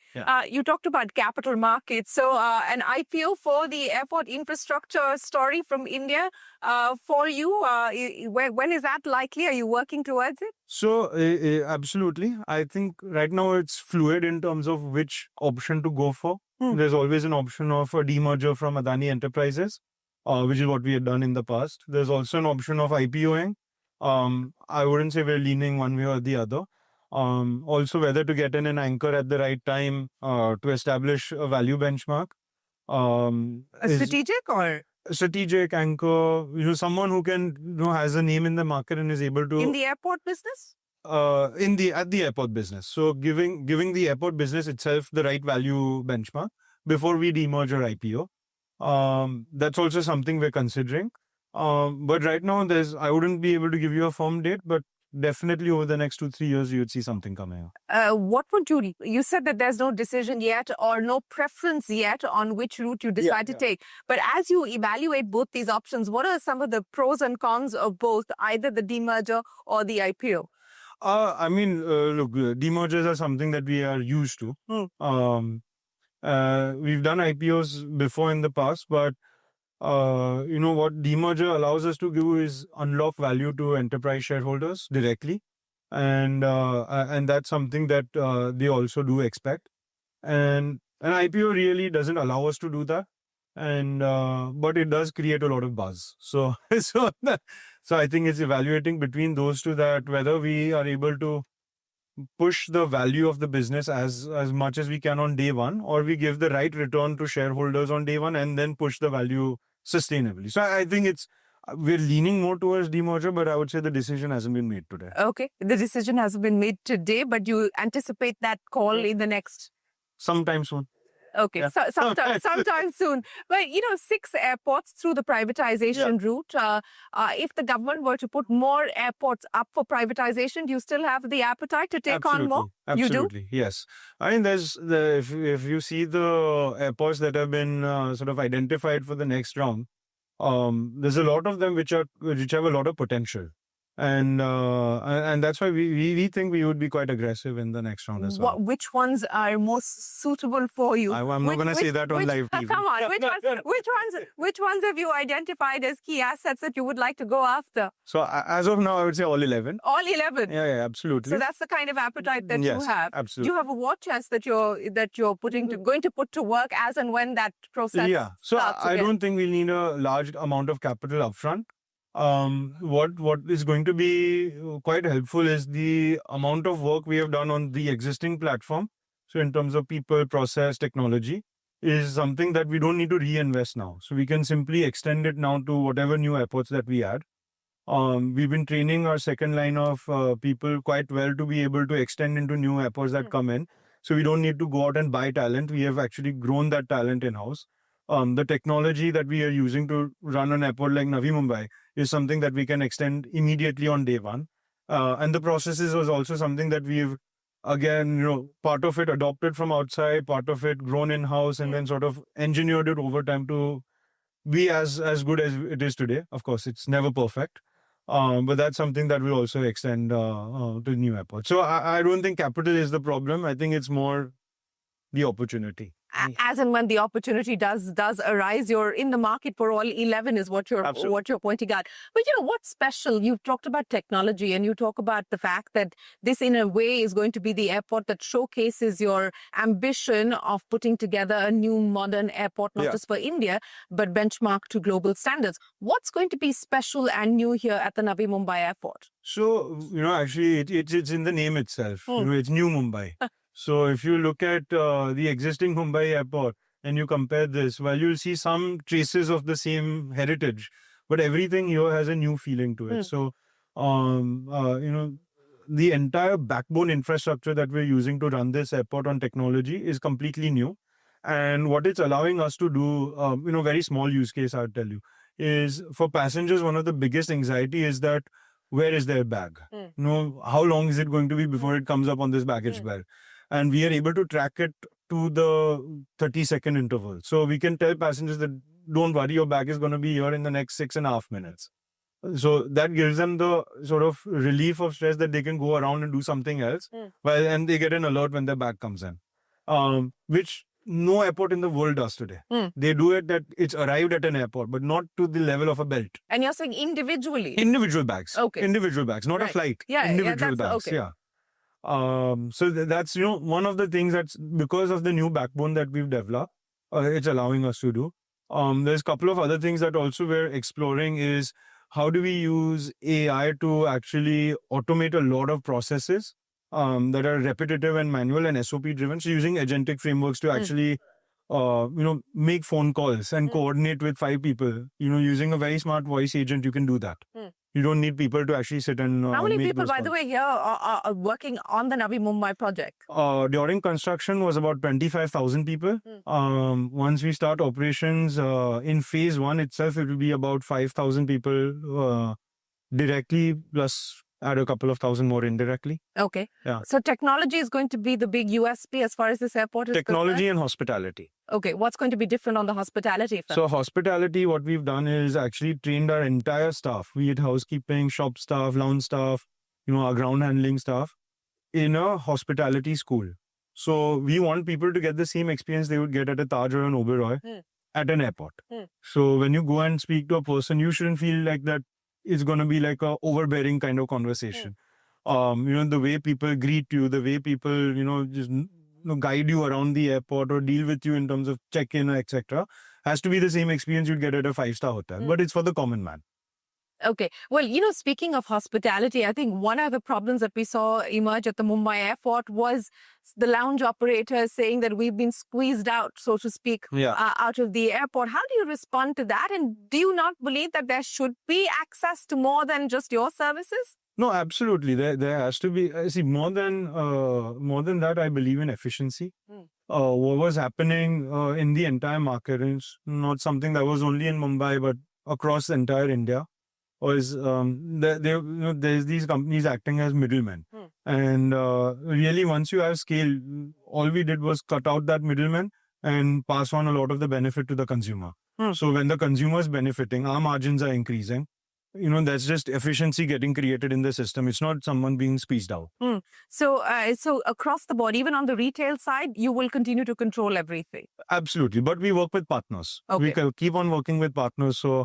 In Navi Mumbai, we worked with some of the international brands as partners. We worked with Tata Click as the retail partner, Reliance Brands as one of our retail partners. So, we on the back end, we've partnered with a lot of people where we, at the end of the day, our main focus is to get the right experience for the customer. So how much retail space have you already kind of curated between the partners? I think there's one store left. There's just literally one store left, is it? And how many stores do you already have? Put together, I think 224. Okay. Don't quote me on that number, by about 200. Give or take, yeah. Okay. A little over 200 is what you have.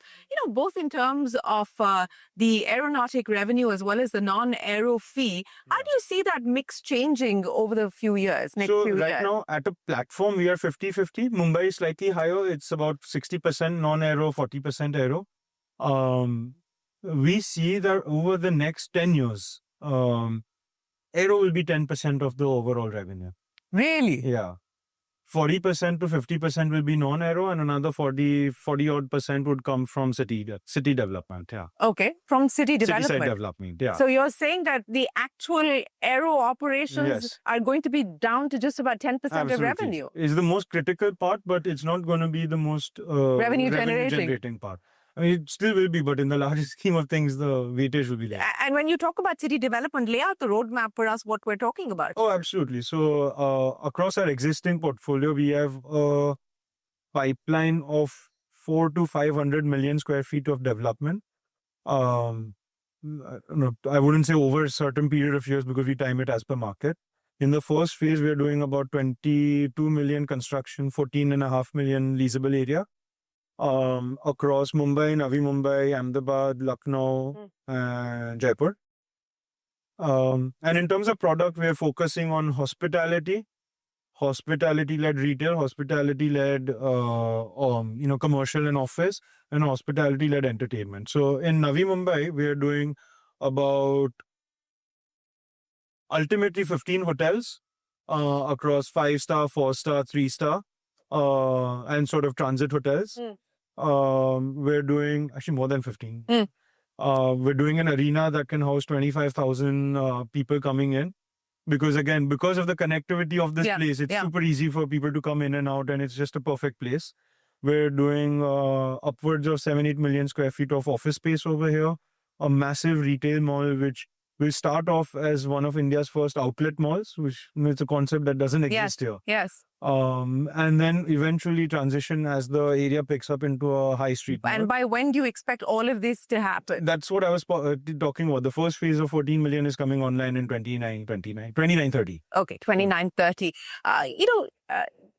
A large part of what actually happens as far as the airport is concerned is still stuff that is not entirely under your control, especially when we talk about what's happening with the air traffic control system and so on and so forth. The possibility of a third runway, that's also being spoken about. What do you make of that? No, it's definitely welcome. We're evaluating what a third runway could be, because it would allow us to, sweat this asset more than depend on waiting on, a third airport in Mumbai. Do we need a third airport in Mumbai? I think we definitely need it. Really? You see how India is growing. You see how Mumbai is growing as a micro sort of economic area.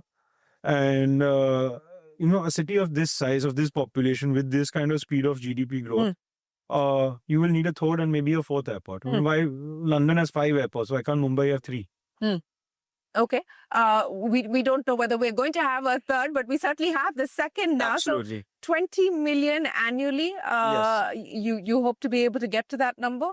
Next year. Next year? Yeah. So we will end next year with a run rate of 20 million, and we'll see a full year of 20 million the year after. The year after. Yeah. You talked about the kind of volume growth that you anticipate the Indian market is likely to see on the back of the fact that we're a growing economy and so on and so forth. But, we do have a challenge on the airline side at this point in time. Do you believe that somehow is going to constrain the aspiration? So I think there's 2 challenges. More than, I would say, airlines, the challenge is in pilots and the challenge is in the planes itself. The plane challenge, I see it being solved quite soon. How so? Just because of the orders. Okay. If you see 2,100 planes are being ordered. There are supply constraints. Exactly. There's a supply constraint. But early signals say now that it's getting resolved. We're also seeing some companies taking an interest in manufacturing in India, which would again ease the supply constraint quite a bit. And on the pilot side, there's a lot of expansion happening on the training of pilots. You're in that business now. We just acquired a company. We're expanding it. It had 15 simulators. The target is over the next 2-3 years, how do we get to 50 simulators? Okay. And also expand the cadet training school, the recertification programs and so on. So, we're very bullish about the aviation industry. These are the 2 challenges, and that's what our role is in. So flight training you're in, MRO business is another business that you have acquired your way into. What's the ambition there on the MRO side? Look, it started off with the very simple back of the envelope maths that, India spends a couple of $1 billion on MRO services. 90% of that goes outside. And, there was no need that a country with the size, this kind of aviation industry that we have, the size of fleet that we have, we shouldn't have a sizable MRO, industry here. The issue was always investment, that you need to invest a lot upfront. You need to invest a lot in creating that capability. And there was no one who was doing it sizably. Besides, of course, AIESL, which has been doing it for the last 50, 60, 75 years. And so that's where we saw that gap in the market, and we're investing quite heavily. We're starting with the basic checks, heavy checks, paint, all of that. A lot of the capability also came in with the acquisition of Airworks. Very, very storied brand name. Yes. Extremely good reputation in the market. And the great part is we've been able to retain 100% of the talent. So, we're just taking, similar to what we did with Mumbai, we're taking the process and the procedures they had, their talent, and actually growing on it now. Expanding the footprint. So we're expanding the Hosur location. We're expanding in Ahmedabad with a big hangar. Navi Mumbai is going to have 9 MRO hangars. Okay. So we see that a lot of it can be done. Where if I see a challenge, which will take some time to solve, is getting the engine MRO into the country. Okay. Which is not very high in terms of margin, but in terms of value, it's quite high. Yeah. And when do you anticipate that? It'll take some time. I think it'll take 4 or 5 years. Yeah. 4 or 5 years. Yeah. On the ground handling side as well, how Yeah. big is the aspiration there? And are you now, part of the Indo-Thai venture? No, so we acquired the Indo-Thai venture. And it's acquired under a company called AGH Port, Adani Ground Handling. The aspiration there is to have a sizable amount of the business, at least in our airports. We're also expanding to some of the other private non-Adani airports and be a meaningful share of the business there. But the main aspiration of the ground handling business was, again, going back to the single blame. I want to be able to control as much of the passenger experience as possible because I believe that I'm the best person to give that experience. So when a situation like what we've just seen happen last week happens, I mean, how do you deal with that? Because, if the single point of blame becomes you, how do you deal with that? Well, I think at that point, you have to accept responsibility of where the mistake happened and you have to improve. I think this is the only mature thing to do. And honestly, I'm actually very proud of the team at Mumbai because the situation that was there with the Indigo crisis was, there was a lot of appreciation with the ground handling team of Adani. Yeah. So, as you look back at the last 6 years, and, people probably don't realize that it's only been 6 years since you Even got I don't. You don't? No? Because, you led it from the front from pretty much day one through COVID and all of that. What's been the biggest learning for you personally? I think that you're never done learning. Every day there's a new challenge, there's a new opportunity, and you have to take it head on. Also, the last 6 years, we've, as a group and as a family, have gone through so many challenges, ups and downs, and come out stronger. And I think that's been the best learning curve because whatever challenge comes your way, you just have to take it head on. Believe in the intent of the business and the intent of the opportunity you're pursuing, and just keep going forward. So is it going to be all hands on deck now up until the 25th of December? Are you pretty much going to be parked here? I'm between here and Guwahati because we're also inaugurating Guwahati Airport on the 20th. So that's going to be before this? Yeah, right before this. Yeah. But this much, will start much smaller. But much smaller. It's much smaller, yes. But, what is that like just before opening day? It's dittos. Obviously, there's so many things that can go wrong. And you've tested and tested and tested and tested. But there's always that 1% chance that it could go wrong. And we just hope that it doesn't. So all we want for the 25th is a smooth, simple opening and no complaints.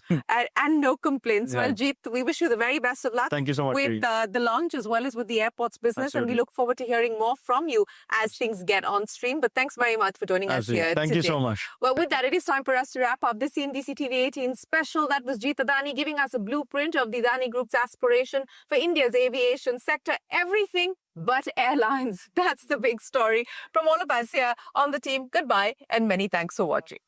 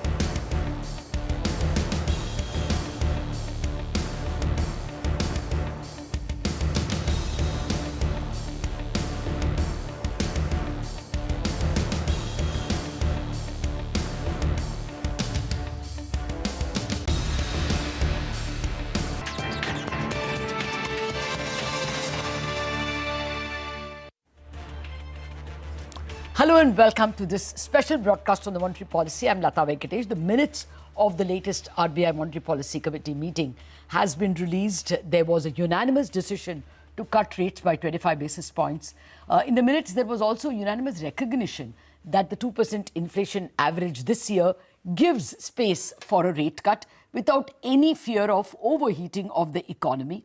In fact, external members pointed out that with growth expected to slow in the second half, a rate cut would also be helpful for growth reasons. However, there was no hint of any member wanting more cuts, except this. External member Ram Singh wanting to change the stance from neutral to accommodative could be taken as a sign of further dovishness. Well, with that introduction, let me invite the two external members of the Monetary Policy Committee. Joining me are Dr. Saugata Bhattacharya, external member and formerly at Axis Bank, Nagesh Kumar, member of the Reserve Bank's external member of the committee. Both of them, thank you very much for joining us. Mr. Nagesh Kumar, first to you. Do you think that growth needs even more support? Because inflation is giving you a lot of space. Even the year ahead inflation, first half, is expected to be 3.8, actually below 4, going by the forecasts. So does it give even more space?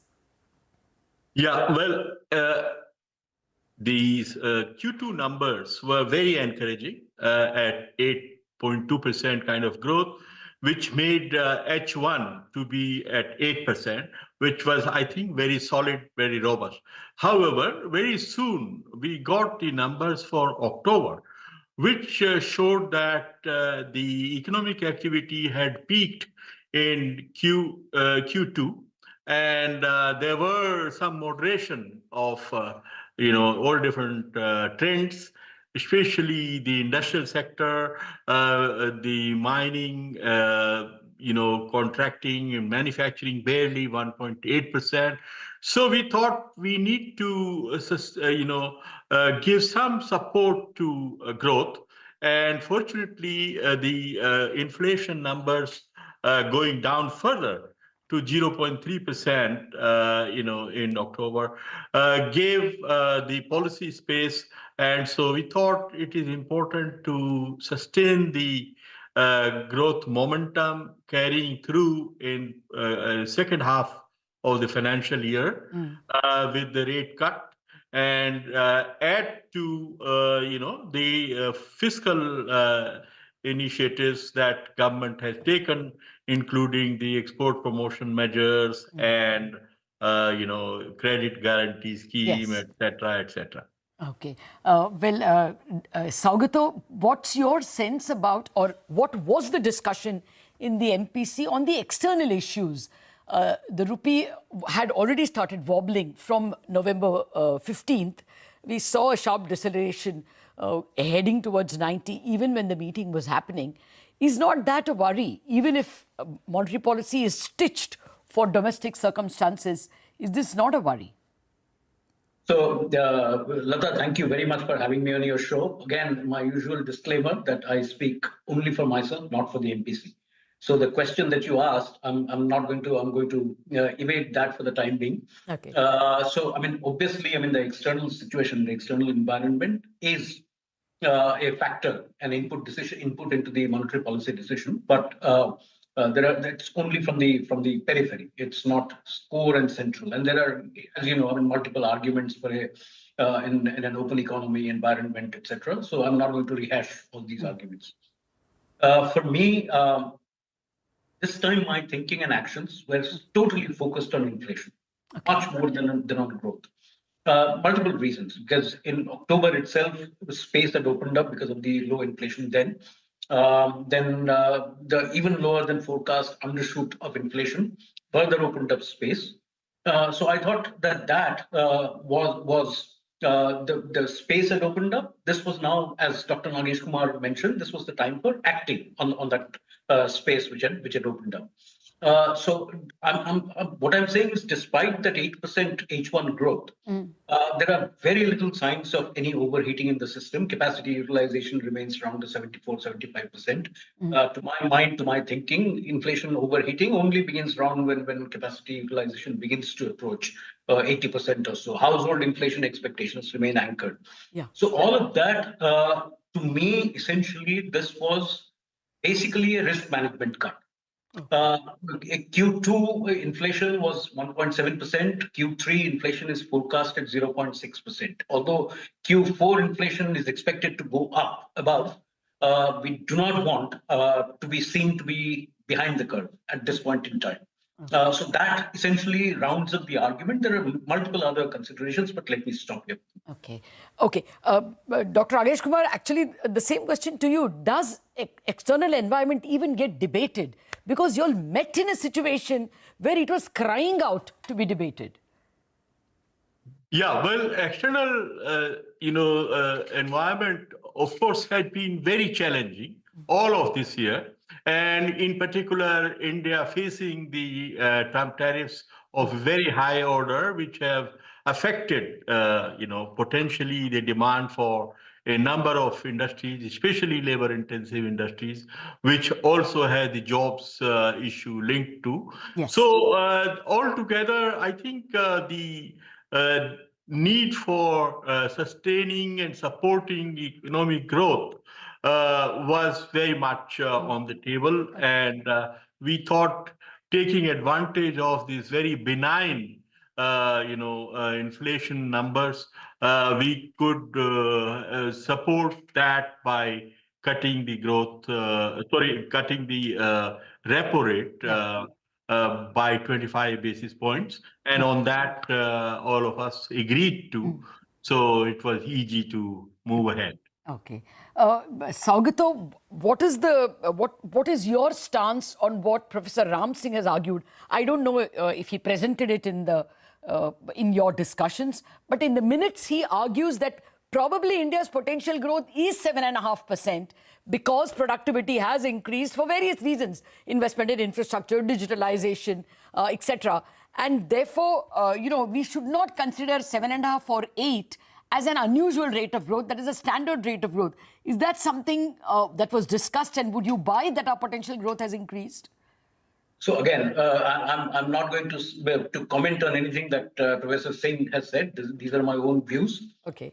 So this gets discussed very intensively. I mean, what are the key risks? What are the risks of overheating, etc.? Are we close to the potential growth?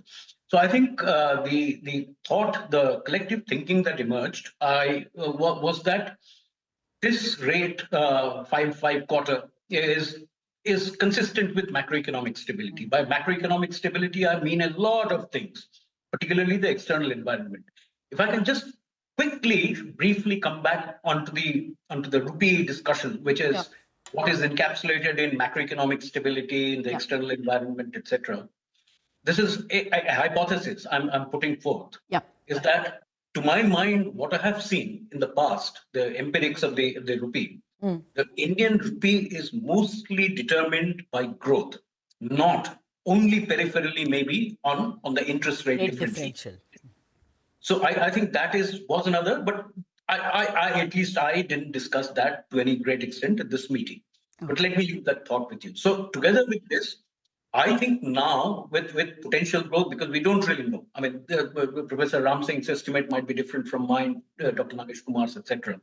So I think at this point in time, with these levels of the repo rate, I think these levels, I think we are monetary policy is in a good position. I think this is consistent with macroeconomic stability at this point in time, including the various vectors which which define macroeconomic stability. So let me leave it at that. Okay. Dr. Nagesh Kumar, what is the resistance to going to accommodative, as one of the members suggested? After all, the Reserve Bank, in the policy statement itself, which they don't normally do, the policy statement doesn't have statements on liquidity. But in the statement, they mentioned OMO. After the standard statement, OMO was announced.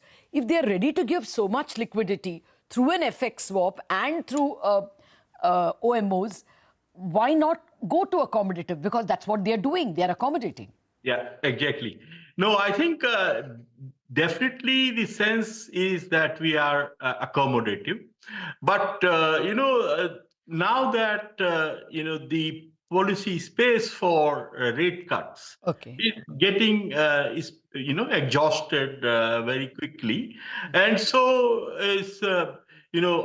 one should keep some space for acting if there is need for, and so we felt that let it be data dependent and so data driven, and in future we look at the numbers and take a decision which way to move forward. And of course everybody in the committee is supportive of growth, and inflation side in any case is at this moment in a very comfortable situation. If at all, as I argued in my statement, we need to have a more healthier inflation rate, because a 2% kind of headline inflation for the whole year, which is projected now, if you leave out the precious metals, gold out of it, it would be breaching the lower bound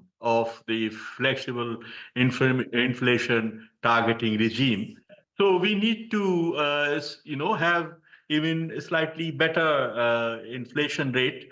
And so that way, I think right now, the sentiment is that we are able to support growth. We should support growth. Okay. But if you extend that argument that you are making, and the governor also said that, when he was speaking about the forecast for first half of next year, he said it is almost 4%, 3.8 and 4, and that if you take away precious metals, you can reduce the forecast by 50 basis points. If that is the case, is not that a strong argument for more space for rate cuts?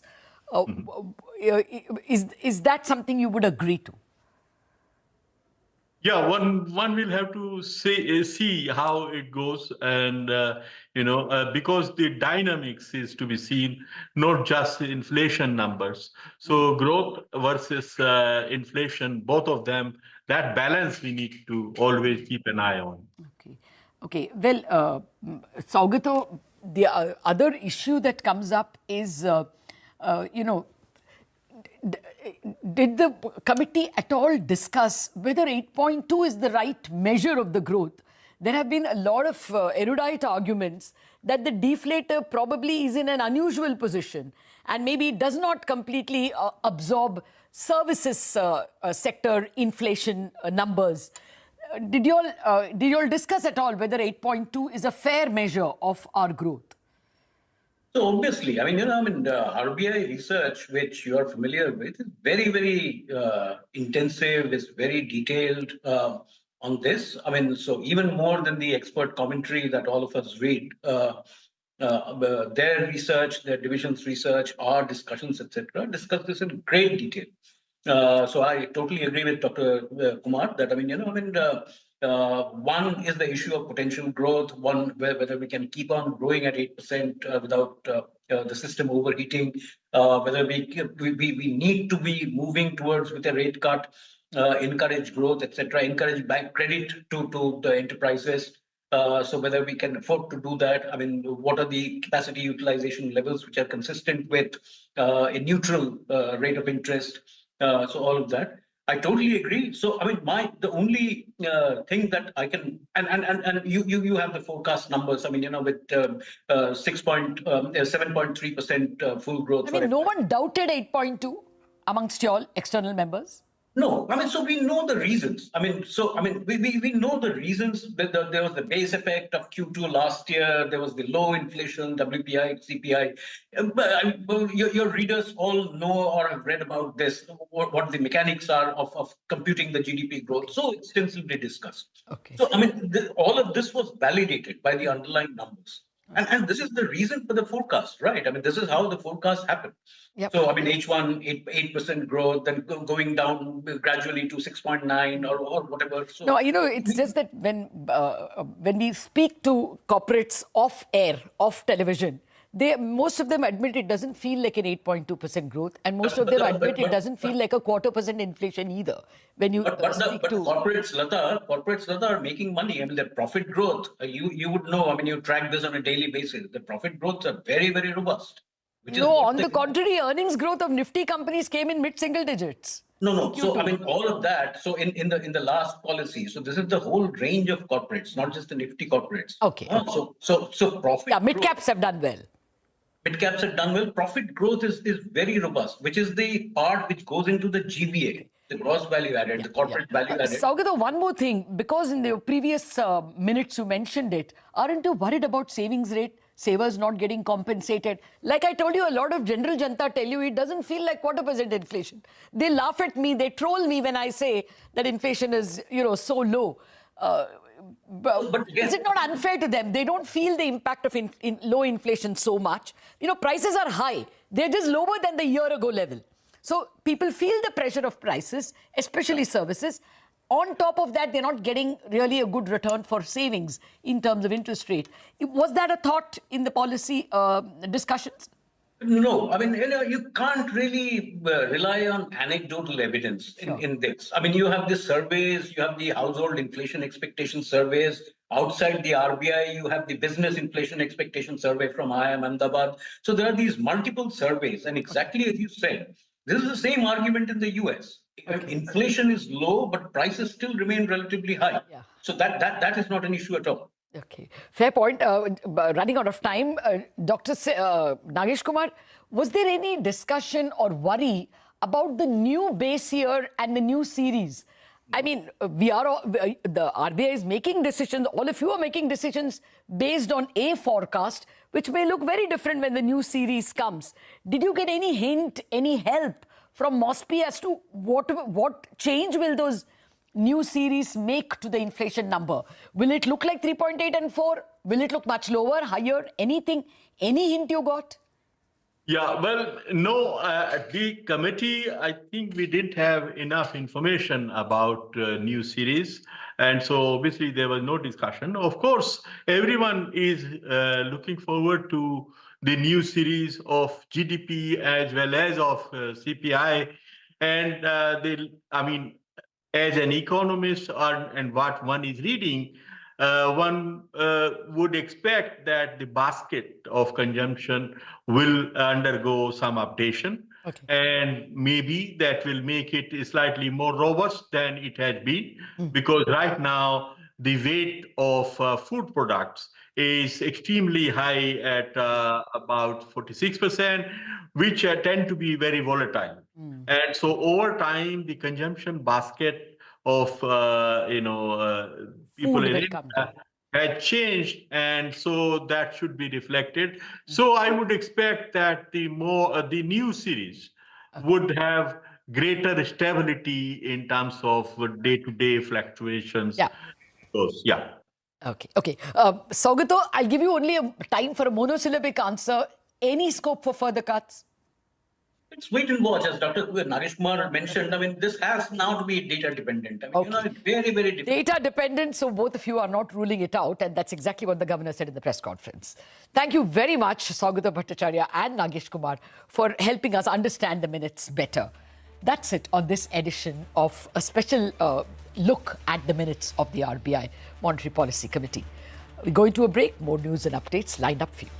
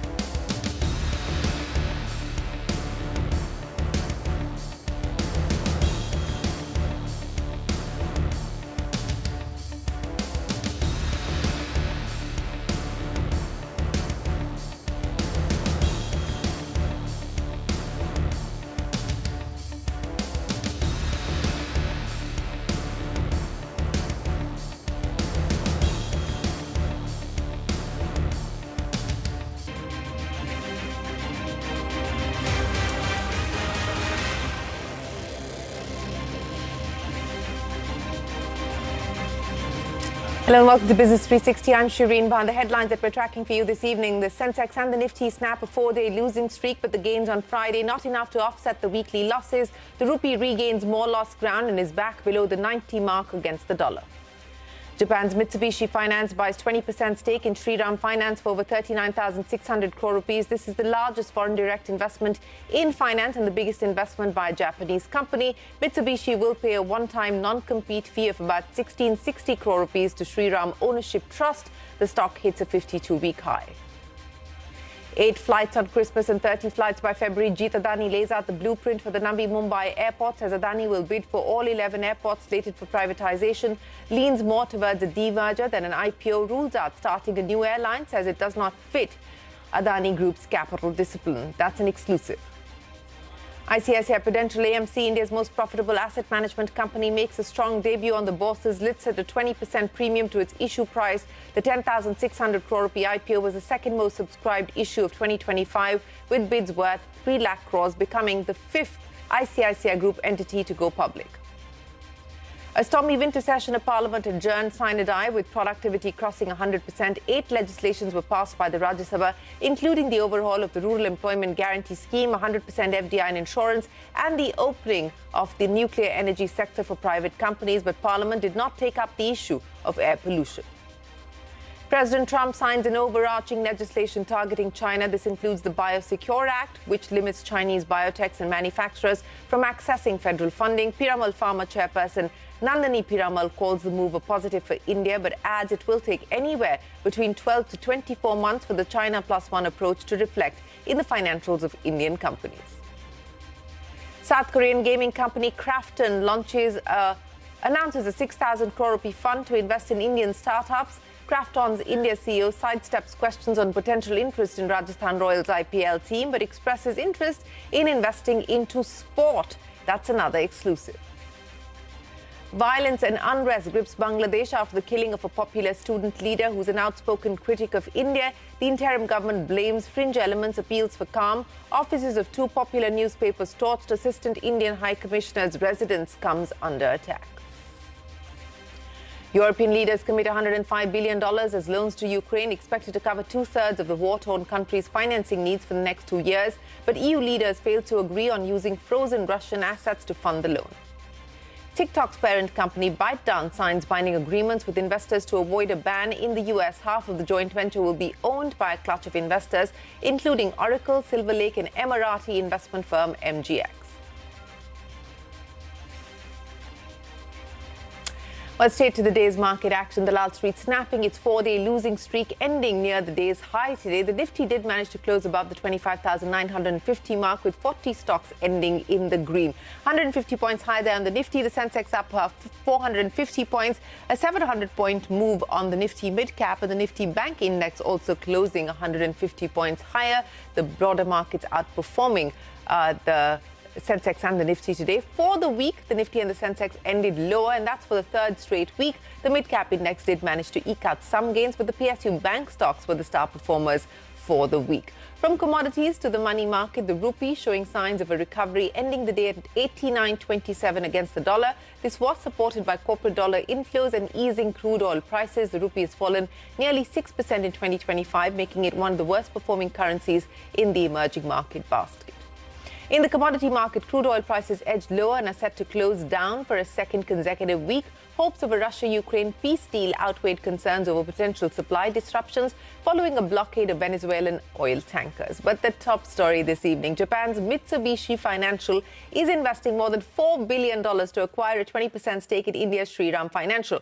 This is the largest foreign direct investment into India's financial sector to date. This is also the largest investment into India from Japan. In fact, 2025 has been a record year for the financial services sector, which has attracted FDI worth more than 1 lakh crore rupees. The Mitsubishi investment in Shriram Capital is at the top, followed by Emirates' investment in RBL Bank and Sumitomo's investment in Yes Bank. In essence, 2025 has seen the top 3 largest foreign investments into the finance sector. Ritu joins us now to wrap things up. Ritu, a landmark year for India's financial sector, capped with the biggest deal yet. Absolutely, it is. It is a watershed moment for India's financial sector. Now you have Japan's financial giant MUFG looking to pick up 20% stake in Shriram Finance for 39,620 crores. That's about $4.4 billion through a preferential allotment. And importantly, MUFG has not ruled out raising its stake further over time. Now, as part of the deal, MUFG will also get the right to appoint 2 nominee directors on Shriram Finance board. So that is what we call strategic control as well. The shares are going to be issued at 840.93 apiece, with MUFG picking up about 47 crore new shares, which value Shriram Finance at a post-money price to book of around 1.9 times. Now, this, of course, is subject to regulatory approvals, but when it does close, it will be the largest foreign direct investment in the financial services sector and the biggest investment from Japan. The rationale here is clearly very much growth-led. For Shriram Finance, this capital is going to strengthen the balance sheet. It will improve funding access and credit perception, and also provide the firepower to scale commercial vehicle and MSME lending, 2 of their key verticals. The partnership will also open the door for new business opportunities through MUFG's global presence and, of course, the India-linked customer network. For MUFG, the deal is, it'll give a strong platform for the company in India, in the retail finance space as well. They already have a $20 billion loan book in India, largely through the GIFT City, and this will now deepen their onshore presence. Now, if you look at the bigger picture and step back, 2025 is the year global capital went all in on Indian financials. Nearly $11.8 billion has come into Indian banks and NBFCs in just 1 year.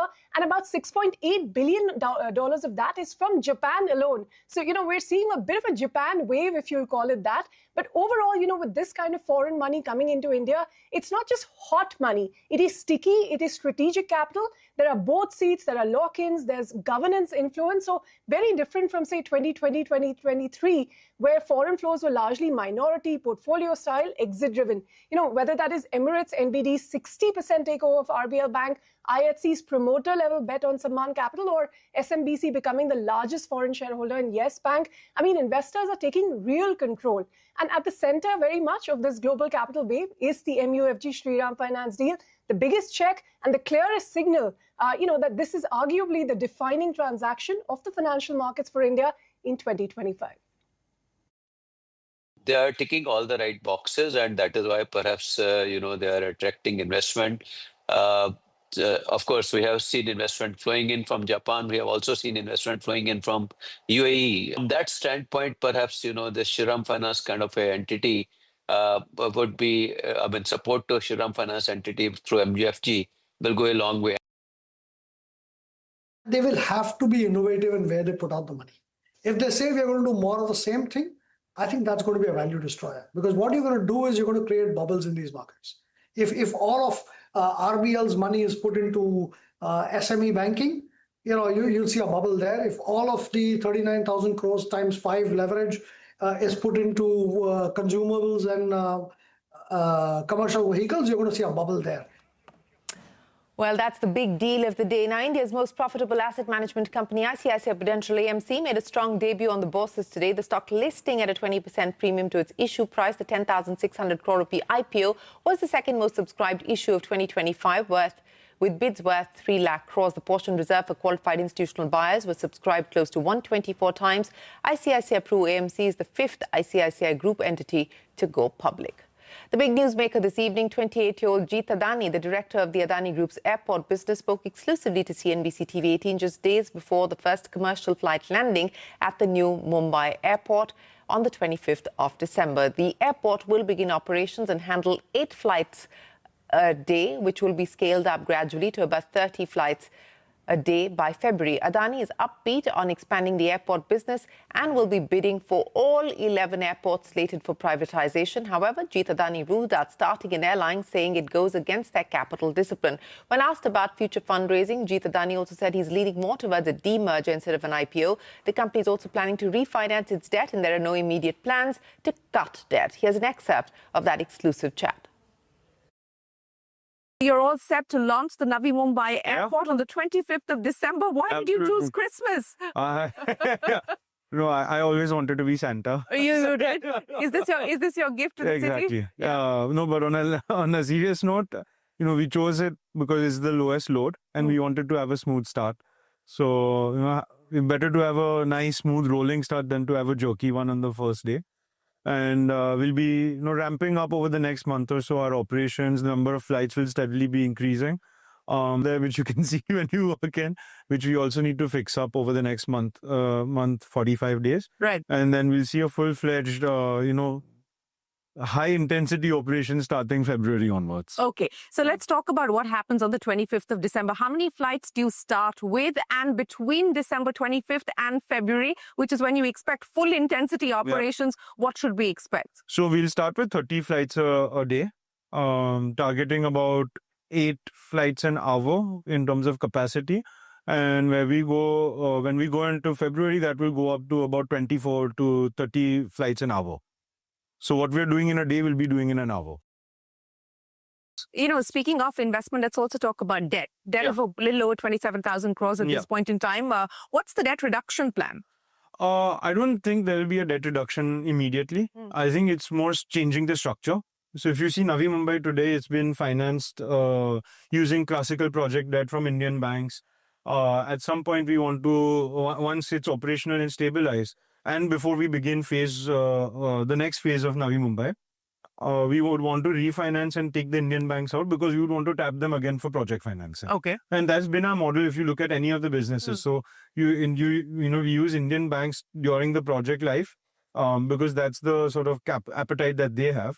And then for long tenure, 10-year, 15-year, 20-year, 30-year debt, we tap the capital markets, either global, domestic, either one. Well, you spoke about refinancing and you just did a refinancing of about, 750 million, I think, in June this year.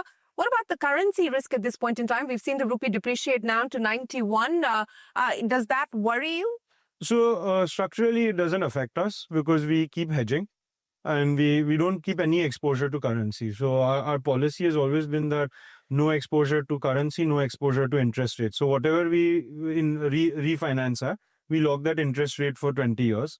Whatever we refinance at in terms of currency, we lock that also for 20 years. So the Adani Enterprises rights issue, there was buzz that perhaps you could use some of those proceeds to cut debt for the airports. Is that likely? No, so there's some debt that Adani Enterprises has. 8,000 crores. Yeah, no. So the loan that they've given. That AEL has given to Adani Airports, that is the part of it which will get cleaned up. No. Okay, so you will use the rights issue to clear that, the 8,000 crore rupee. Yeah, but that's not an eventual end use. The eventual end use is going to be the expansion. Okay.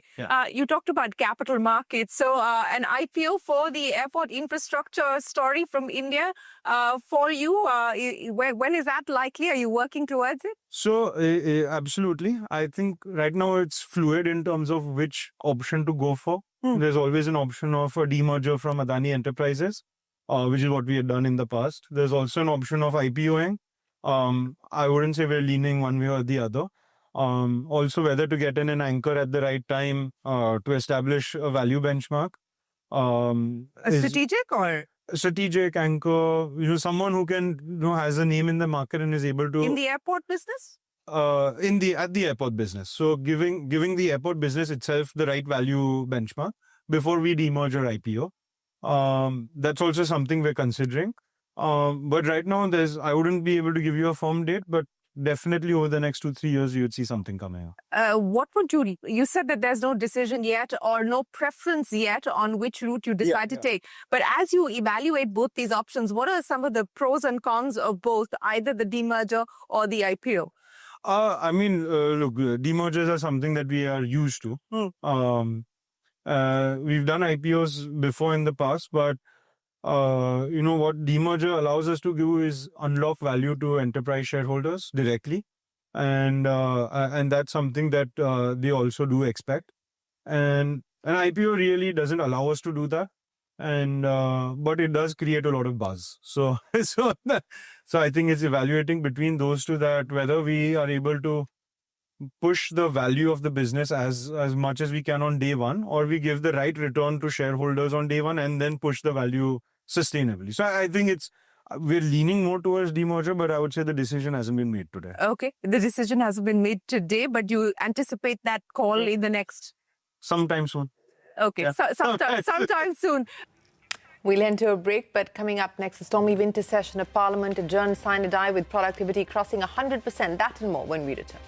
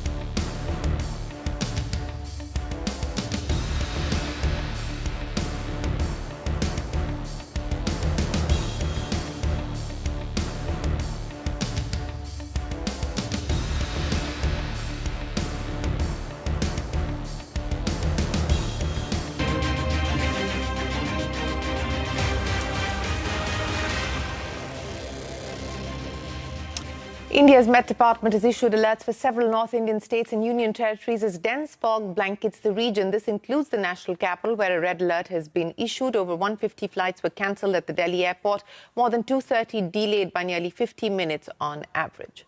A stormy two-week winter session of Parliament has come to an end with productivity crossing 100%. 8 legislations were passed by the Rajya Sabha, including the overhaul of the Rural Employment Guarantee Scheme, 100% FDI and insurance, and opening the nuclear energy sector for private companies. Debate to mark 150 years of India's national song, Vande Mataram, and electoral reforms were part of the Parliament's agenda too. The Parliament, however, did not take up the issue of air pollution. Opposition parties held protests overnight against the bill to overhaul the rural employment scheme. The bill increases the number of work days but also imposes 40% of the cost burden on state governments. The opposition is also upset with the government for dropping Mahatma Gandhi's name from the Rural Employment Guarantee Scheme. Shivani wraps up the Parliament report card for the winter session. The winter session of Indian Parliament 2025, which ran from December 1 to 19 with 15 sittings total, ended after a flurry of legislative activity and political heat. Now, a central focus of this session was the Viksit Bharat Guarantee for Rozgar and Ajivika Mission, which was passed by both Lok Sabha as well as Rajya Sabha, despite intense opposition uproar. The Congress attacked the government over dropping Mahatma Gandhi's name from what replaces the 2-decade-old Manrega scheme and also questioned the funding cuts in the scheme. Now, the session also saw approval of the Sustainable Harnessing and Advancement of Nuclear Energy for Transforming India Shanti Bill, opening up the civil nuclear power sector to private firms in India. Now, this is a major energy reform aimed at boosting clean power capacity, though critics raised safety and liability concerns in this bill as well. In addition, Parliament passed the Sabka Bima Sabki Raksha Amendment of Insurance Laws Bill to widen insurance access. Opposition parties staged an overnight protest and walkouts, with MPs even tearing the bill copies of the new bill replacing the Manrega on the floor of the Parliament, accusing the government of rushing legislation without adequate review. By adjournment sine die, the session combined legislative momentum and political clash, setting up a heated national debate on welfare, energy, and governance ahead of the key elections. Back to you. Well, Shivani, many thanks for joining us. And one of the legislations cleared there, as Shivani was pointing out, is the nuclear energy bill. The Adani Group, we learned, is planning to foray into nuclear energy. Bloomberg reports that Adani is in talks with the North Indian state to build a commercial nuclear energy project, this citing sources. Now, the President Trump signing the National Defense Authorization Act yesterday, a revised version of the most touted Biosecure Act, is a part of the overarching legislation. The law limits federal funding and contracts to certain foreign biotech companies, primarily linked to China. Indian pharma stocks gained 3% on the back of the announcement, with Laurus Labs, Piramal Pharma and Wockhardt being the top gainers. In an exclusive interview with CNBC-TV18, Piramal Pharma chairperson Nandini Piramal called the move a positive for India. However, she did add that it will take anywhere between 12 to 24 months for the China Plus One approach to reflect in the financials of Indian companies. Take a look. We've seen a very big uptick in RFPs in our Sellersville site and our Lexington site, which are both, one's oral solid dose and one's sterile fill finish. But I think a lot of drug substance will continue to be made between the US and other countries, including India. And I think that's where India will have an opportunity. But I will say again that it will take time, as you said. You know, as we have seen an uptick in RFPs. But again, that's, for those RFPs to translate into decisions and to come out in the P&L will take, I agree with you, 12 to 24 months. If you look at the market cap of all the Indian CDMO companies, they may be smaller than the largest Chinese companies. So I think that's like all of us together are very much smaller compared to China. Nandini Piramal there. Now, violence and unrest gripping Bangladesh after the death of a prominent student leader, Sharif Osman Hadi. He succumbed to injuries in a Singapore hospital after being shot in Dhaka last Friday. Hadi was a key figure in Bangladesh's 2024 uprising, which led to the ouster of Sheikh Hasina. He was an outspoken critic of India and had been preparing to contest the upcoming national elections. Demonstrators clashed with the police, blocked roads and vandalized property in Dhaka and other cities. Several buildings, including the offices of major newspapers, were set on fire. This didn't Indian High Commissioner's residence came under attack as well. Bangladesh's interim government urged citizens to resist mob violence and blamed a few fringe elements for the overnight unrest. It has declared a day of national mourning and pledged a thorough investigation into the incident. Well, with that, it is time for us to wrap up this edition of Business 360. The news will continue right here on CNBC-TV18. Stay tuned. We're back in a moment with more.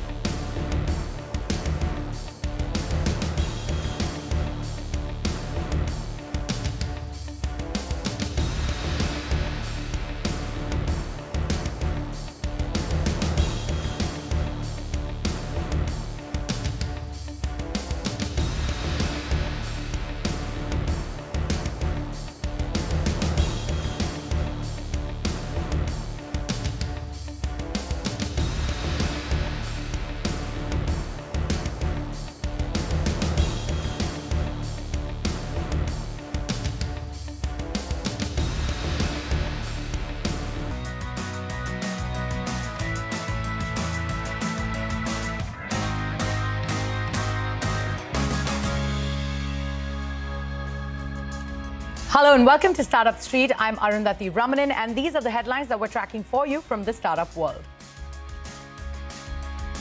Flipkart acquires a majority stake in Minivet AI, an AI ML solutions provider to enhance generative AI capabilities for e-commerce. The move aims to create interactive, immersive shopping experiences with AI-driven video and advanced product discovery. Blue and grey collar job portal Work India raises 97 crore rupees in a Series B funding round. Existing investor BNext Capital participated with a 22 crore rupee contribution, while Avishkar Capital invested 75 crore rupees in the round. Industrial B2B solutions provider Magma has bagged $3 million in additional funding. This brings their total for this investment round to $8 million, contributing to an overall funding of $11.3 million from its existing investors, Capria Ventures and others. MobiKwik appoints Navdeep Singh Suri as chairperson, succeeding Upasana Taku to boost governance. The company said the appointment aligns with best governance practices by ensuring a clear separation between the chairperson and executive management, enabling independent oversight and effective decision-making. TikTok's parent company ByteDance signs binding agreements with investors to avoid a ban in the US. Half of the joint venture will be owned by a clutch of investors, including Oracle, Silver Lake, and Emirati investment firm MGX.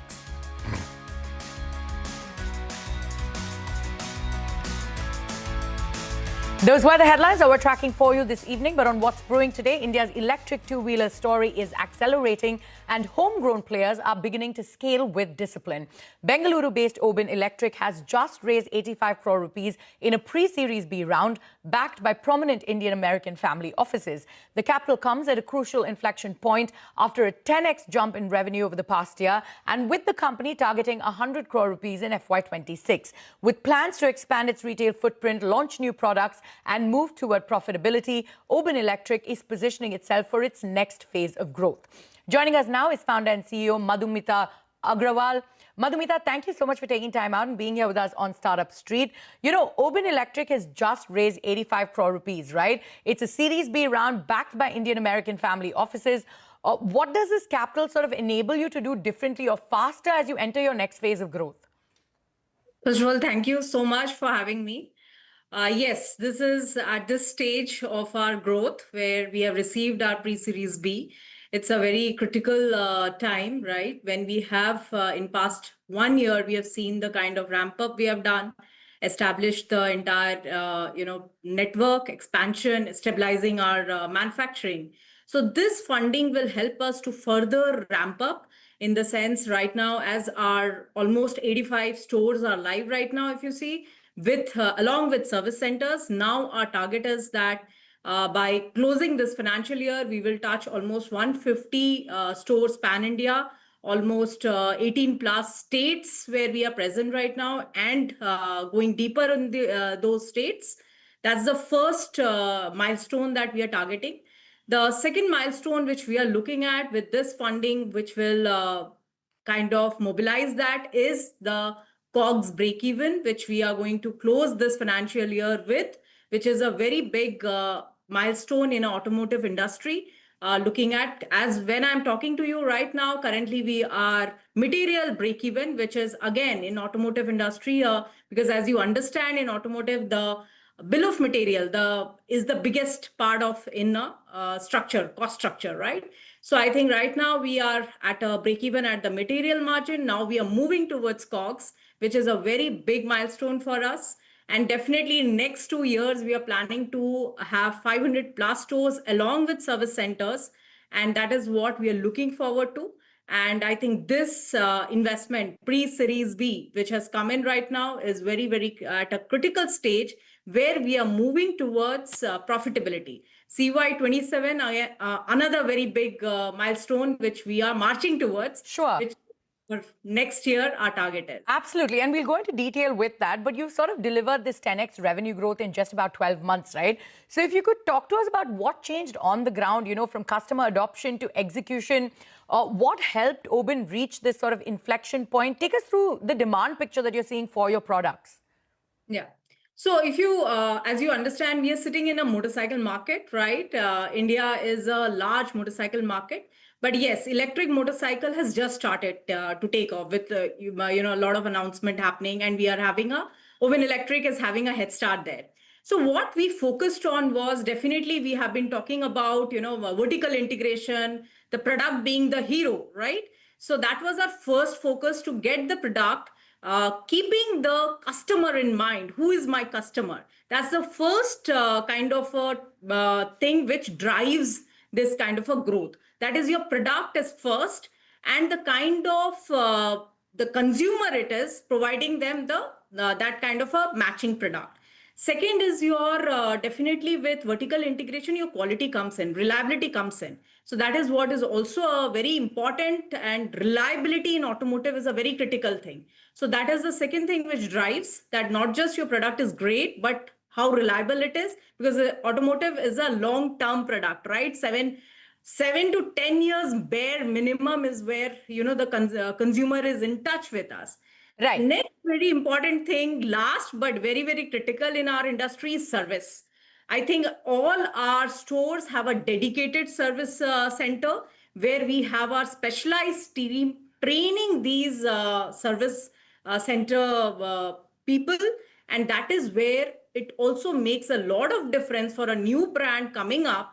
Also establishing that for the customer, we are there, and we are 24/7 there. Absolutely. And you also, speaking about these services and your stores, you currently have 85 outlets today, and you're looking to have about 150 exclusive showrooms by March 2026, right? How are you sort of choosing these new markets, and what's driving the strong interest from dealers across the country? And what's the omni-channel sales strategy that you have? Yeah. So these are all, first of all, this is a dealer network driven, strategy we are having. So first, it is basically, these are dealer, when I say dealer driven, this is 100% driven by them, and where there is a lot of hand holding that happens, right? From training to awareness to, supporting them in marketing and all, and especially on the service side. So first of all, as dealer community, if you understand, it would be more like a word of mouth community, right? Because dealer is like a stakeholder investing with you. So when there is a good word of mouth of the product, that generally spreads. It takes time, but definitely once it starts spreading, that is what it drives the entire ecosystem, right? The dealer ecosystem, if they get to hear if the product is good, they are able to test it out. They also go to some of our company stores, which we initially started with, to learn ourselves on ground, what's happening with the customers. So I think that has built a lot of confidence among the dealer fraternity. Absolutely. And with this fresh capital sort of earmarked for new launches, how are customer feedback and usage data sort of shaping the next generation of urban electric motorcycles? Talk to us about what's in the pipeline, and what are the products that are seeing the most amount of demand?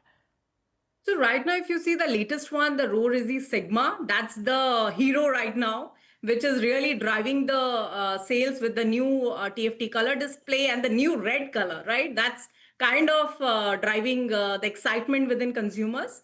And definitely looking at the different consumer segment, which we have been talking about, that the motorcycle segment is divided, the commuter segment especially is divided into different segments. So the next, which we are next year, you're going to expect is the O100 platform, which is ready to get into the market. And yes, customers are definitely, and the dealers are definitely excited about it. The dealers are excited about what you have in store. All right, Madhumita, thank you so much for taking time out and being here with us on Startup Street. And we wish you all the best on this journey going forward. Thank you. And moving on to a CNBC-TV18 exclusive, South Korean gaming company Kfin announces a 6,000 crore rupee fund to invest in Indian startups. In a conversation with CNBC-TV18's Ashmit Kumar, Kfin's India CEO sidesteps questions on potential interest in Rajasthan Royals IPL team, but expresses interest in investing into sports. Here's a slice of that conversation.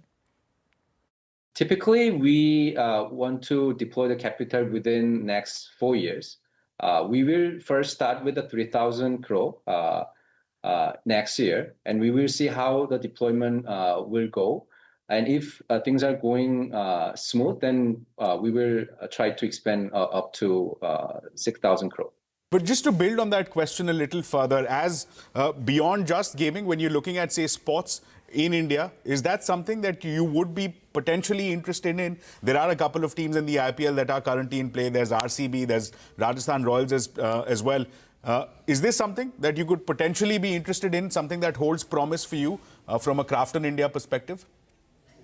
Yeah, well, although we are looking at other sectors outside gaming, sports can be also one of potential areas of investment for us. But still, at the same time, we are the gaming company. We are looking at sports in general from the gaming IP perspective. So we want to utilize IPs or the excitement that sports can bring into gaming rather than sports as a separate industry that we can play a major role in. Just a couple more questions, Mr. Sohn. One of the areas that is clearly has been the buzzword has been AI over the last very many months. It will continue to be in focus. February, of course, is when India hosts the India AI Summit as well. I just want to get a sense that when you're talking about investing here in India, what are some of the stories that you're looking for? Is it merely a case of some of the use cases that you find interesting, or are there foundational models being developed here that catches your eye, or is it more about perhaps core technology, deep tech, that you're working towards? Some indication as to what the nature of the AI bet could be for you going forward. Yeah, personally, I believe India should be able to build and lay out its own foundation model for the usage of Indian people. But we haven't come across any companies which give us the investment opportunities or partnership opportunities in that direction. But we have come across many startups who are using AI technology to revolutionize how they service or how they make their products. So I believe that we will see many companies who are using AI to transform what they're doing already or how they build business. So that we want to tap into those opportunities. While I'm still hopeful that India will have its own base of AI technology for the benefit of the people. Just a couple of questions about the broader sector and the gaming space here. We've seen some regulatory tectonic shifts as far as the India geography is concerned. Is this push towards Crafton looking at its journey as an investor and beyond gaming as well, is this perhaps partly prompted by the regulatory uncertainty? Is that something that you're looking for this to act as a hedge against? Yeah, I don't believe there's any connection or causal or effects between regulatory and our investments. We are bullish about Indian economy and the ability of Indian tech startups to grow into the global scale. And we are very bullish about the Indian economy in general. So that's the main reason why we're investing in India. It's Friday and it's time to take stock of all the deals from the startup world. According to Venture Intelligence, this week saw 20 deals worth $148 million. Some of the notable deals include space tech startup Digantara, which got $50 million from SBI Investment, Peak 15 Partners and Kalari Capital. Haircare brand Moxie Beauty raised $15 million from Bessemer Venture Partners, Fireside Ventures and others, while electric CV firm QSEV also added $15 million to its kitty from Singularity Ventures. That's not all. Stockrow bagged $13 million in a Series B1 funding round from Bitcraft Ventures, while electric bike maker Obin Electric raised a little over $9 million in a pre-Series B round. According to Venture Intelligence, this year has seen a total of 917 deals worth $9.1 billion. On that note, it is time for us to head into a short break. But coming up next, Danube Group enters digital sports media. The UAE conglomerate launches Mr. Cricket UAE, the country's first cricket-focused digital platform. A special conversation on the other side. Stay tuned.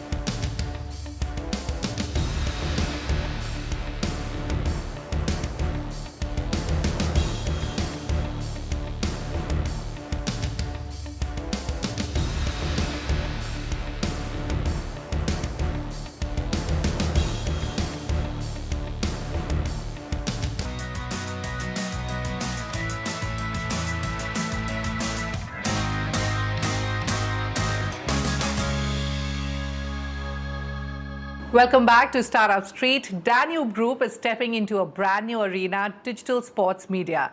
The company has launched Mr. Cricket UAE Media Group, the country's first sports-focused digital media platform, promising exclusive global cricket coverage, premium video content, and unprecedented access to the game's biggest names. For a billion dirham conglomerate, this is a passion project meeting a digital-first opportunity at a time when the UAE is emerging as a global cricket hub. So what does this expansion mean for Danube's future? How big is the sports content opportunity? And is this the first step towards a broader media play? Joining me now is Anis Sajan, the Vice Chairman of Danube Group. Anis, many thanks for joining us on Startup Street. And, you know, you're known across the region as Mr. Cricket UAE.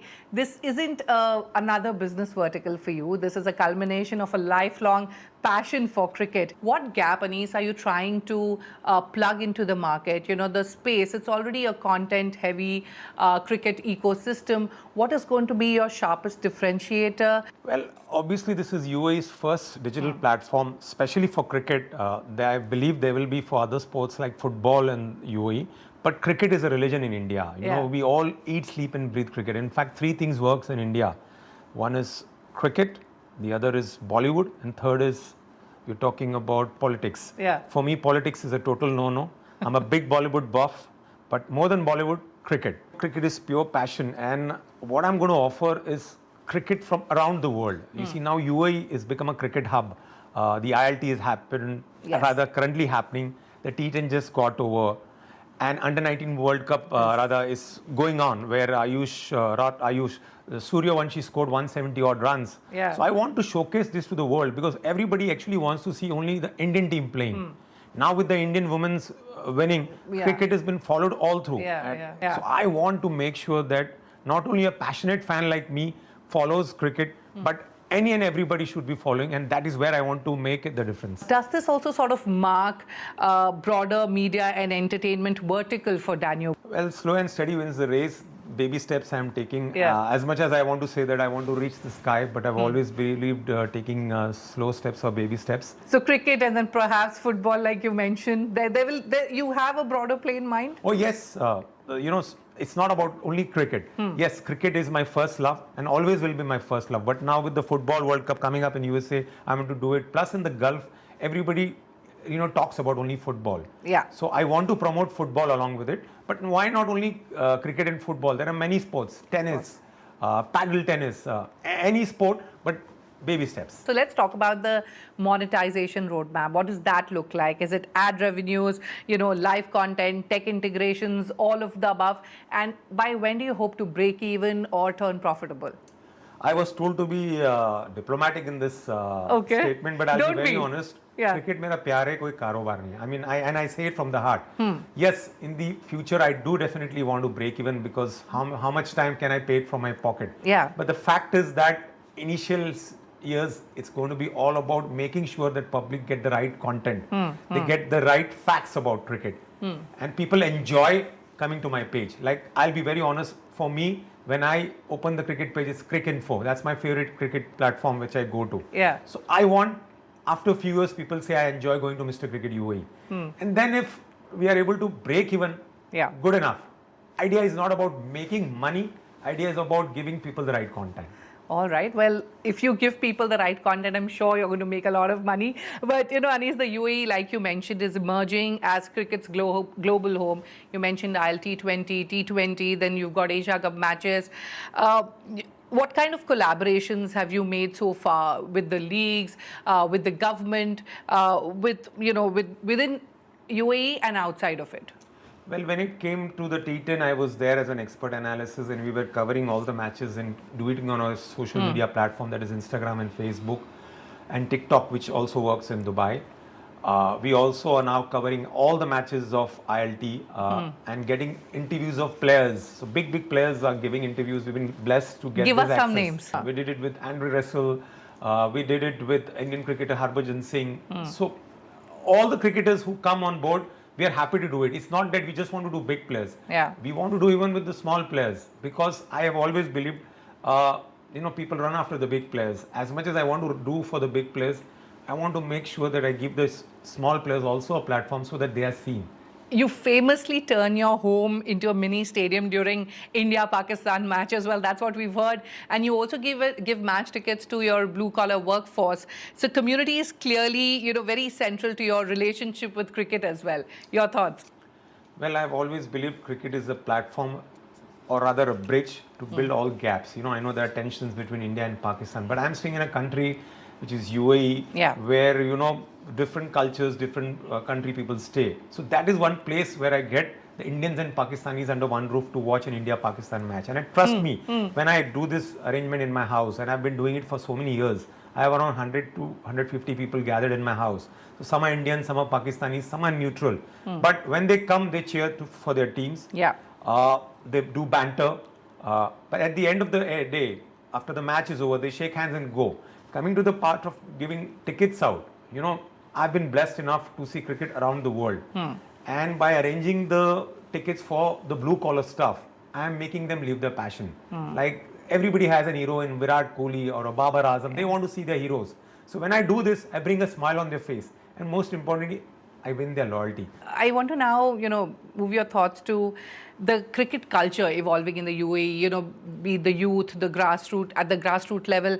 And, you used to, in fact, hire, what about 30 employees who could, take forward their passion of cricket, and full-time employees.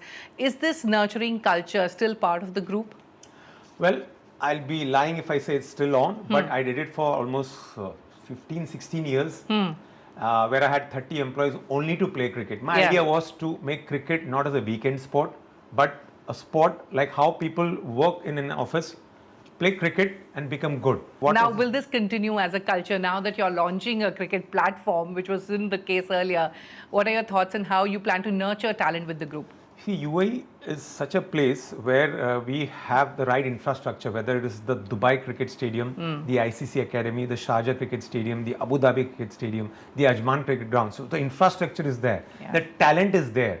Now by starting this platform, the digital platform, I also want to nurture or help some cricketers go big. Because unless they get an opportunity, there are some cricketers with talent, but unko opportunity nahi milti hai. So I want to give those opportunity to people who are hungry and who have the passion and make it big. Maybe they play the ILT and T10, they will get little bit of exposure. But I want them to play also the 4-day cricket, because I've always believed the longer format they play, they get a good temperament. Because test cricket or the longer format is what separates the men from the boys. One final question, who came up with the name Mr. Cricket UAE? How did you come up with that? Well, it's of course my wife. I was there for my brother-in-law's wedding in Bombay. Rather, when I came for the wedding, there was a Sangeet in the evening. So she said, "Chalo, subah mein practice karte." So usme there was a match going on between New Zealand and Australia. It was in the morning because they are ahead of time. मैं बोला match देख के आता हूँ. Lunch हो गया तो फिर अभी तो आ जाओ. तो तब इंडिया का मैच शुरू हुआ, इंडिया साउथ अफ्रीका. मैं बोला ये थोड़ा देखता हूँ आता हूँ. वो भी देख लिया. बोला अभी शाम हो गया, अभी 1 घंटा बाकी, संगीत अभी तो उतरो. तो एशेज चल रहा था, तो मैं बोला वो देखता हूँ. So you spent the entire evening and I just landed during the Sangeet and I goofed up. She said, "You are nobody but Mr. Cricket. And, that's how it... you love more cricket than me." And she always says cricket is my first love. Then she comes and she then Mr. Cricket ke saath Mr. Cricket UAE isliye lag gaya because I'm based out of UAE. All right, that's a cool story. Thank you for sharing with us. Thank you. Well, with that, it's a wrap on this edition of Startup Street. Stay tuned to CNBC TV18 for more news and updates.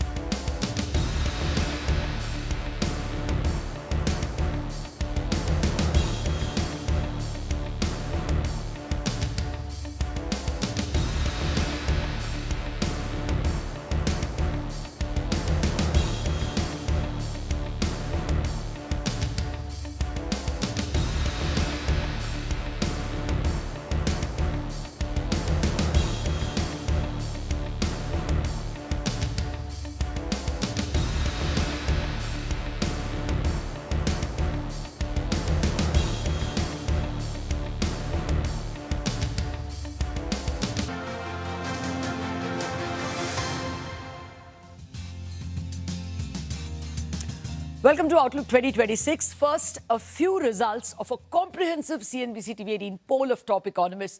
India's GDP is expected to grow at 7.5% in the current year, FY26, but slow down to 6.8% next year. However, on FY27, there is actually a deep division. One half of the economists I spoke to said only 6.5% next year. The other half is over 7%. So that's why the average of 6.8. On CPI inflation, the average we got was 4% for next year, FY27. But here again, 50% of the economists said they expect it to be as low as 3.8%. 50% said over 4%. Current account deficit is seen at 1.06 next year, more or less unanimous. But the more important figure is the balance of payments, which is including FPI and FDI flows. That is, on balance of payments, average economists see a inflow of $7.6 billion. But again, 50% saw a much bigger figure of a 20 billion inflow. And of course, there are several who saw just a 1 billion or a negative. Rupee, a big majority expect the currency to be around 92 to the dollar. So not much movement by end FY27. Not much depreciation expected from here on. That was the economist's view. But to discuss the whys and hows of the outlook, we are joined by three top economists: Soumya Kanti Ghosh, Group Chief Economic Advisor of SBI and member of the Finance Commission. We have Mridul Sagar, former RBI Executive Director, former member of the MPC, and now Professor at IIM Kozhikode, and Sonal Verma, Managing Director and Chief Economist, India and Asia ex-Japan at Nomura.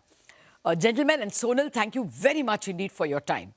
Let me start with the ladies. Sonal, I want to actually start with balance of payments first, because the rupee has given so much of a shocking decline in the last 4 weeks. Is your expectation that FPIs will finally turn the corner and start finding India attractive? Will we have a good balance of payments inflows next year?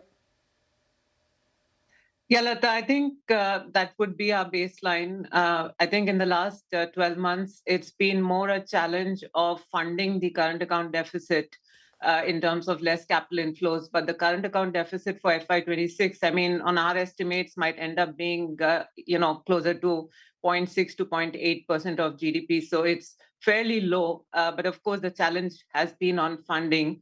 I think there are two things that potentially change over the next 12 months. Number one is essentially on the equity side of the story, where India did not benefit at all from this entire AI theme. Plus a big disappointment in terms of earning downgrade, US trade deal not happening. So we've already seen a significant underperformance of the Indian equity market, and currency has weakened. So as a starting point, I think the forward-looking outlook on growth is looking a lot better from here. So I think a lot of negatives are priced in, a lot of the positives are not. So yeah, there is potential for equity inflows to come through. Second is on FPI bond inflows. So there is a possibility that India could get included in the Bloomberg Global Aggregate Index. It's going to be a small weight, but potentially it can lead to over $20 billion in inflows. So if we combine that with the current account deficit that's around or less than 1% of GDP, I think the problem of funding this current account deficit should be less of a concern. And just one final point, I think the currency weakness we've seen both on absolute but also on a real effective exchange rate basis should over time also autocorrect some of the current account imbalance. This is particularly we've seen in the case of imports, which tend to come down as they get more expensive. So yeah, I do think things should improve as 2026 progresses. Okay. Gentlemen, I will come to you all for the balance of payments and current account deficit, but I want to touch all the topics first and then go in detail. Soumya, on fiscal deficit. The nominal GDP has given us a scare, and there is a fear. Is there a fear that next year also the nominal GDP will be low? And because of that, can we have a fiscal deficit issue? Difficult to bring it down to 4.3 as our poll says. Yeah, thank you, Lata, for having me on the show. I think regarding the fiscal deficit, I believe that the center has been on a positive glide path in the last 4 years. They have brought it down from 9.2 to 4.4% last year. And if all indications suggest, notwithstanding the pressures on the revenue this time, I think the expenditure tweaking and the expenditure switches and the expenditure compression possibly will ensure that India is well on its target to achieve the fiscal deficit target. And next year, I think we are looking at a target which is lower than 4.4%. But I am not expecting any deviation from the fiscal consolidation path. But I'll be also closely looking at the consolidated fiscal deficit, which has been progressively coming down over the years. And as the center has clearly pointed out, is that the debt to GDP ratio is now one of the prime targets. So if the debt to GDP ratio glide path, which has been laid out in the budget, is adhered to, I don't see, we are deviating from the fiscal deficit glide path, notwithstanding the pressures on the... Okay, Soumya, I'll come to the debt to GDP part because hereafter we won't even be talking much about fiscal deficit goals. But what is the kind of borrowing you're expecting? In my poll, several people said the 10-year yield will actually go up to 6.6. There was a minority which said even 6.1 and 6.2. But do you think that the borrowing amount itself is likely to be high because there are so many tax giveaways and even the states are not collecting much? No, yeah, Lata, I think the borrowing numbers we are taking into consideration if you're taking the center and the states combined. Yeah, the total gross borrowing could be around 27 to 28 trillion. I think the net borrowing numbers could be significantly lower, taking into account the switches, the buyback, which the government is likely to do. But in my sense, I think the number should be around 27 to 28, which is not significantly higher than this. My poll gave me 30 trillion actually. Because it is 27.7 this year, people are not actually penciling in close to 10%. And the argument was if it is 30 trillion, then there isn't appetite in the market and RBI has to do a lot of OMOs. What's your view on that? See, I think the RBI has clearly made it that it is going to keep the NDTL at 1.5% of surplus. So that is around 2.5 trillion.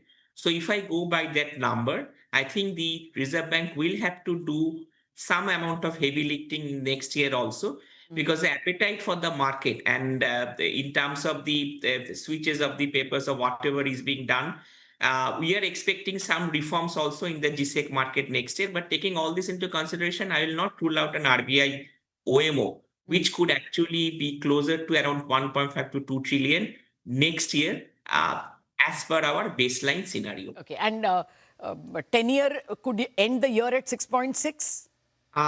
We are not significantly pricing in an upside in 10-year yield. We are expecting that the 10-year could actually hold at these levels or it could trend marginally lower. But there may not be significantly downside to the 10-year GSEC estimate as of now. Okay, so cost of capital doesn't rise much.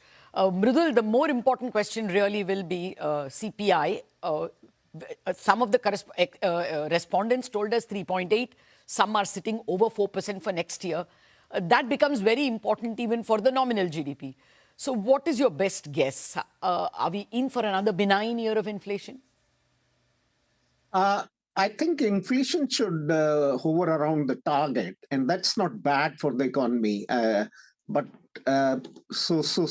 practically we will see somewhere, I think the numbers you mentioned, 3.8 to maybe 4.2 could be the range where we will see much of the movement of the inflation next year.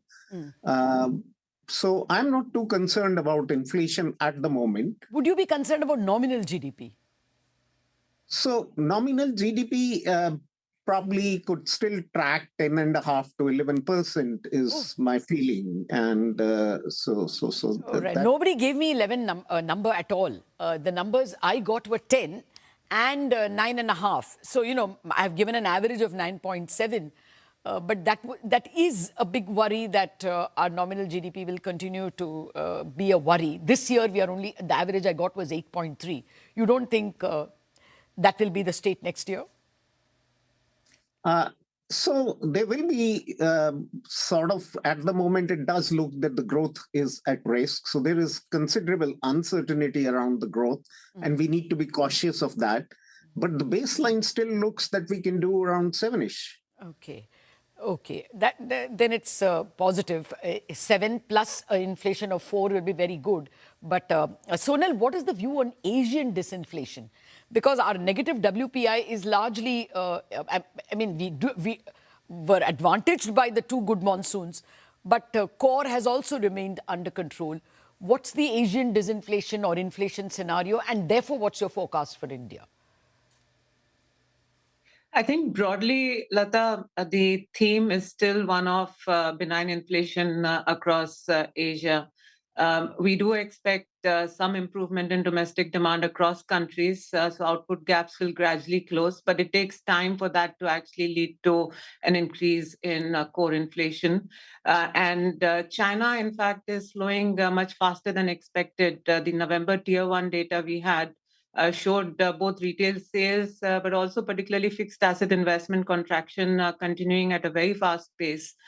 So that we think will actually continue to be a source of disinflationary impulse for the region. It should also keep commodity prices in check. So I think in general, we think inflation in Asia will pick up in 2026 because 2025 it's been fairly low across the board. But still very much within the target. So inflation is not a challenge in Asia. And I think the same's the story in India as well, whether it's the domestic, wage increase, commodity input prices, and even with the currency depreciation, the tradable component of the CPI basket is very small. So the imported inflation pressures will be quite limited. Okay. The analysis we've done, Lata, actually shows that structurally the trend in super core inflation has come down from 5.5% in the last 10-15 years to less than 3.5% now. That is a pretty major deal and does mean that even though we are talking about a 4% CPI, that's purely on account of base. Okay. Very quickly, before I take the first break, Sonal, an out-of-syllabus question. What about this yen BOJ rate hike? The language sounded that there will be more. There was no disruption in the FX market now. But what is the in-house Nomura view? Should we worry about any disruption because of the yen? Well, I think that's something to monitor next year because our view is, policy rates at 0.75% are still less than the sort of nominal neutral range. So if you look at the nominal neutral range for Japan, it's anywhere between 1 to 2.5%. So at 0.75%, we are not even at the lower end of the target range. So there is more normalization that is ahead. The question is the speed at which the BOJ will move and whether it will be fast enough compared to market expectations. The challenge we see in 2026 is core CPI in Japan, which was propped up because of very high rice price inflation. That will actually move down. And so core CPI we see actually moderating below 2% in 2026 and staying below 2% in 2026. So the normalization continues. We think there'll be 50 basis point additional hikes. But we think they are more likely to be delivered in 2027 and 2026 may be slower. So that will have implications for yen as a result. Okay, at least the yen is at peace now and the global markets are not, scampering because of the rate hike. A quick break and we have lots more questions on the macroeconomy in 2026.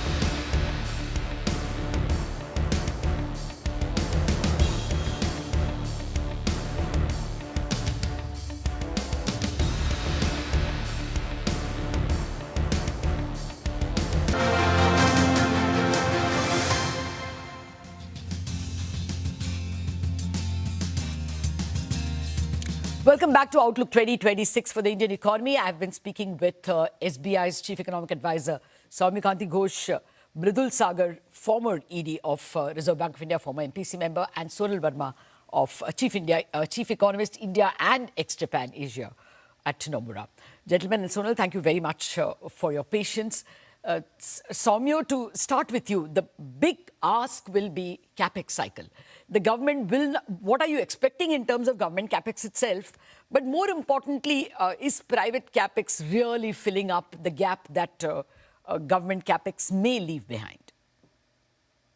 Yeah, I think the indications of the private capex cycle has been good in recent times. I think even if I look into our bank's project pipeline, the funding pipeline, the approvals, I think there are the private capex cycle has actually caught up.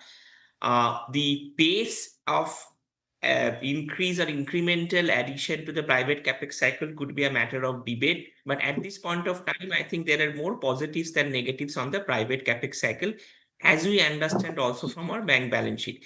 And the second important point to note is that I think the government capital expenditure has possibly reached a peak at 3.2% and 11 trillion. If the upside to that government capital expenditure not look significantly on the higher side. From that aspect, I think we could see a compositional shift or maybe also a push towards the private capex from here on. And the only thing I can say at this point of time, that even if you look into the project announcements, even if you look into the across sectors, that looks healthy at this point of time. Okay, so you're saying government capex cannot rise by this 25-30%. You're expecting what, a 5-10% rise in government capex? Yeah, I think the moderation, that there will be a moderation in the pace of the increase in government capital expenditure. I think at 3.2%, it can go up by maybe 10 to 20 basis points at the max, but not the type of increase which we have been seeing earlier. Okay. Well, Mridul, do you want to comment on the private capex, any data that you have pointed out? And the other question I wanted to ask you was about the RBI will continue this benign liquidity stance that it has adopted. So two separate questions. Okay, so let me come to the first. I am seeing that the capacity utilization rates have now stayed above the long-term average for more than 13 quarters, but the capex cycle so far hasn't really kicked up.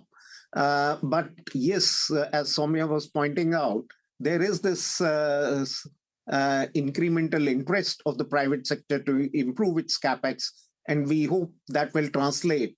I think if global uncertainty comes down from here, that would be a significant booster to the capex even in India. The government doesn't have much scope given that they will be entering into a tough fiscal period with the 7th pay commission a year down the line.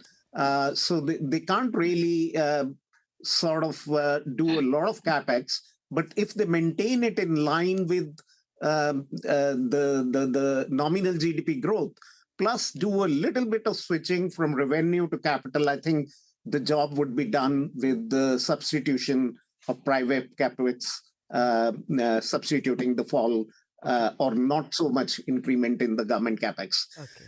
Coming to RBI's liquidity.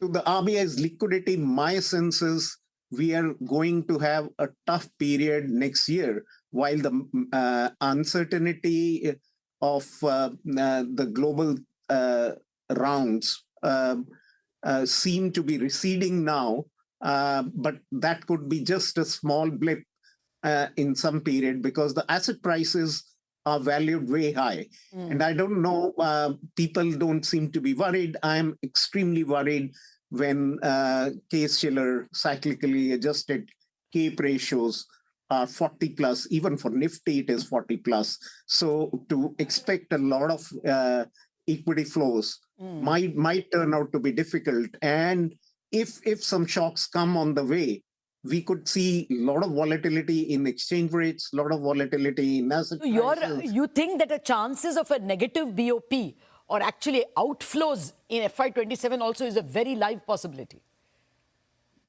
There is a possibility. Live possibility means it's not the base case, certainly, but there is a possibility.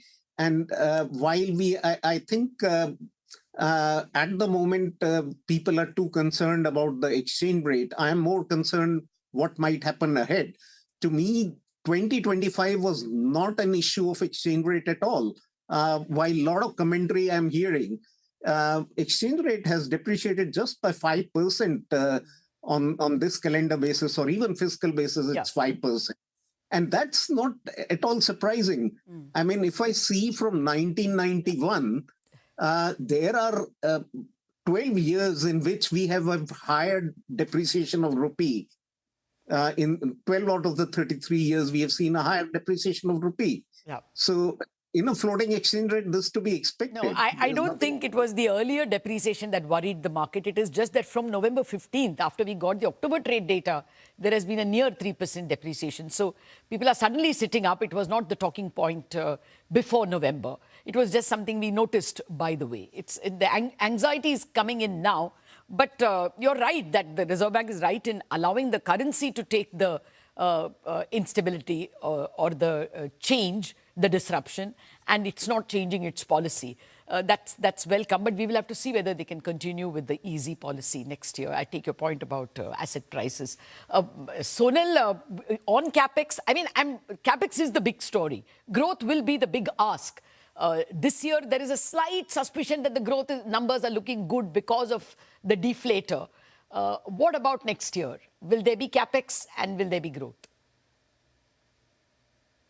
Lata, I think 2025 and FY26, while headline GDP growth, real growth has surprised on the upside. Actually, a lot of the cyclical components have disappointed, whether it's the tax component, earnings growth, some of the consumer discretionary side. So there's been this disconnect between the headline and the underlying trend. As we look ahead into 2026, we're expecting a reversal where some pickup in deflator leads to a moderation in the printed real GDP growth, which we still think will be steady and robust at 7%. But I think what's important is what is this underlying momentum going to be?